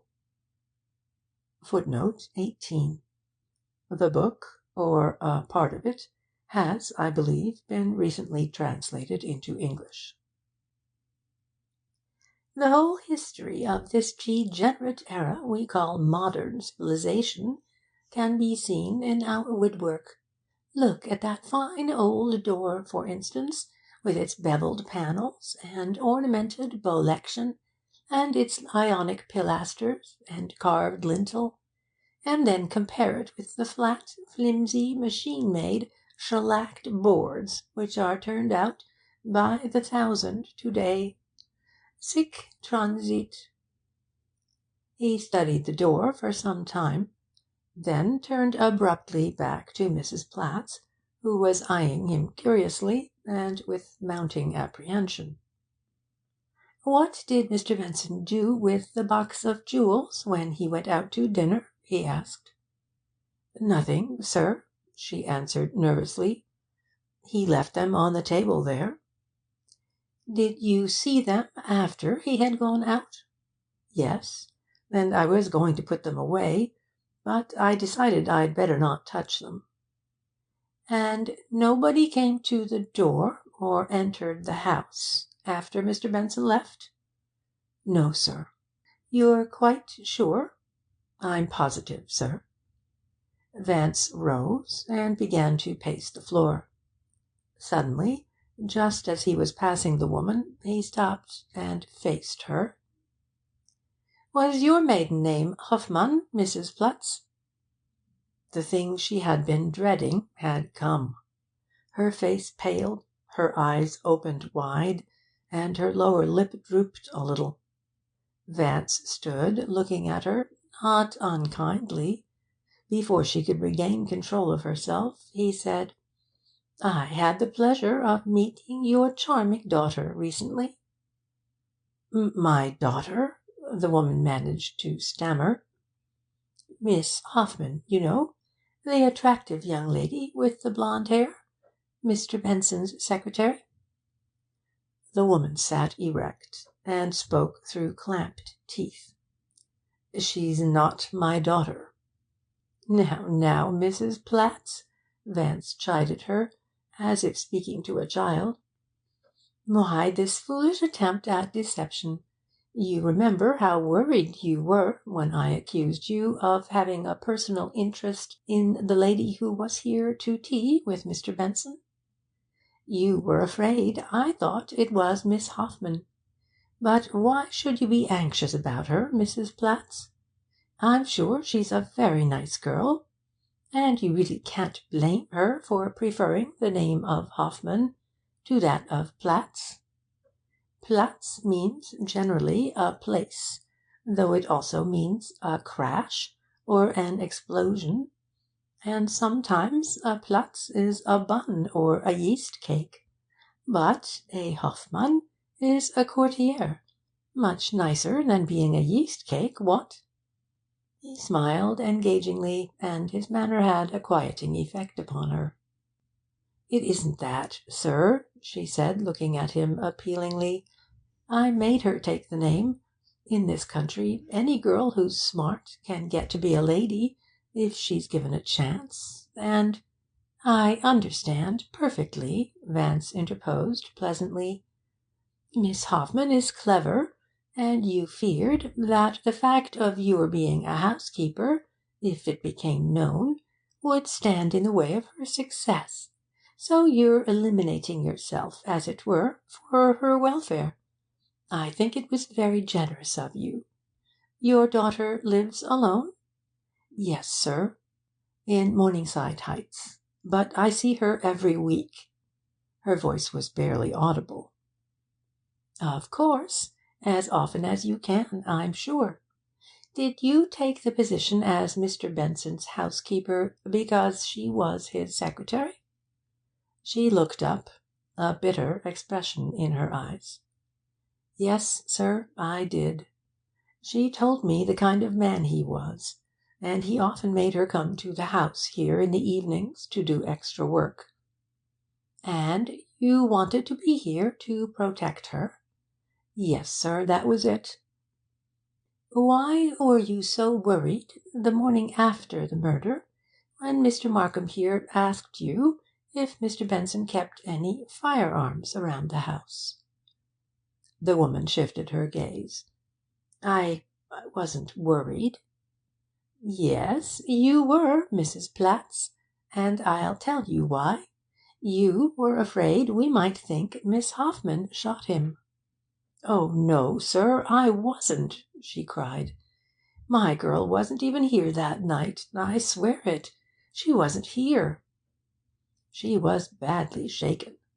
The nervous tension of a week had snapped, and she looked helplessly about her. "Come, come, Mrs. Platts," pleaded Vance consolingly.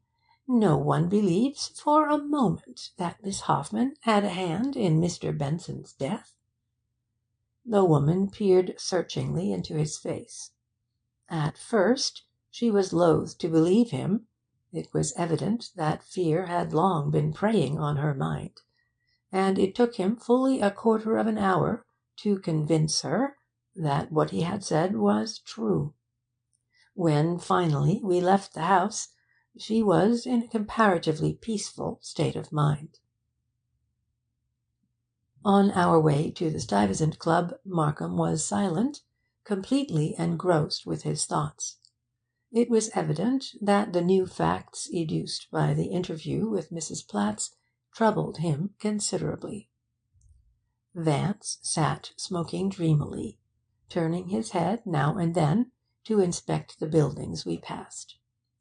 We drove east through 48th Street, and when we came abreast of the New York Bible Society house, he ordered the chauffeur to stop, and insisted that we admire it. "Christianity," he remarked, "has almost vindicated itself by its architecture alone. With few exceptions, the only buildings in this city that are not eyesores are the churches and their allied structures. The American aesthetic credo is 'whatever's big is beautiful.' These depressing gargantuan boxes, with rectangular holes in 'em, which are called skyscrapers, are worshipped by Americans simply because they're huge. A box with 40 rows of holes is twice as beautiful as a box with 20 rows. Simple formula, what? Look at this little 5-story affair across the street. It's infinitely lovelier, and more impressive, too, than any skyscraper in the city." Vance referred but once to the crime during our ride to the club, and then only indirectly. "Kind hearts, you know, Markham, are more than coronets. I've done a good deed to-day, and I feel positively virtuous. Frau Platts will schlafen much better to-night. She has been frightfully upset about little Gretchen. She's a doughty old soul, motherly and all that, and she couldn't bear to think of the future Lady Vere de Vere being suspected. Wonder why she worried so?" And he gave Markham a sly look. Nothing further was said until after dinner, which we ate in the roof garden. We had pushed back our chairs, and sat looking out over the tree tops of Madison Square. "Now, Markham," said Vance, "give over all your prejudices, and consider the situation judiciously, as you lawyers euphemistically put it. To begin with, we know now why Mrs. Platts was so worried at your question regarding firearms, and why she was upset by my reference to her personal interest in Benson's tea companion. So those two mysteries are eliminated." "How did you find out about her relation to the girl?" interjected Markham. "'Twas my ogling did it." Vance gave him a reproving look. "You recall that I ogled the young lady at our first meeting? But I forgive you. And you remember our little discussion about cranial idiosyncrasies? Miss Hoffman, I noticed at once, possessed all the physical formations of Benson's housekeeper. She was brachycephalic, she had over-articulated cheek-bones, an orthogonous jaw, a low, flat parietal structure, and a Mesorynian nose. Then I looked for her ear, for I had noted that Mrs. Platts had the pointed, lobeless satyr ear, sometimes called the Darwin ear. These ears run in families. When I saw that Miss Hoffman's were of the same type, even though modified, I was fairly certain of the relationship. But there were other similarities, in pigment, for instance, and in height. Both are tall, you know, and the central masses of each were very large in comparison with the peripheral masses. The shoulders were narrow, and the wrists and ankles small, while the hips were bulky. That Hoffman was Platts's maiden name was only a guess, but it didn't matter." Vance adjusted himself more comfortably in his chair. "Now for your judicial considerations. First, let us assume that at a little before 12:30 on the night of the 13th, the villain came to Benson's house, saw the light in the living room, tapped on the window, and was instantly admitted. What, would you say, do these assumptions indicate regarding the visitor?" "Merely that Benson was acquainted with him," returned Markham. "But that doesn't help us any. We can't extend the sus per col to everybody the man knew." "The indications go much further than that, old chap," Vance retorted. "They show unmistakably that Benson's murderer was a most intimate crony, or, at least, a person before whom he didn't care how he looked. The absence of the toupee, as I once suggested to you, was a prime essential of the situation. A toupee, don't you know, is the sartorial sine qua non of every middle-aged Beau Brummel afflicted with baldness. You heard Mrs. Platts on the subject. Do you think for a second that Benson, who hid his hirsute deficiency even from the grocer's boy, would visit with a mere acquaintance thus bereft of his crowning glory? And besides being thus denuded, he was without his full complement of teeth. Moreover, he was without collar or tie, and attired in an old smoking jacket and bedroom slippers. Picture the spectacle, my dear fellow. A man does not look fascinating without his collar, and with his shirt-band and gold stud exposed. Thus attired, he is the equivalent of a lady in curl papers. How many men do you think Benson knew with whom he would have sat down to a tete-a-tete in this undressed condition?" "3 or 4, perhaps," answered Markham, "but I can't arrest them all." "I'm sure you would if you could, but it won't be necessary." Vance selected another cigarette from his case and went on. "There are other helpful indications, you know. For instance, the murderer was fairly well acquainted with Benson's domestic arrangements. He must have known that the housekeeper slept a good distance from the living room, and would not be startled by the shot if her door was closed as usual. Also, he must have known there was no one else in the house at that hour. And another thing, don't forget that his voice was perfectly familiar to Benson. If there had been the slightest doubt about it, Benson would not have let him in view of his natural fear of housebreakers, and with the captain's threat hanging over him." "That's a tenable hypothesis. What else?" "The jewels, Markham. Those orators of love. Have you thought of them? They were on the centre table when Benson came home that night, and they were gone in the morning. Wherefore it seems inevitable that the murderer took 'em. What? And may they not have been one reason for the murderer's coming there that night? If so, who of Benson's most intimate personae gratae knew of their presence in the house, and who wanted 'em particularly?" "Exactly, Vance." Markham nodded his head slowly. "You've hit it. I've had an uneasy feeling about Pfyfe right along. I was on the point of ordering his arrest to-day, when Heath brought word of Leacock's confession. And then, when that blew up, my suspicions reverted to him. I said nothing this afternoon, because I wanted to see where your ideas had led you. What you've been saying checks up perfectly with my own notions. Pfyfe's our man." He brought the front legs of his chair down suddenly. "And now, damn it, you've let him get away from us." "Don't fret, old dear," said Vance. "He's safe with Mrs. Pfyfe, I fancy. And anyhow, your friend Mr. Ben Hanlon is well versed in retrieving fugitives.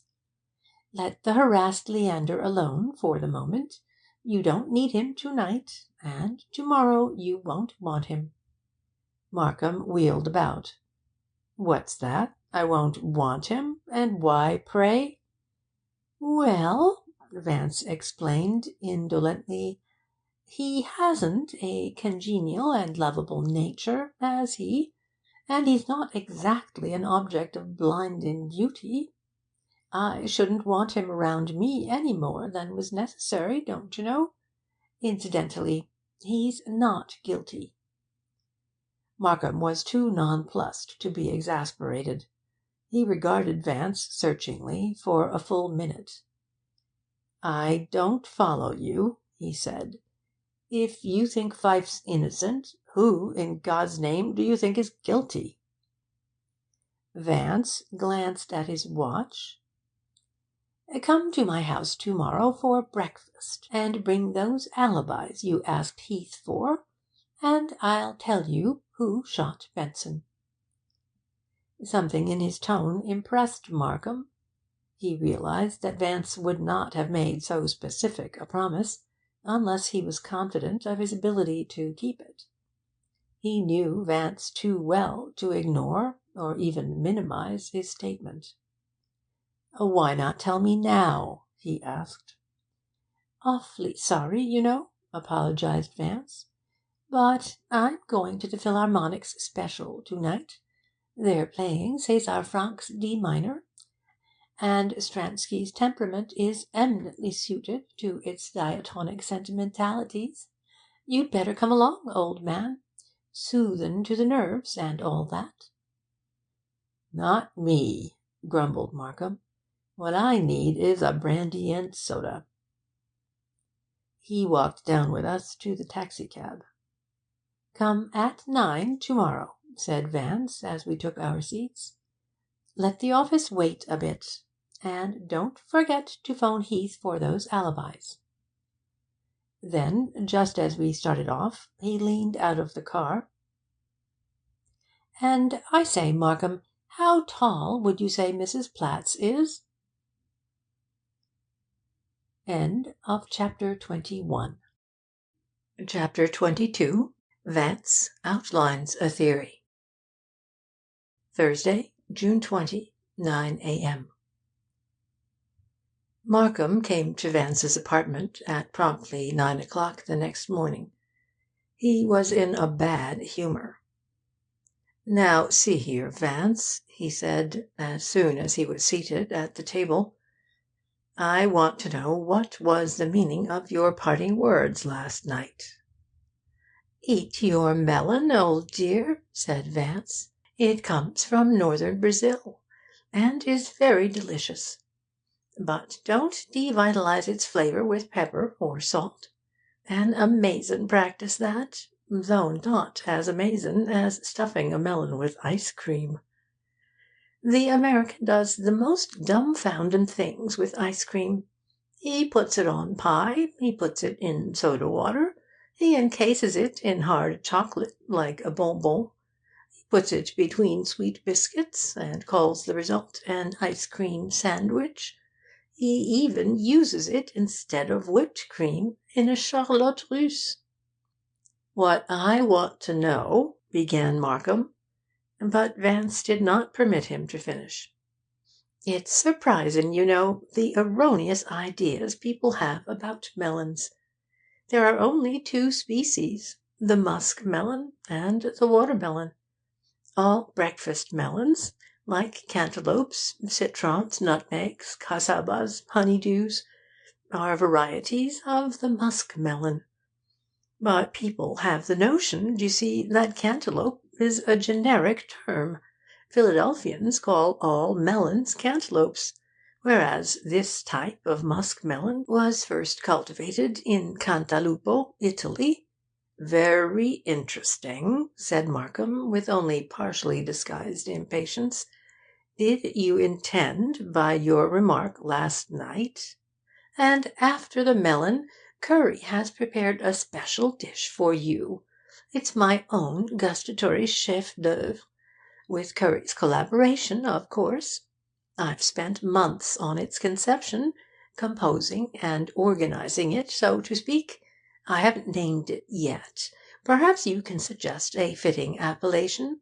To achieve this dish, one first chops up a hard-boiled egg and mixes it with grated Port du Salut cheese, adding a soupçon of tarragon.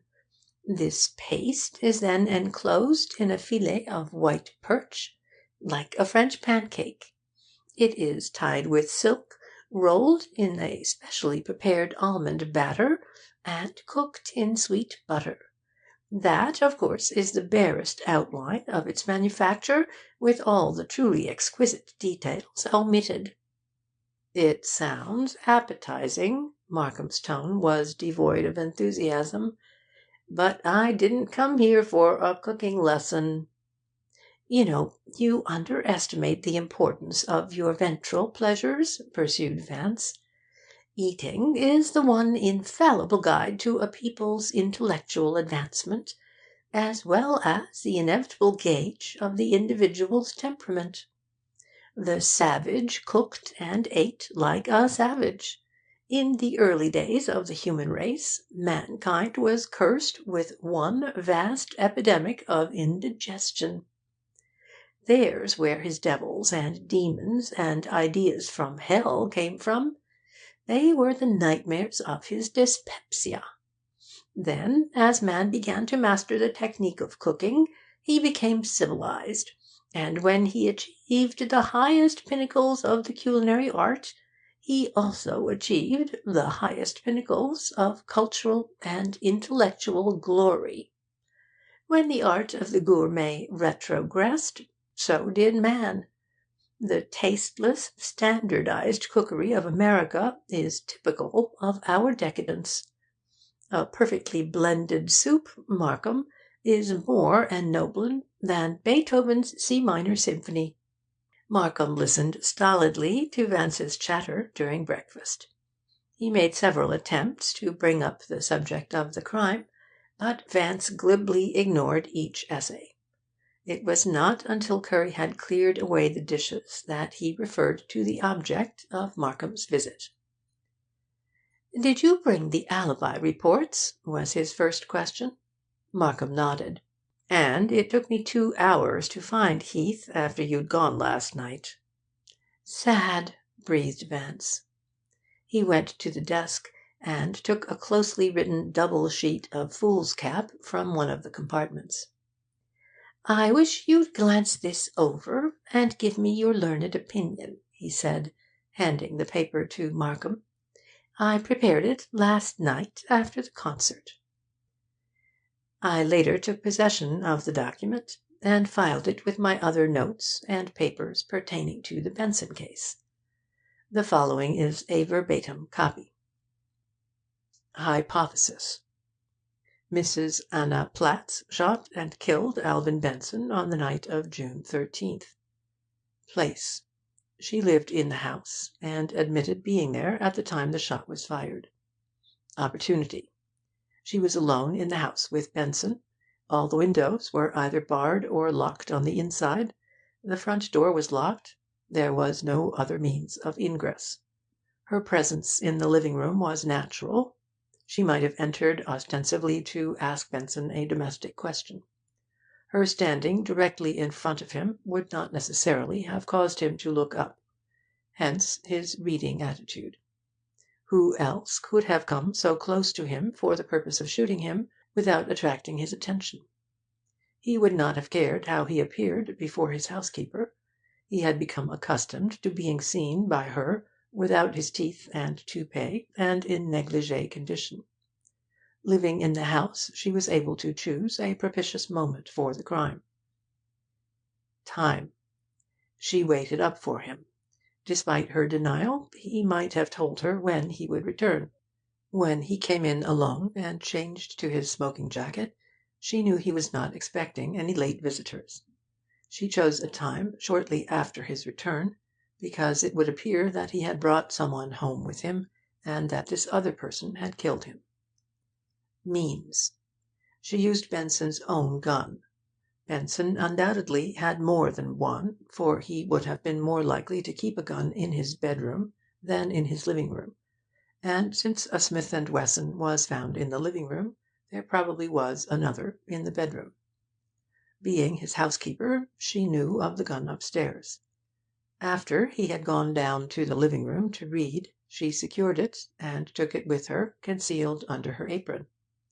She threw the gun away or hid it after the shooting. She had all night in which to dispose of it. She was frightened when asked what firearms Benson kept about the house, for she was not sure whether or not we knew of the gun in the bedroom. Motive: she took the position of housekeeper because she feared Benson's conduct toward her daughter. She always listened when her daughter came to his house at night to work. Recently she discovered that Benson had dishonourable intentions, and believed her daughter to be in imminent danger. A mother who would sacrifice herself for her daughter's future, as she had done, would not hesitate at killing to save her. And there are the jewels. She has them hidden, and is keeping them for her daughter. Would Benson have gone out and left them on the table? And if he had put them away, who but she, familiar with the house and having plenty of time, could have found them? Conduct: she lied about St. Clair's coming to tea, explaining later that she knew St. Clair could not have had anything to do with the crime. Was this feminine intuition? No. She could know St. Clair was innocent only because she herself was guilty. She was too motherly to want an innocent person suspected. She was markedly frightened yesterday when her daughter's name was mentioned, because she feared the discovery of the relationship might reveal her motive for shooting Benson.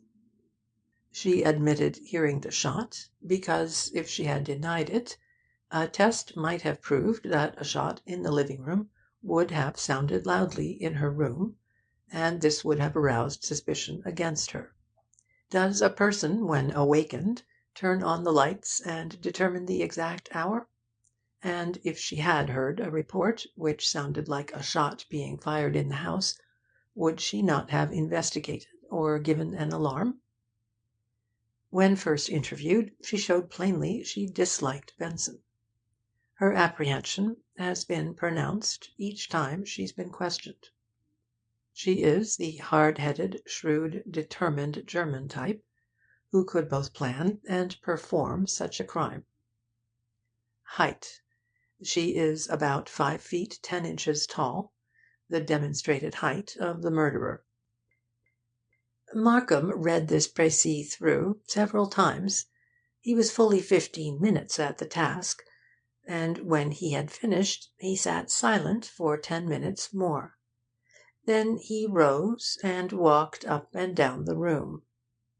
"Not a fancy legal document, that," remarked Vance, "but I think even a grand juror could understand it. You, of course, can rearrange and elaborate it, and bedeck it with innumerable meaningless phrases and recondite legal idioms." Markham did not answer at once. He paused by the French windows and looked down into the street. Then he said, "Yes, I think you've made out a case. Extraordinary. I've wondered from the first what you were getting at, and your questioning of Platts yesterday impressed me as pointless. I'll admit it never occurred to me to suspect her. Benson must have given her good cause."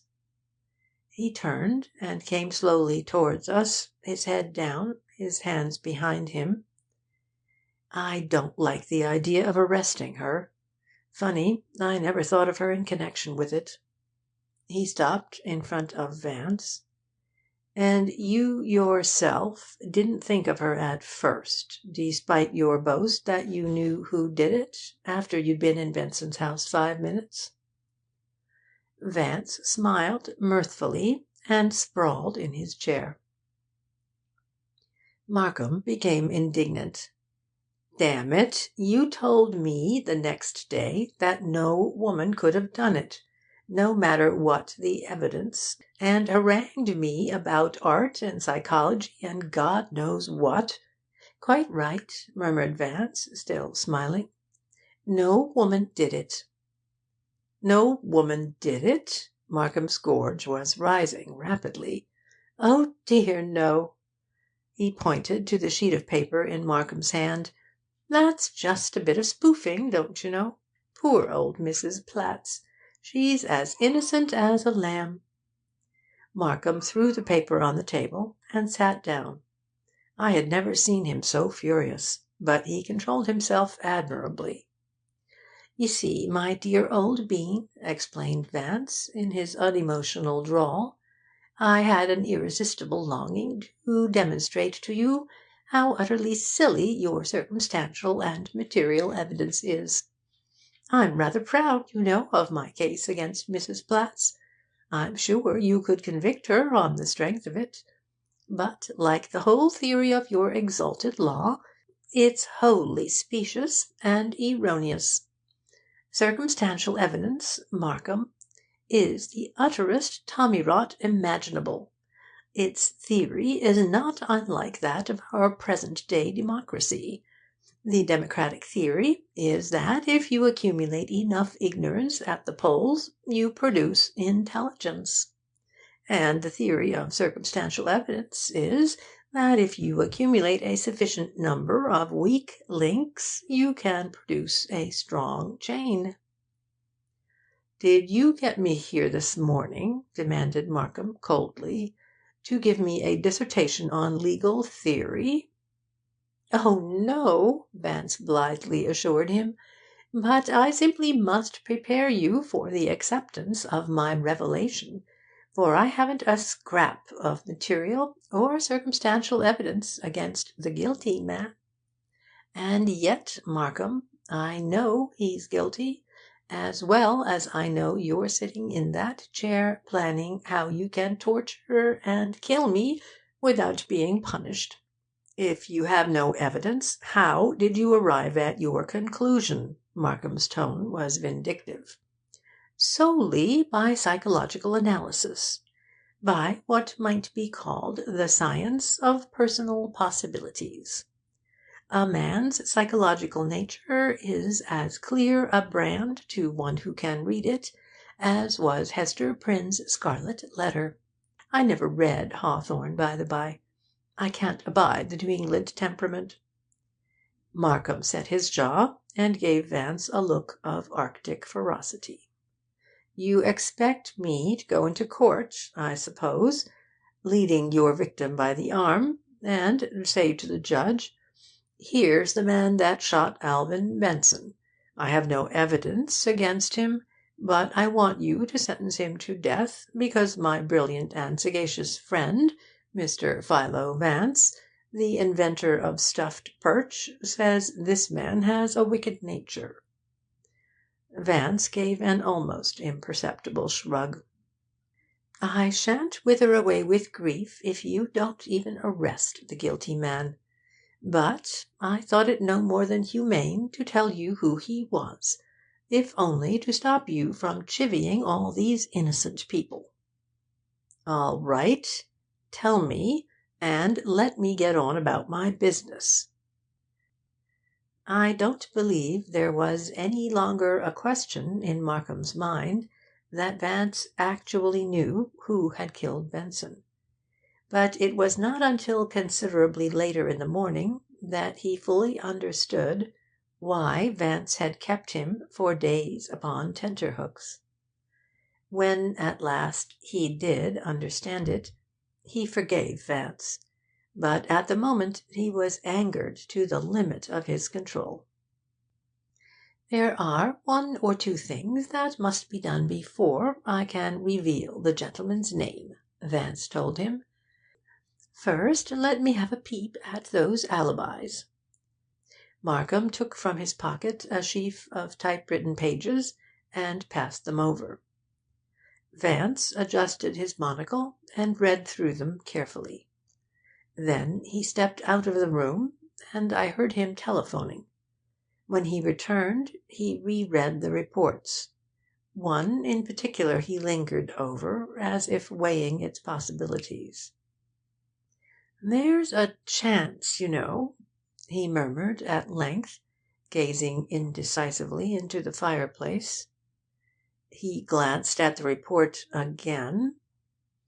'I see here,' he said, 'that Colonel Ostrander, accompanied by a Bronx alderman named Moriarty, attended the midnight follies at the Piccadilly Theatre in 47th Street on the night of the 13th, arriving there a little before 12 and remaining through the performance, which was over about 2:30 a.m.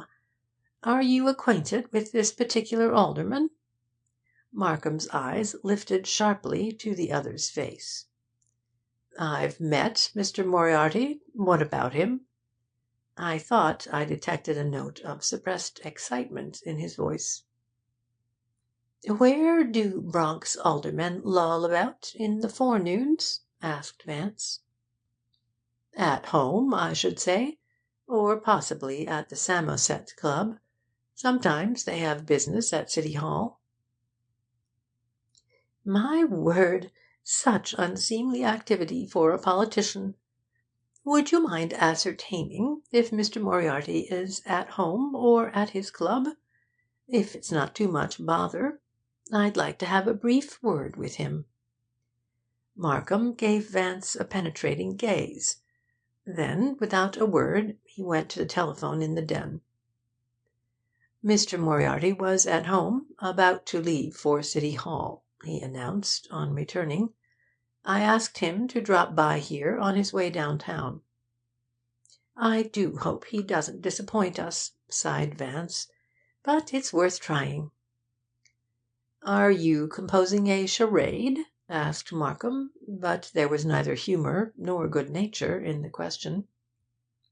"'Pon my word, old man, I'm not trying to confuse the main issue," said Vance.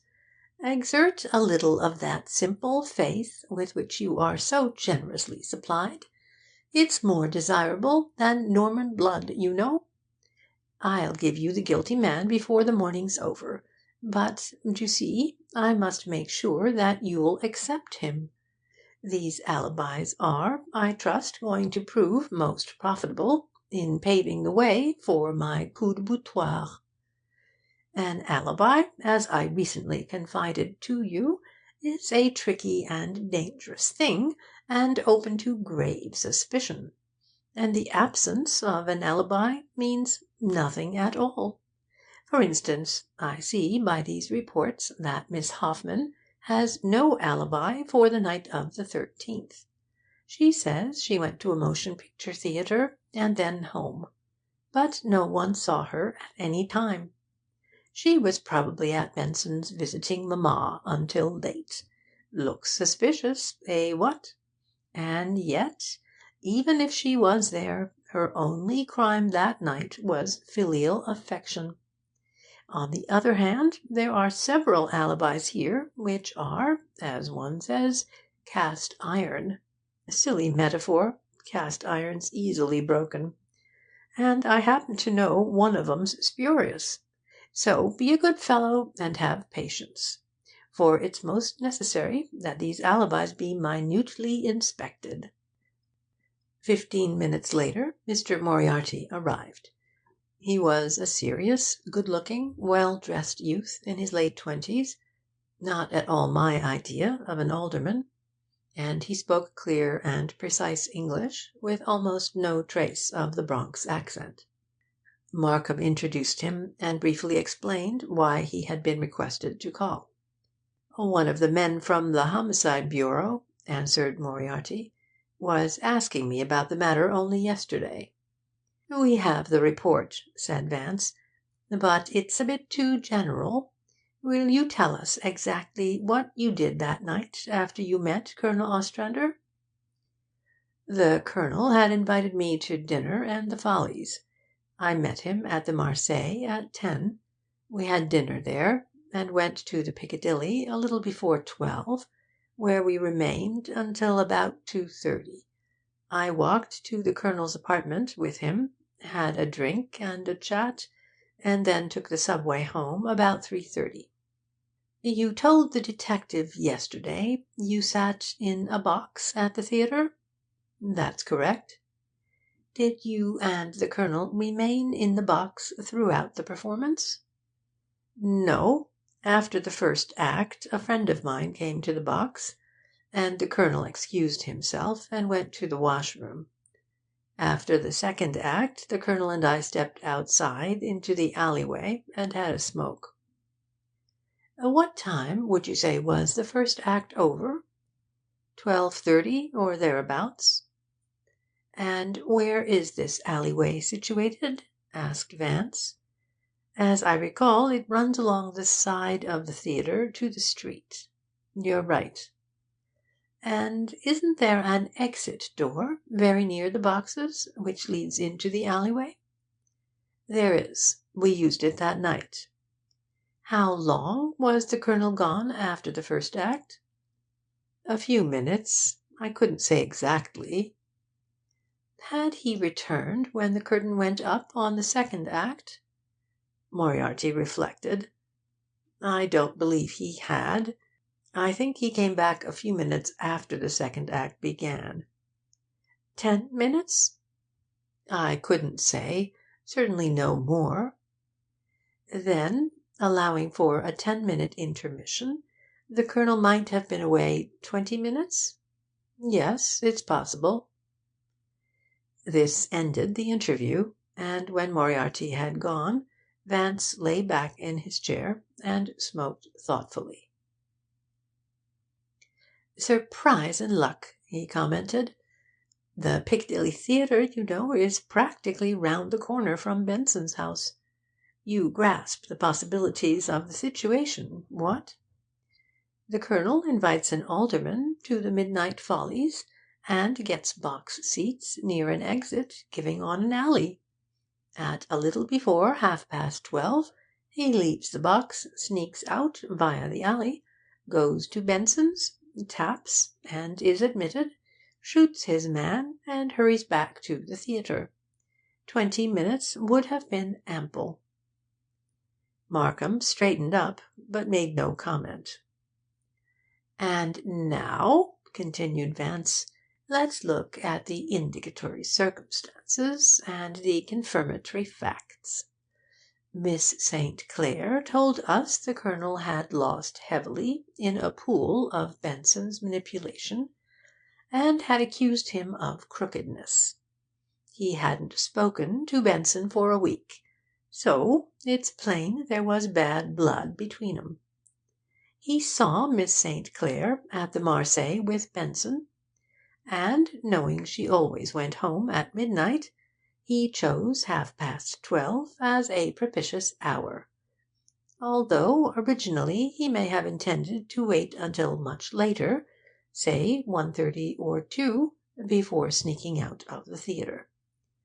Being an army officer, he would have had a Colt .45, and he was probably a good shot. He was most anxious to have you arrest someone, he didn't seem to care who, and he even 'phoned you to inquire about it. He was one of the very few persons in the world whom Benson would have admitted, attired as he was. He'd known Benson intimately for 15 years, and Mrs. Platts once saw Benson take off his toupee and show it to him. Moreover, he would have known all about the domestic arrangements of the house. He no doubt had slept there many a time when showing his old pal the wonders of New York's night life. How does all that appeal to you?" Markham had risen and was pacing the floor, his eyes almost closed. "So that was why you were so interested in the Colonel, asking people if they knew him, and inviting him to lunch. What gave you the idea, in the first place, that he was guilty?" "Guilty?" exclaimed Vance. "That priceless old dunderhead guilty? Really, Markham, the notion's preposterous. I'm sure he went to the washroom that night to comb his eyebrows and arrange his tie. Sitting as he was in a box, the gals on the stage could see him, you know." Markham halted abruptly. An ugly colour crept into his cheeks, and his eyes blazed. But before he could speak, Vance went on, with serene indifference to his anger. "And I played in the most astonishin' luck. Still, he's just the kind of ancient popinjay who'd go to the washroom and dandify himself. I rather counted on that, don't you know? My word, we've made amazin' progress this morning, despite your injured feelings. You now have 5 different people, any one of whom you can, with a little legal ingenuity, convict of the crime. In any event, you can get indictments against 'em." He leaned his head back meditatively. "First, there's Miss St. Clair. You were quite positive she did the deed, and you told the Major you were all ready to arrest her.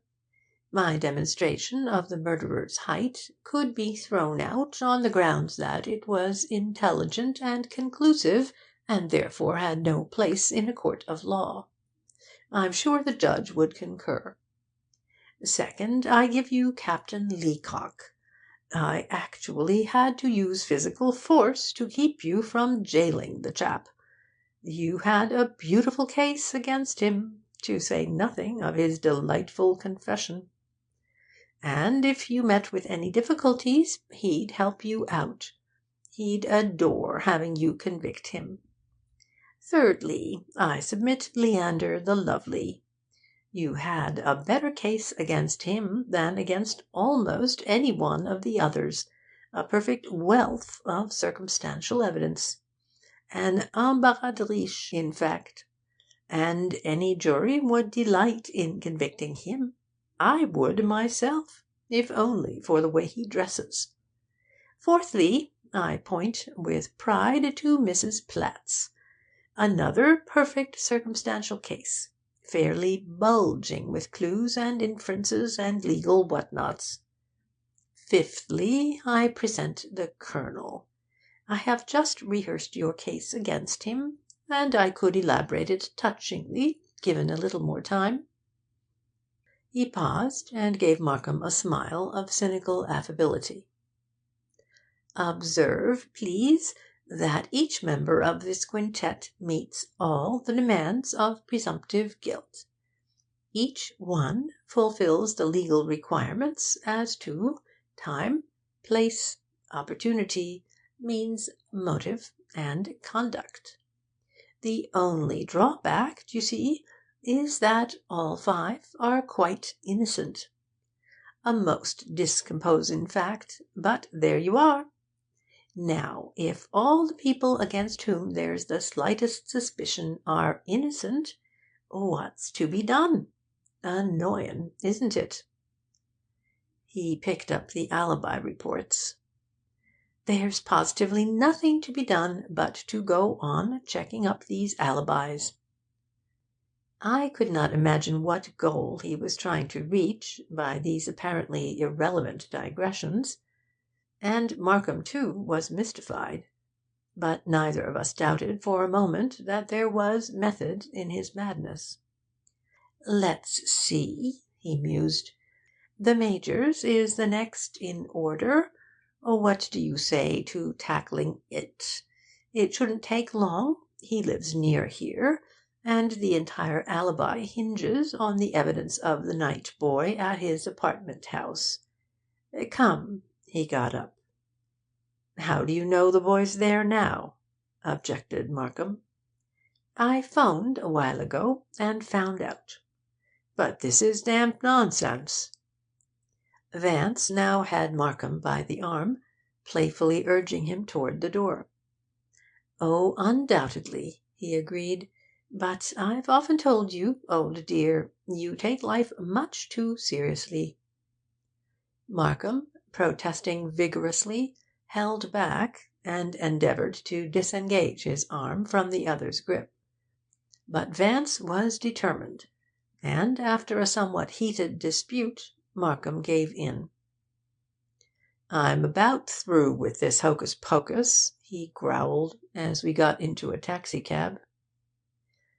I'm through already, said Vance. End of chapter 22. Chapter 23. Checking an Alibi. Thursday, June 20, 10:30 a.m. The Chatham Arms, where Major Benson lived, was a small, exclusive bachelor apartment house in 46th Street, midway between 5th and 6th Avenues. The entrance, set in a simple and dignified façade, was flush with the street, and only 2 steps above the pavement. The front door opened into a narrow hallway with a small reception room, like a cul-de-sac, on the left.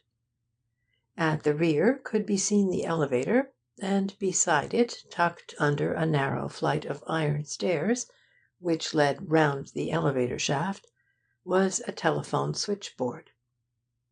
When we arrived, 2 youths in uniform were on duty, one lounging in the door of the elevator, the other seated at the switchboard. Vance halted Markham near the entrance. One of these boys, I was informed over the telephone, was on duty the night of the 13th. Find out which one it was, and scare him into submission by your exalted title of district attorney. Then turn him over to me.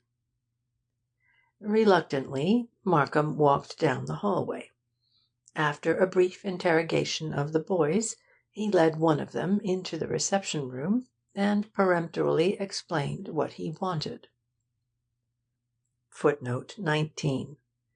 The boy was Jack Prisco, of 621 Kelly Street. Vance began his questioning with the confident air of one who has no doubt whatever as to another's exact knowledge. What time did Major Benson get home the night his brother was shot? The boy's eyes opened wide. He came in about 11, right after show time, he answered, with only a momentary hesitation. I have set down the rest of the questions and answers in dramatic dialogue form for purposes of space economy. Vance. He spoke to you, I suppose? Boy. Yes, sir. He told me he'd been to the theatre, and said what a rotten show it was, and that he had an awful headache. Vance. How do you happen to remember so well what he said a week ago? Boy. Why, his brother was murdered that night. Vance. And the murder caused so much excitement that you naturally recalled everything that happened at the time in connection with Major Benson. Boy. Sure, he was the murdered guy's brother. Vance. When he came in that night, did he say anything about the day of the month? Boy. Nothin', except that he guessed his bad luck in picking a bum show was on account of it being the 13th. Vance. Did he say anything else? Boy, grinning. He said he'd make the 13th my lucky day, and he gave me all the silver he had in his pocket, nickels and dimes and quarters and one 50-cent piece. Vance. How much altogether? Boy. $3.45. Vance. And then he went to his room? Boy. Yes, sir. I took him up. He lives on the 3rd floor. Vance. Did he go out again later? Boy. No, sir. Vance.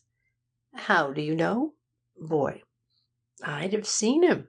I was either answering the switchboard or running the elevator all night. He couldn't have got out without my seeing him.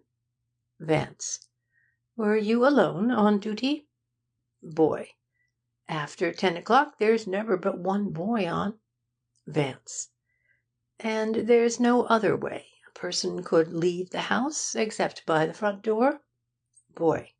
No, sir. Vance. When did you next see Major Benson? Boy. After thinking a moment. He rang for some cracked ice, and I took it up. Vance. What time? Boy. Why, I don't know exactly. Yes, I do. It was 12:30. Vance, smiling faintly. He asked you the time, perhaps? Boy. Yes, sir, he did. He asked me to look at his clock in his parlour. Vance. How did he happen to do that? Boy.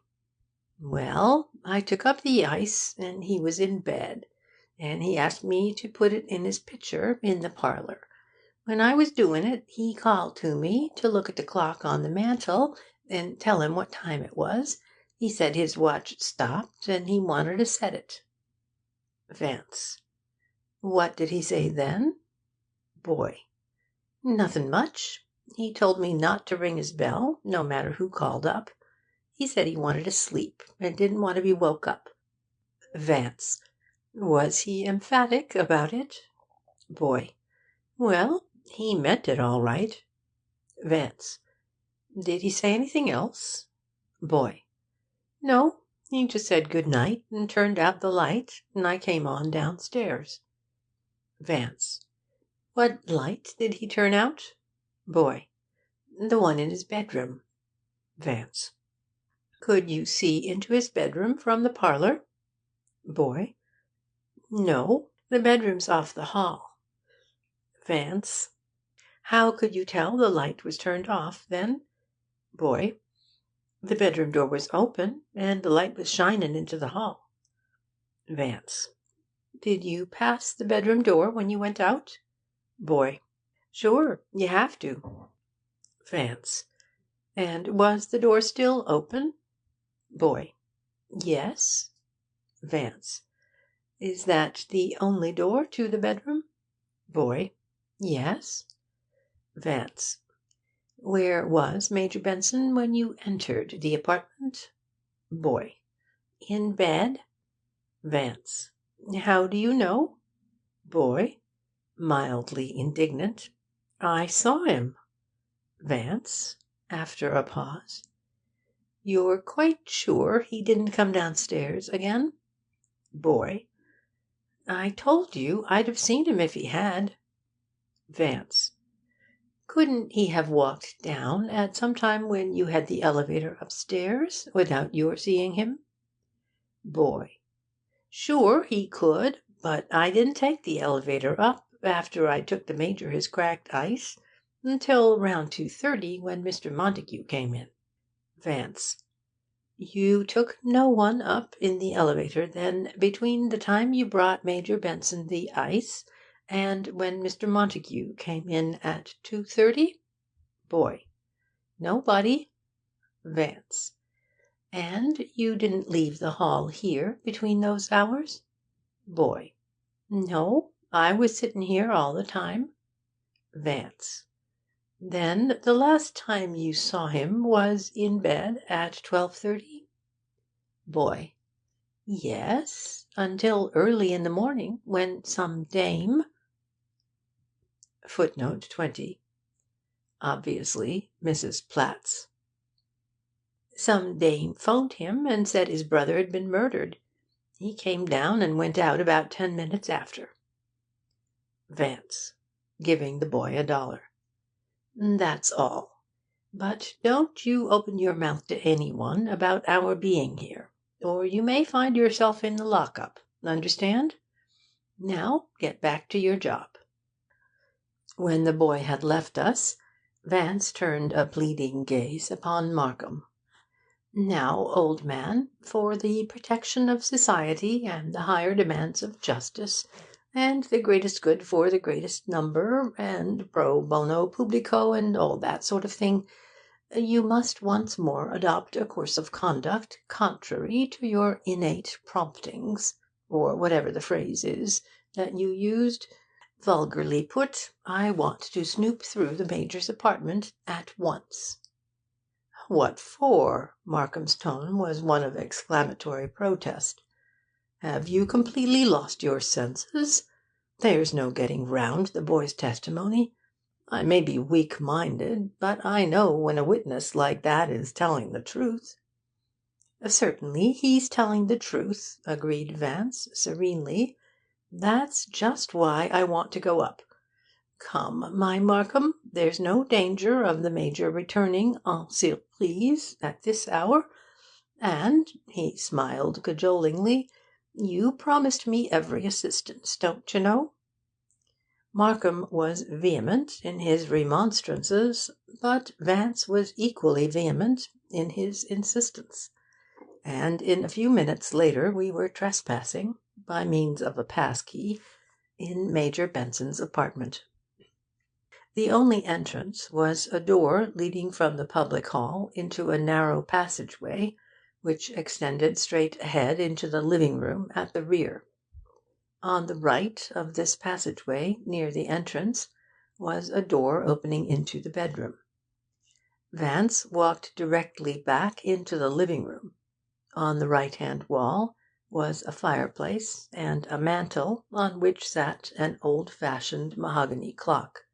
Near the mantel, in the far corner, stood a small table containing a silver ice-water service, consisting of a pitcher and 6 goblets.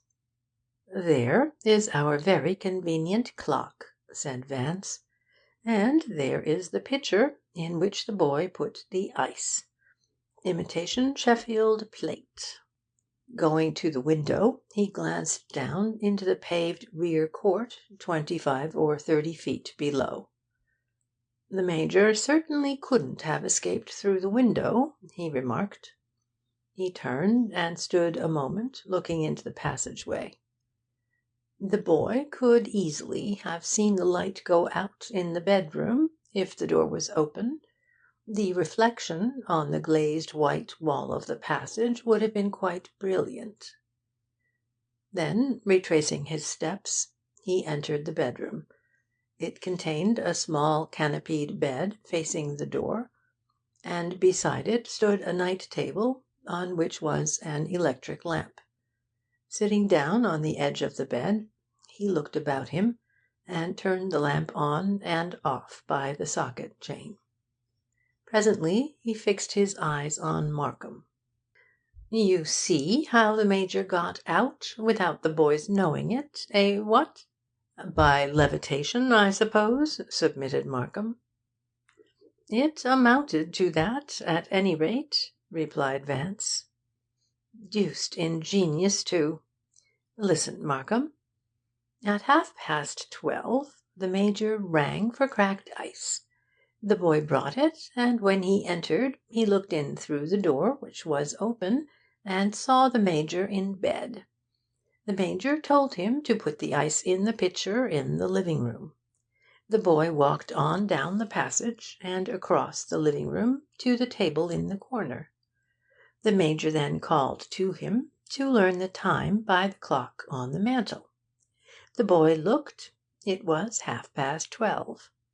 The Major replied that he was not to be disturbed again, said good night, turned off this light on his night table, jumped out of bed he was dressed, of course and stepped quickly out into the public hall before the boy had time to empty the ice and return to the passage.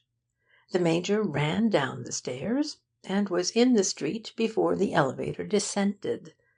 The boy, when he passed the bedroom door on his way out, could not have seen whether the Major was still in bed or not, even if he had looked in, for the room was in darkness. Clever, what?"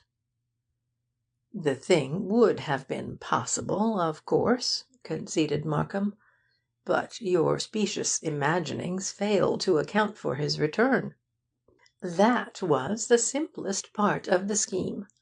He'd probably waited in a doorway across the street for some other tenant to go in. The boy said a Mr. Montague returned about 2:30. Then the Major slipped in when he knew the elevator had descended, and walked up the stairs." Markham, smiling patiently, said nothing. "You perceive," continued Vance, "the pains taken by the Major to establish the date and the hour, and to impress them on the boy's mind. Poor show! Headache! Unlucky day! Why unlucky? The 13th, to be sure. But lucky for the boy. A handful of money, all silver. Singular way of tipping, what? But a dollar bill might have been forgotten." A shadow clouded Markham's face, but his voice was as indulgently impersonal as ever. "I prefer your case against Mrs. Platt's." "Ah, but I've not finished." Vance stood up.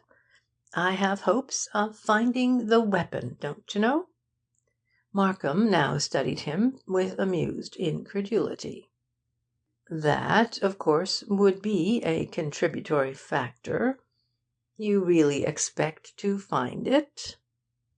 "Without the slightest difficulty," Vance pleasantly assured him.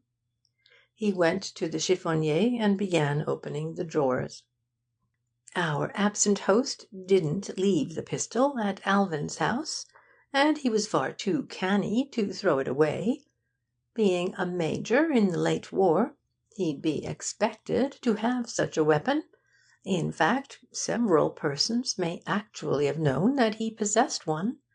And if he is innocent, as he fully expects us to assume, why shouldn't it be in its usual place? Its absence, you see, would be more incriminating than its presence. Also, there's a more interesting psychological factor involved. An innocent person who was afraid of being thought guilty would have hidden it, or thrown it away, like Captain Leacock, for example. But a guilty man, wishing to create an appearance of innocence, would have put it back exactly where it was before the shooting. He was still searching through the chiffonier.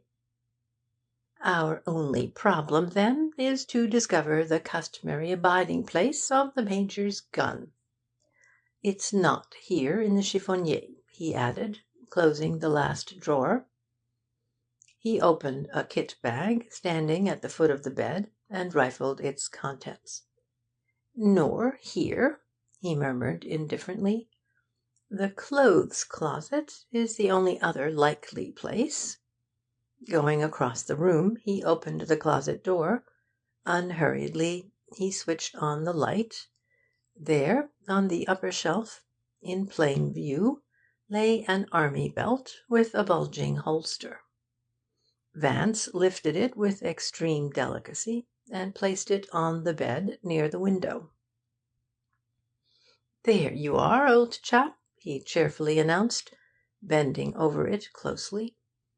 "Please take particular note that the entire belt and holster, with only the exception of the holster's flap, is thickly coated with dust. The flap is comparatively clean, showing it has been opened recently. Not conclusive, of course, but you're so partial to clues, Markham." He carefully removed the pistol from the holster. "Note also that the gun itself is innocent of dust. It has been recently cleaned, I surmise." His next act was to insert a corner of his handkerchief into the barrel. Then, withdrawing it, he held it up. "You see, what? Even the inside of the barrel is immaculate. And I'll wager all my sezon against an LL.B. degree that there isn't a cartridge missing." He extracted the magazine and poured the cartridges onto the night table, where they lay in a neat row before us. There were 7, the full number for that style of gun. "Again, Markham, I present you with one of your revered clues. Cartridges that remain in a magazine for a long time become slightly tarnished, for the catch-plate is not air-tight. But a fresh box of cartridges is well sealed, and its contents retain their lustre much longer." He pointed to the first cartridge that had rolled out of the magazine. "Observe that this one cartridge, the last to be inserted into the magazine, is a bit brighter than its fellows. The inference is— you're an adept at inferences, you know— that it is a newer cartridge, and was placed in the magazine rather recently." He looked straight into Markham's eyes. "It was placed there to take the place of the one which Captain Heydorn is keeping."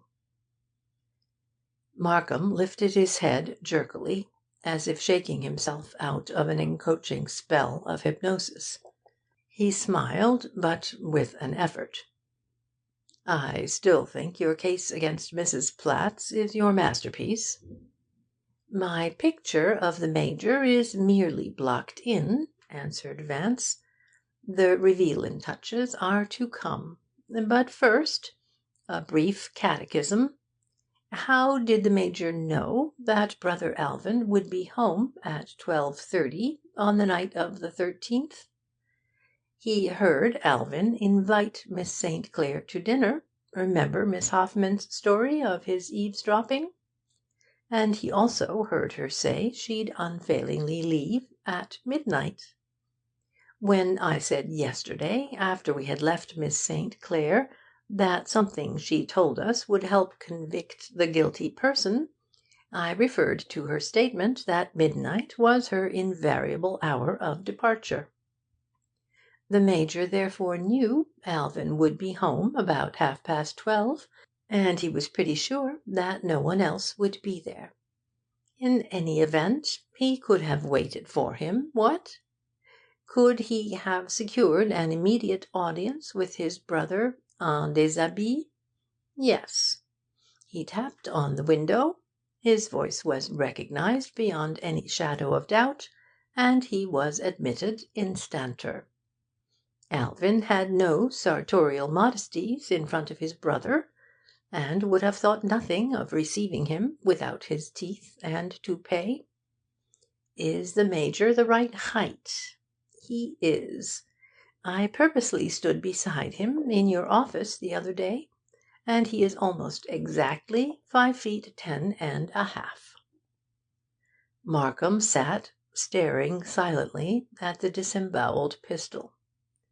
Vance had been speaking in a voice quite different from that he had used when constructing his hypothetical cases against the others, and Markham had sensed the change. "We now come to the jewels," Vance was saying.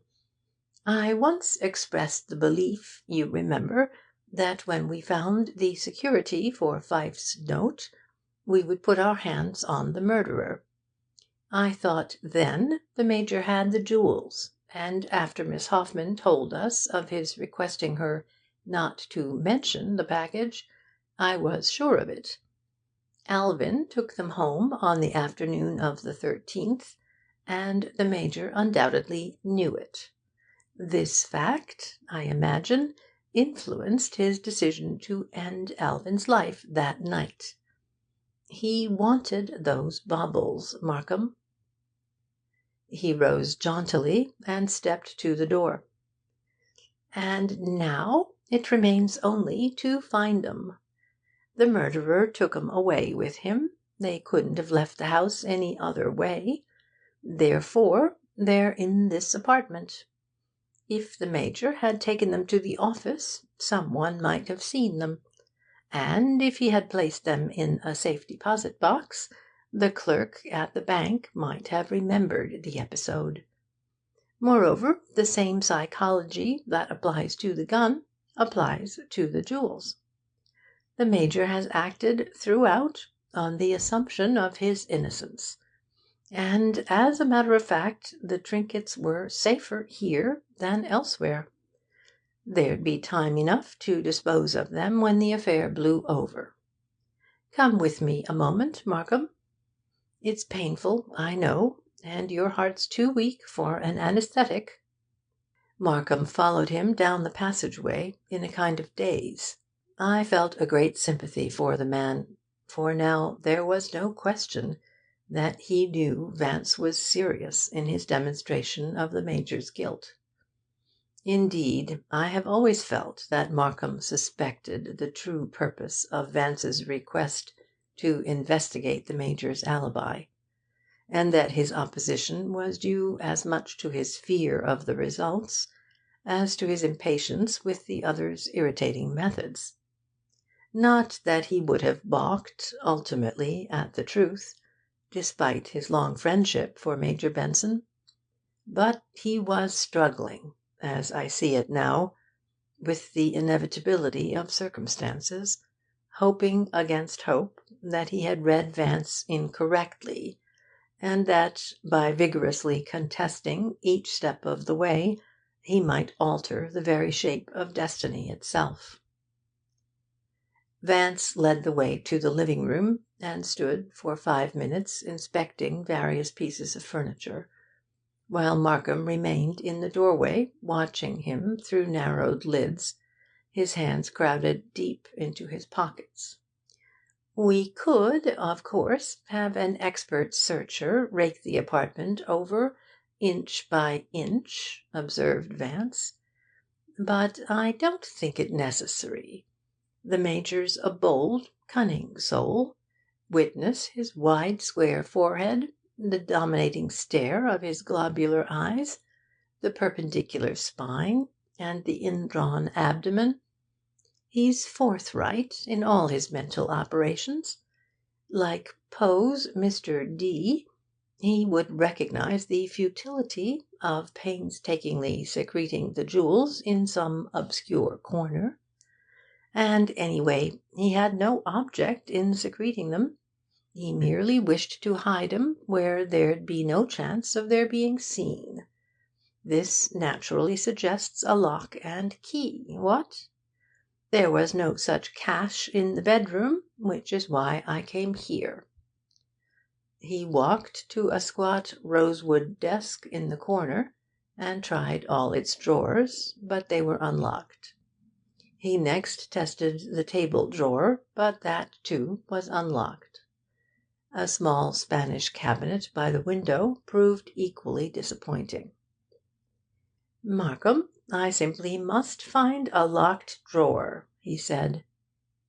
He inspected the room again, and was about to return to the bedroom, when his eye fell on a Circassian walnut humidor, half hidden by a pile of magazines, on the under shelf of the centre table. He stopped abruptly, and, going quickly to the box, endeavoured to lift the top. It was locked. "Let's see," he mused. "What does the Major smoke? Romeo y Juliet Perfeccionados, I believe, but they're not sufficiently valuable to keep under lock and key." He picked up a strong bronze paper knife lying on the table, and forced its point into the crevice of the humidor just above the lock. "You can't do that!" cried Markham, and there was as much pain as reprimand in his voice. Before he could reach Vance, however, there was a sharp click, and the lid flew open. Inside was a blue velvet jewel case. "Ah, dumb jewels more quick than words," said Vance, stepping back. Markham stood, staring into the humidor with an expression of tragic distress. Then, slowly, he turned and sank heavily into a chair. "Good God!" he murmured. "I don't know what to believe." "In that respect," returned Vance, "you're in the same disheartenin' predicament as all the philosophers. But you were ready enough, don't you know, to believe in the guilt of half-dozen innocent people. Why should you gag at the Major, who actually is guilty?" His tone was contemptuous, but a curious, inscrutable look in his eyes belied his voice, and I remembered that, although these two men were welded in an indissoluble friendship, I had never heard a word of sentiment, or even sympathy, pass between them. Markham had leaned forward in an attitude of hopelessness, elbows on knees, his head in his hands. "But the motive," he urged. "A man doesn't shoot his brother for a handful of jewels." "Certainly not," agreed Vance. "The jewels were a mere addendum. There was a vital motive, rest assured.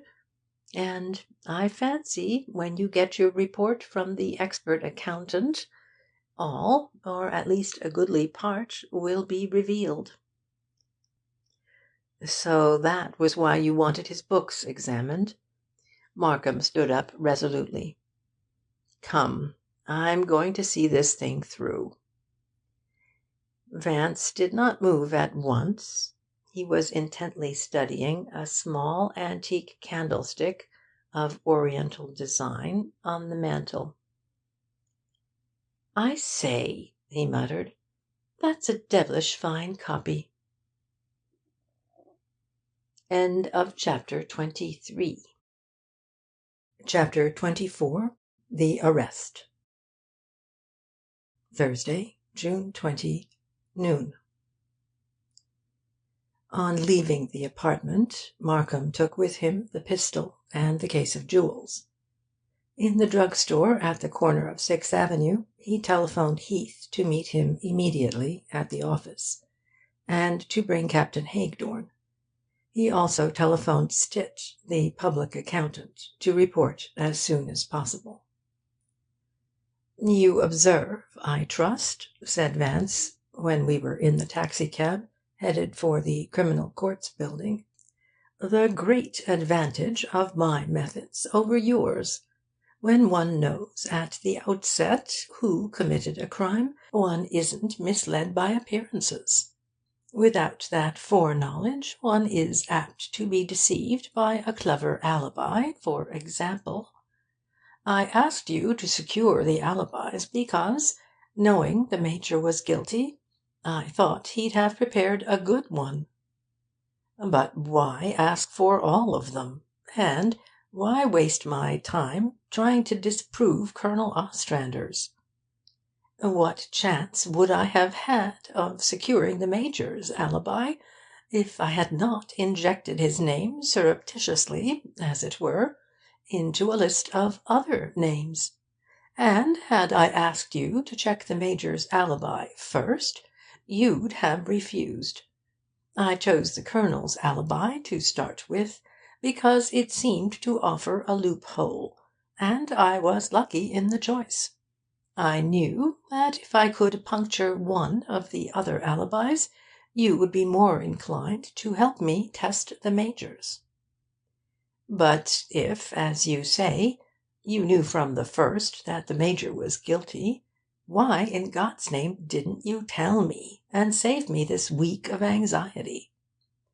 "Don't be ingenuous, old man," returned Vance. "If I had accused the Major at the beginning, you'd have had me arrested for scandalum magnatum and criminal libel. It was only by deceiving you every minute about the Major's guilt, and drawing a whole school of red herrings across the trail, that I was able to get you to accept the fact even to-day. And yet not once did I actually lie to you. I was constantly throwing out suggestions and pointing to significant facts, in the hope that you'd see the light for yourself. But you ignored all my intimations, or else misinterpreted them, with the most irritating perversity." Markham was silent a moment. "I see what you mean. But why did you keep setting up these straw men and then knocking them over?" "You were bound, body and soul, to circumstantial evidence," Vance pointed out. "It was only by letting you see that it led you nowhere that I was able to foist the Major on you. There was no evidence against him. He naturally saw to that. No one ever regarded him as a possibility. Fratricide has been held as inconceivable, a lusus naturae, since the days of Cain. Even with all my finessing, you fought every inch of the way, objecting to this and that, and doing everything imaginable to thwart my humble efforts. Admit, like a good fellow, that, had it not been for my assiduousness, the Major would never have been suspected." Markham nodded slowly. "And yet there are some things I don't understand even now. Why, for instance, should he have objected so strenuously to my arresting the captain?" Vance wagged his head. "How deuced obvious you are! Never attempt a crime, my Markham. You'd be instantly apprehended. I say, can't you see how much more impregnable the Major's position would be if he showed no interest in your arrests? If, indeed, he appeared actually to protest against your incarceration of a victim? Could he, by any other means, have eliminated so completely all possible suspicion against himself? Moreover, he knew very well that nothing he could say would swerve you from your course. You're so noble, don't you know? But he did give me the impression, once or twice, that he thought Miss St. Clair was guilty." "Ah, there you have a shrewd intelligence, taking advantage of an opportunity. The Major unquestionably planned the crime so as to cast suspicion on the captain. Leacock had publicly threatened his brother in connection with Miss St. Clair, and the lady was about to dine alone with Alvin, when in the morning Alvin was found shot with an army Colt. Who but the captain would be suspected? The Major knew the captain lived alone, and that he would have difficulty in establishing an alibi. Do you now see how cunning he was in recommending Pfyfe as a source of information? He knew that if you interviewed Pfyfe, you'd hear of the threat. And don't ignore the fact that his suggestion of Pfyfe was an apparent afterthought. He wanted to make it appear casual, don't you know? Astute devil, what? Markham, sunk in gloom, was listening closely. "Now for the opportunity of which he took advantage," continued Vance. "When you upset his calculations by telling him you knew whom Alvin dined with, and that you had almost enough evidence to ask for an indictment, the idea appealed to him. He knew no charming lady could ever be convicted of murder in this most chivalrous city, no matter what the evidence. And he had enough of the sporting instinct in him to prefer that no one should actually be punished for the crime. Consequently, he was willing to switch you back to the lady. And he played his hand cleverly, making it appear that he was most reluctant to involve her. Was that why, when you wanted me to examine his books, and to ask him to the office to discuss the confession, you told me to intimate that I had Miss St. Clair in mind?" "Exactly." "And the person the Major was shielding?" "Was himself. But he wanted you to think it was Miss St. Clair." "If you were certain he was guilty, why did you bring Colonel Ostrander into the case?" "In the hope that he could supply us with faggots for the Major's funeral pyre. I knew he was acquainted intimately with Alvin Benson and his entire camarilla, and I knew, too, that he was an egregious quidnunc who might have got wind of some enmity between the Benson boys, and have suspected the truth. And I also wanted to get a line on Pfyfe, by way of eliminating every remote counter-possibility." "But we already had a line on Pfyfe." "Oh, I don't mean material clues. I wanted to learn about Pfyfe's nature, his psychology, you know, particularly his personality as a gambler. You see, it was the crime of a calculating, cold-blooded gambler, and no one but a man of that particular type could possibly have committed it." Markham apparently was not interested just now in Vance's theories. "Did you believe the Major," he asked, "when he said his brother had lied to him about the presence of the jewels in the safe?" "The wily Alvin probably never mentioned 'em to Anthony," rejoined Vance. "An ear at the door during one of Pfyfe's visits was, I fancy, his source of information. And speaking of the Major's eavesdropping, it was that which suggested to me a possible motive for the crime. Your man Stitt, I hope, will clarify that point." "According to your theory, the crime was rather hastily conceived." Markham's statement was in reality a question. "The details of its execution were hastily conceived," corrected Vance. "The Major undoubtedly had been contemplating for some time eliminating his brother. Just how or when he was to do it he hadn't decided. He may have thought out and rejected a dozen plans. Then on the 13th came the opportunity. All the conditions adjusted themselves to his purpose. He heard Miss St. Clair's promise to go to dinner, and he therefore knew that Alvin would probably be home alone at 12:30, and that, if he were done away with at that hour, suspicion would fall on Captain Leacock. He saw Alvin take home the jewels, another providential circumstance. The propitious moment for which he had been waiting, you see, was at hand. All that remained was to establish an alibi and work out a modus operandi. How he did this I've already elucidated. Markham sat thinking for several minutes. At last he lifted his head.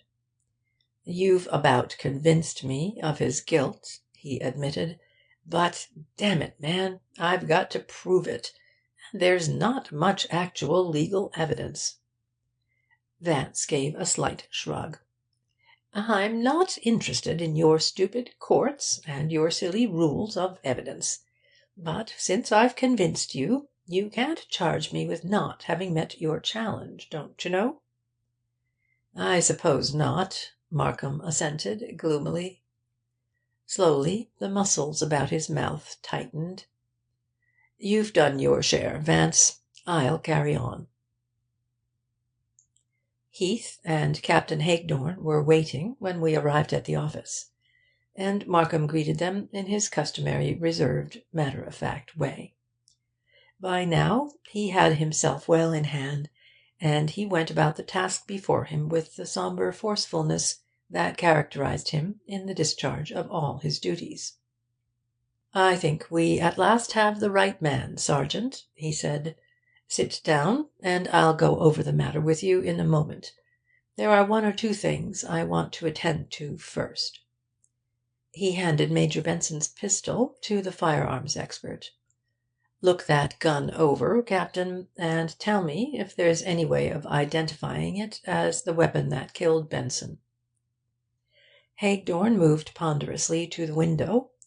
Laying the pistol on the sill, he took several tools from the pockets of his voluminous coat and placed them beside the weapon. Then, adjusting a jeweller's magnifying glass to his eye, he began what seemed an interminable series of tinkerings. He opened the plates of the stock, and, drawing back the sear, took out the firing pin. He removed the slide, unscrewed the link, and extracted the recoil spring. I thought he was going to take the weapon entirely apart, but apparently he merely wanted to let light into the barrel, for presently he held the gun to the window and placed his eye at the muzzle. He peered into the barrel for nearly 5 minutes, moving it slightly back and forth to catch the reflection of the sun on different points of the interior. At last, without a word, he slowly and painstakingly went through the operation of redintegrating the weapon. Then he lumbered back to his chair and sat blinking heavily for several moments. "I'll tell you," he said, thrusting his head forward and gazing at Markham over the tops of his steel-rimmed spectacles. "This, now, may be the right gun. I wouldn't say so for sure, but when I saw the bullet the other morning, I noticed some peculiar rifling marks on it, and the rifling in this gun here looks to me as though it would match up with the marks on the bullet. I'm not certain. I'd like to look at this barrel through my helixometer." Footnote 21. A helixometer, I learned later, is an instrument that makes it possible to examine every portion of the inside of a gun's barrel through a microscope. "But you believe it's the gun?" insisted Markham. "I couldn't say, but I think so. I might be wrong." "Very good, Captain. Take it along, and call me the minute you've inspected it thoroughly." "It's the gun, all right," asserted Heath, when Hagedorn had gone. "I know that bird. He wouldn't have said as much as he did if he hadn't been sure. Whose gun is it, sir?" "I'll answer you presently." Markham was still battling against the truth, withholding even from himself his pronouncement of the Major's guilt until every loophole of doubt should be closed. "I want to hear from Stitt before I say anything. I sent him to look over Benson and Benson's books. He'll be here any moment." After a wait of a quarter of an hour, during which Markham attempted to busy himself with other matters, Stitt came in. He said a sombre good morning to the district attorney and Heath, then, catching sight of Vance, smiled appreciatively. "That was a good tip you gave me. You had the dope. If you'd kept Major Benson away longer, I could have done more. While he was there, he was watching me every minute."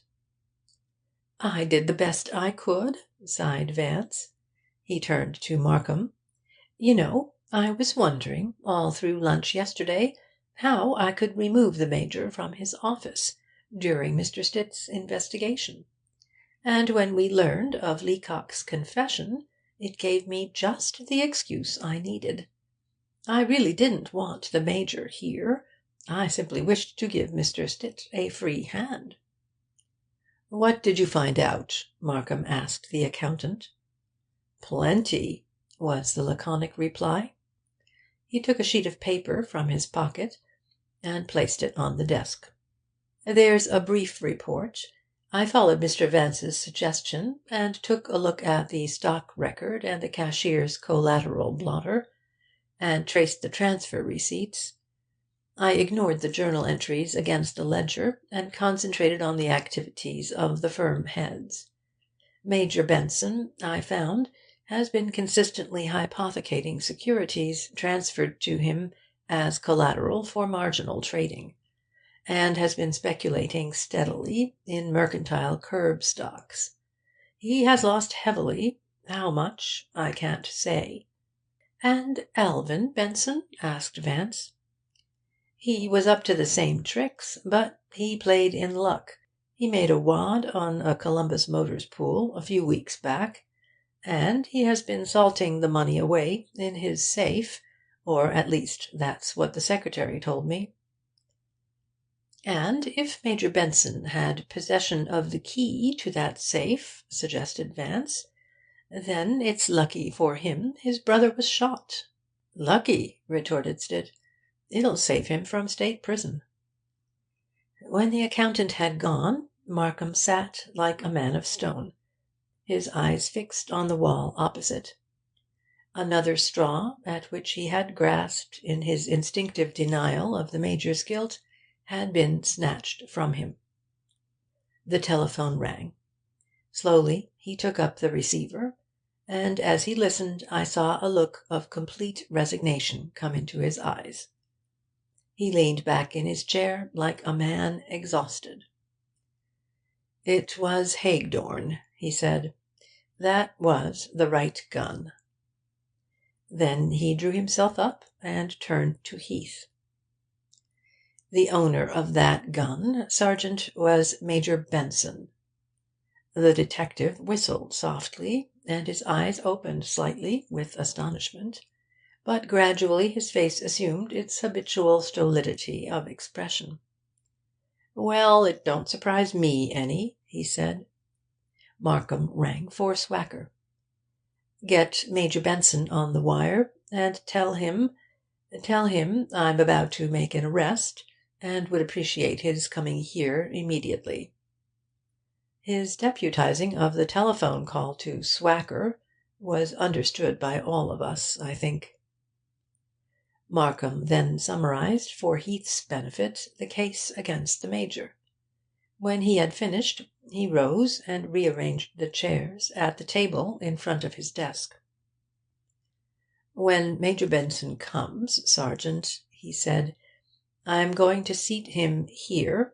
He indicated a chair directly facing his own. "I want you to sit at his right, and you'd better get Phelps, or one of the other men, if he isn't in, to sit at his left. But you're not to make any move until I give the signal. Then you can arrest him." When Heath had returned with Phelps, and they had taken their seats at the table, Vance said, "I'd advise you, Sergeant, to be on your guard. The minute the Major knows he's in for it, he'll go bald-headed for you. Heath smiled with heavy contempt. "This isn't the first time I've arrested Mr. Vance, with many thanks for your advice. And what's more, the Major isn't that kind. He's too nervy." "Have it your own way," replied Vance indifferently. "But I've warned you. The Major is cool-headed. He'd take big chances, and he could lose his last dollar without turning a hair. But when he is finally cornered, and sees ultimate defeat, all his repressions of a lifetime, having had no safety valve, will explode physically. When a man lives without passions or emotions or enthusiasms, there's bound to be an outlet some time. Some men explode, and some commit suicide. The principle is the same. It's a matter of psychological reaction. The Major isn't the self-destructive type. That's why I say he'll blow up." Heath snorted. "We may be short on psychology down here," he rejoined, "but we know human nature pretty well." Vance stifled a yawn and carelessly lit a cigarette. I noticed, however, that he pushed his chair back a little from the end of the table where he and I were sitting. "Well, Chief," rasped Phelps, "I guess your troubles are about over, though I sure did think that Leacock fellow was your man. Who got the dope on this Major Benson?" "Sergeant Heath and the Homicide Bureau will receive entire credit for the work," said Markham, and added, "I'm sorry, Phelps, but the District Attorney's office, and everyone connected with it, will be kept out of it altogether." "Oh, well, it's all in a lifetime," observed Phelps philosophically. We sat in strained silence until the Major arrived. Markham smoked abstractedly. He glanced several times over the sheet of notations left by Stitt, and once he went to the water-cooler for a drink. Vance opened at random a law book before him, and perused, with an amused smile, a bribery case decision by a Western judge. Heath and Phelps, habituated to waiting, scarcely moved. When Major Benson entered, Markham greeted him with exaggerated casualness, and busied himself with some papers in a drawer to avoid shaking hands. Heath, however, was almost jovial. He drew out the Major's chair for him, and uttered a ponderous banality about the weather. Vance closed the law book and sat erect, with his feet drawn back. Major Benson was cordially dignified. He gave Markham a swift glance, but if he suspected anything, he showed no outward sign of it. "Major, I want to ask you a few questions, if you care to." Markham's voice, though low, had in it a resonant quality. "Anything at all," returned the other easily. "You own an army pistol, do you not?" "Yes, a Colt automatic," he replied, with a questioning lift of the eyebrows. "When did you last clean and refill it?" Not a muscle of the Major's face moved. "I don't exactly remember," he said. "I've cleaned it several times, but it hasn't been refilled since I returned from overseas." "Have you lent it to anyone recently?" "Not that I recall." Markham took up Stitt's report and looked at it a moment. "How did you hope to satisfy your clients if suddenly called upon for their marginal securities?" The Major's upper lip lifted contemptuously, exposing his teeth. "So that was why, under the guise of friendship, you sent a man to look over my books." I saw a red blotch of colour appear on the back of his neck and swell upward to his ears. "It happens that I didn't send him there for that purpose." The accusation had cut Markham. "But I did enter your apartment this morning." "You're a housebreaker, too, are you?" The man's face was now crimson. The veins stood out on his forehead. And I found Mrs. Banning's jewels. How did they get there, Major?" "It's none of your damned business how they got there," he said, his voice as cold and even as ever. "Why did you tell Miss Hoffman not to mention them to me?" "That's none of your damned business either." "Is it any of my business," asked Markham quietly, "that the bullet which killed your brother was fired from your gun?" The Major looked at him steadily, his mouth a sneer. "That's the kind of double-crossing you do. Invite me here to arrest me, and then ask me questions to incriminate myself, when I'm unaware of your suspicions. A fine dirty sport you are." Vance leaned forward. "You fool!" His voice was very low, but it cut like a whip. "Can't you see he's your friend, and is asking you these questions in a last desperate hope that you are not guilty?" The Major swung round on him hotly. "Keep out of this, you damned sissy." "Oh, quite," murmured Vance. "And as for you," he pointed a quivering finger at Markham, "I'll make you sweat for this."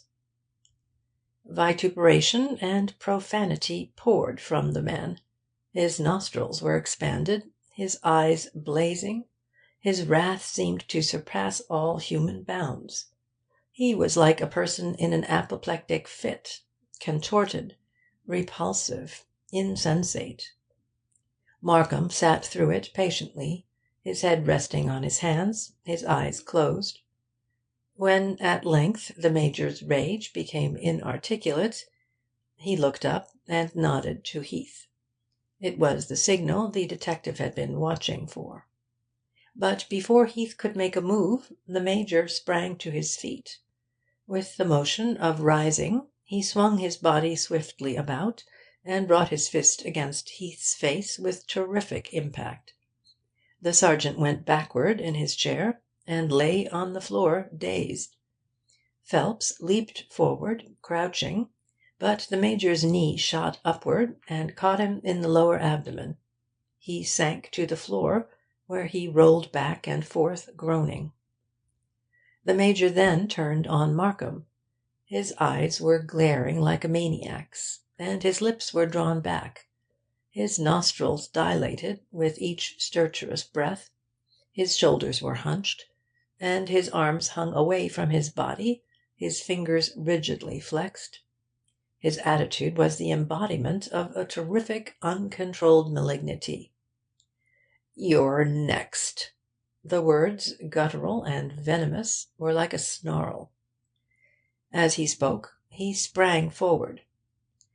Vance, who had sat quietly during the mêlée, looking on with half-closed eyes and smoking indolently, now stepped sharply round the end of the table. His arms shot forward. With one hand he caught the Major's right wrist, with the other he grasped the elbow. Then he seemed to fall back with a swift pivotal motion. The Major's pinioned arm was twisted upward behind his shoulder blades. There was a cry of pain, and the man suddenly relaxed in Vance's grip. By this time Heath had recovered. He scrambled quickly to his feet and stepped up. There was the click of handcuffs, and the Major dropped heavily into a chair, where he sat, moving his shoulders back and forth painfully. "It's nothing serious," Vance told him. "The capsular ligament is torn a little. It'll be all right in a few days." Heath came forward and, without a word, held out his hand to Vance. The action was at once an apology and a tribute. I liked Heath for it.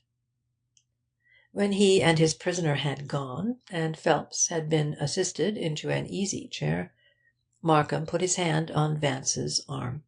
"Let's get away," he said. "I'm done up." End of chapter 24. Chapter 25. Vance explains his methods. Thursday, June 20, 9 p.m.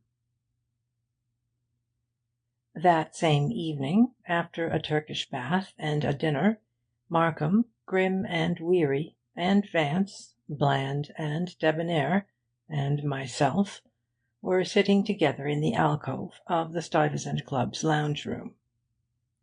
We had smoked in silence for half an hour or more, when Vance, as if giving articulation to his thoughts, remarked, "And it's stubborn, unimaginative chaps like Heath who constitute the human barrage between the criminal and society.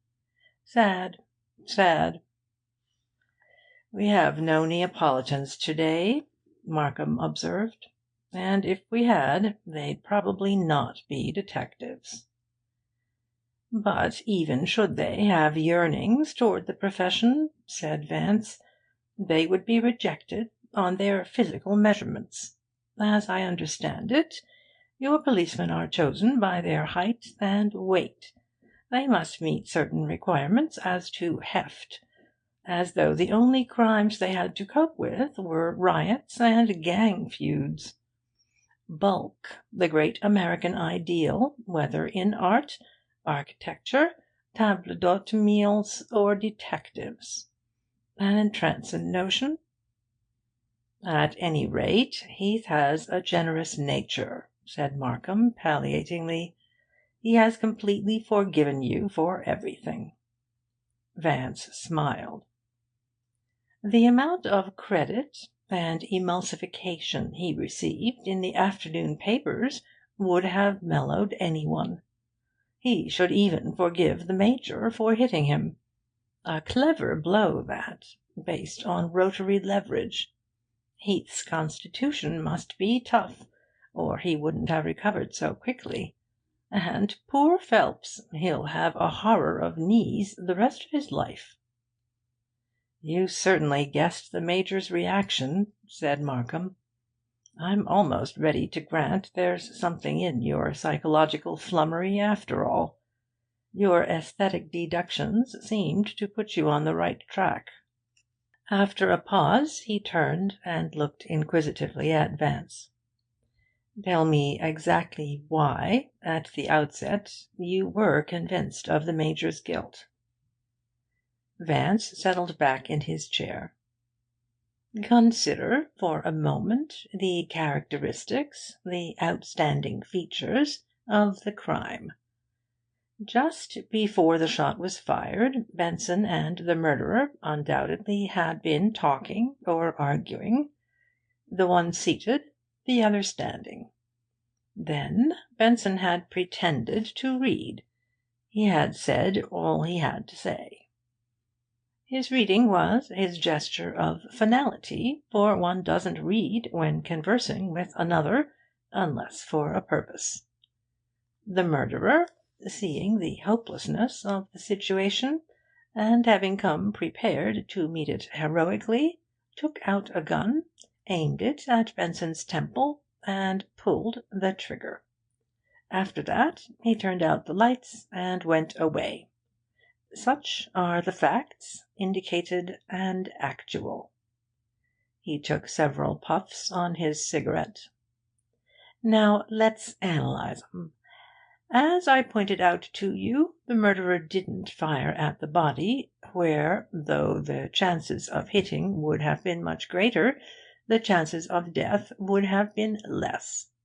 He chose the more difficult and hazardous, and at the same time the more certain and efficient course. His technique, so to speak, was bold, direct, and fearless. Only a man with iron nerves and a highly developed gambler's instinct would have done it in just this forthright and audacious fashion.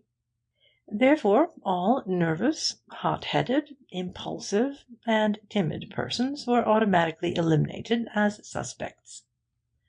The neat, businesslike aspect of the crime, together with the absence of any material clues that could possibly have incriminated the culprit, indicated unmistakably that it had been premeditated and planned with coolness and precision, by a person of tremendous self-assurance, and one used to taking risks.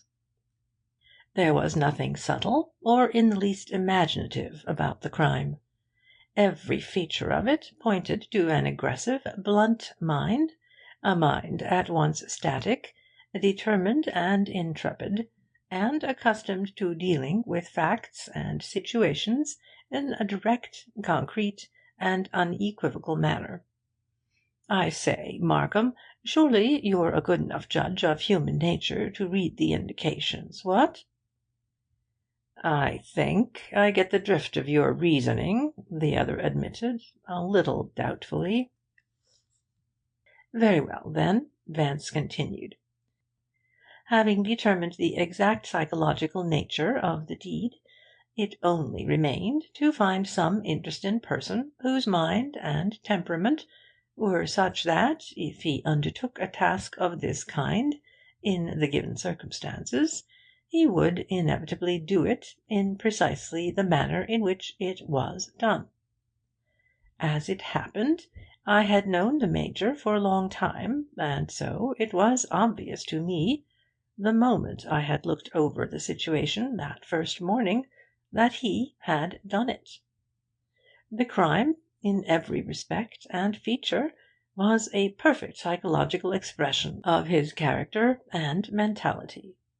But even had I not known him personally, I would have been able, since I possessed so clear and accurate a knowledge of the murderer's personality, to pick him out from any number of suspects. But suppose another person of the Major's type had done it, asked Markham. We all differ in our natures, however similar two persons may appear at times, Vance explained, and while in the present case it is barely conceivable that another man of the Major's type and temperament might have done it, the law of probability must be taken into account. Even supposing there were two men almost identical in personality and instincts in New York, what would be the chance of their both having had a reason to kill Benson? However, despite the remoteness of the possibility, when Pfyfe came into the case, and I learned he was a gambler and a hunter, I took occasion to look into his qualifications. Not knowing him personally, I appealed to Colonel Ostrander for my information, and what he told me put Pfyfe at once hors de propos. But he had nerve, he was a rash plunger, and he certainly had enough at stake, objected Markham. Ah, but between a rash plunger and a bold, level-headed gambler, like the Major, there is a great difference, a psychological abyss. In fact, their animating impulses are opposites. The plunger is actuated by fear and hope and desire. The cool-headed gambler is actuated by expediency and belief and judgment. The one is emotional, the other mental. The Major, unlike Pfyfe, is a born gambler, and infinitely self-confident.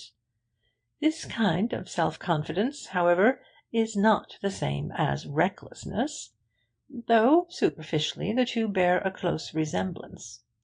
It is based on an instinctive belief in one's own infallibility and safety. It's the reverse of what the Freudians call the inferiority complex, a form of egomania, a variety of folie de grandeur. The Major possessed it, but it was absent from Pfyfe's composition, and as the crime indicated its possession by the perpetrator, I knew Pfyfe was innocent. I begin to grasp the thing in a nebulous sort of way, said Markham after a pause. But there were other indications, psychological and otherwise, went on Vance.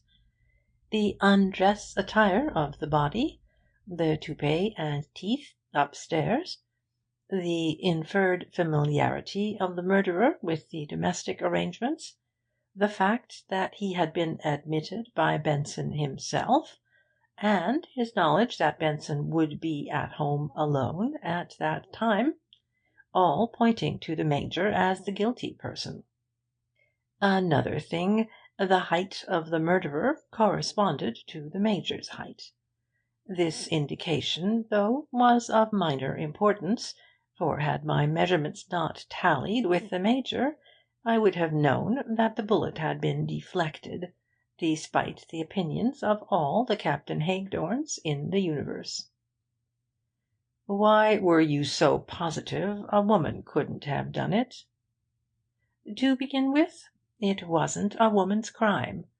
That is, no woman would have done it in the way it was done. The most mentalized women are emotional when it comes to a fundamental issue like taking a life. That a woman could have coldly planned such a murder, and then executed it with such business-like efficiency, aiming a single shot at her victim's temple at a distance of 5 or 6 feet, would be contrary, d'you see, to everything we know of human nature. Again, women don't stand up to argue a point before a seated antagonist. Somehow they seem to feel more secure sitting down. They talk better sitting, whereas men talk better standing. And even had a woman stood before Benson, she could not have taken out a gun and aimed it without his looking up. A man's reaching in his pocket is a natural action, but a woman has no pockets and no place to hide a gun except her handbag. And a man is always on guard when an angry woman opens a handbag in front of him. The very uncertainty of women's natures has made men suspicious of their actions when aroused. But, above all, it was Benson's bald pate and bedroom slippers that made the woman hypothesis untenable. "You remarked that a moment ago," said Markham, "that the murderer went there that night prepared to take heroic measures if necessary. And yet you say he planned the murder." "True. The two statements don't conflict, you know. The murder was planned, without doubt, but the Major was willing to give his victim a last chance to save his life. My theory is this.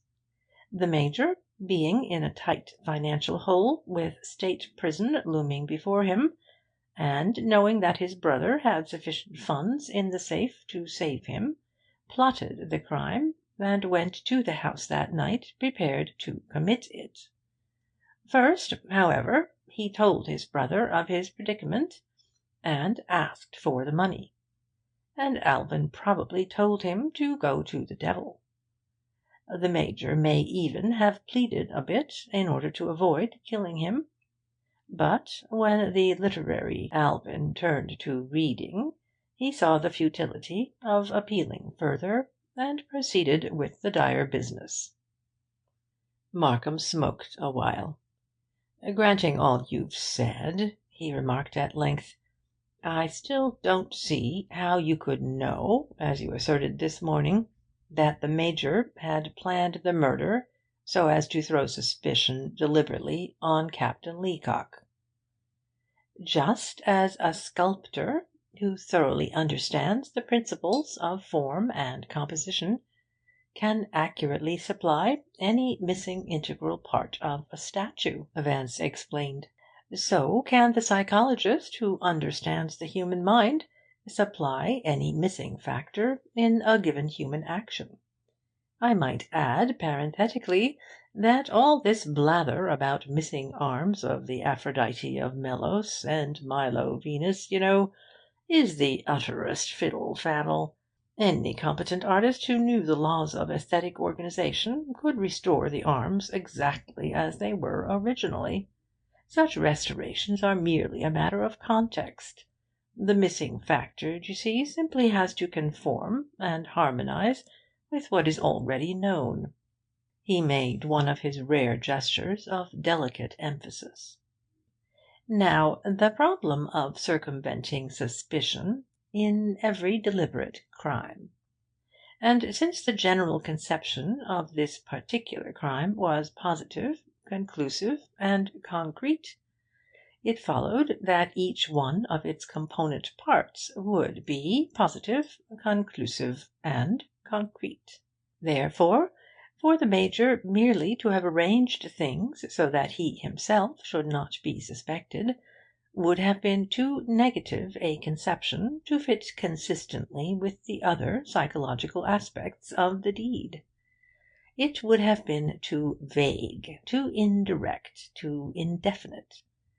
The type of literal mind which conceived this crime would logically have provided a specific and tangible object of suspicion. Consequently, when the material evidence began to pile up against the captain, and the Major waxed vehement in defending him, I knew he had been chosen as the dupe. At first, I admit, I suspected the Major of having selected Miss St. Clair as the victim.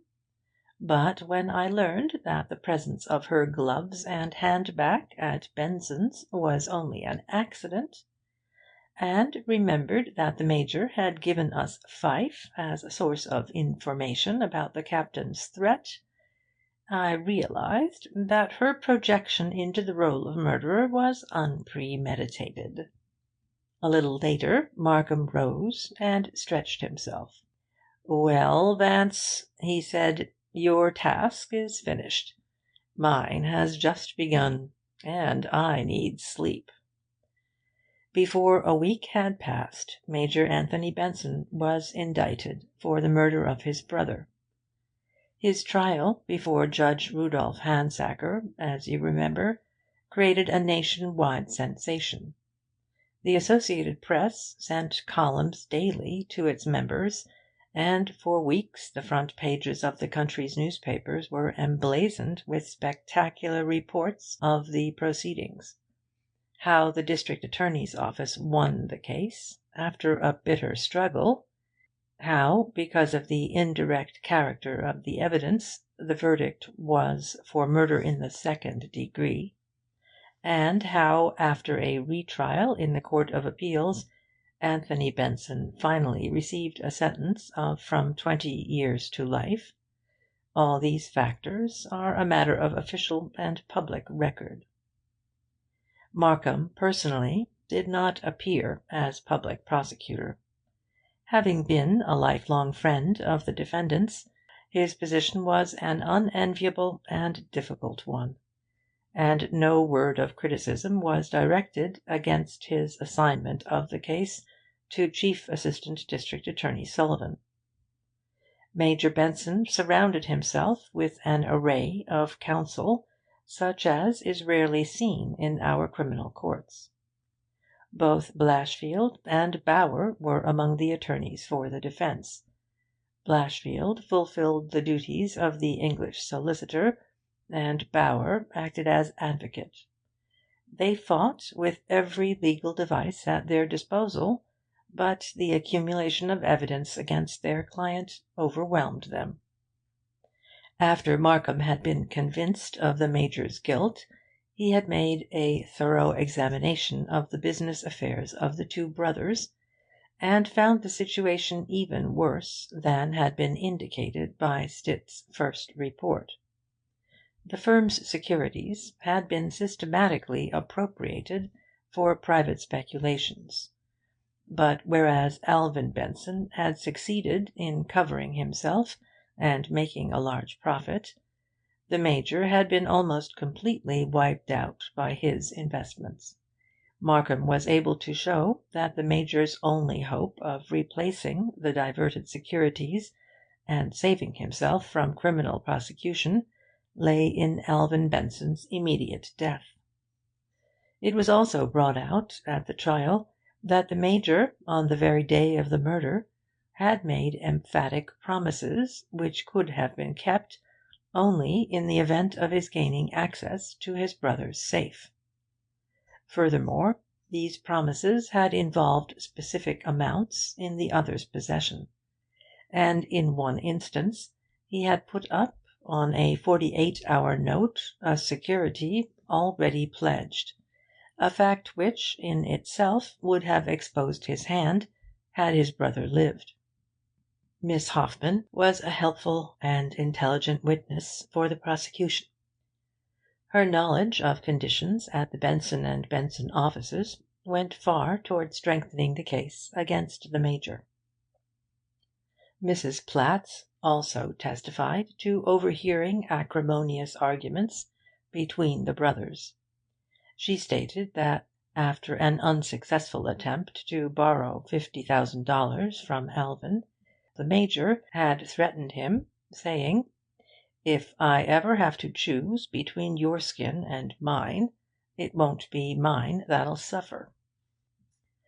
Theodore Montague, the man who, according to the story of the elevator boy at the Chatham Arms, had returned at 2:30 on the night of the murder, testified that as his taxicab turned in front of the apartment house, the headlights flashed on a man standing in a tradesman's entrance across the street, and that the man looked like Major Benson.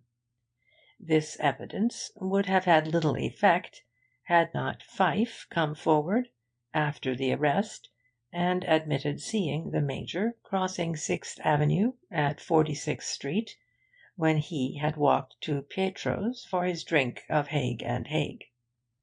He explained that he had attached no importance to it at the time, thinking the Major was merely returning home from some Broadway restaurant. He himself had not been seen by the Major. This testimony, in connection with Mr. Montague's, annihilated the Major's carefully planned alibi, and though the defence contended stubbornly that both witnesses had been mistaken in their identification, the jury was deeply impressed by the evidence, especially when Assistant District Attorney Sullivan, under Vance's tutoring, painstakingly explained, with diagrams, how the Major could have gone out and returned that night without being seen by the boy. It was also shown that the jewels could not have been taken from the scene of the crime except by the murderer, and Vance and I were called as witnesses to the finding of them in the Major's apartment. Vance's demonstration of the height of the murderer was shown in court, but curiously it carried little weight, as the issue was confused by a mass of elaborate scientific objections. Captain Hagedorn's identification of the pistol was the most difficult obstacle with which the defence had to contend. The trial lasted 3 weeks, and much evidence of a scandalous nature was taken. Colonel Ostrander has never forgiven Markham for not having had him called as a witness. During the last week of the trial, Miss Muriel St. Clair appeared as prima donna in a large Broadway light opera production, which ran successfully for nearly 2 years. She has since married her chivalrous Captain Leacock, and they appear perfectly happy. Pfyfe is still married and as elegant as ever. He visits New York regularly, despite the absence of his dear old Alvin, and I have occasionally seen him and Mrs. Banning together. Somehow I shall always like that woman. Pfyfe raised the £10,000, how I have no idea, and reclaimed her jewels. Their ownership, by the way, was not divulged at the trial, for which I was very glad. On the evening of the day the verdict was brought in against the Major, Vance and Markham and I were sitting in the Stuyvesant Club. We had dined together, but no word of the events of the past few weeks had passed between us. Presently, however, I saw an ironic smile creep slowly to Vance's lips. "I say, Markham," he drawled, What a grotesque spectacle the trial was! The real evidence, wasn't even introduced. Benson was convicted entirely on suppositions, presumptions, implications, and inferences. God help the innocent Daniel, who inadvertently falls into a den of legal lions. Markham, to my surprise, nodded gravely. Yes, he concurred. But if Sullivan had tried to get a conviction on your so-called psychological theories, he'd have been adjudged insane. Doubtless, sighed Vance. You illuminati of the law would have little to do if you went about your business intelligently. Theoretically, replied Markham at length, your theories are clear enough.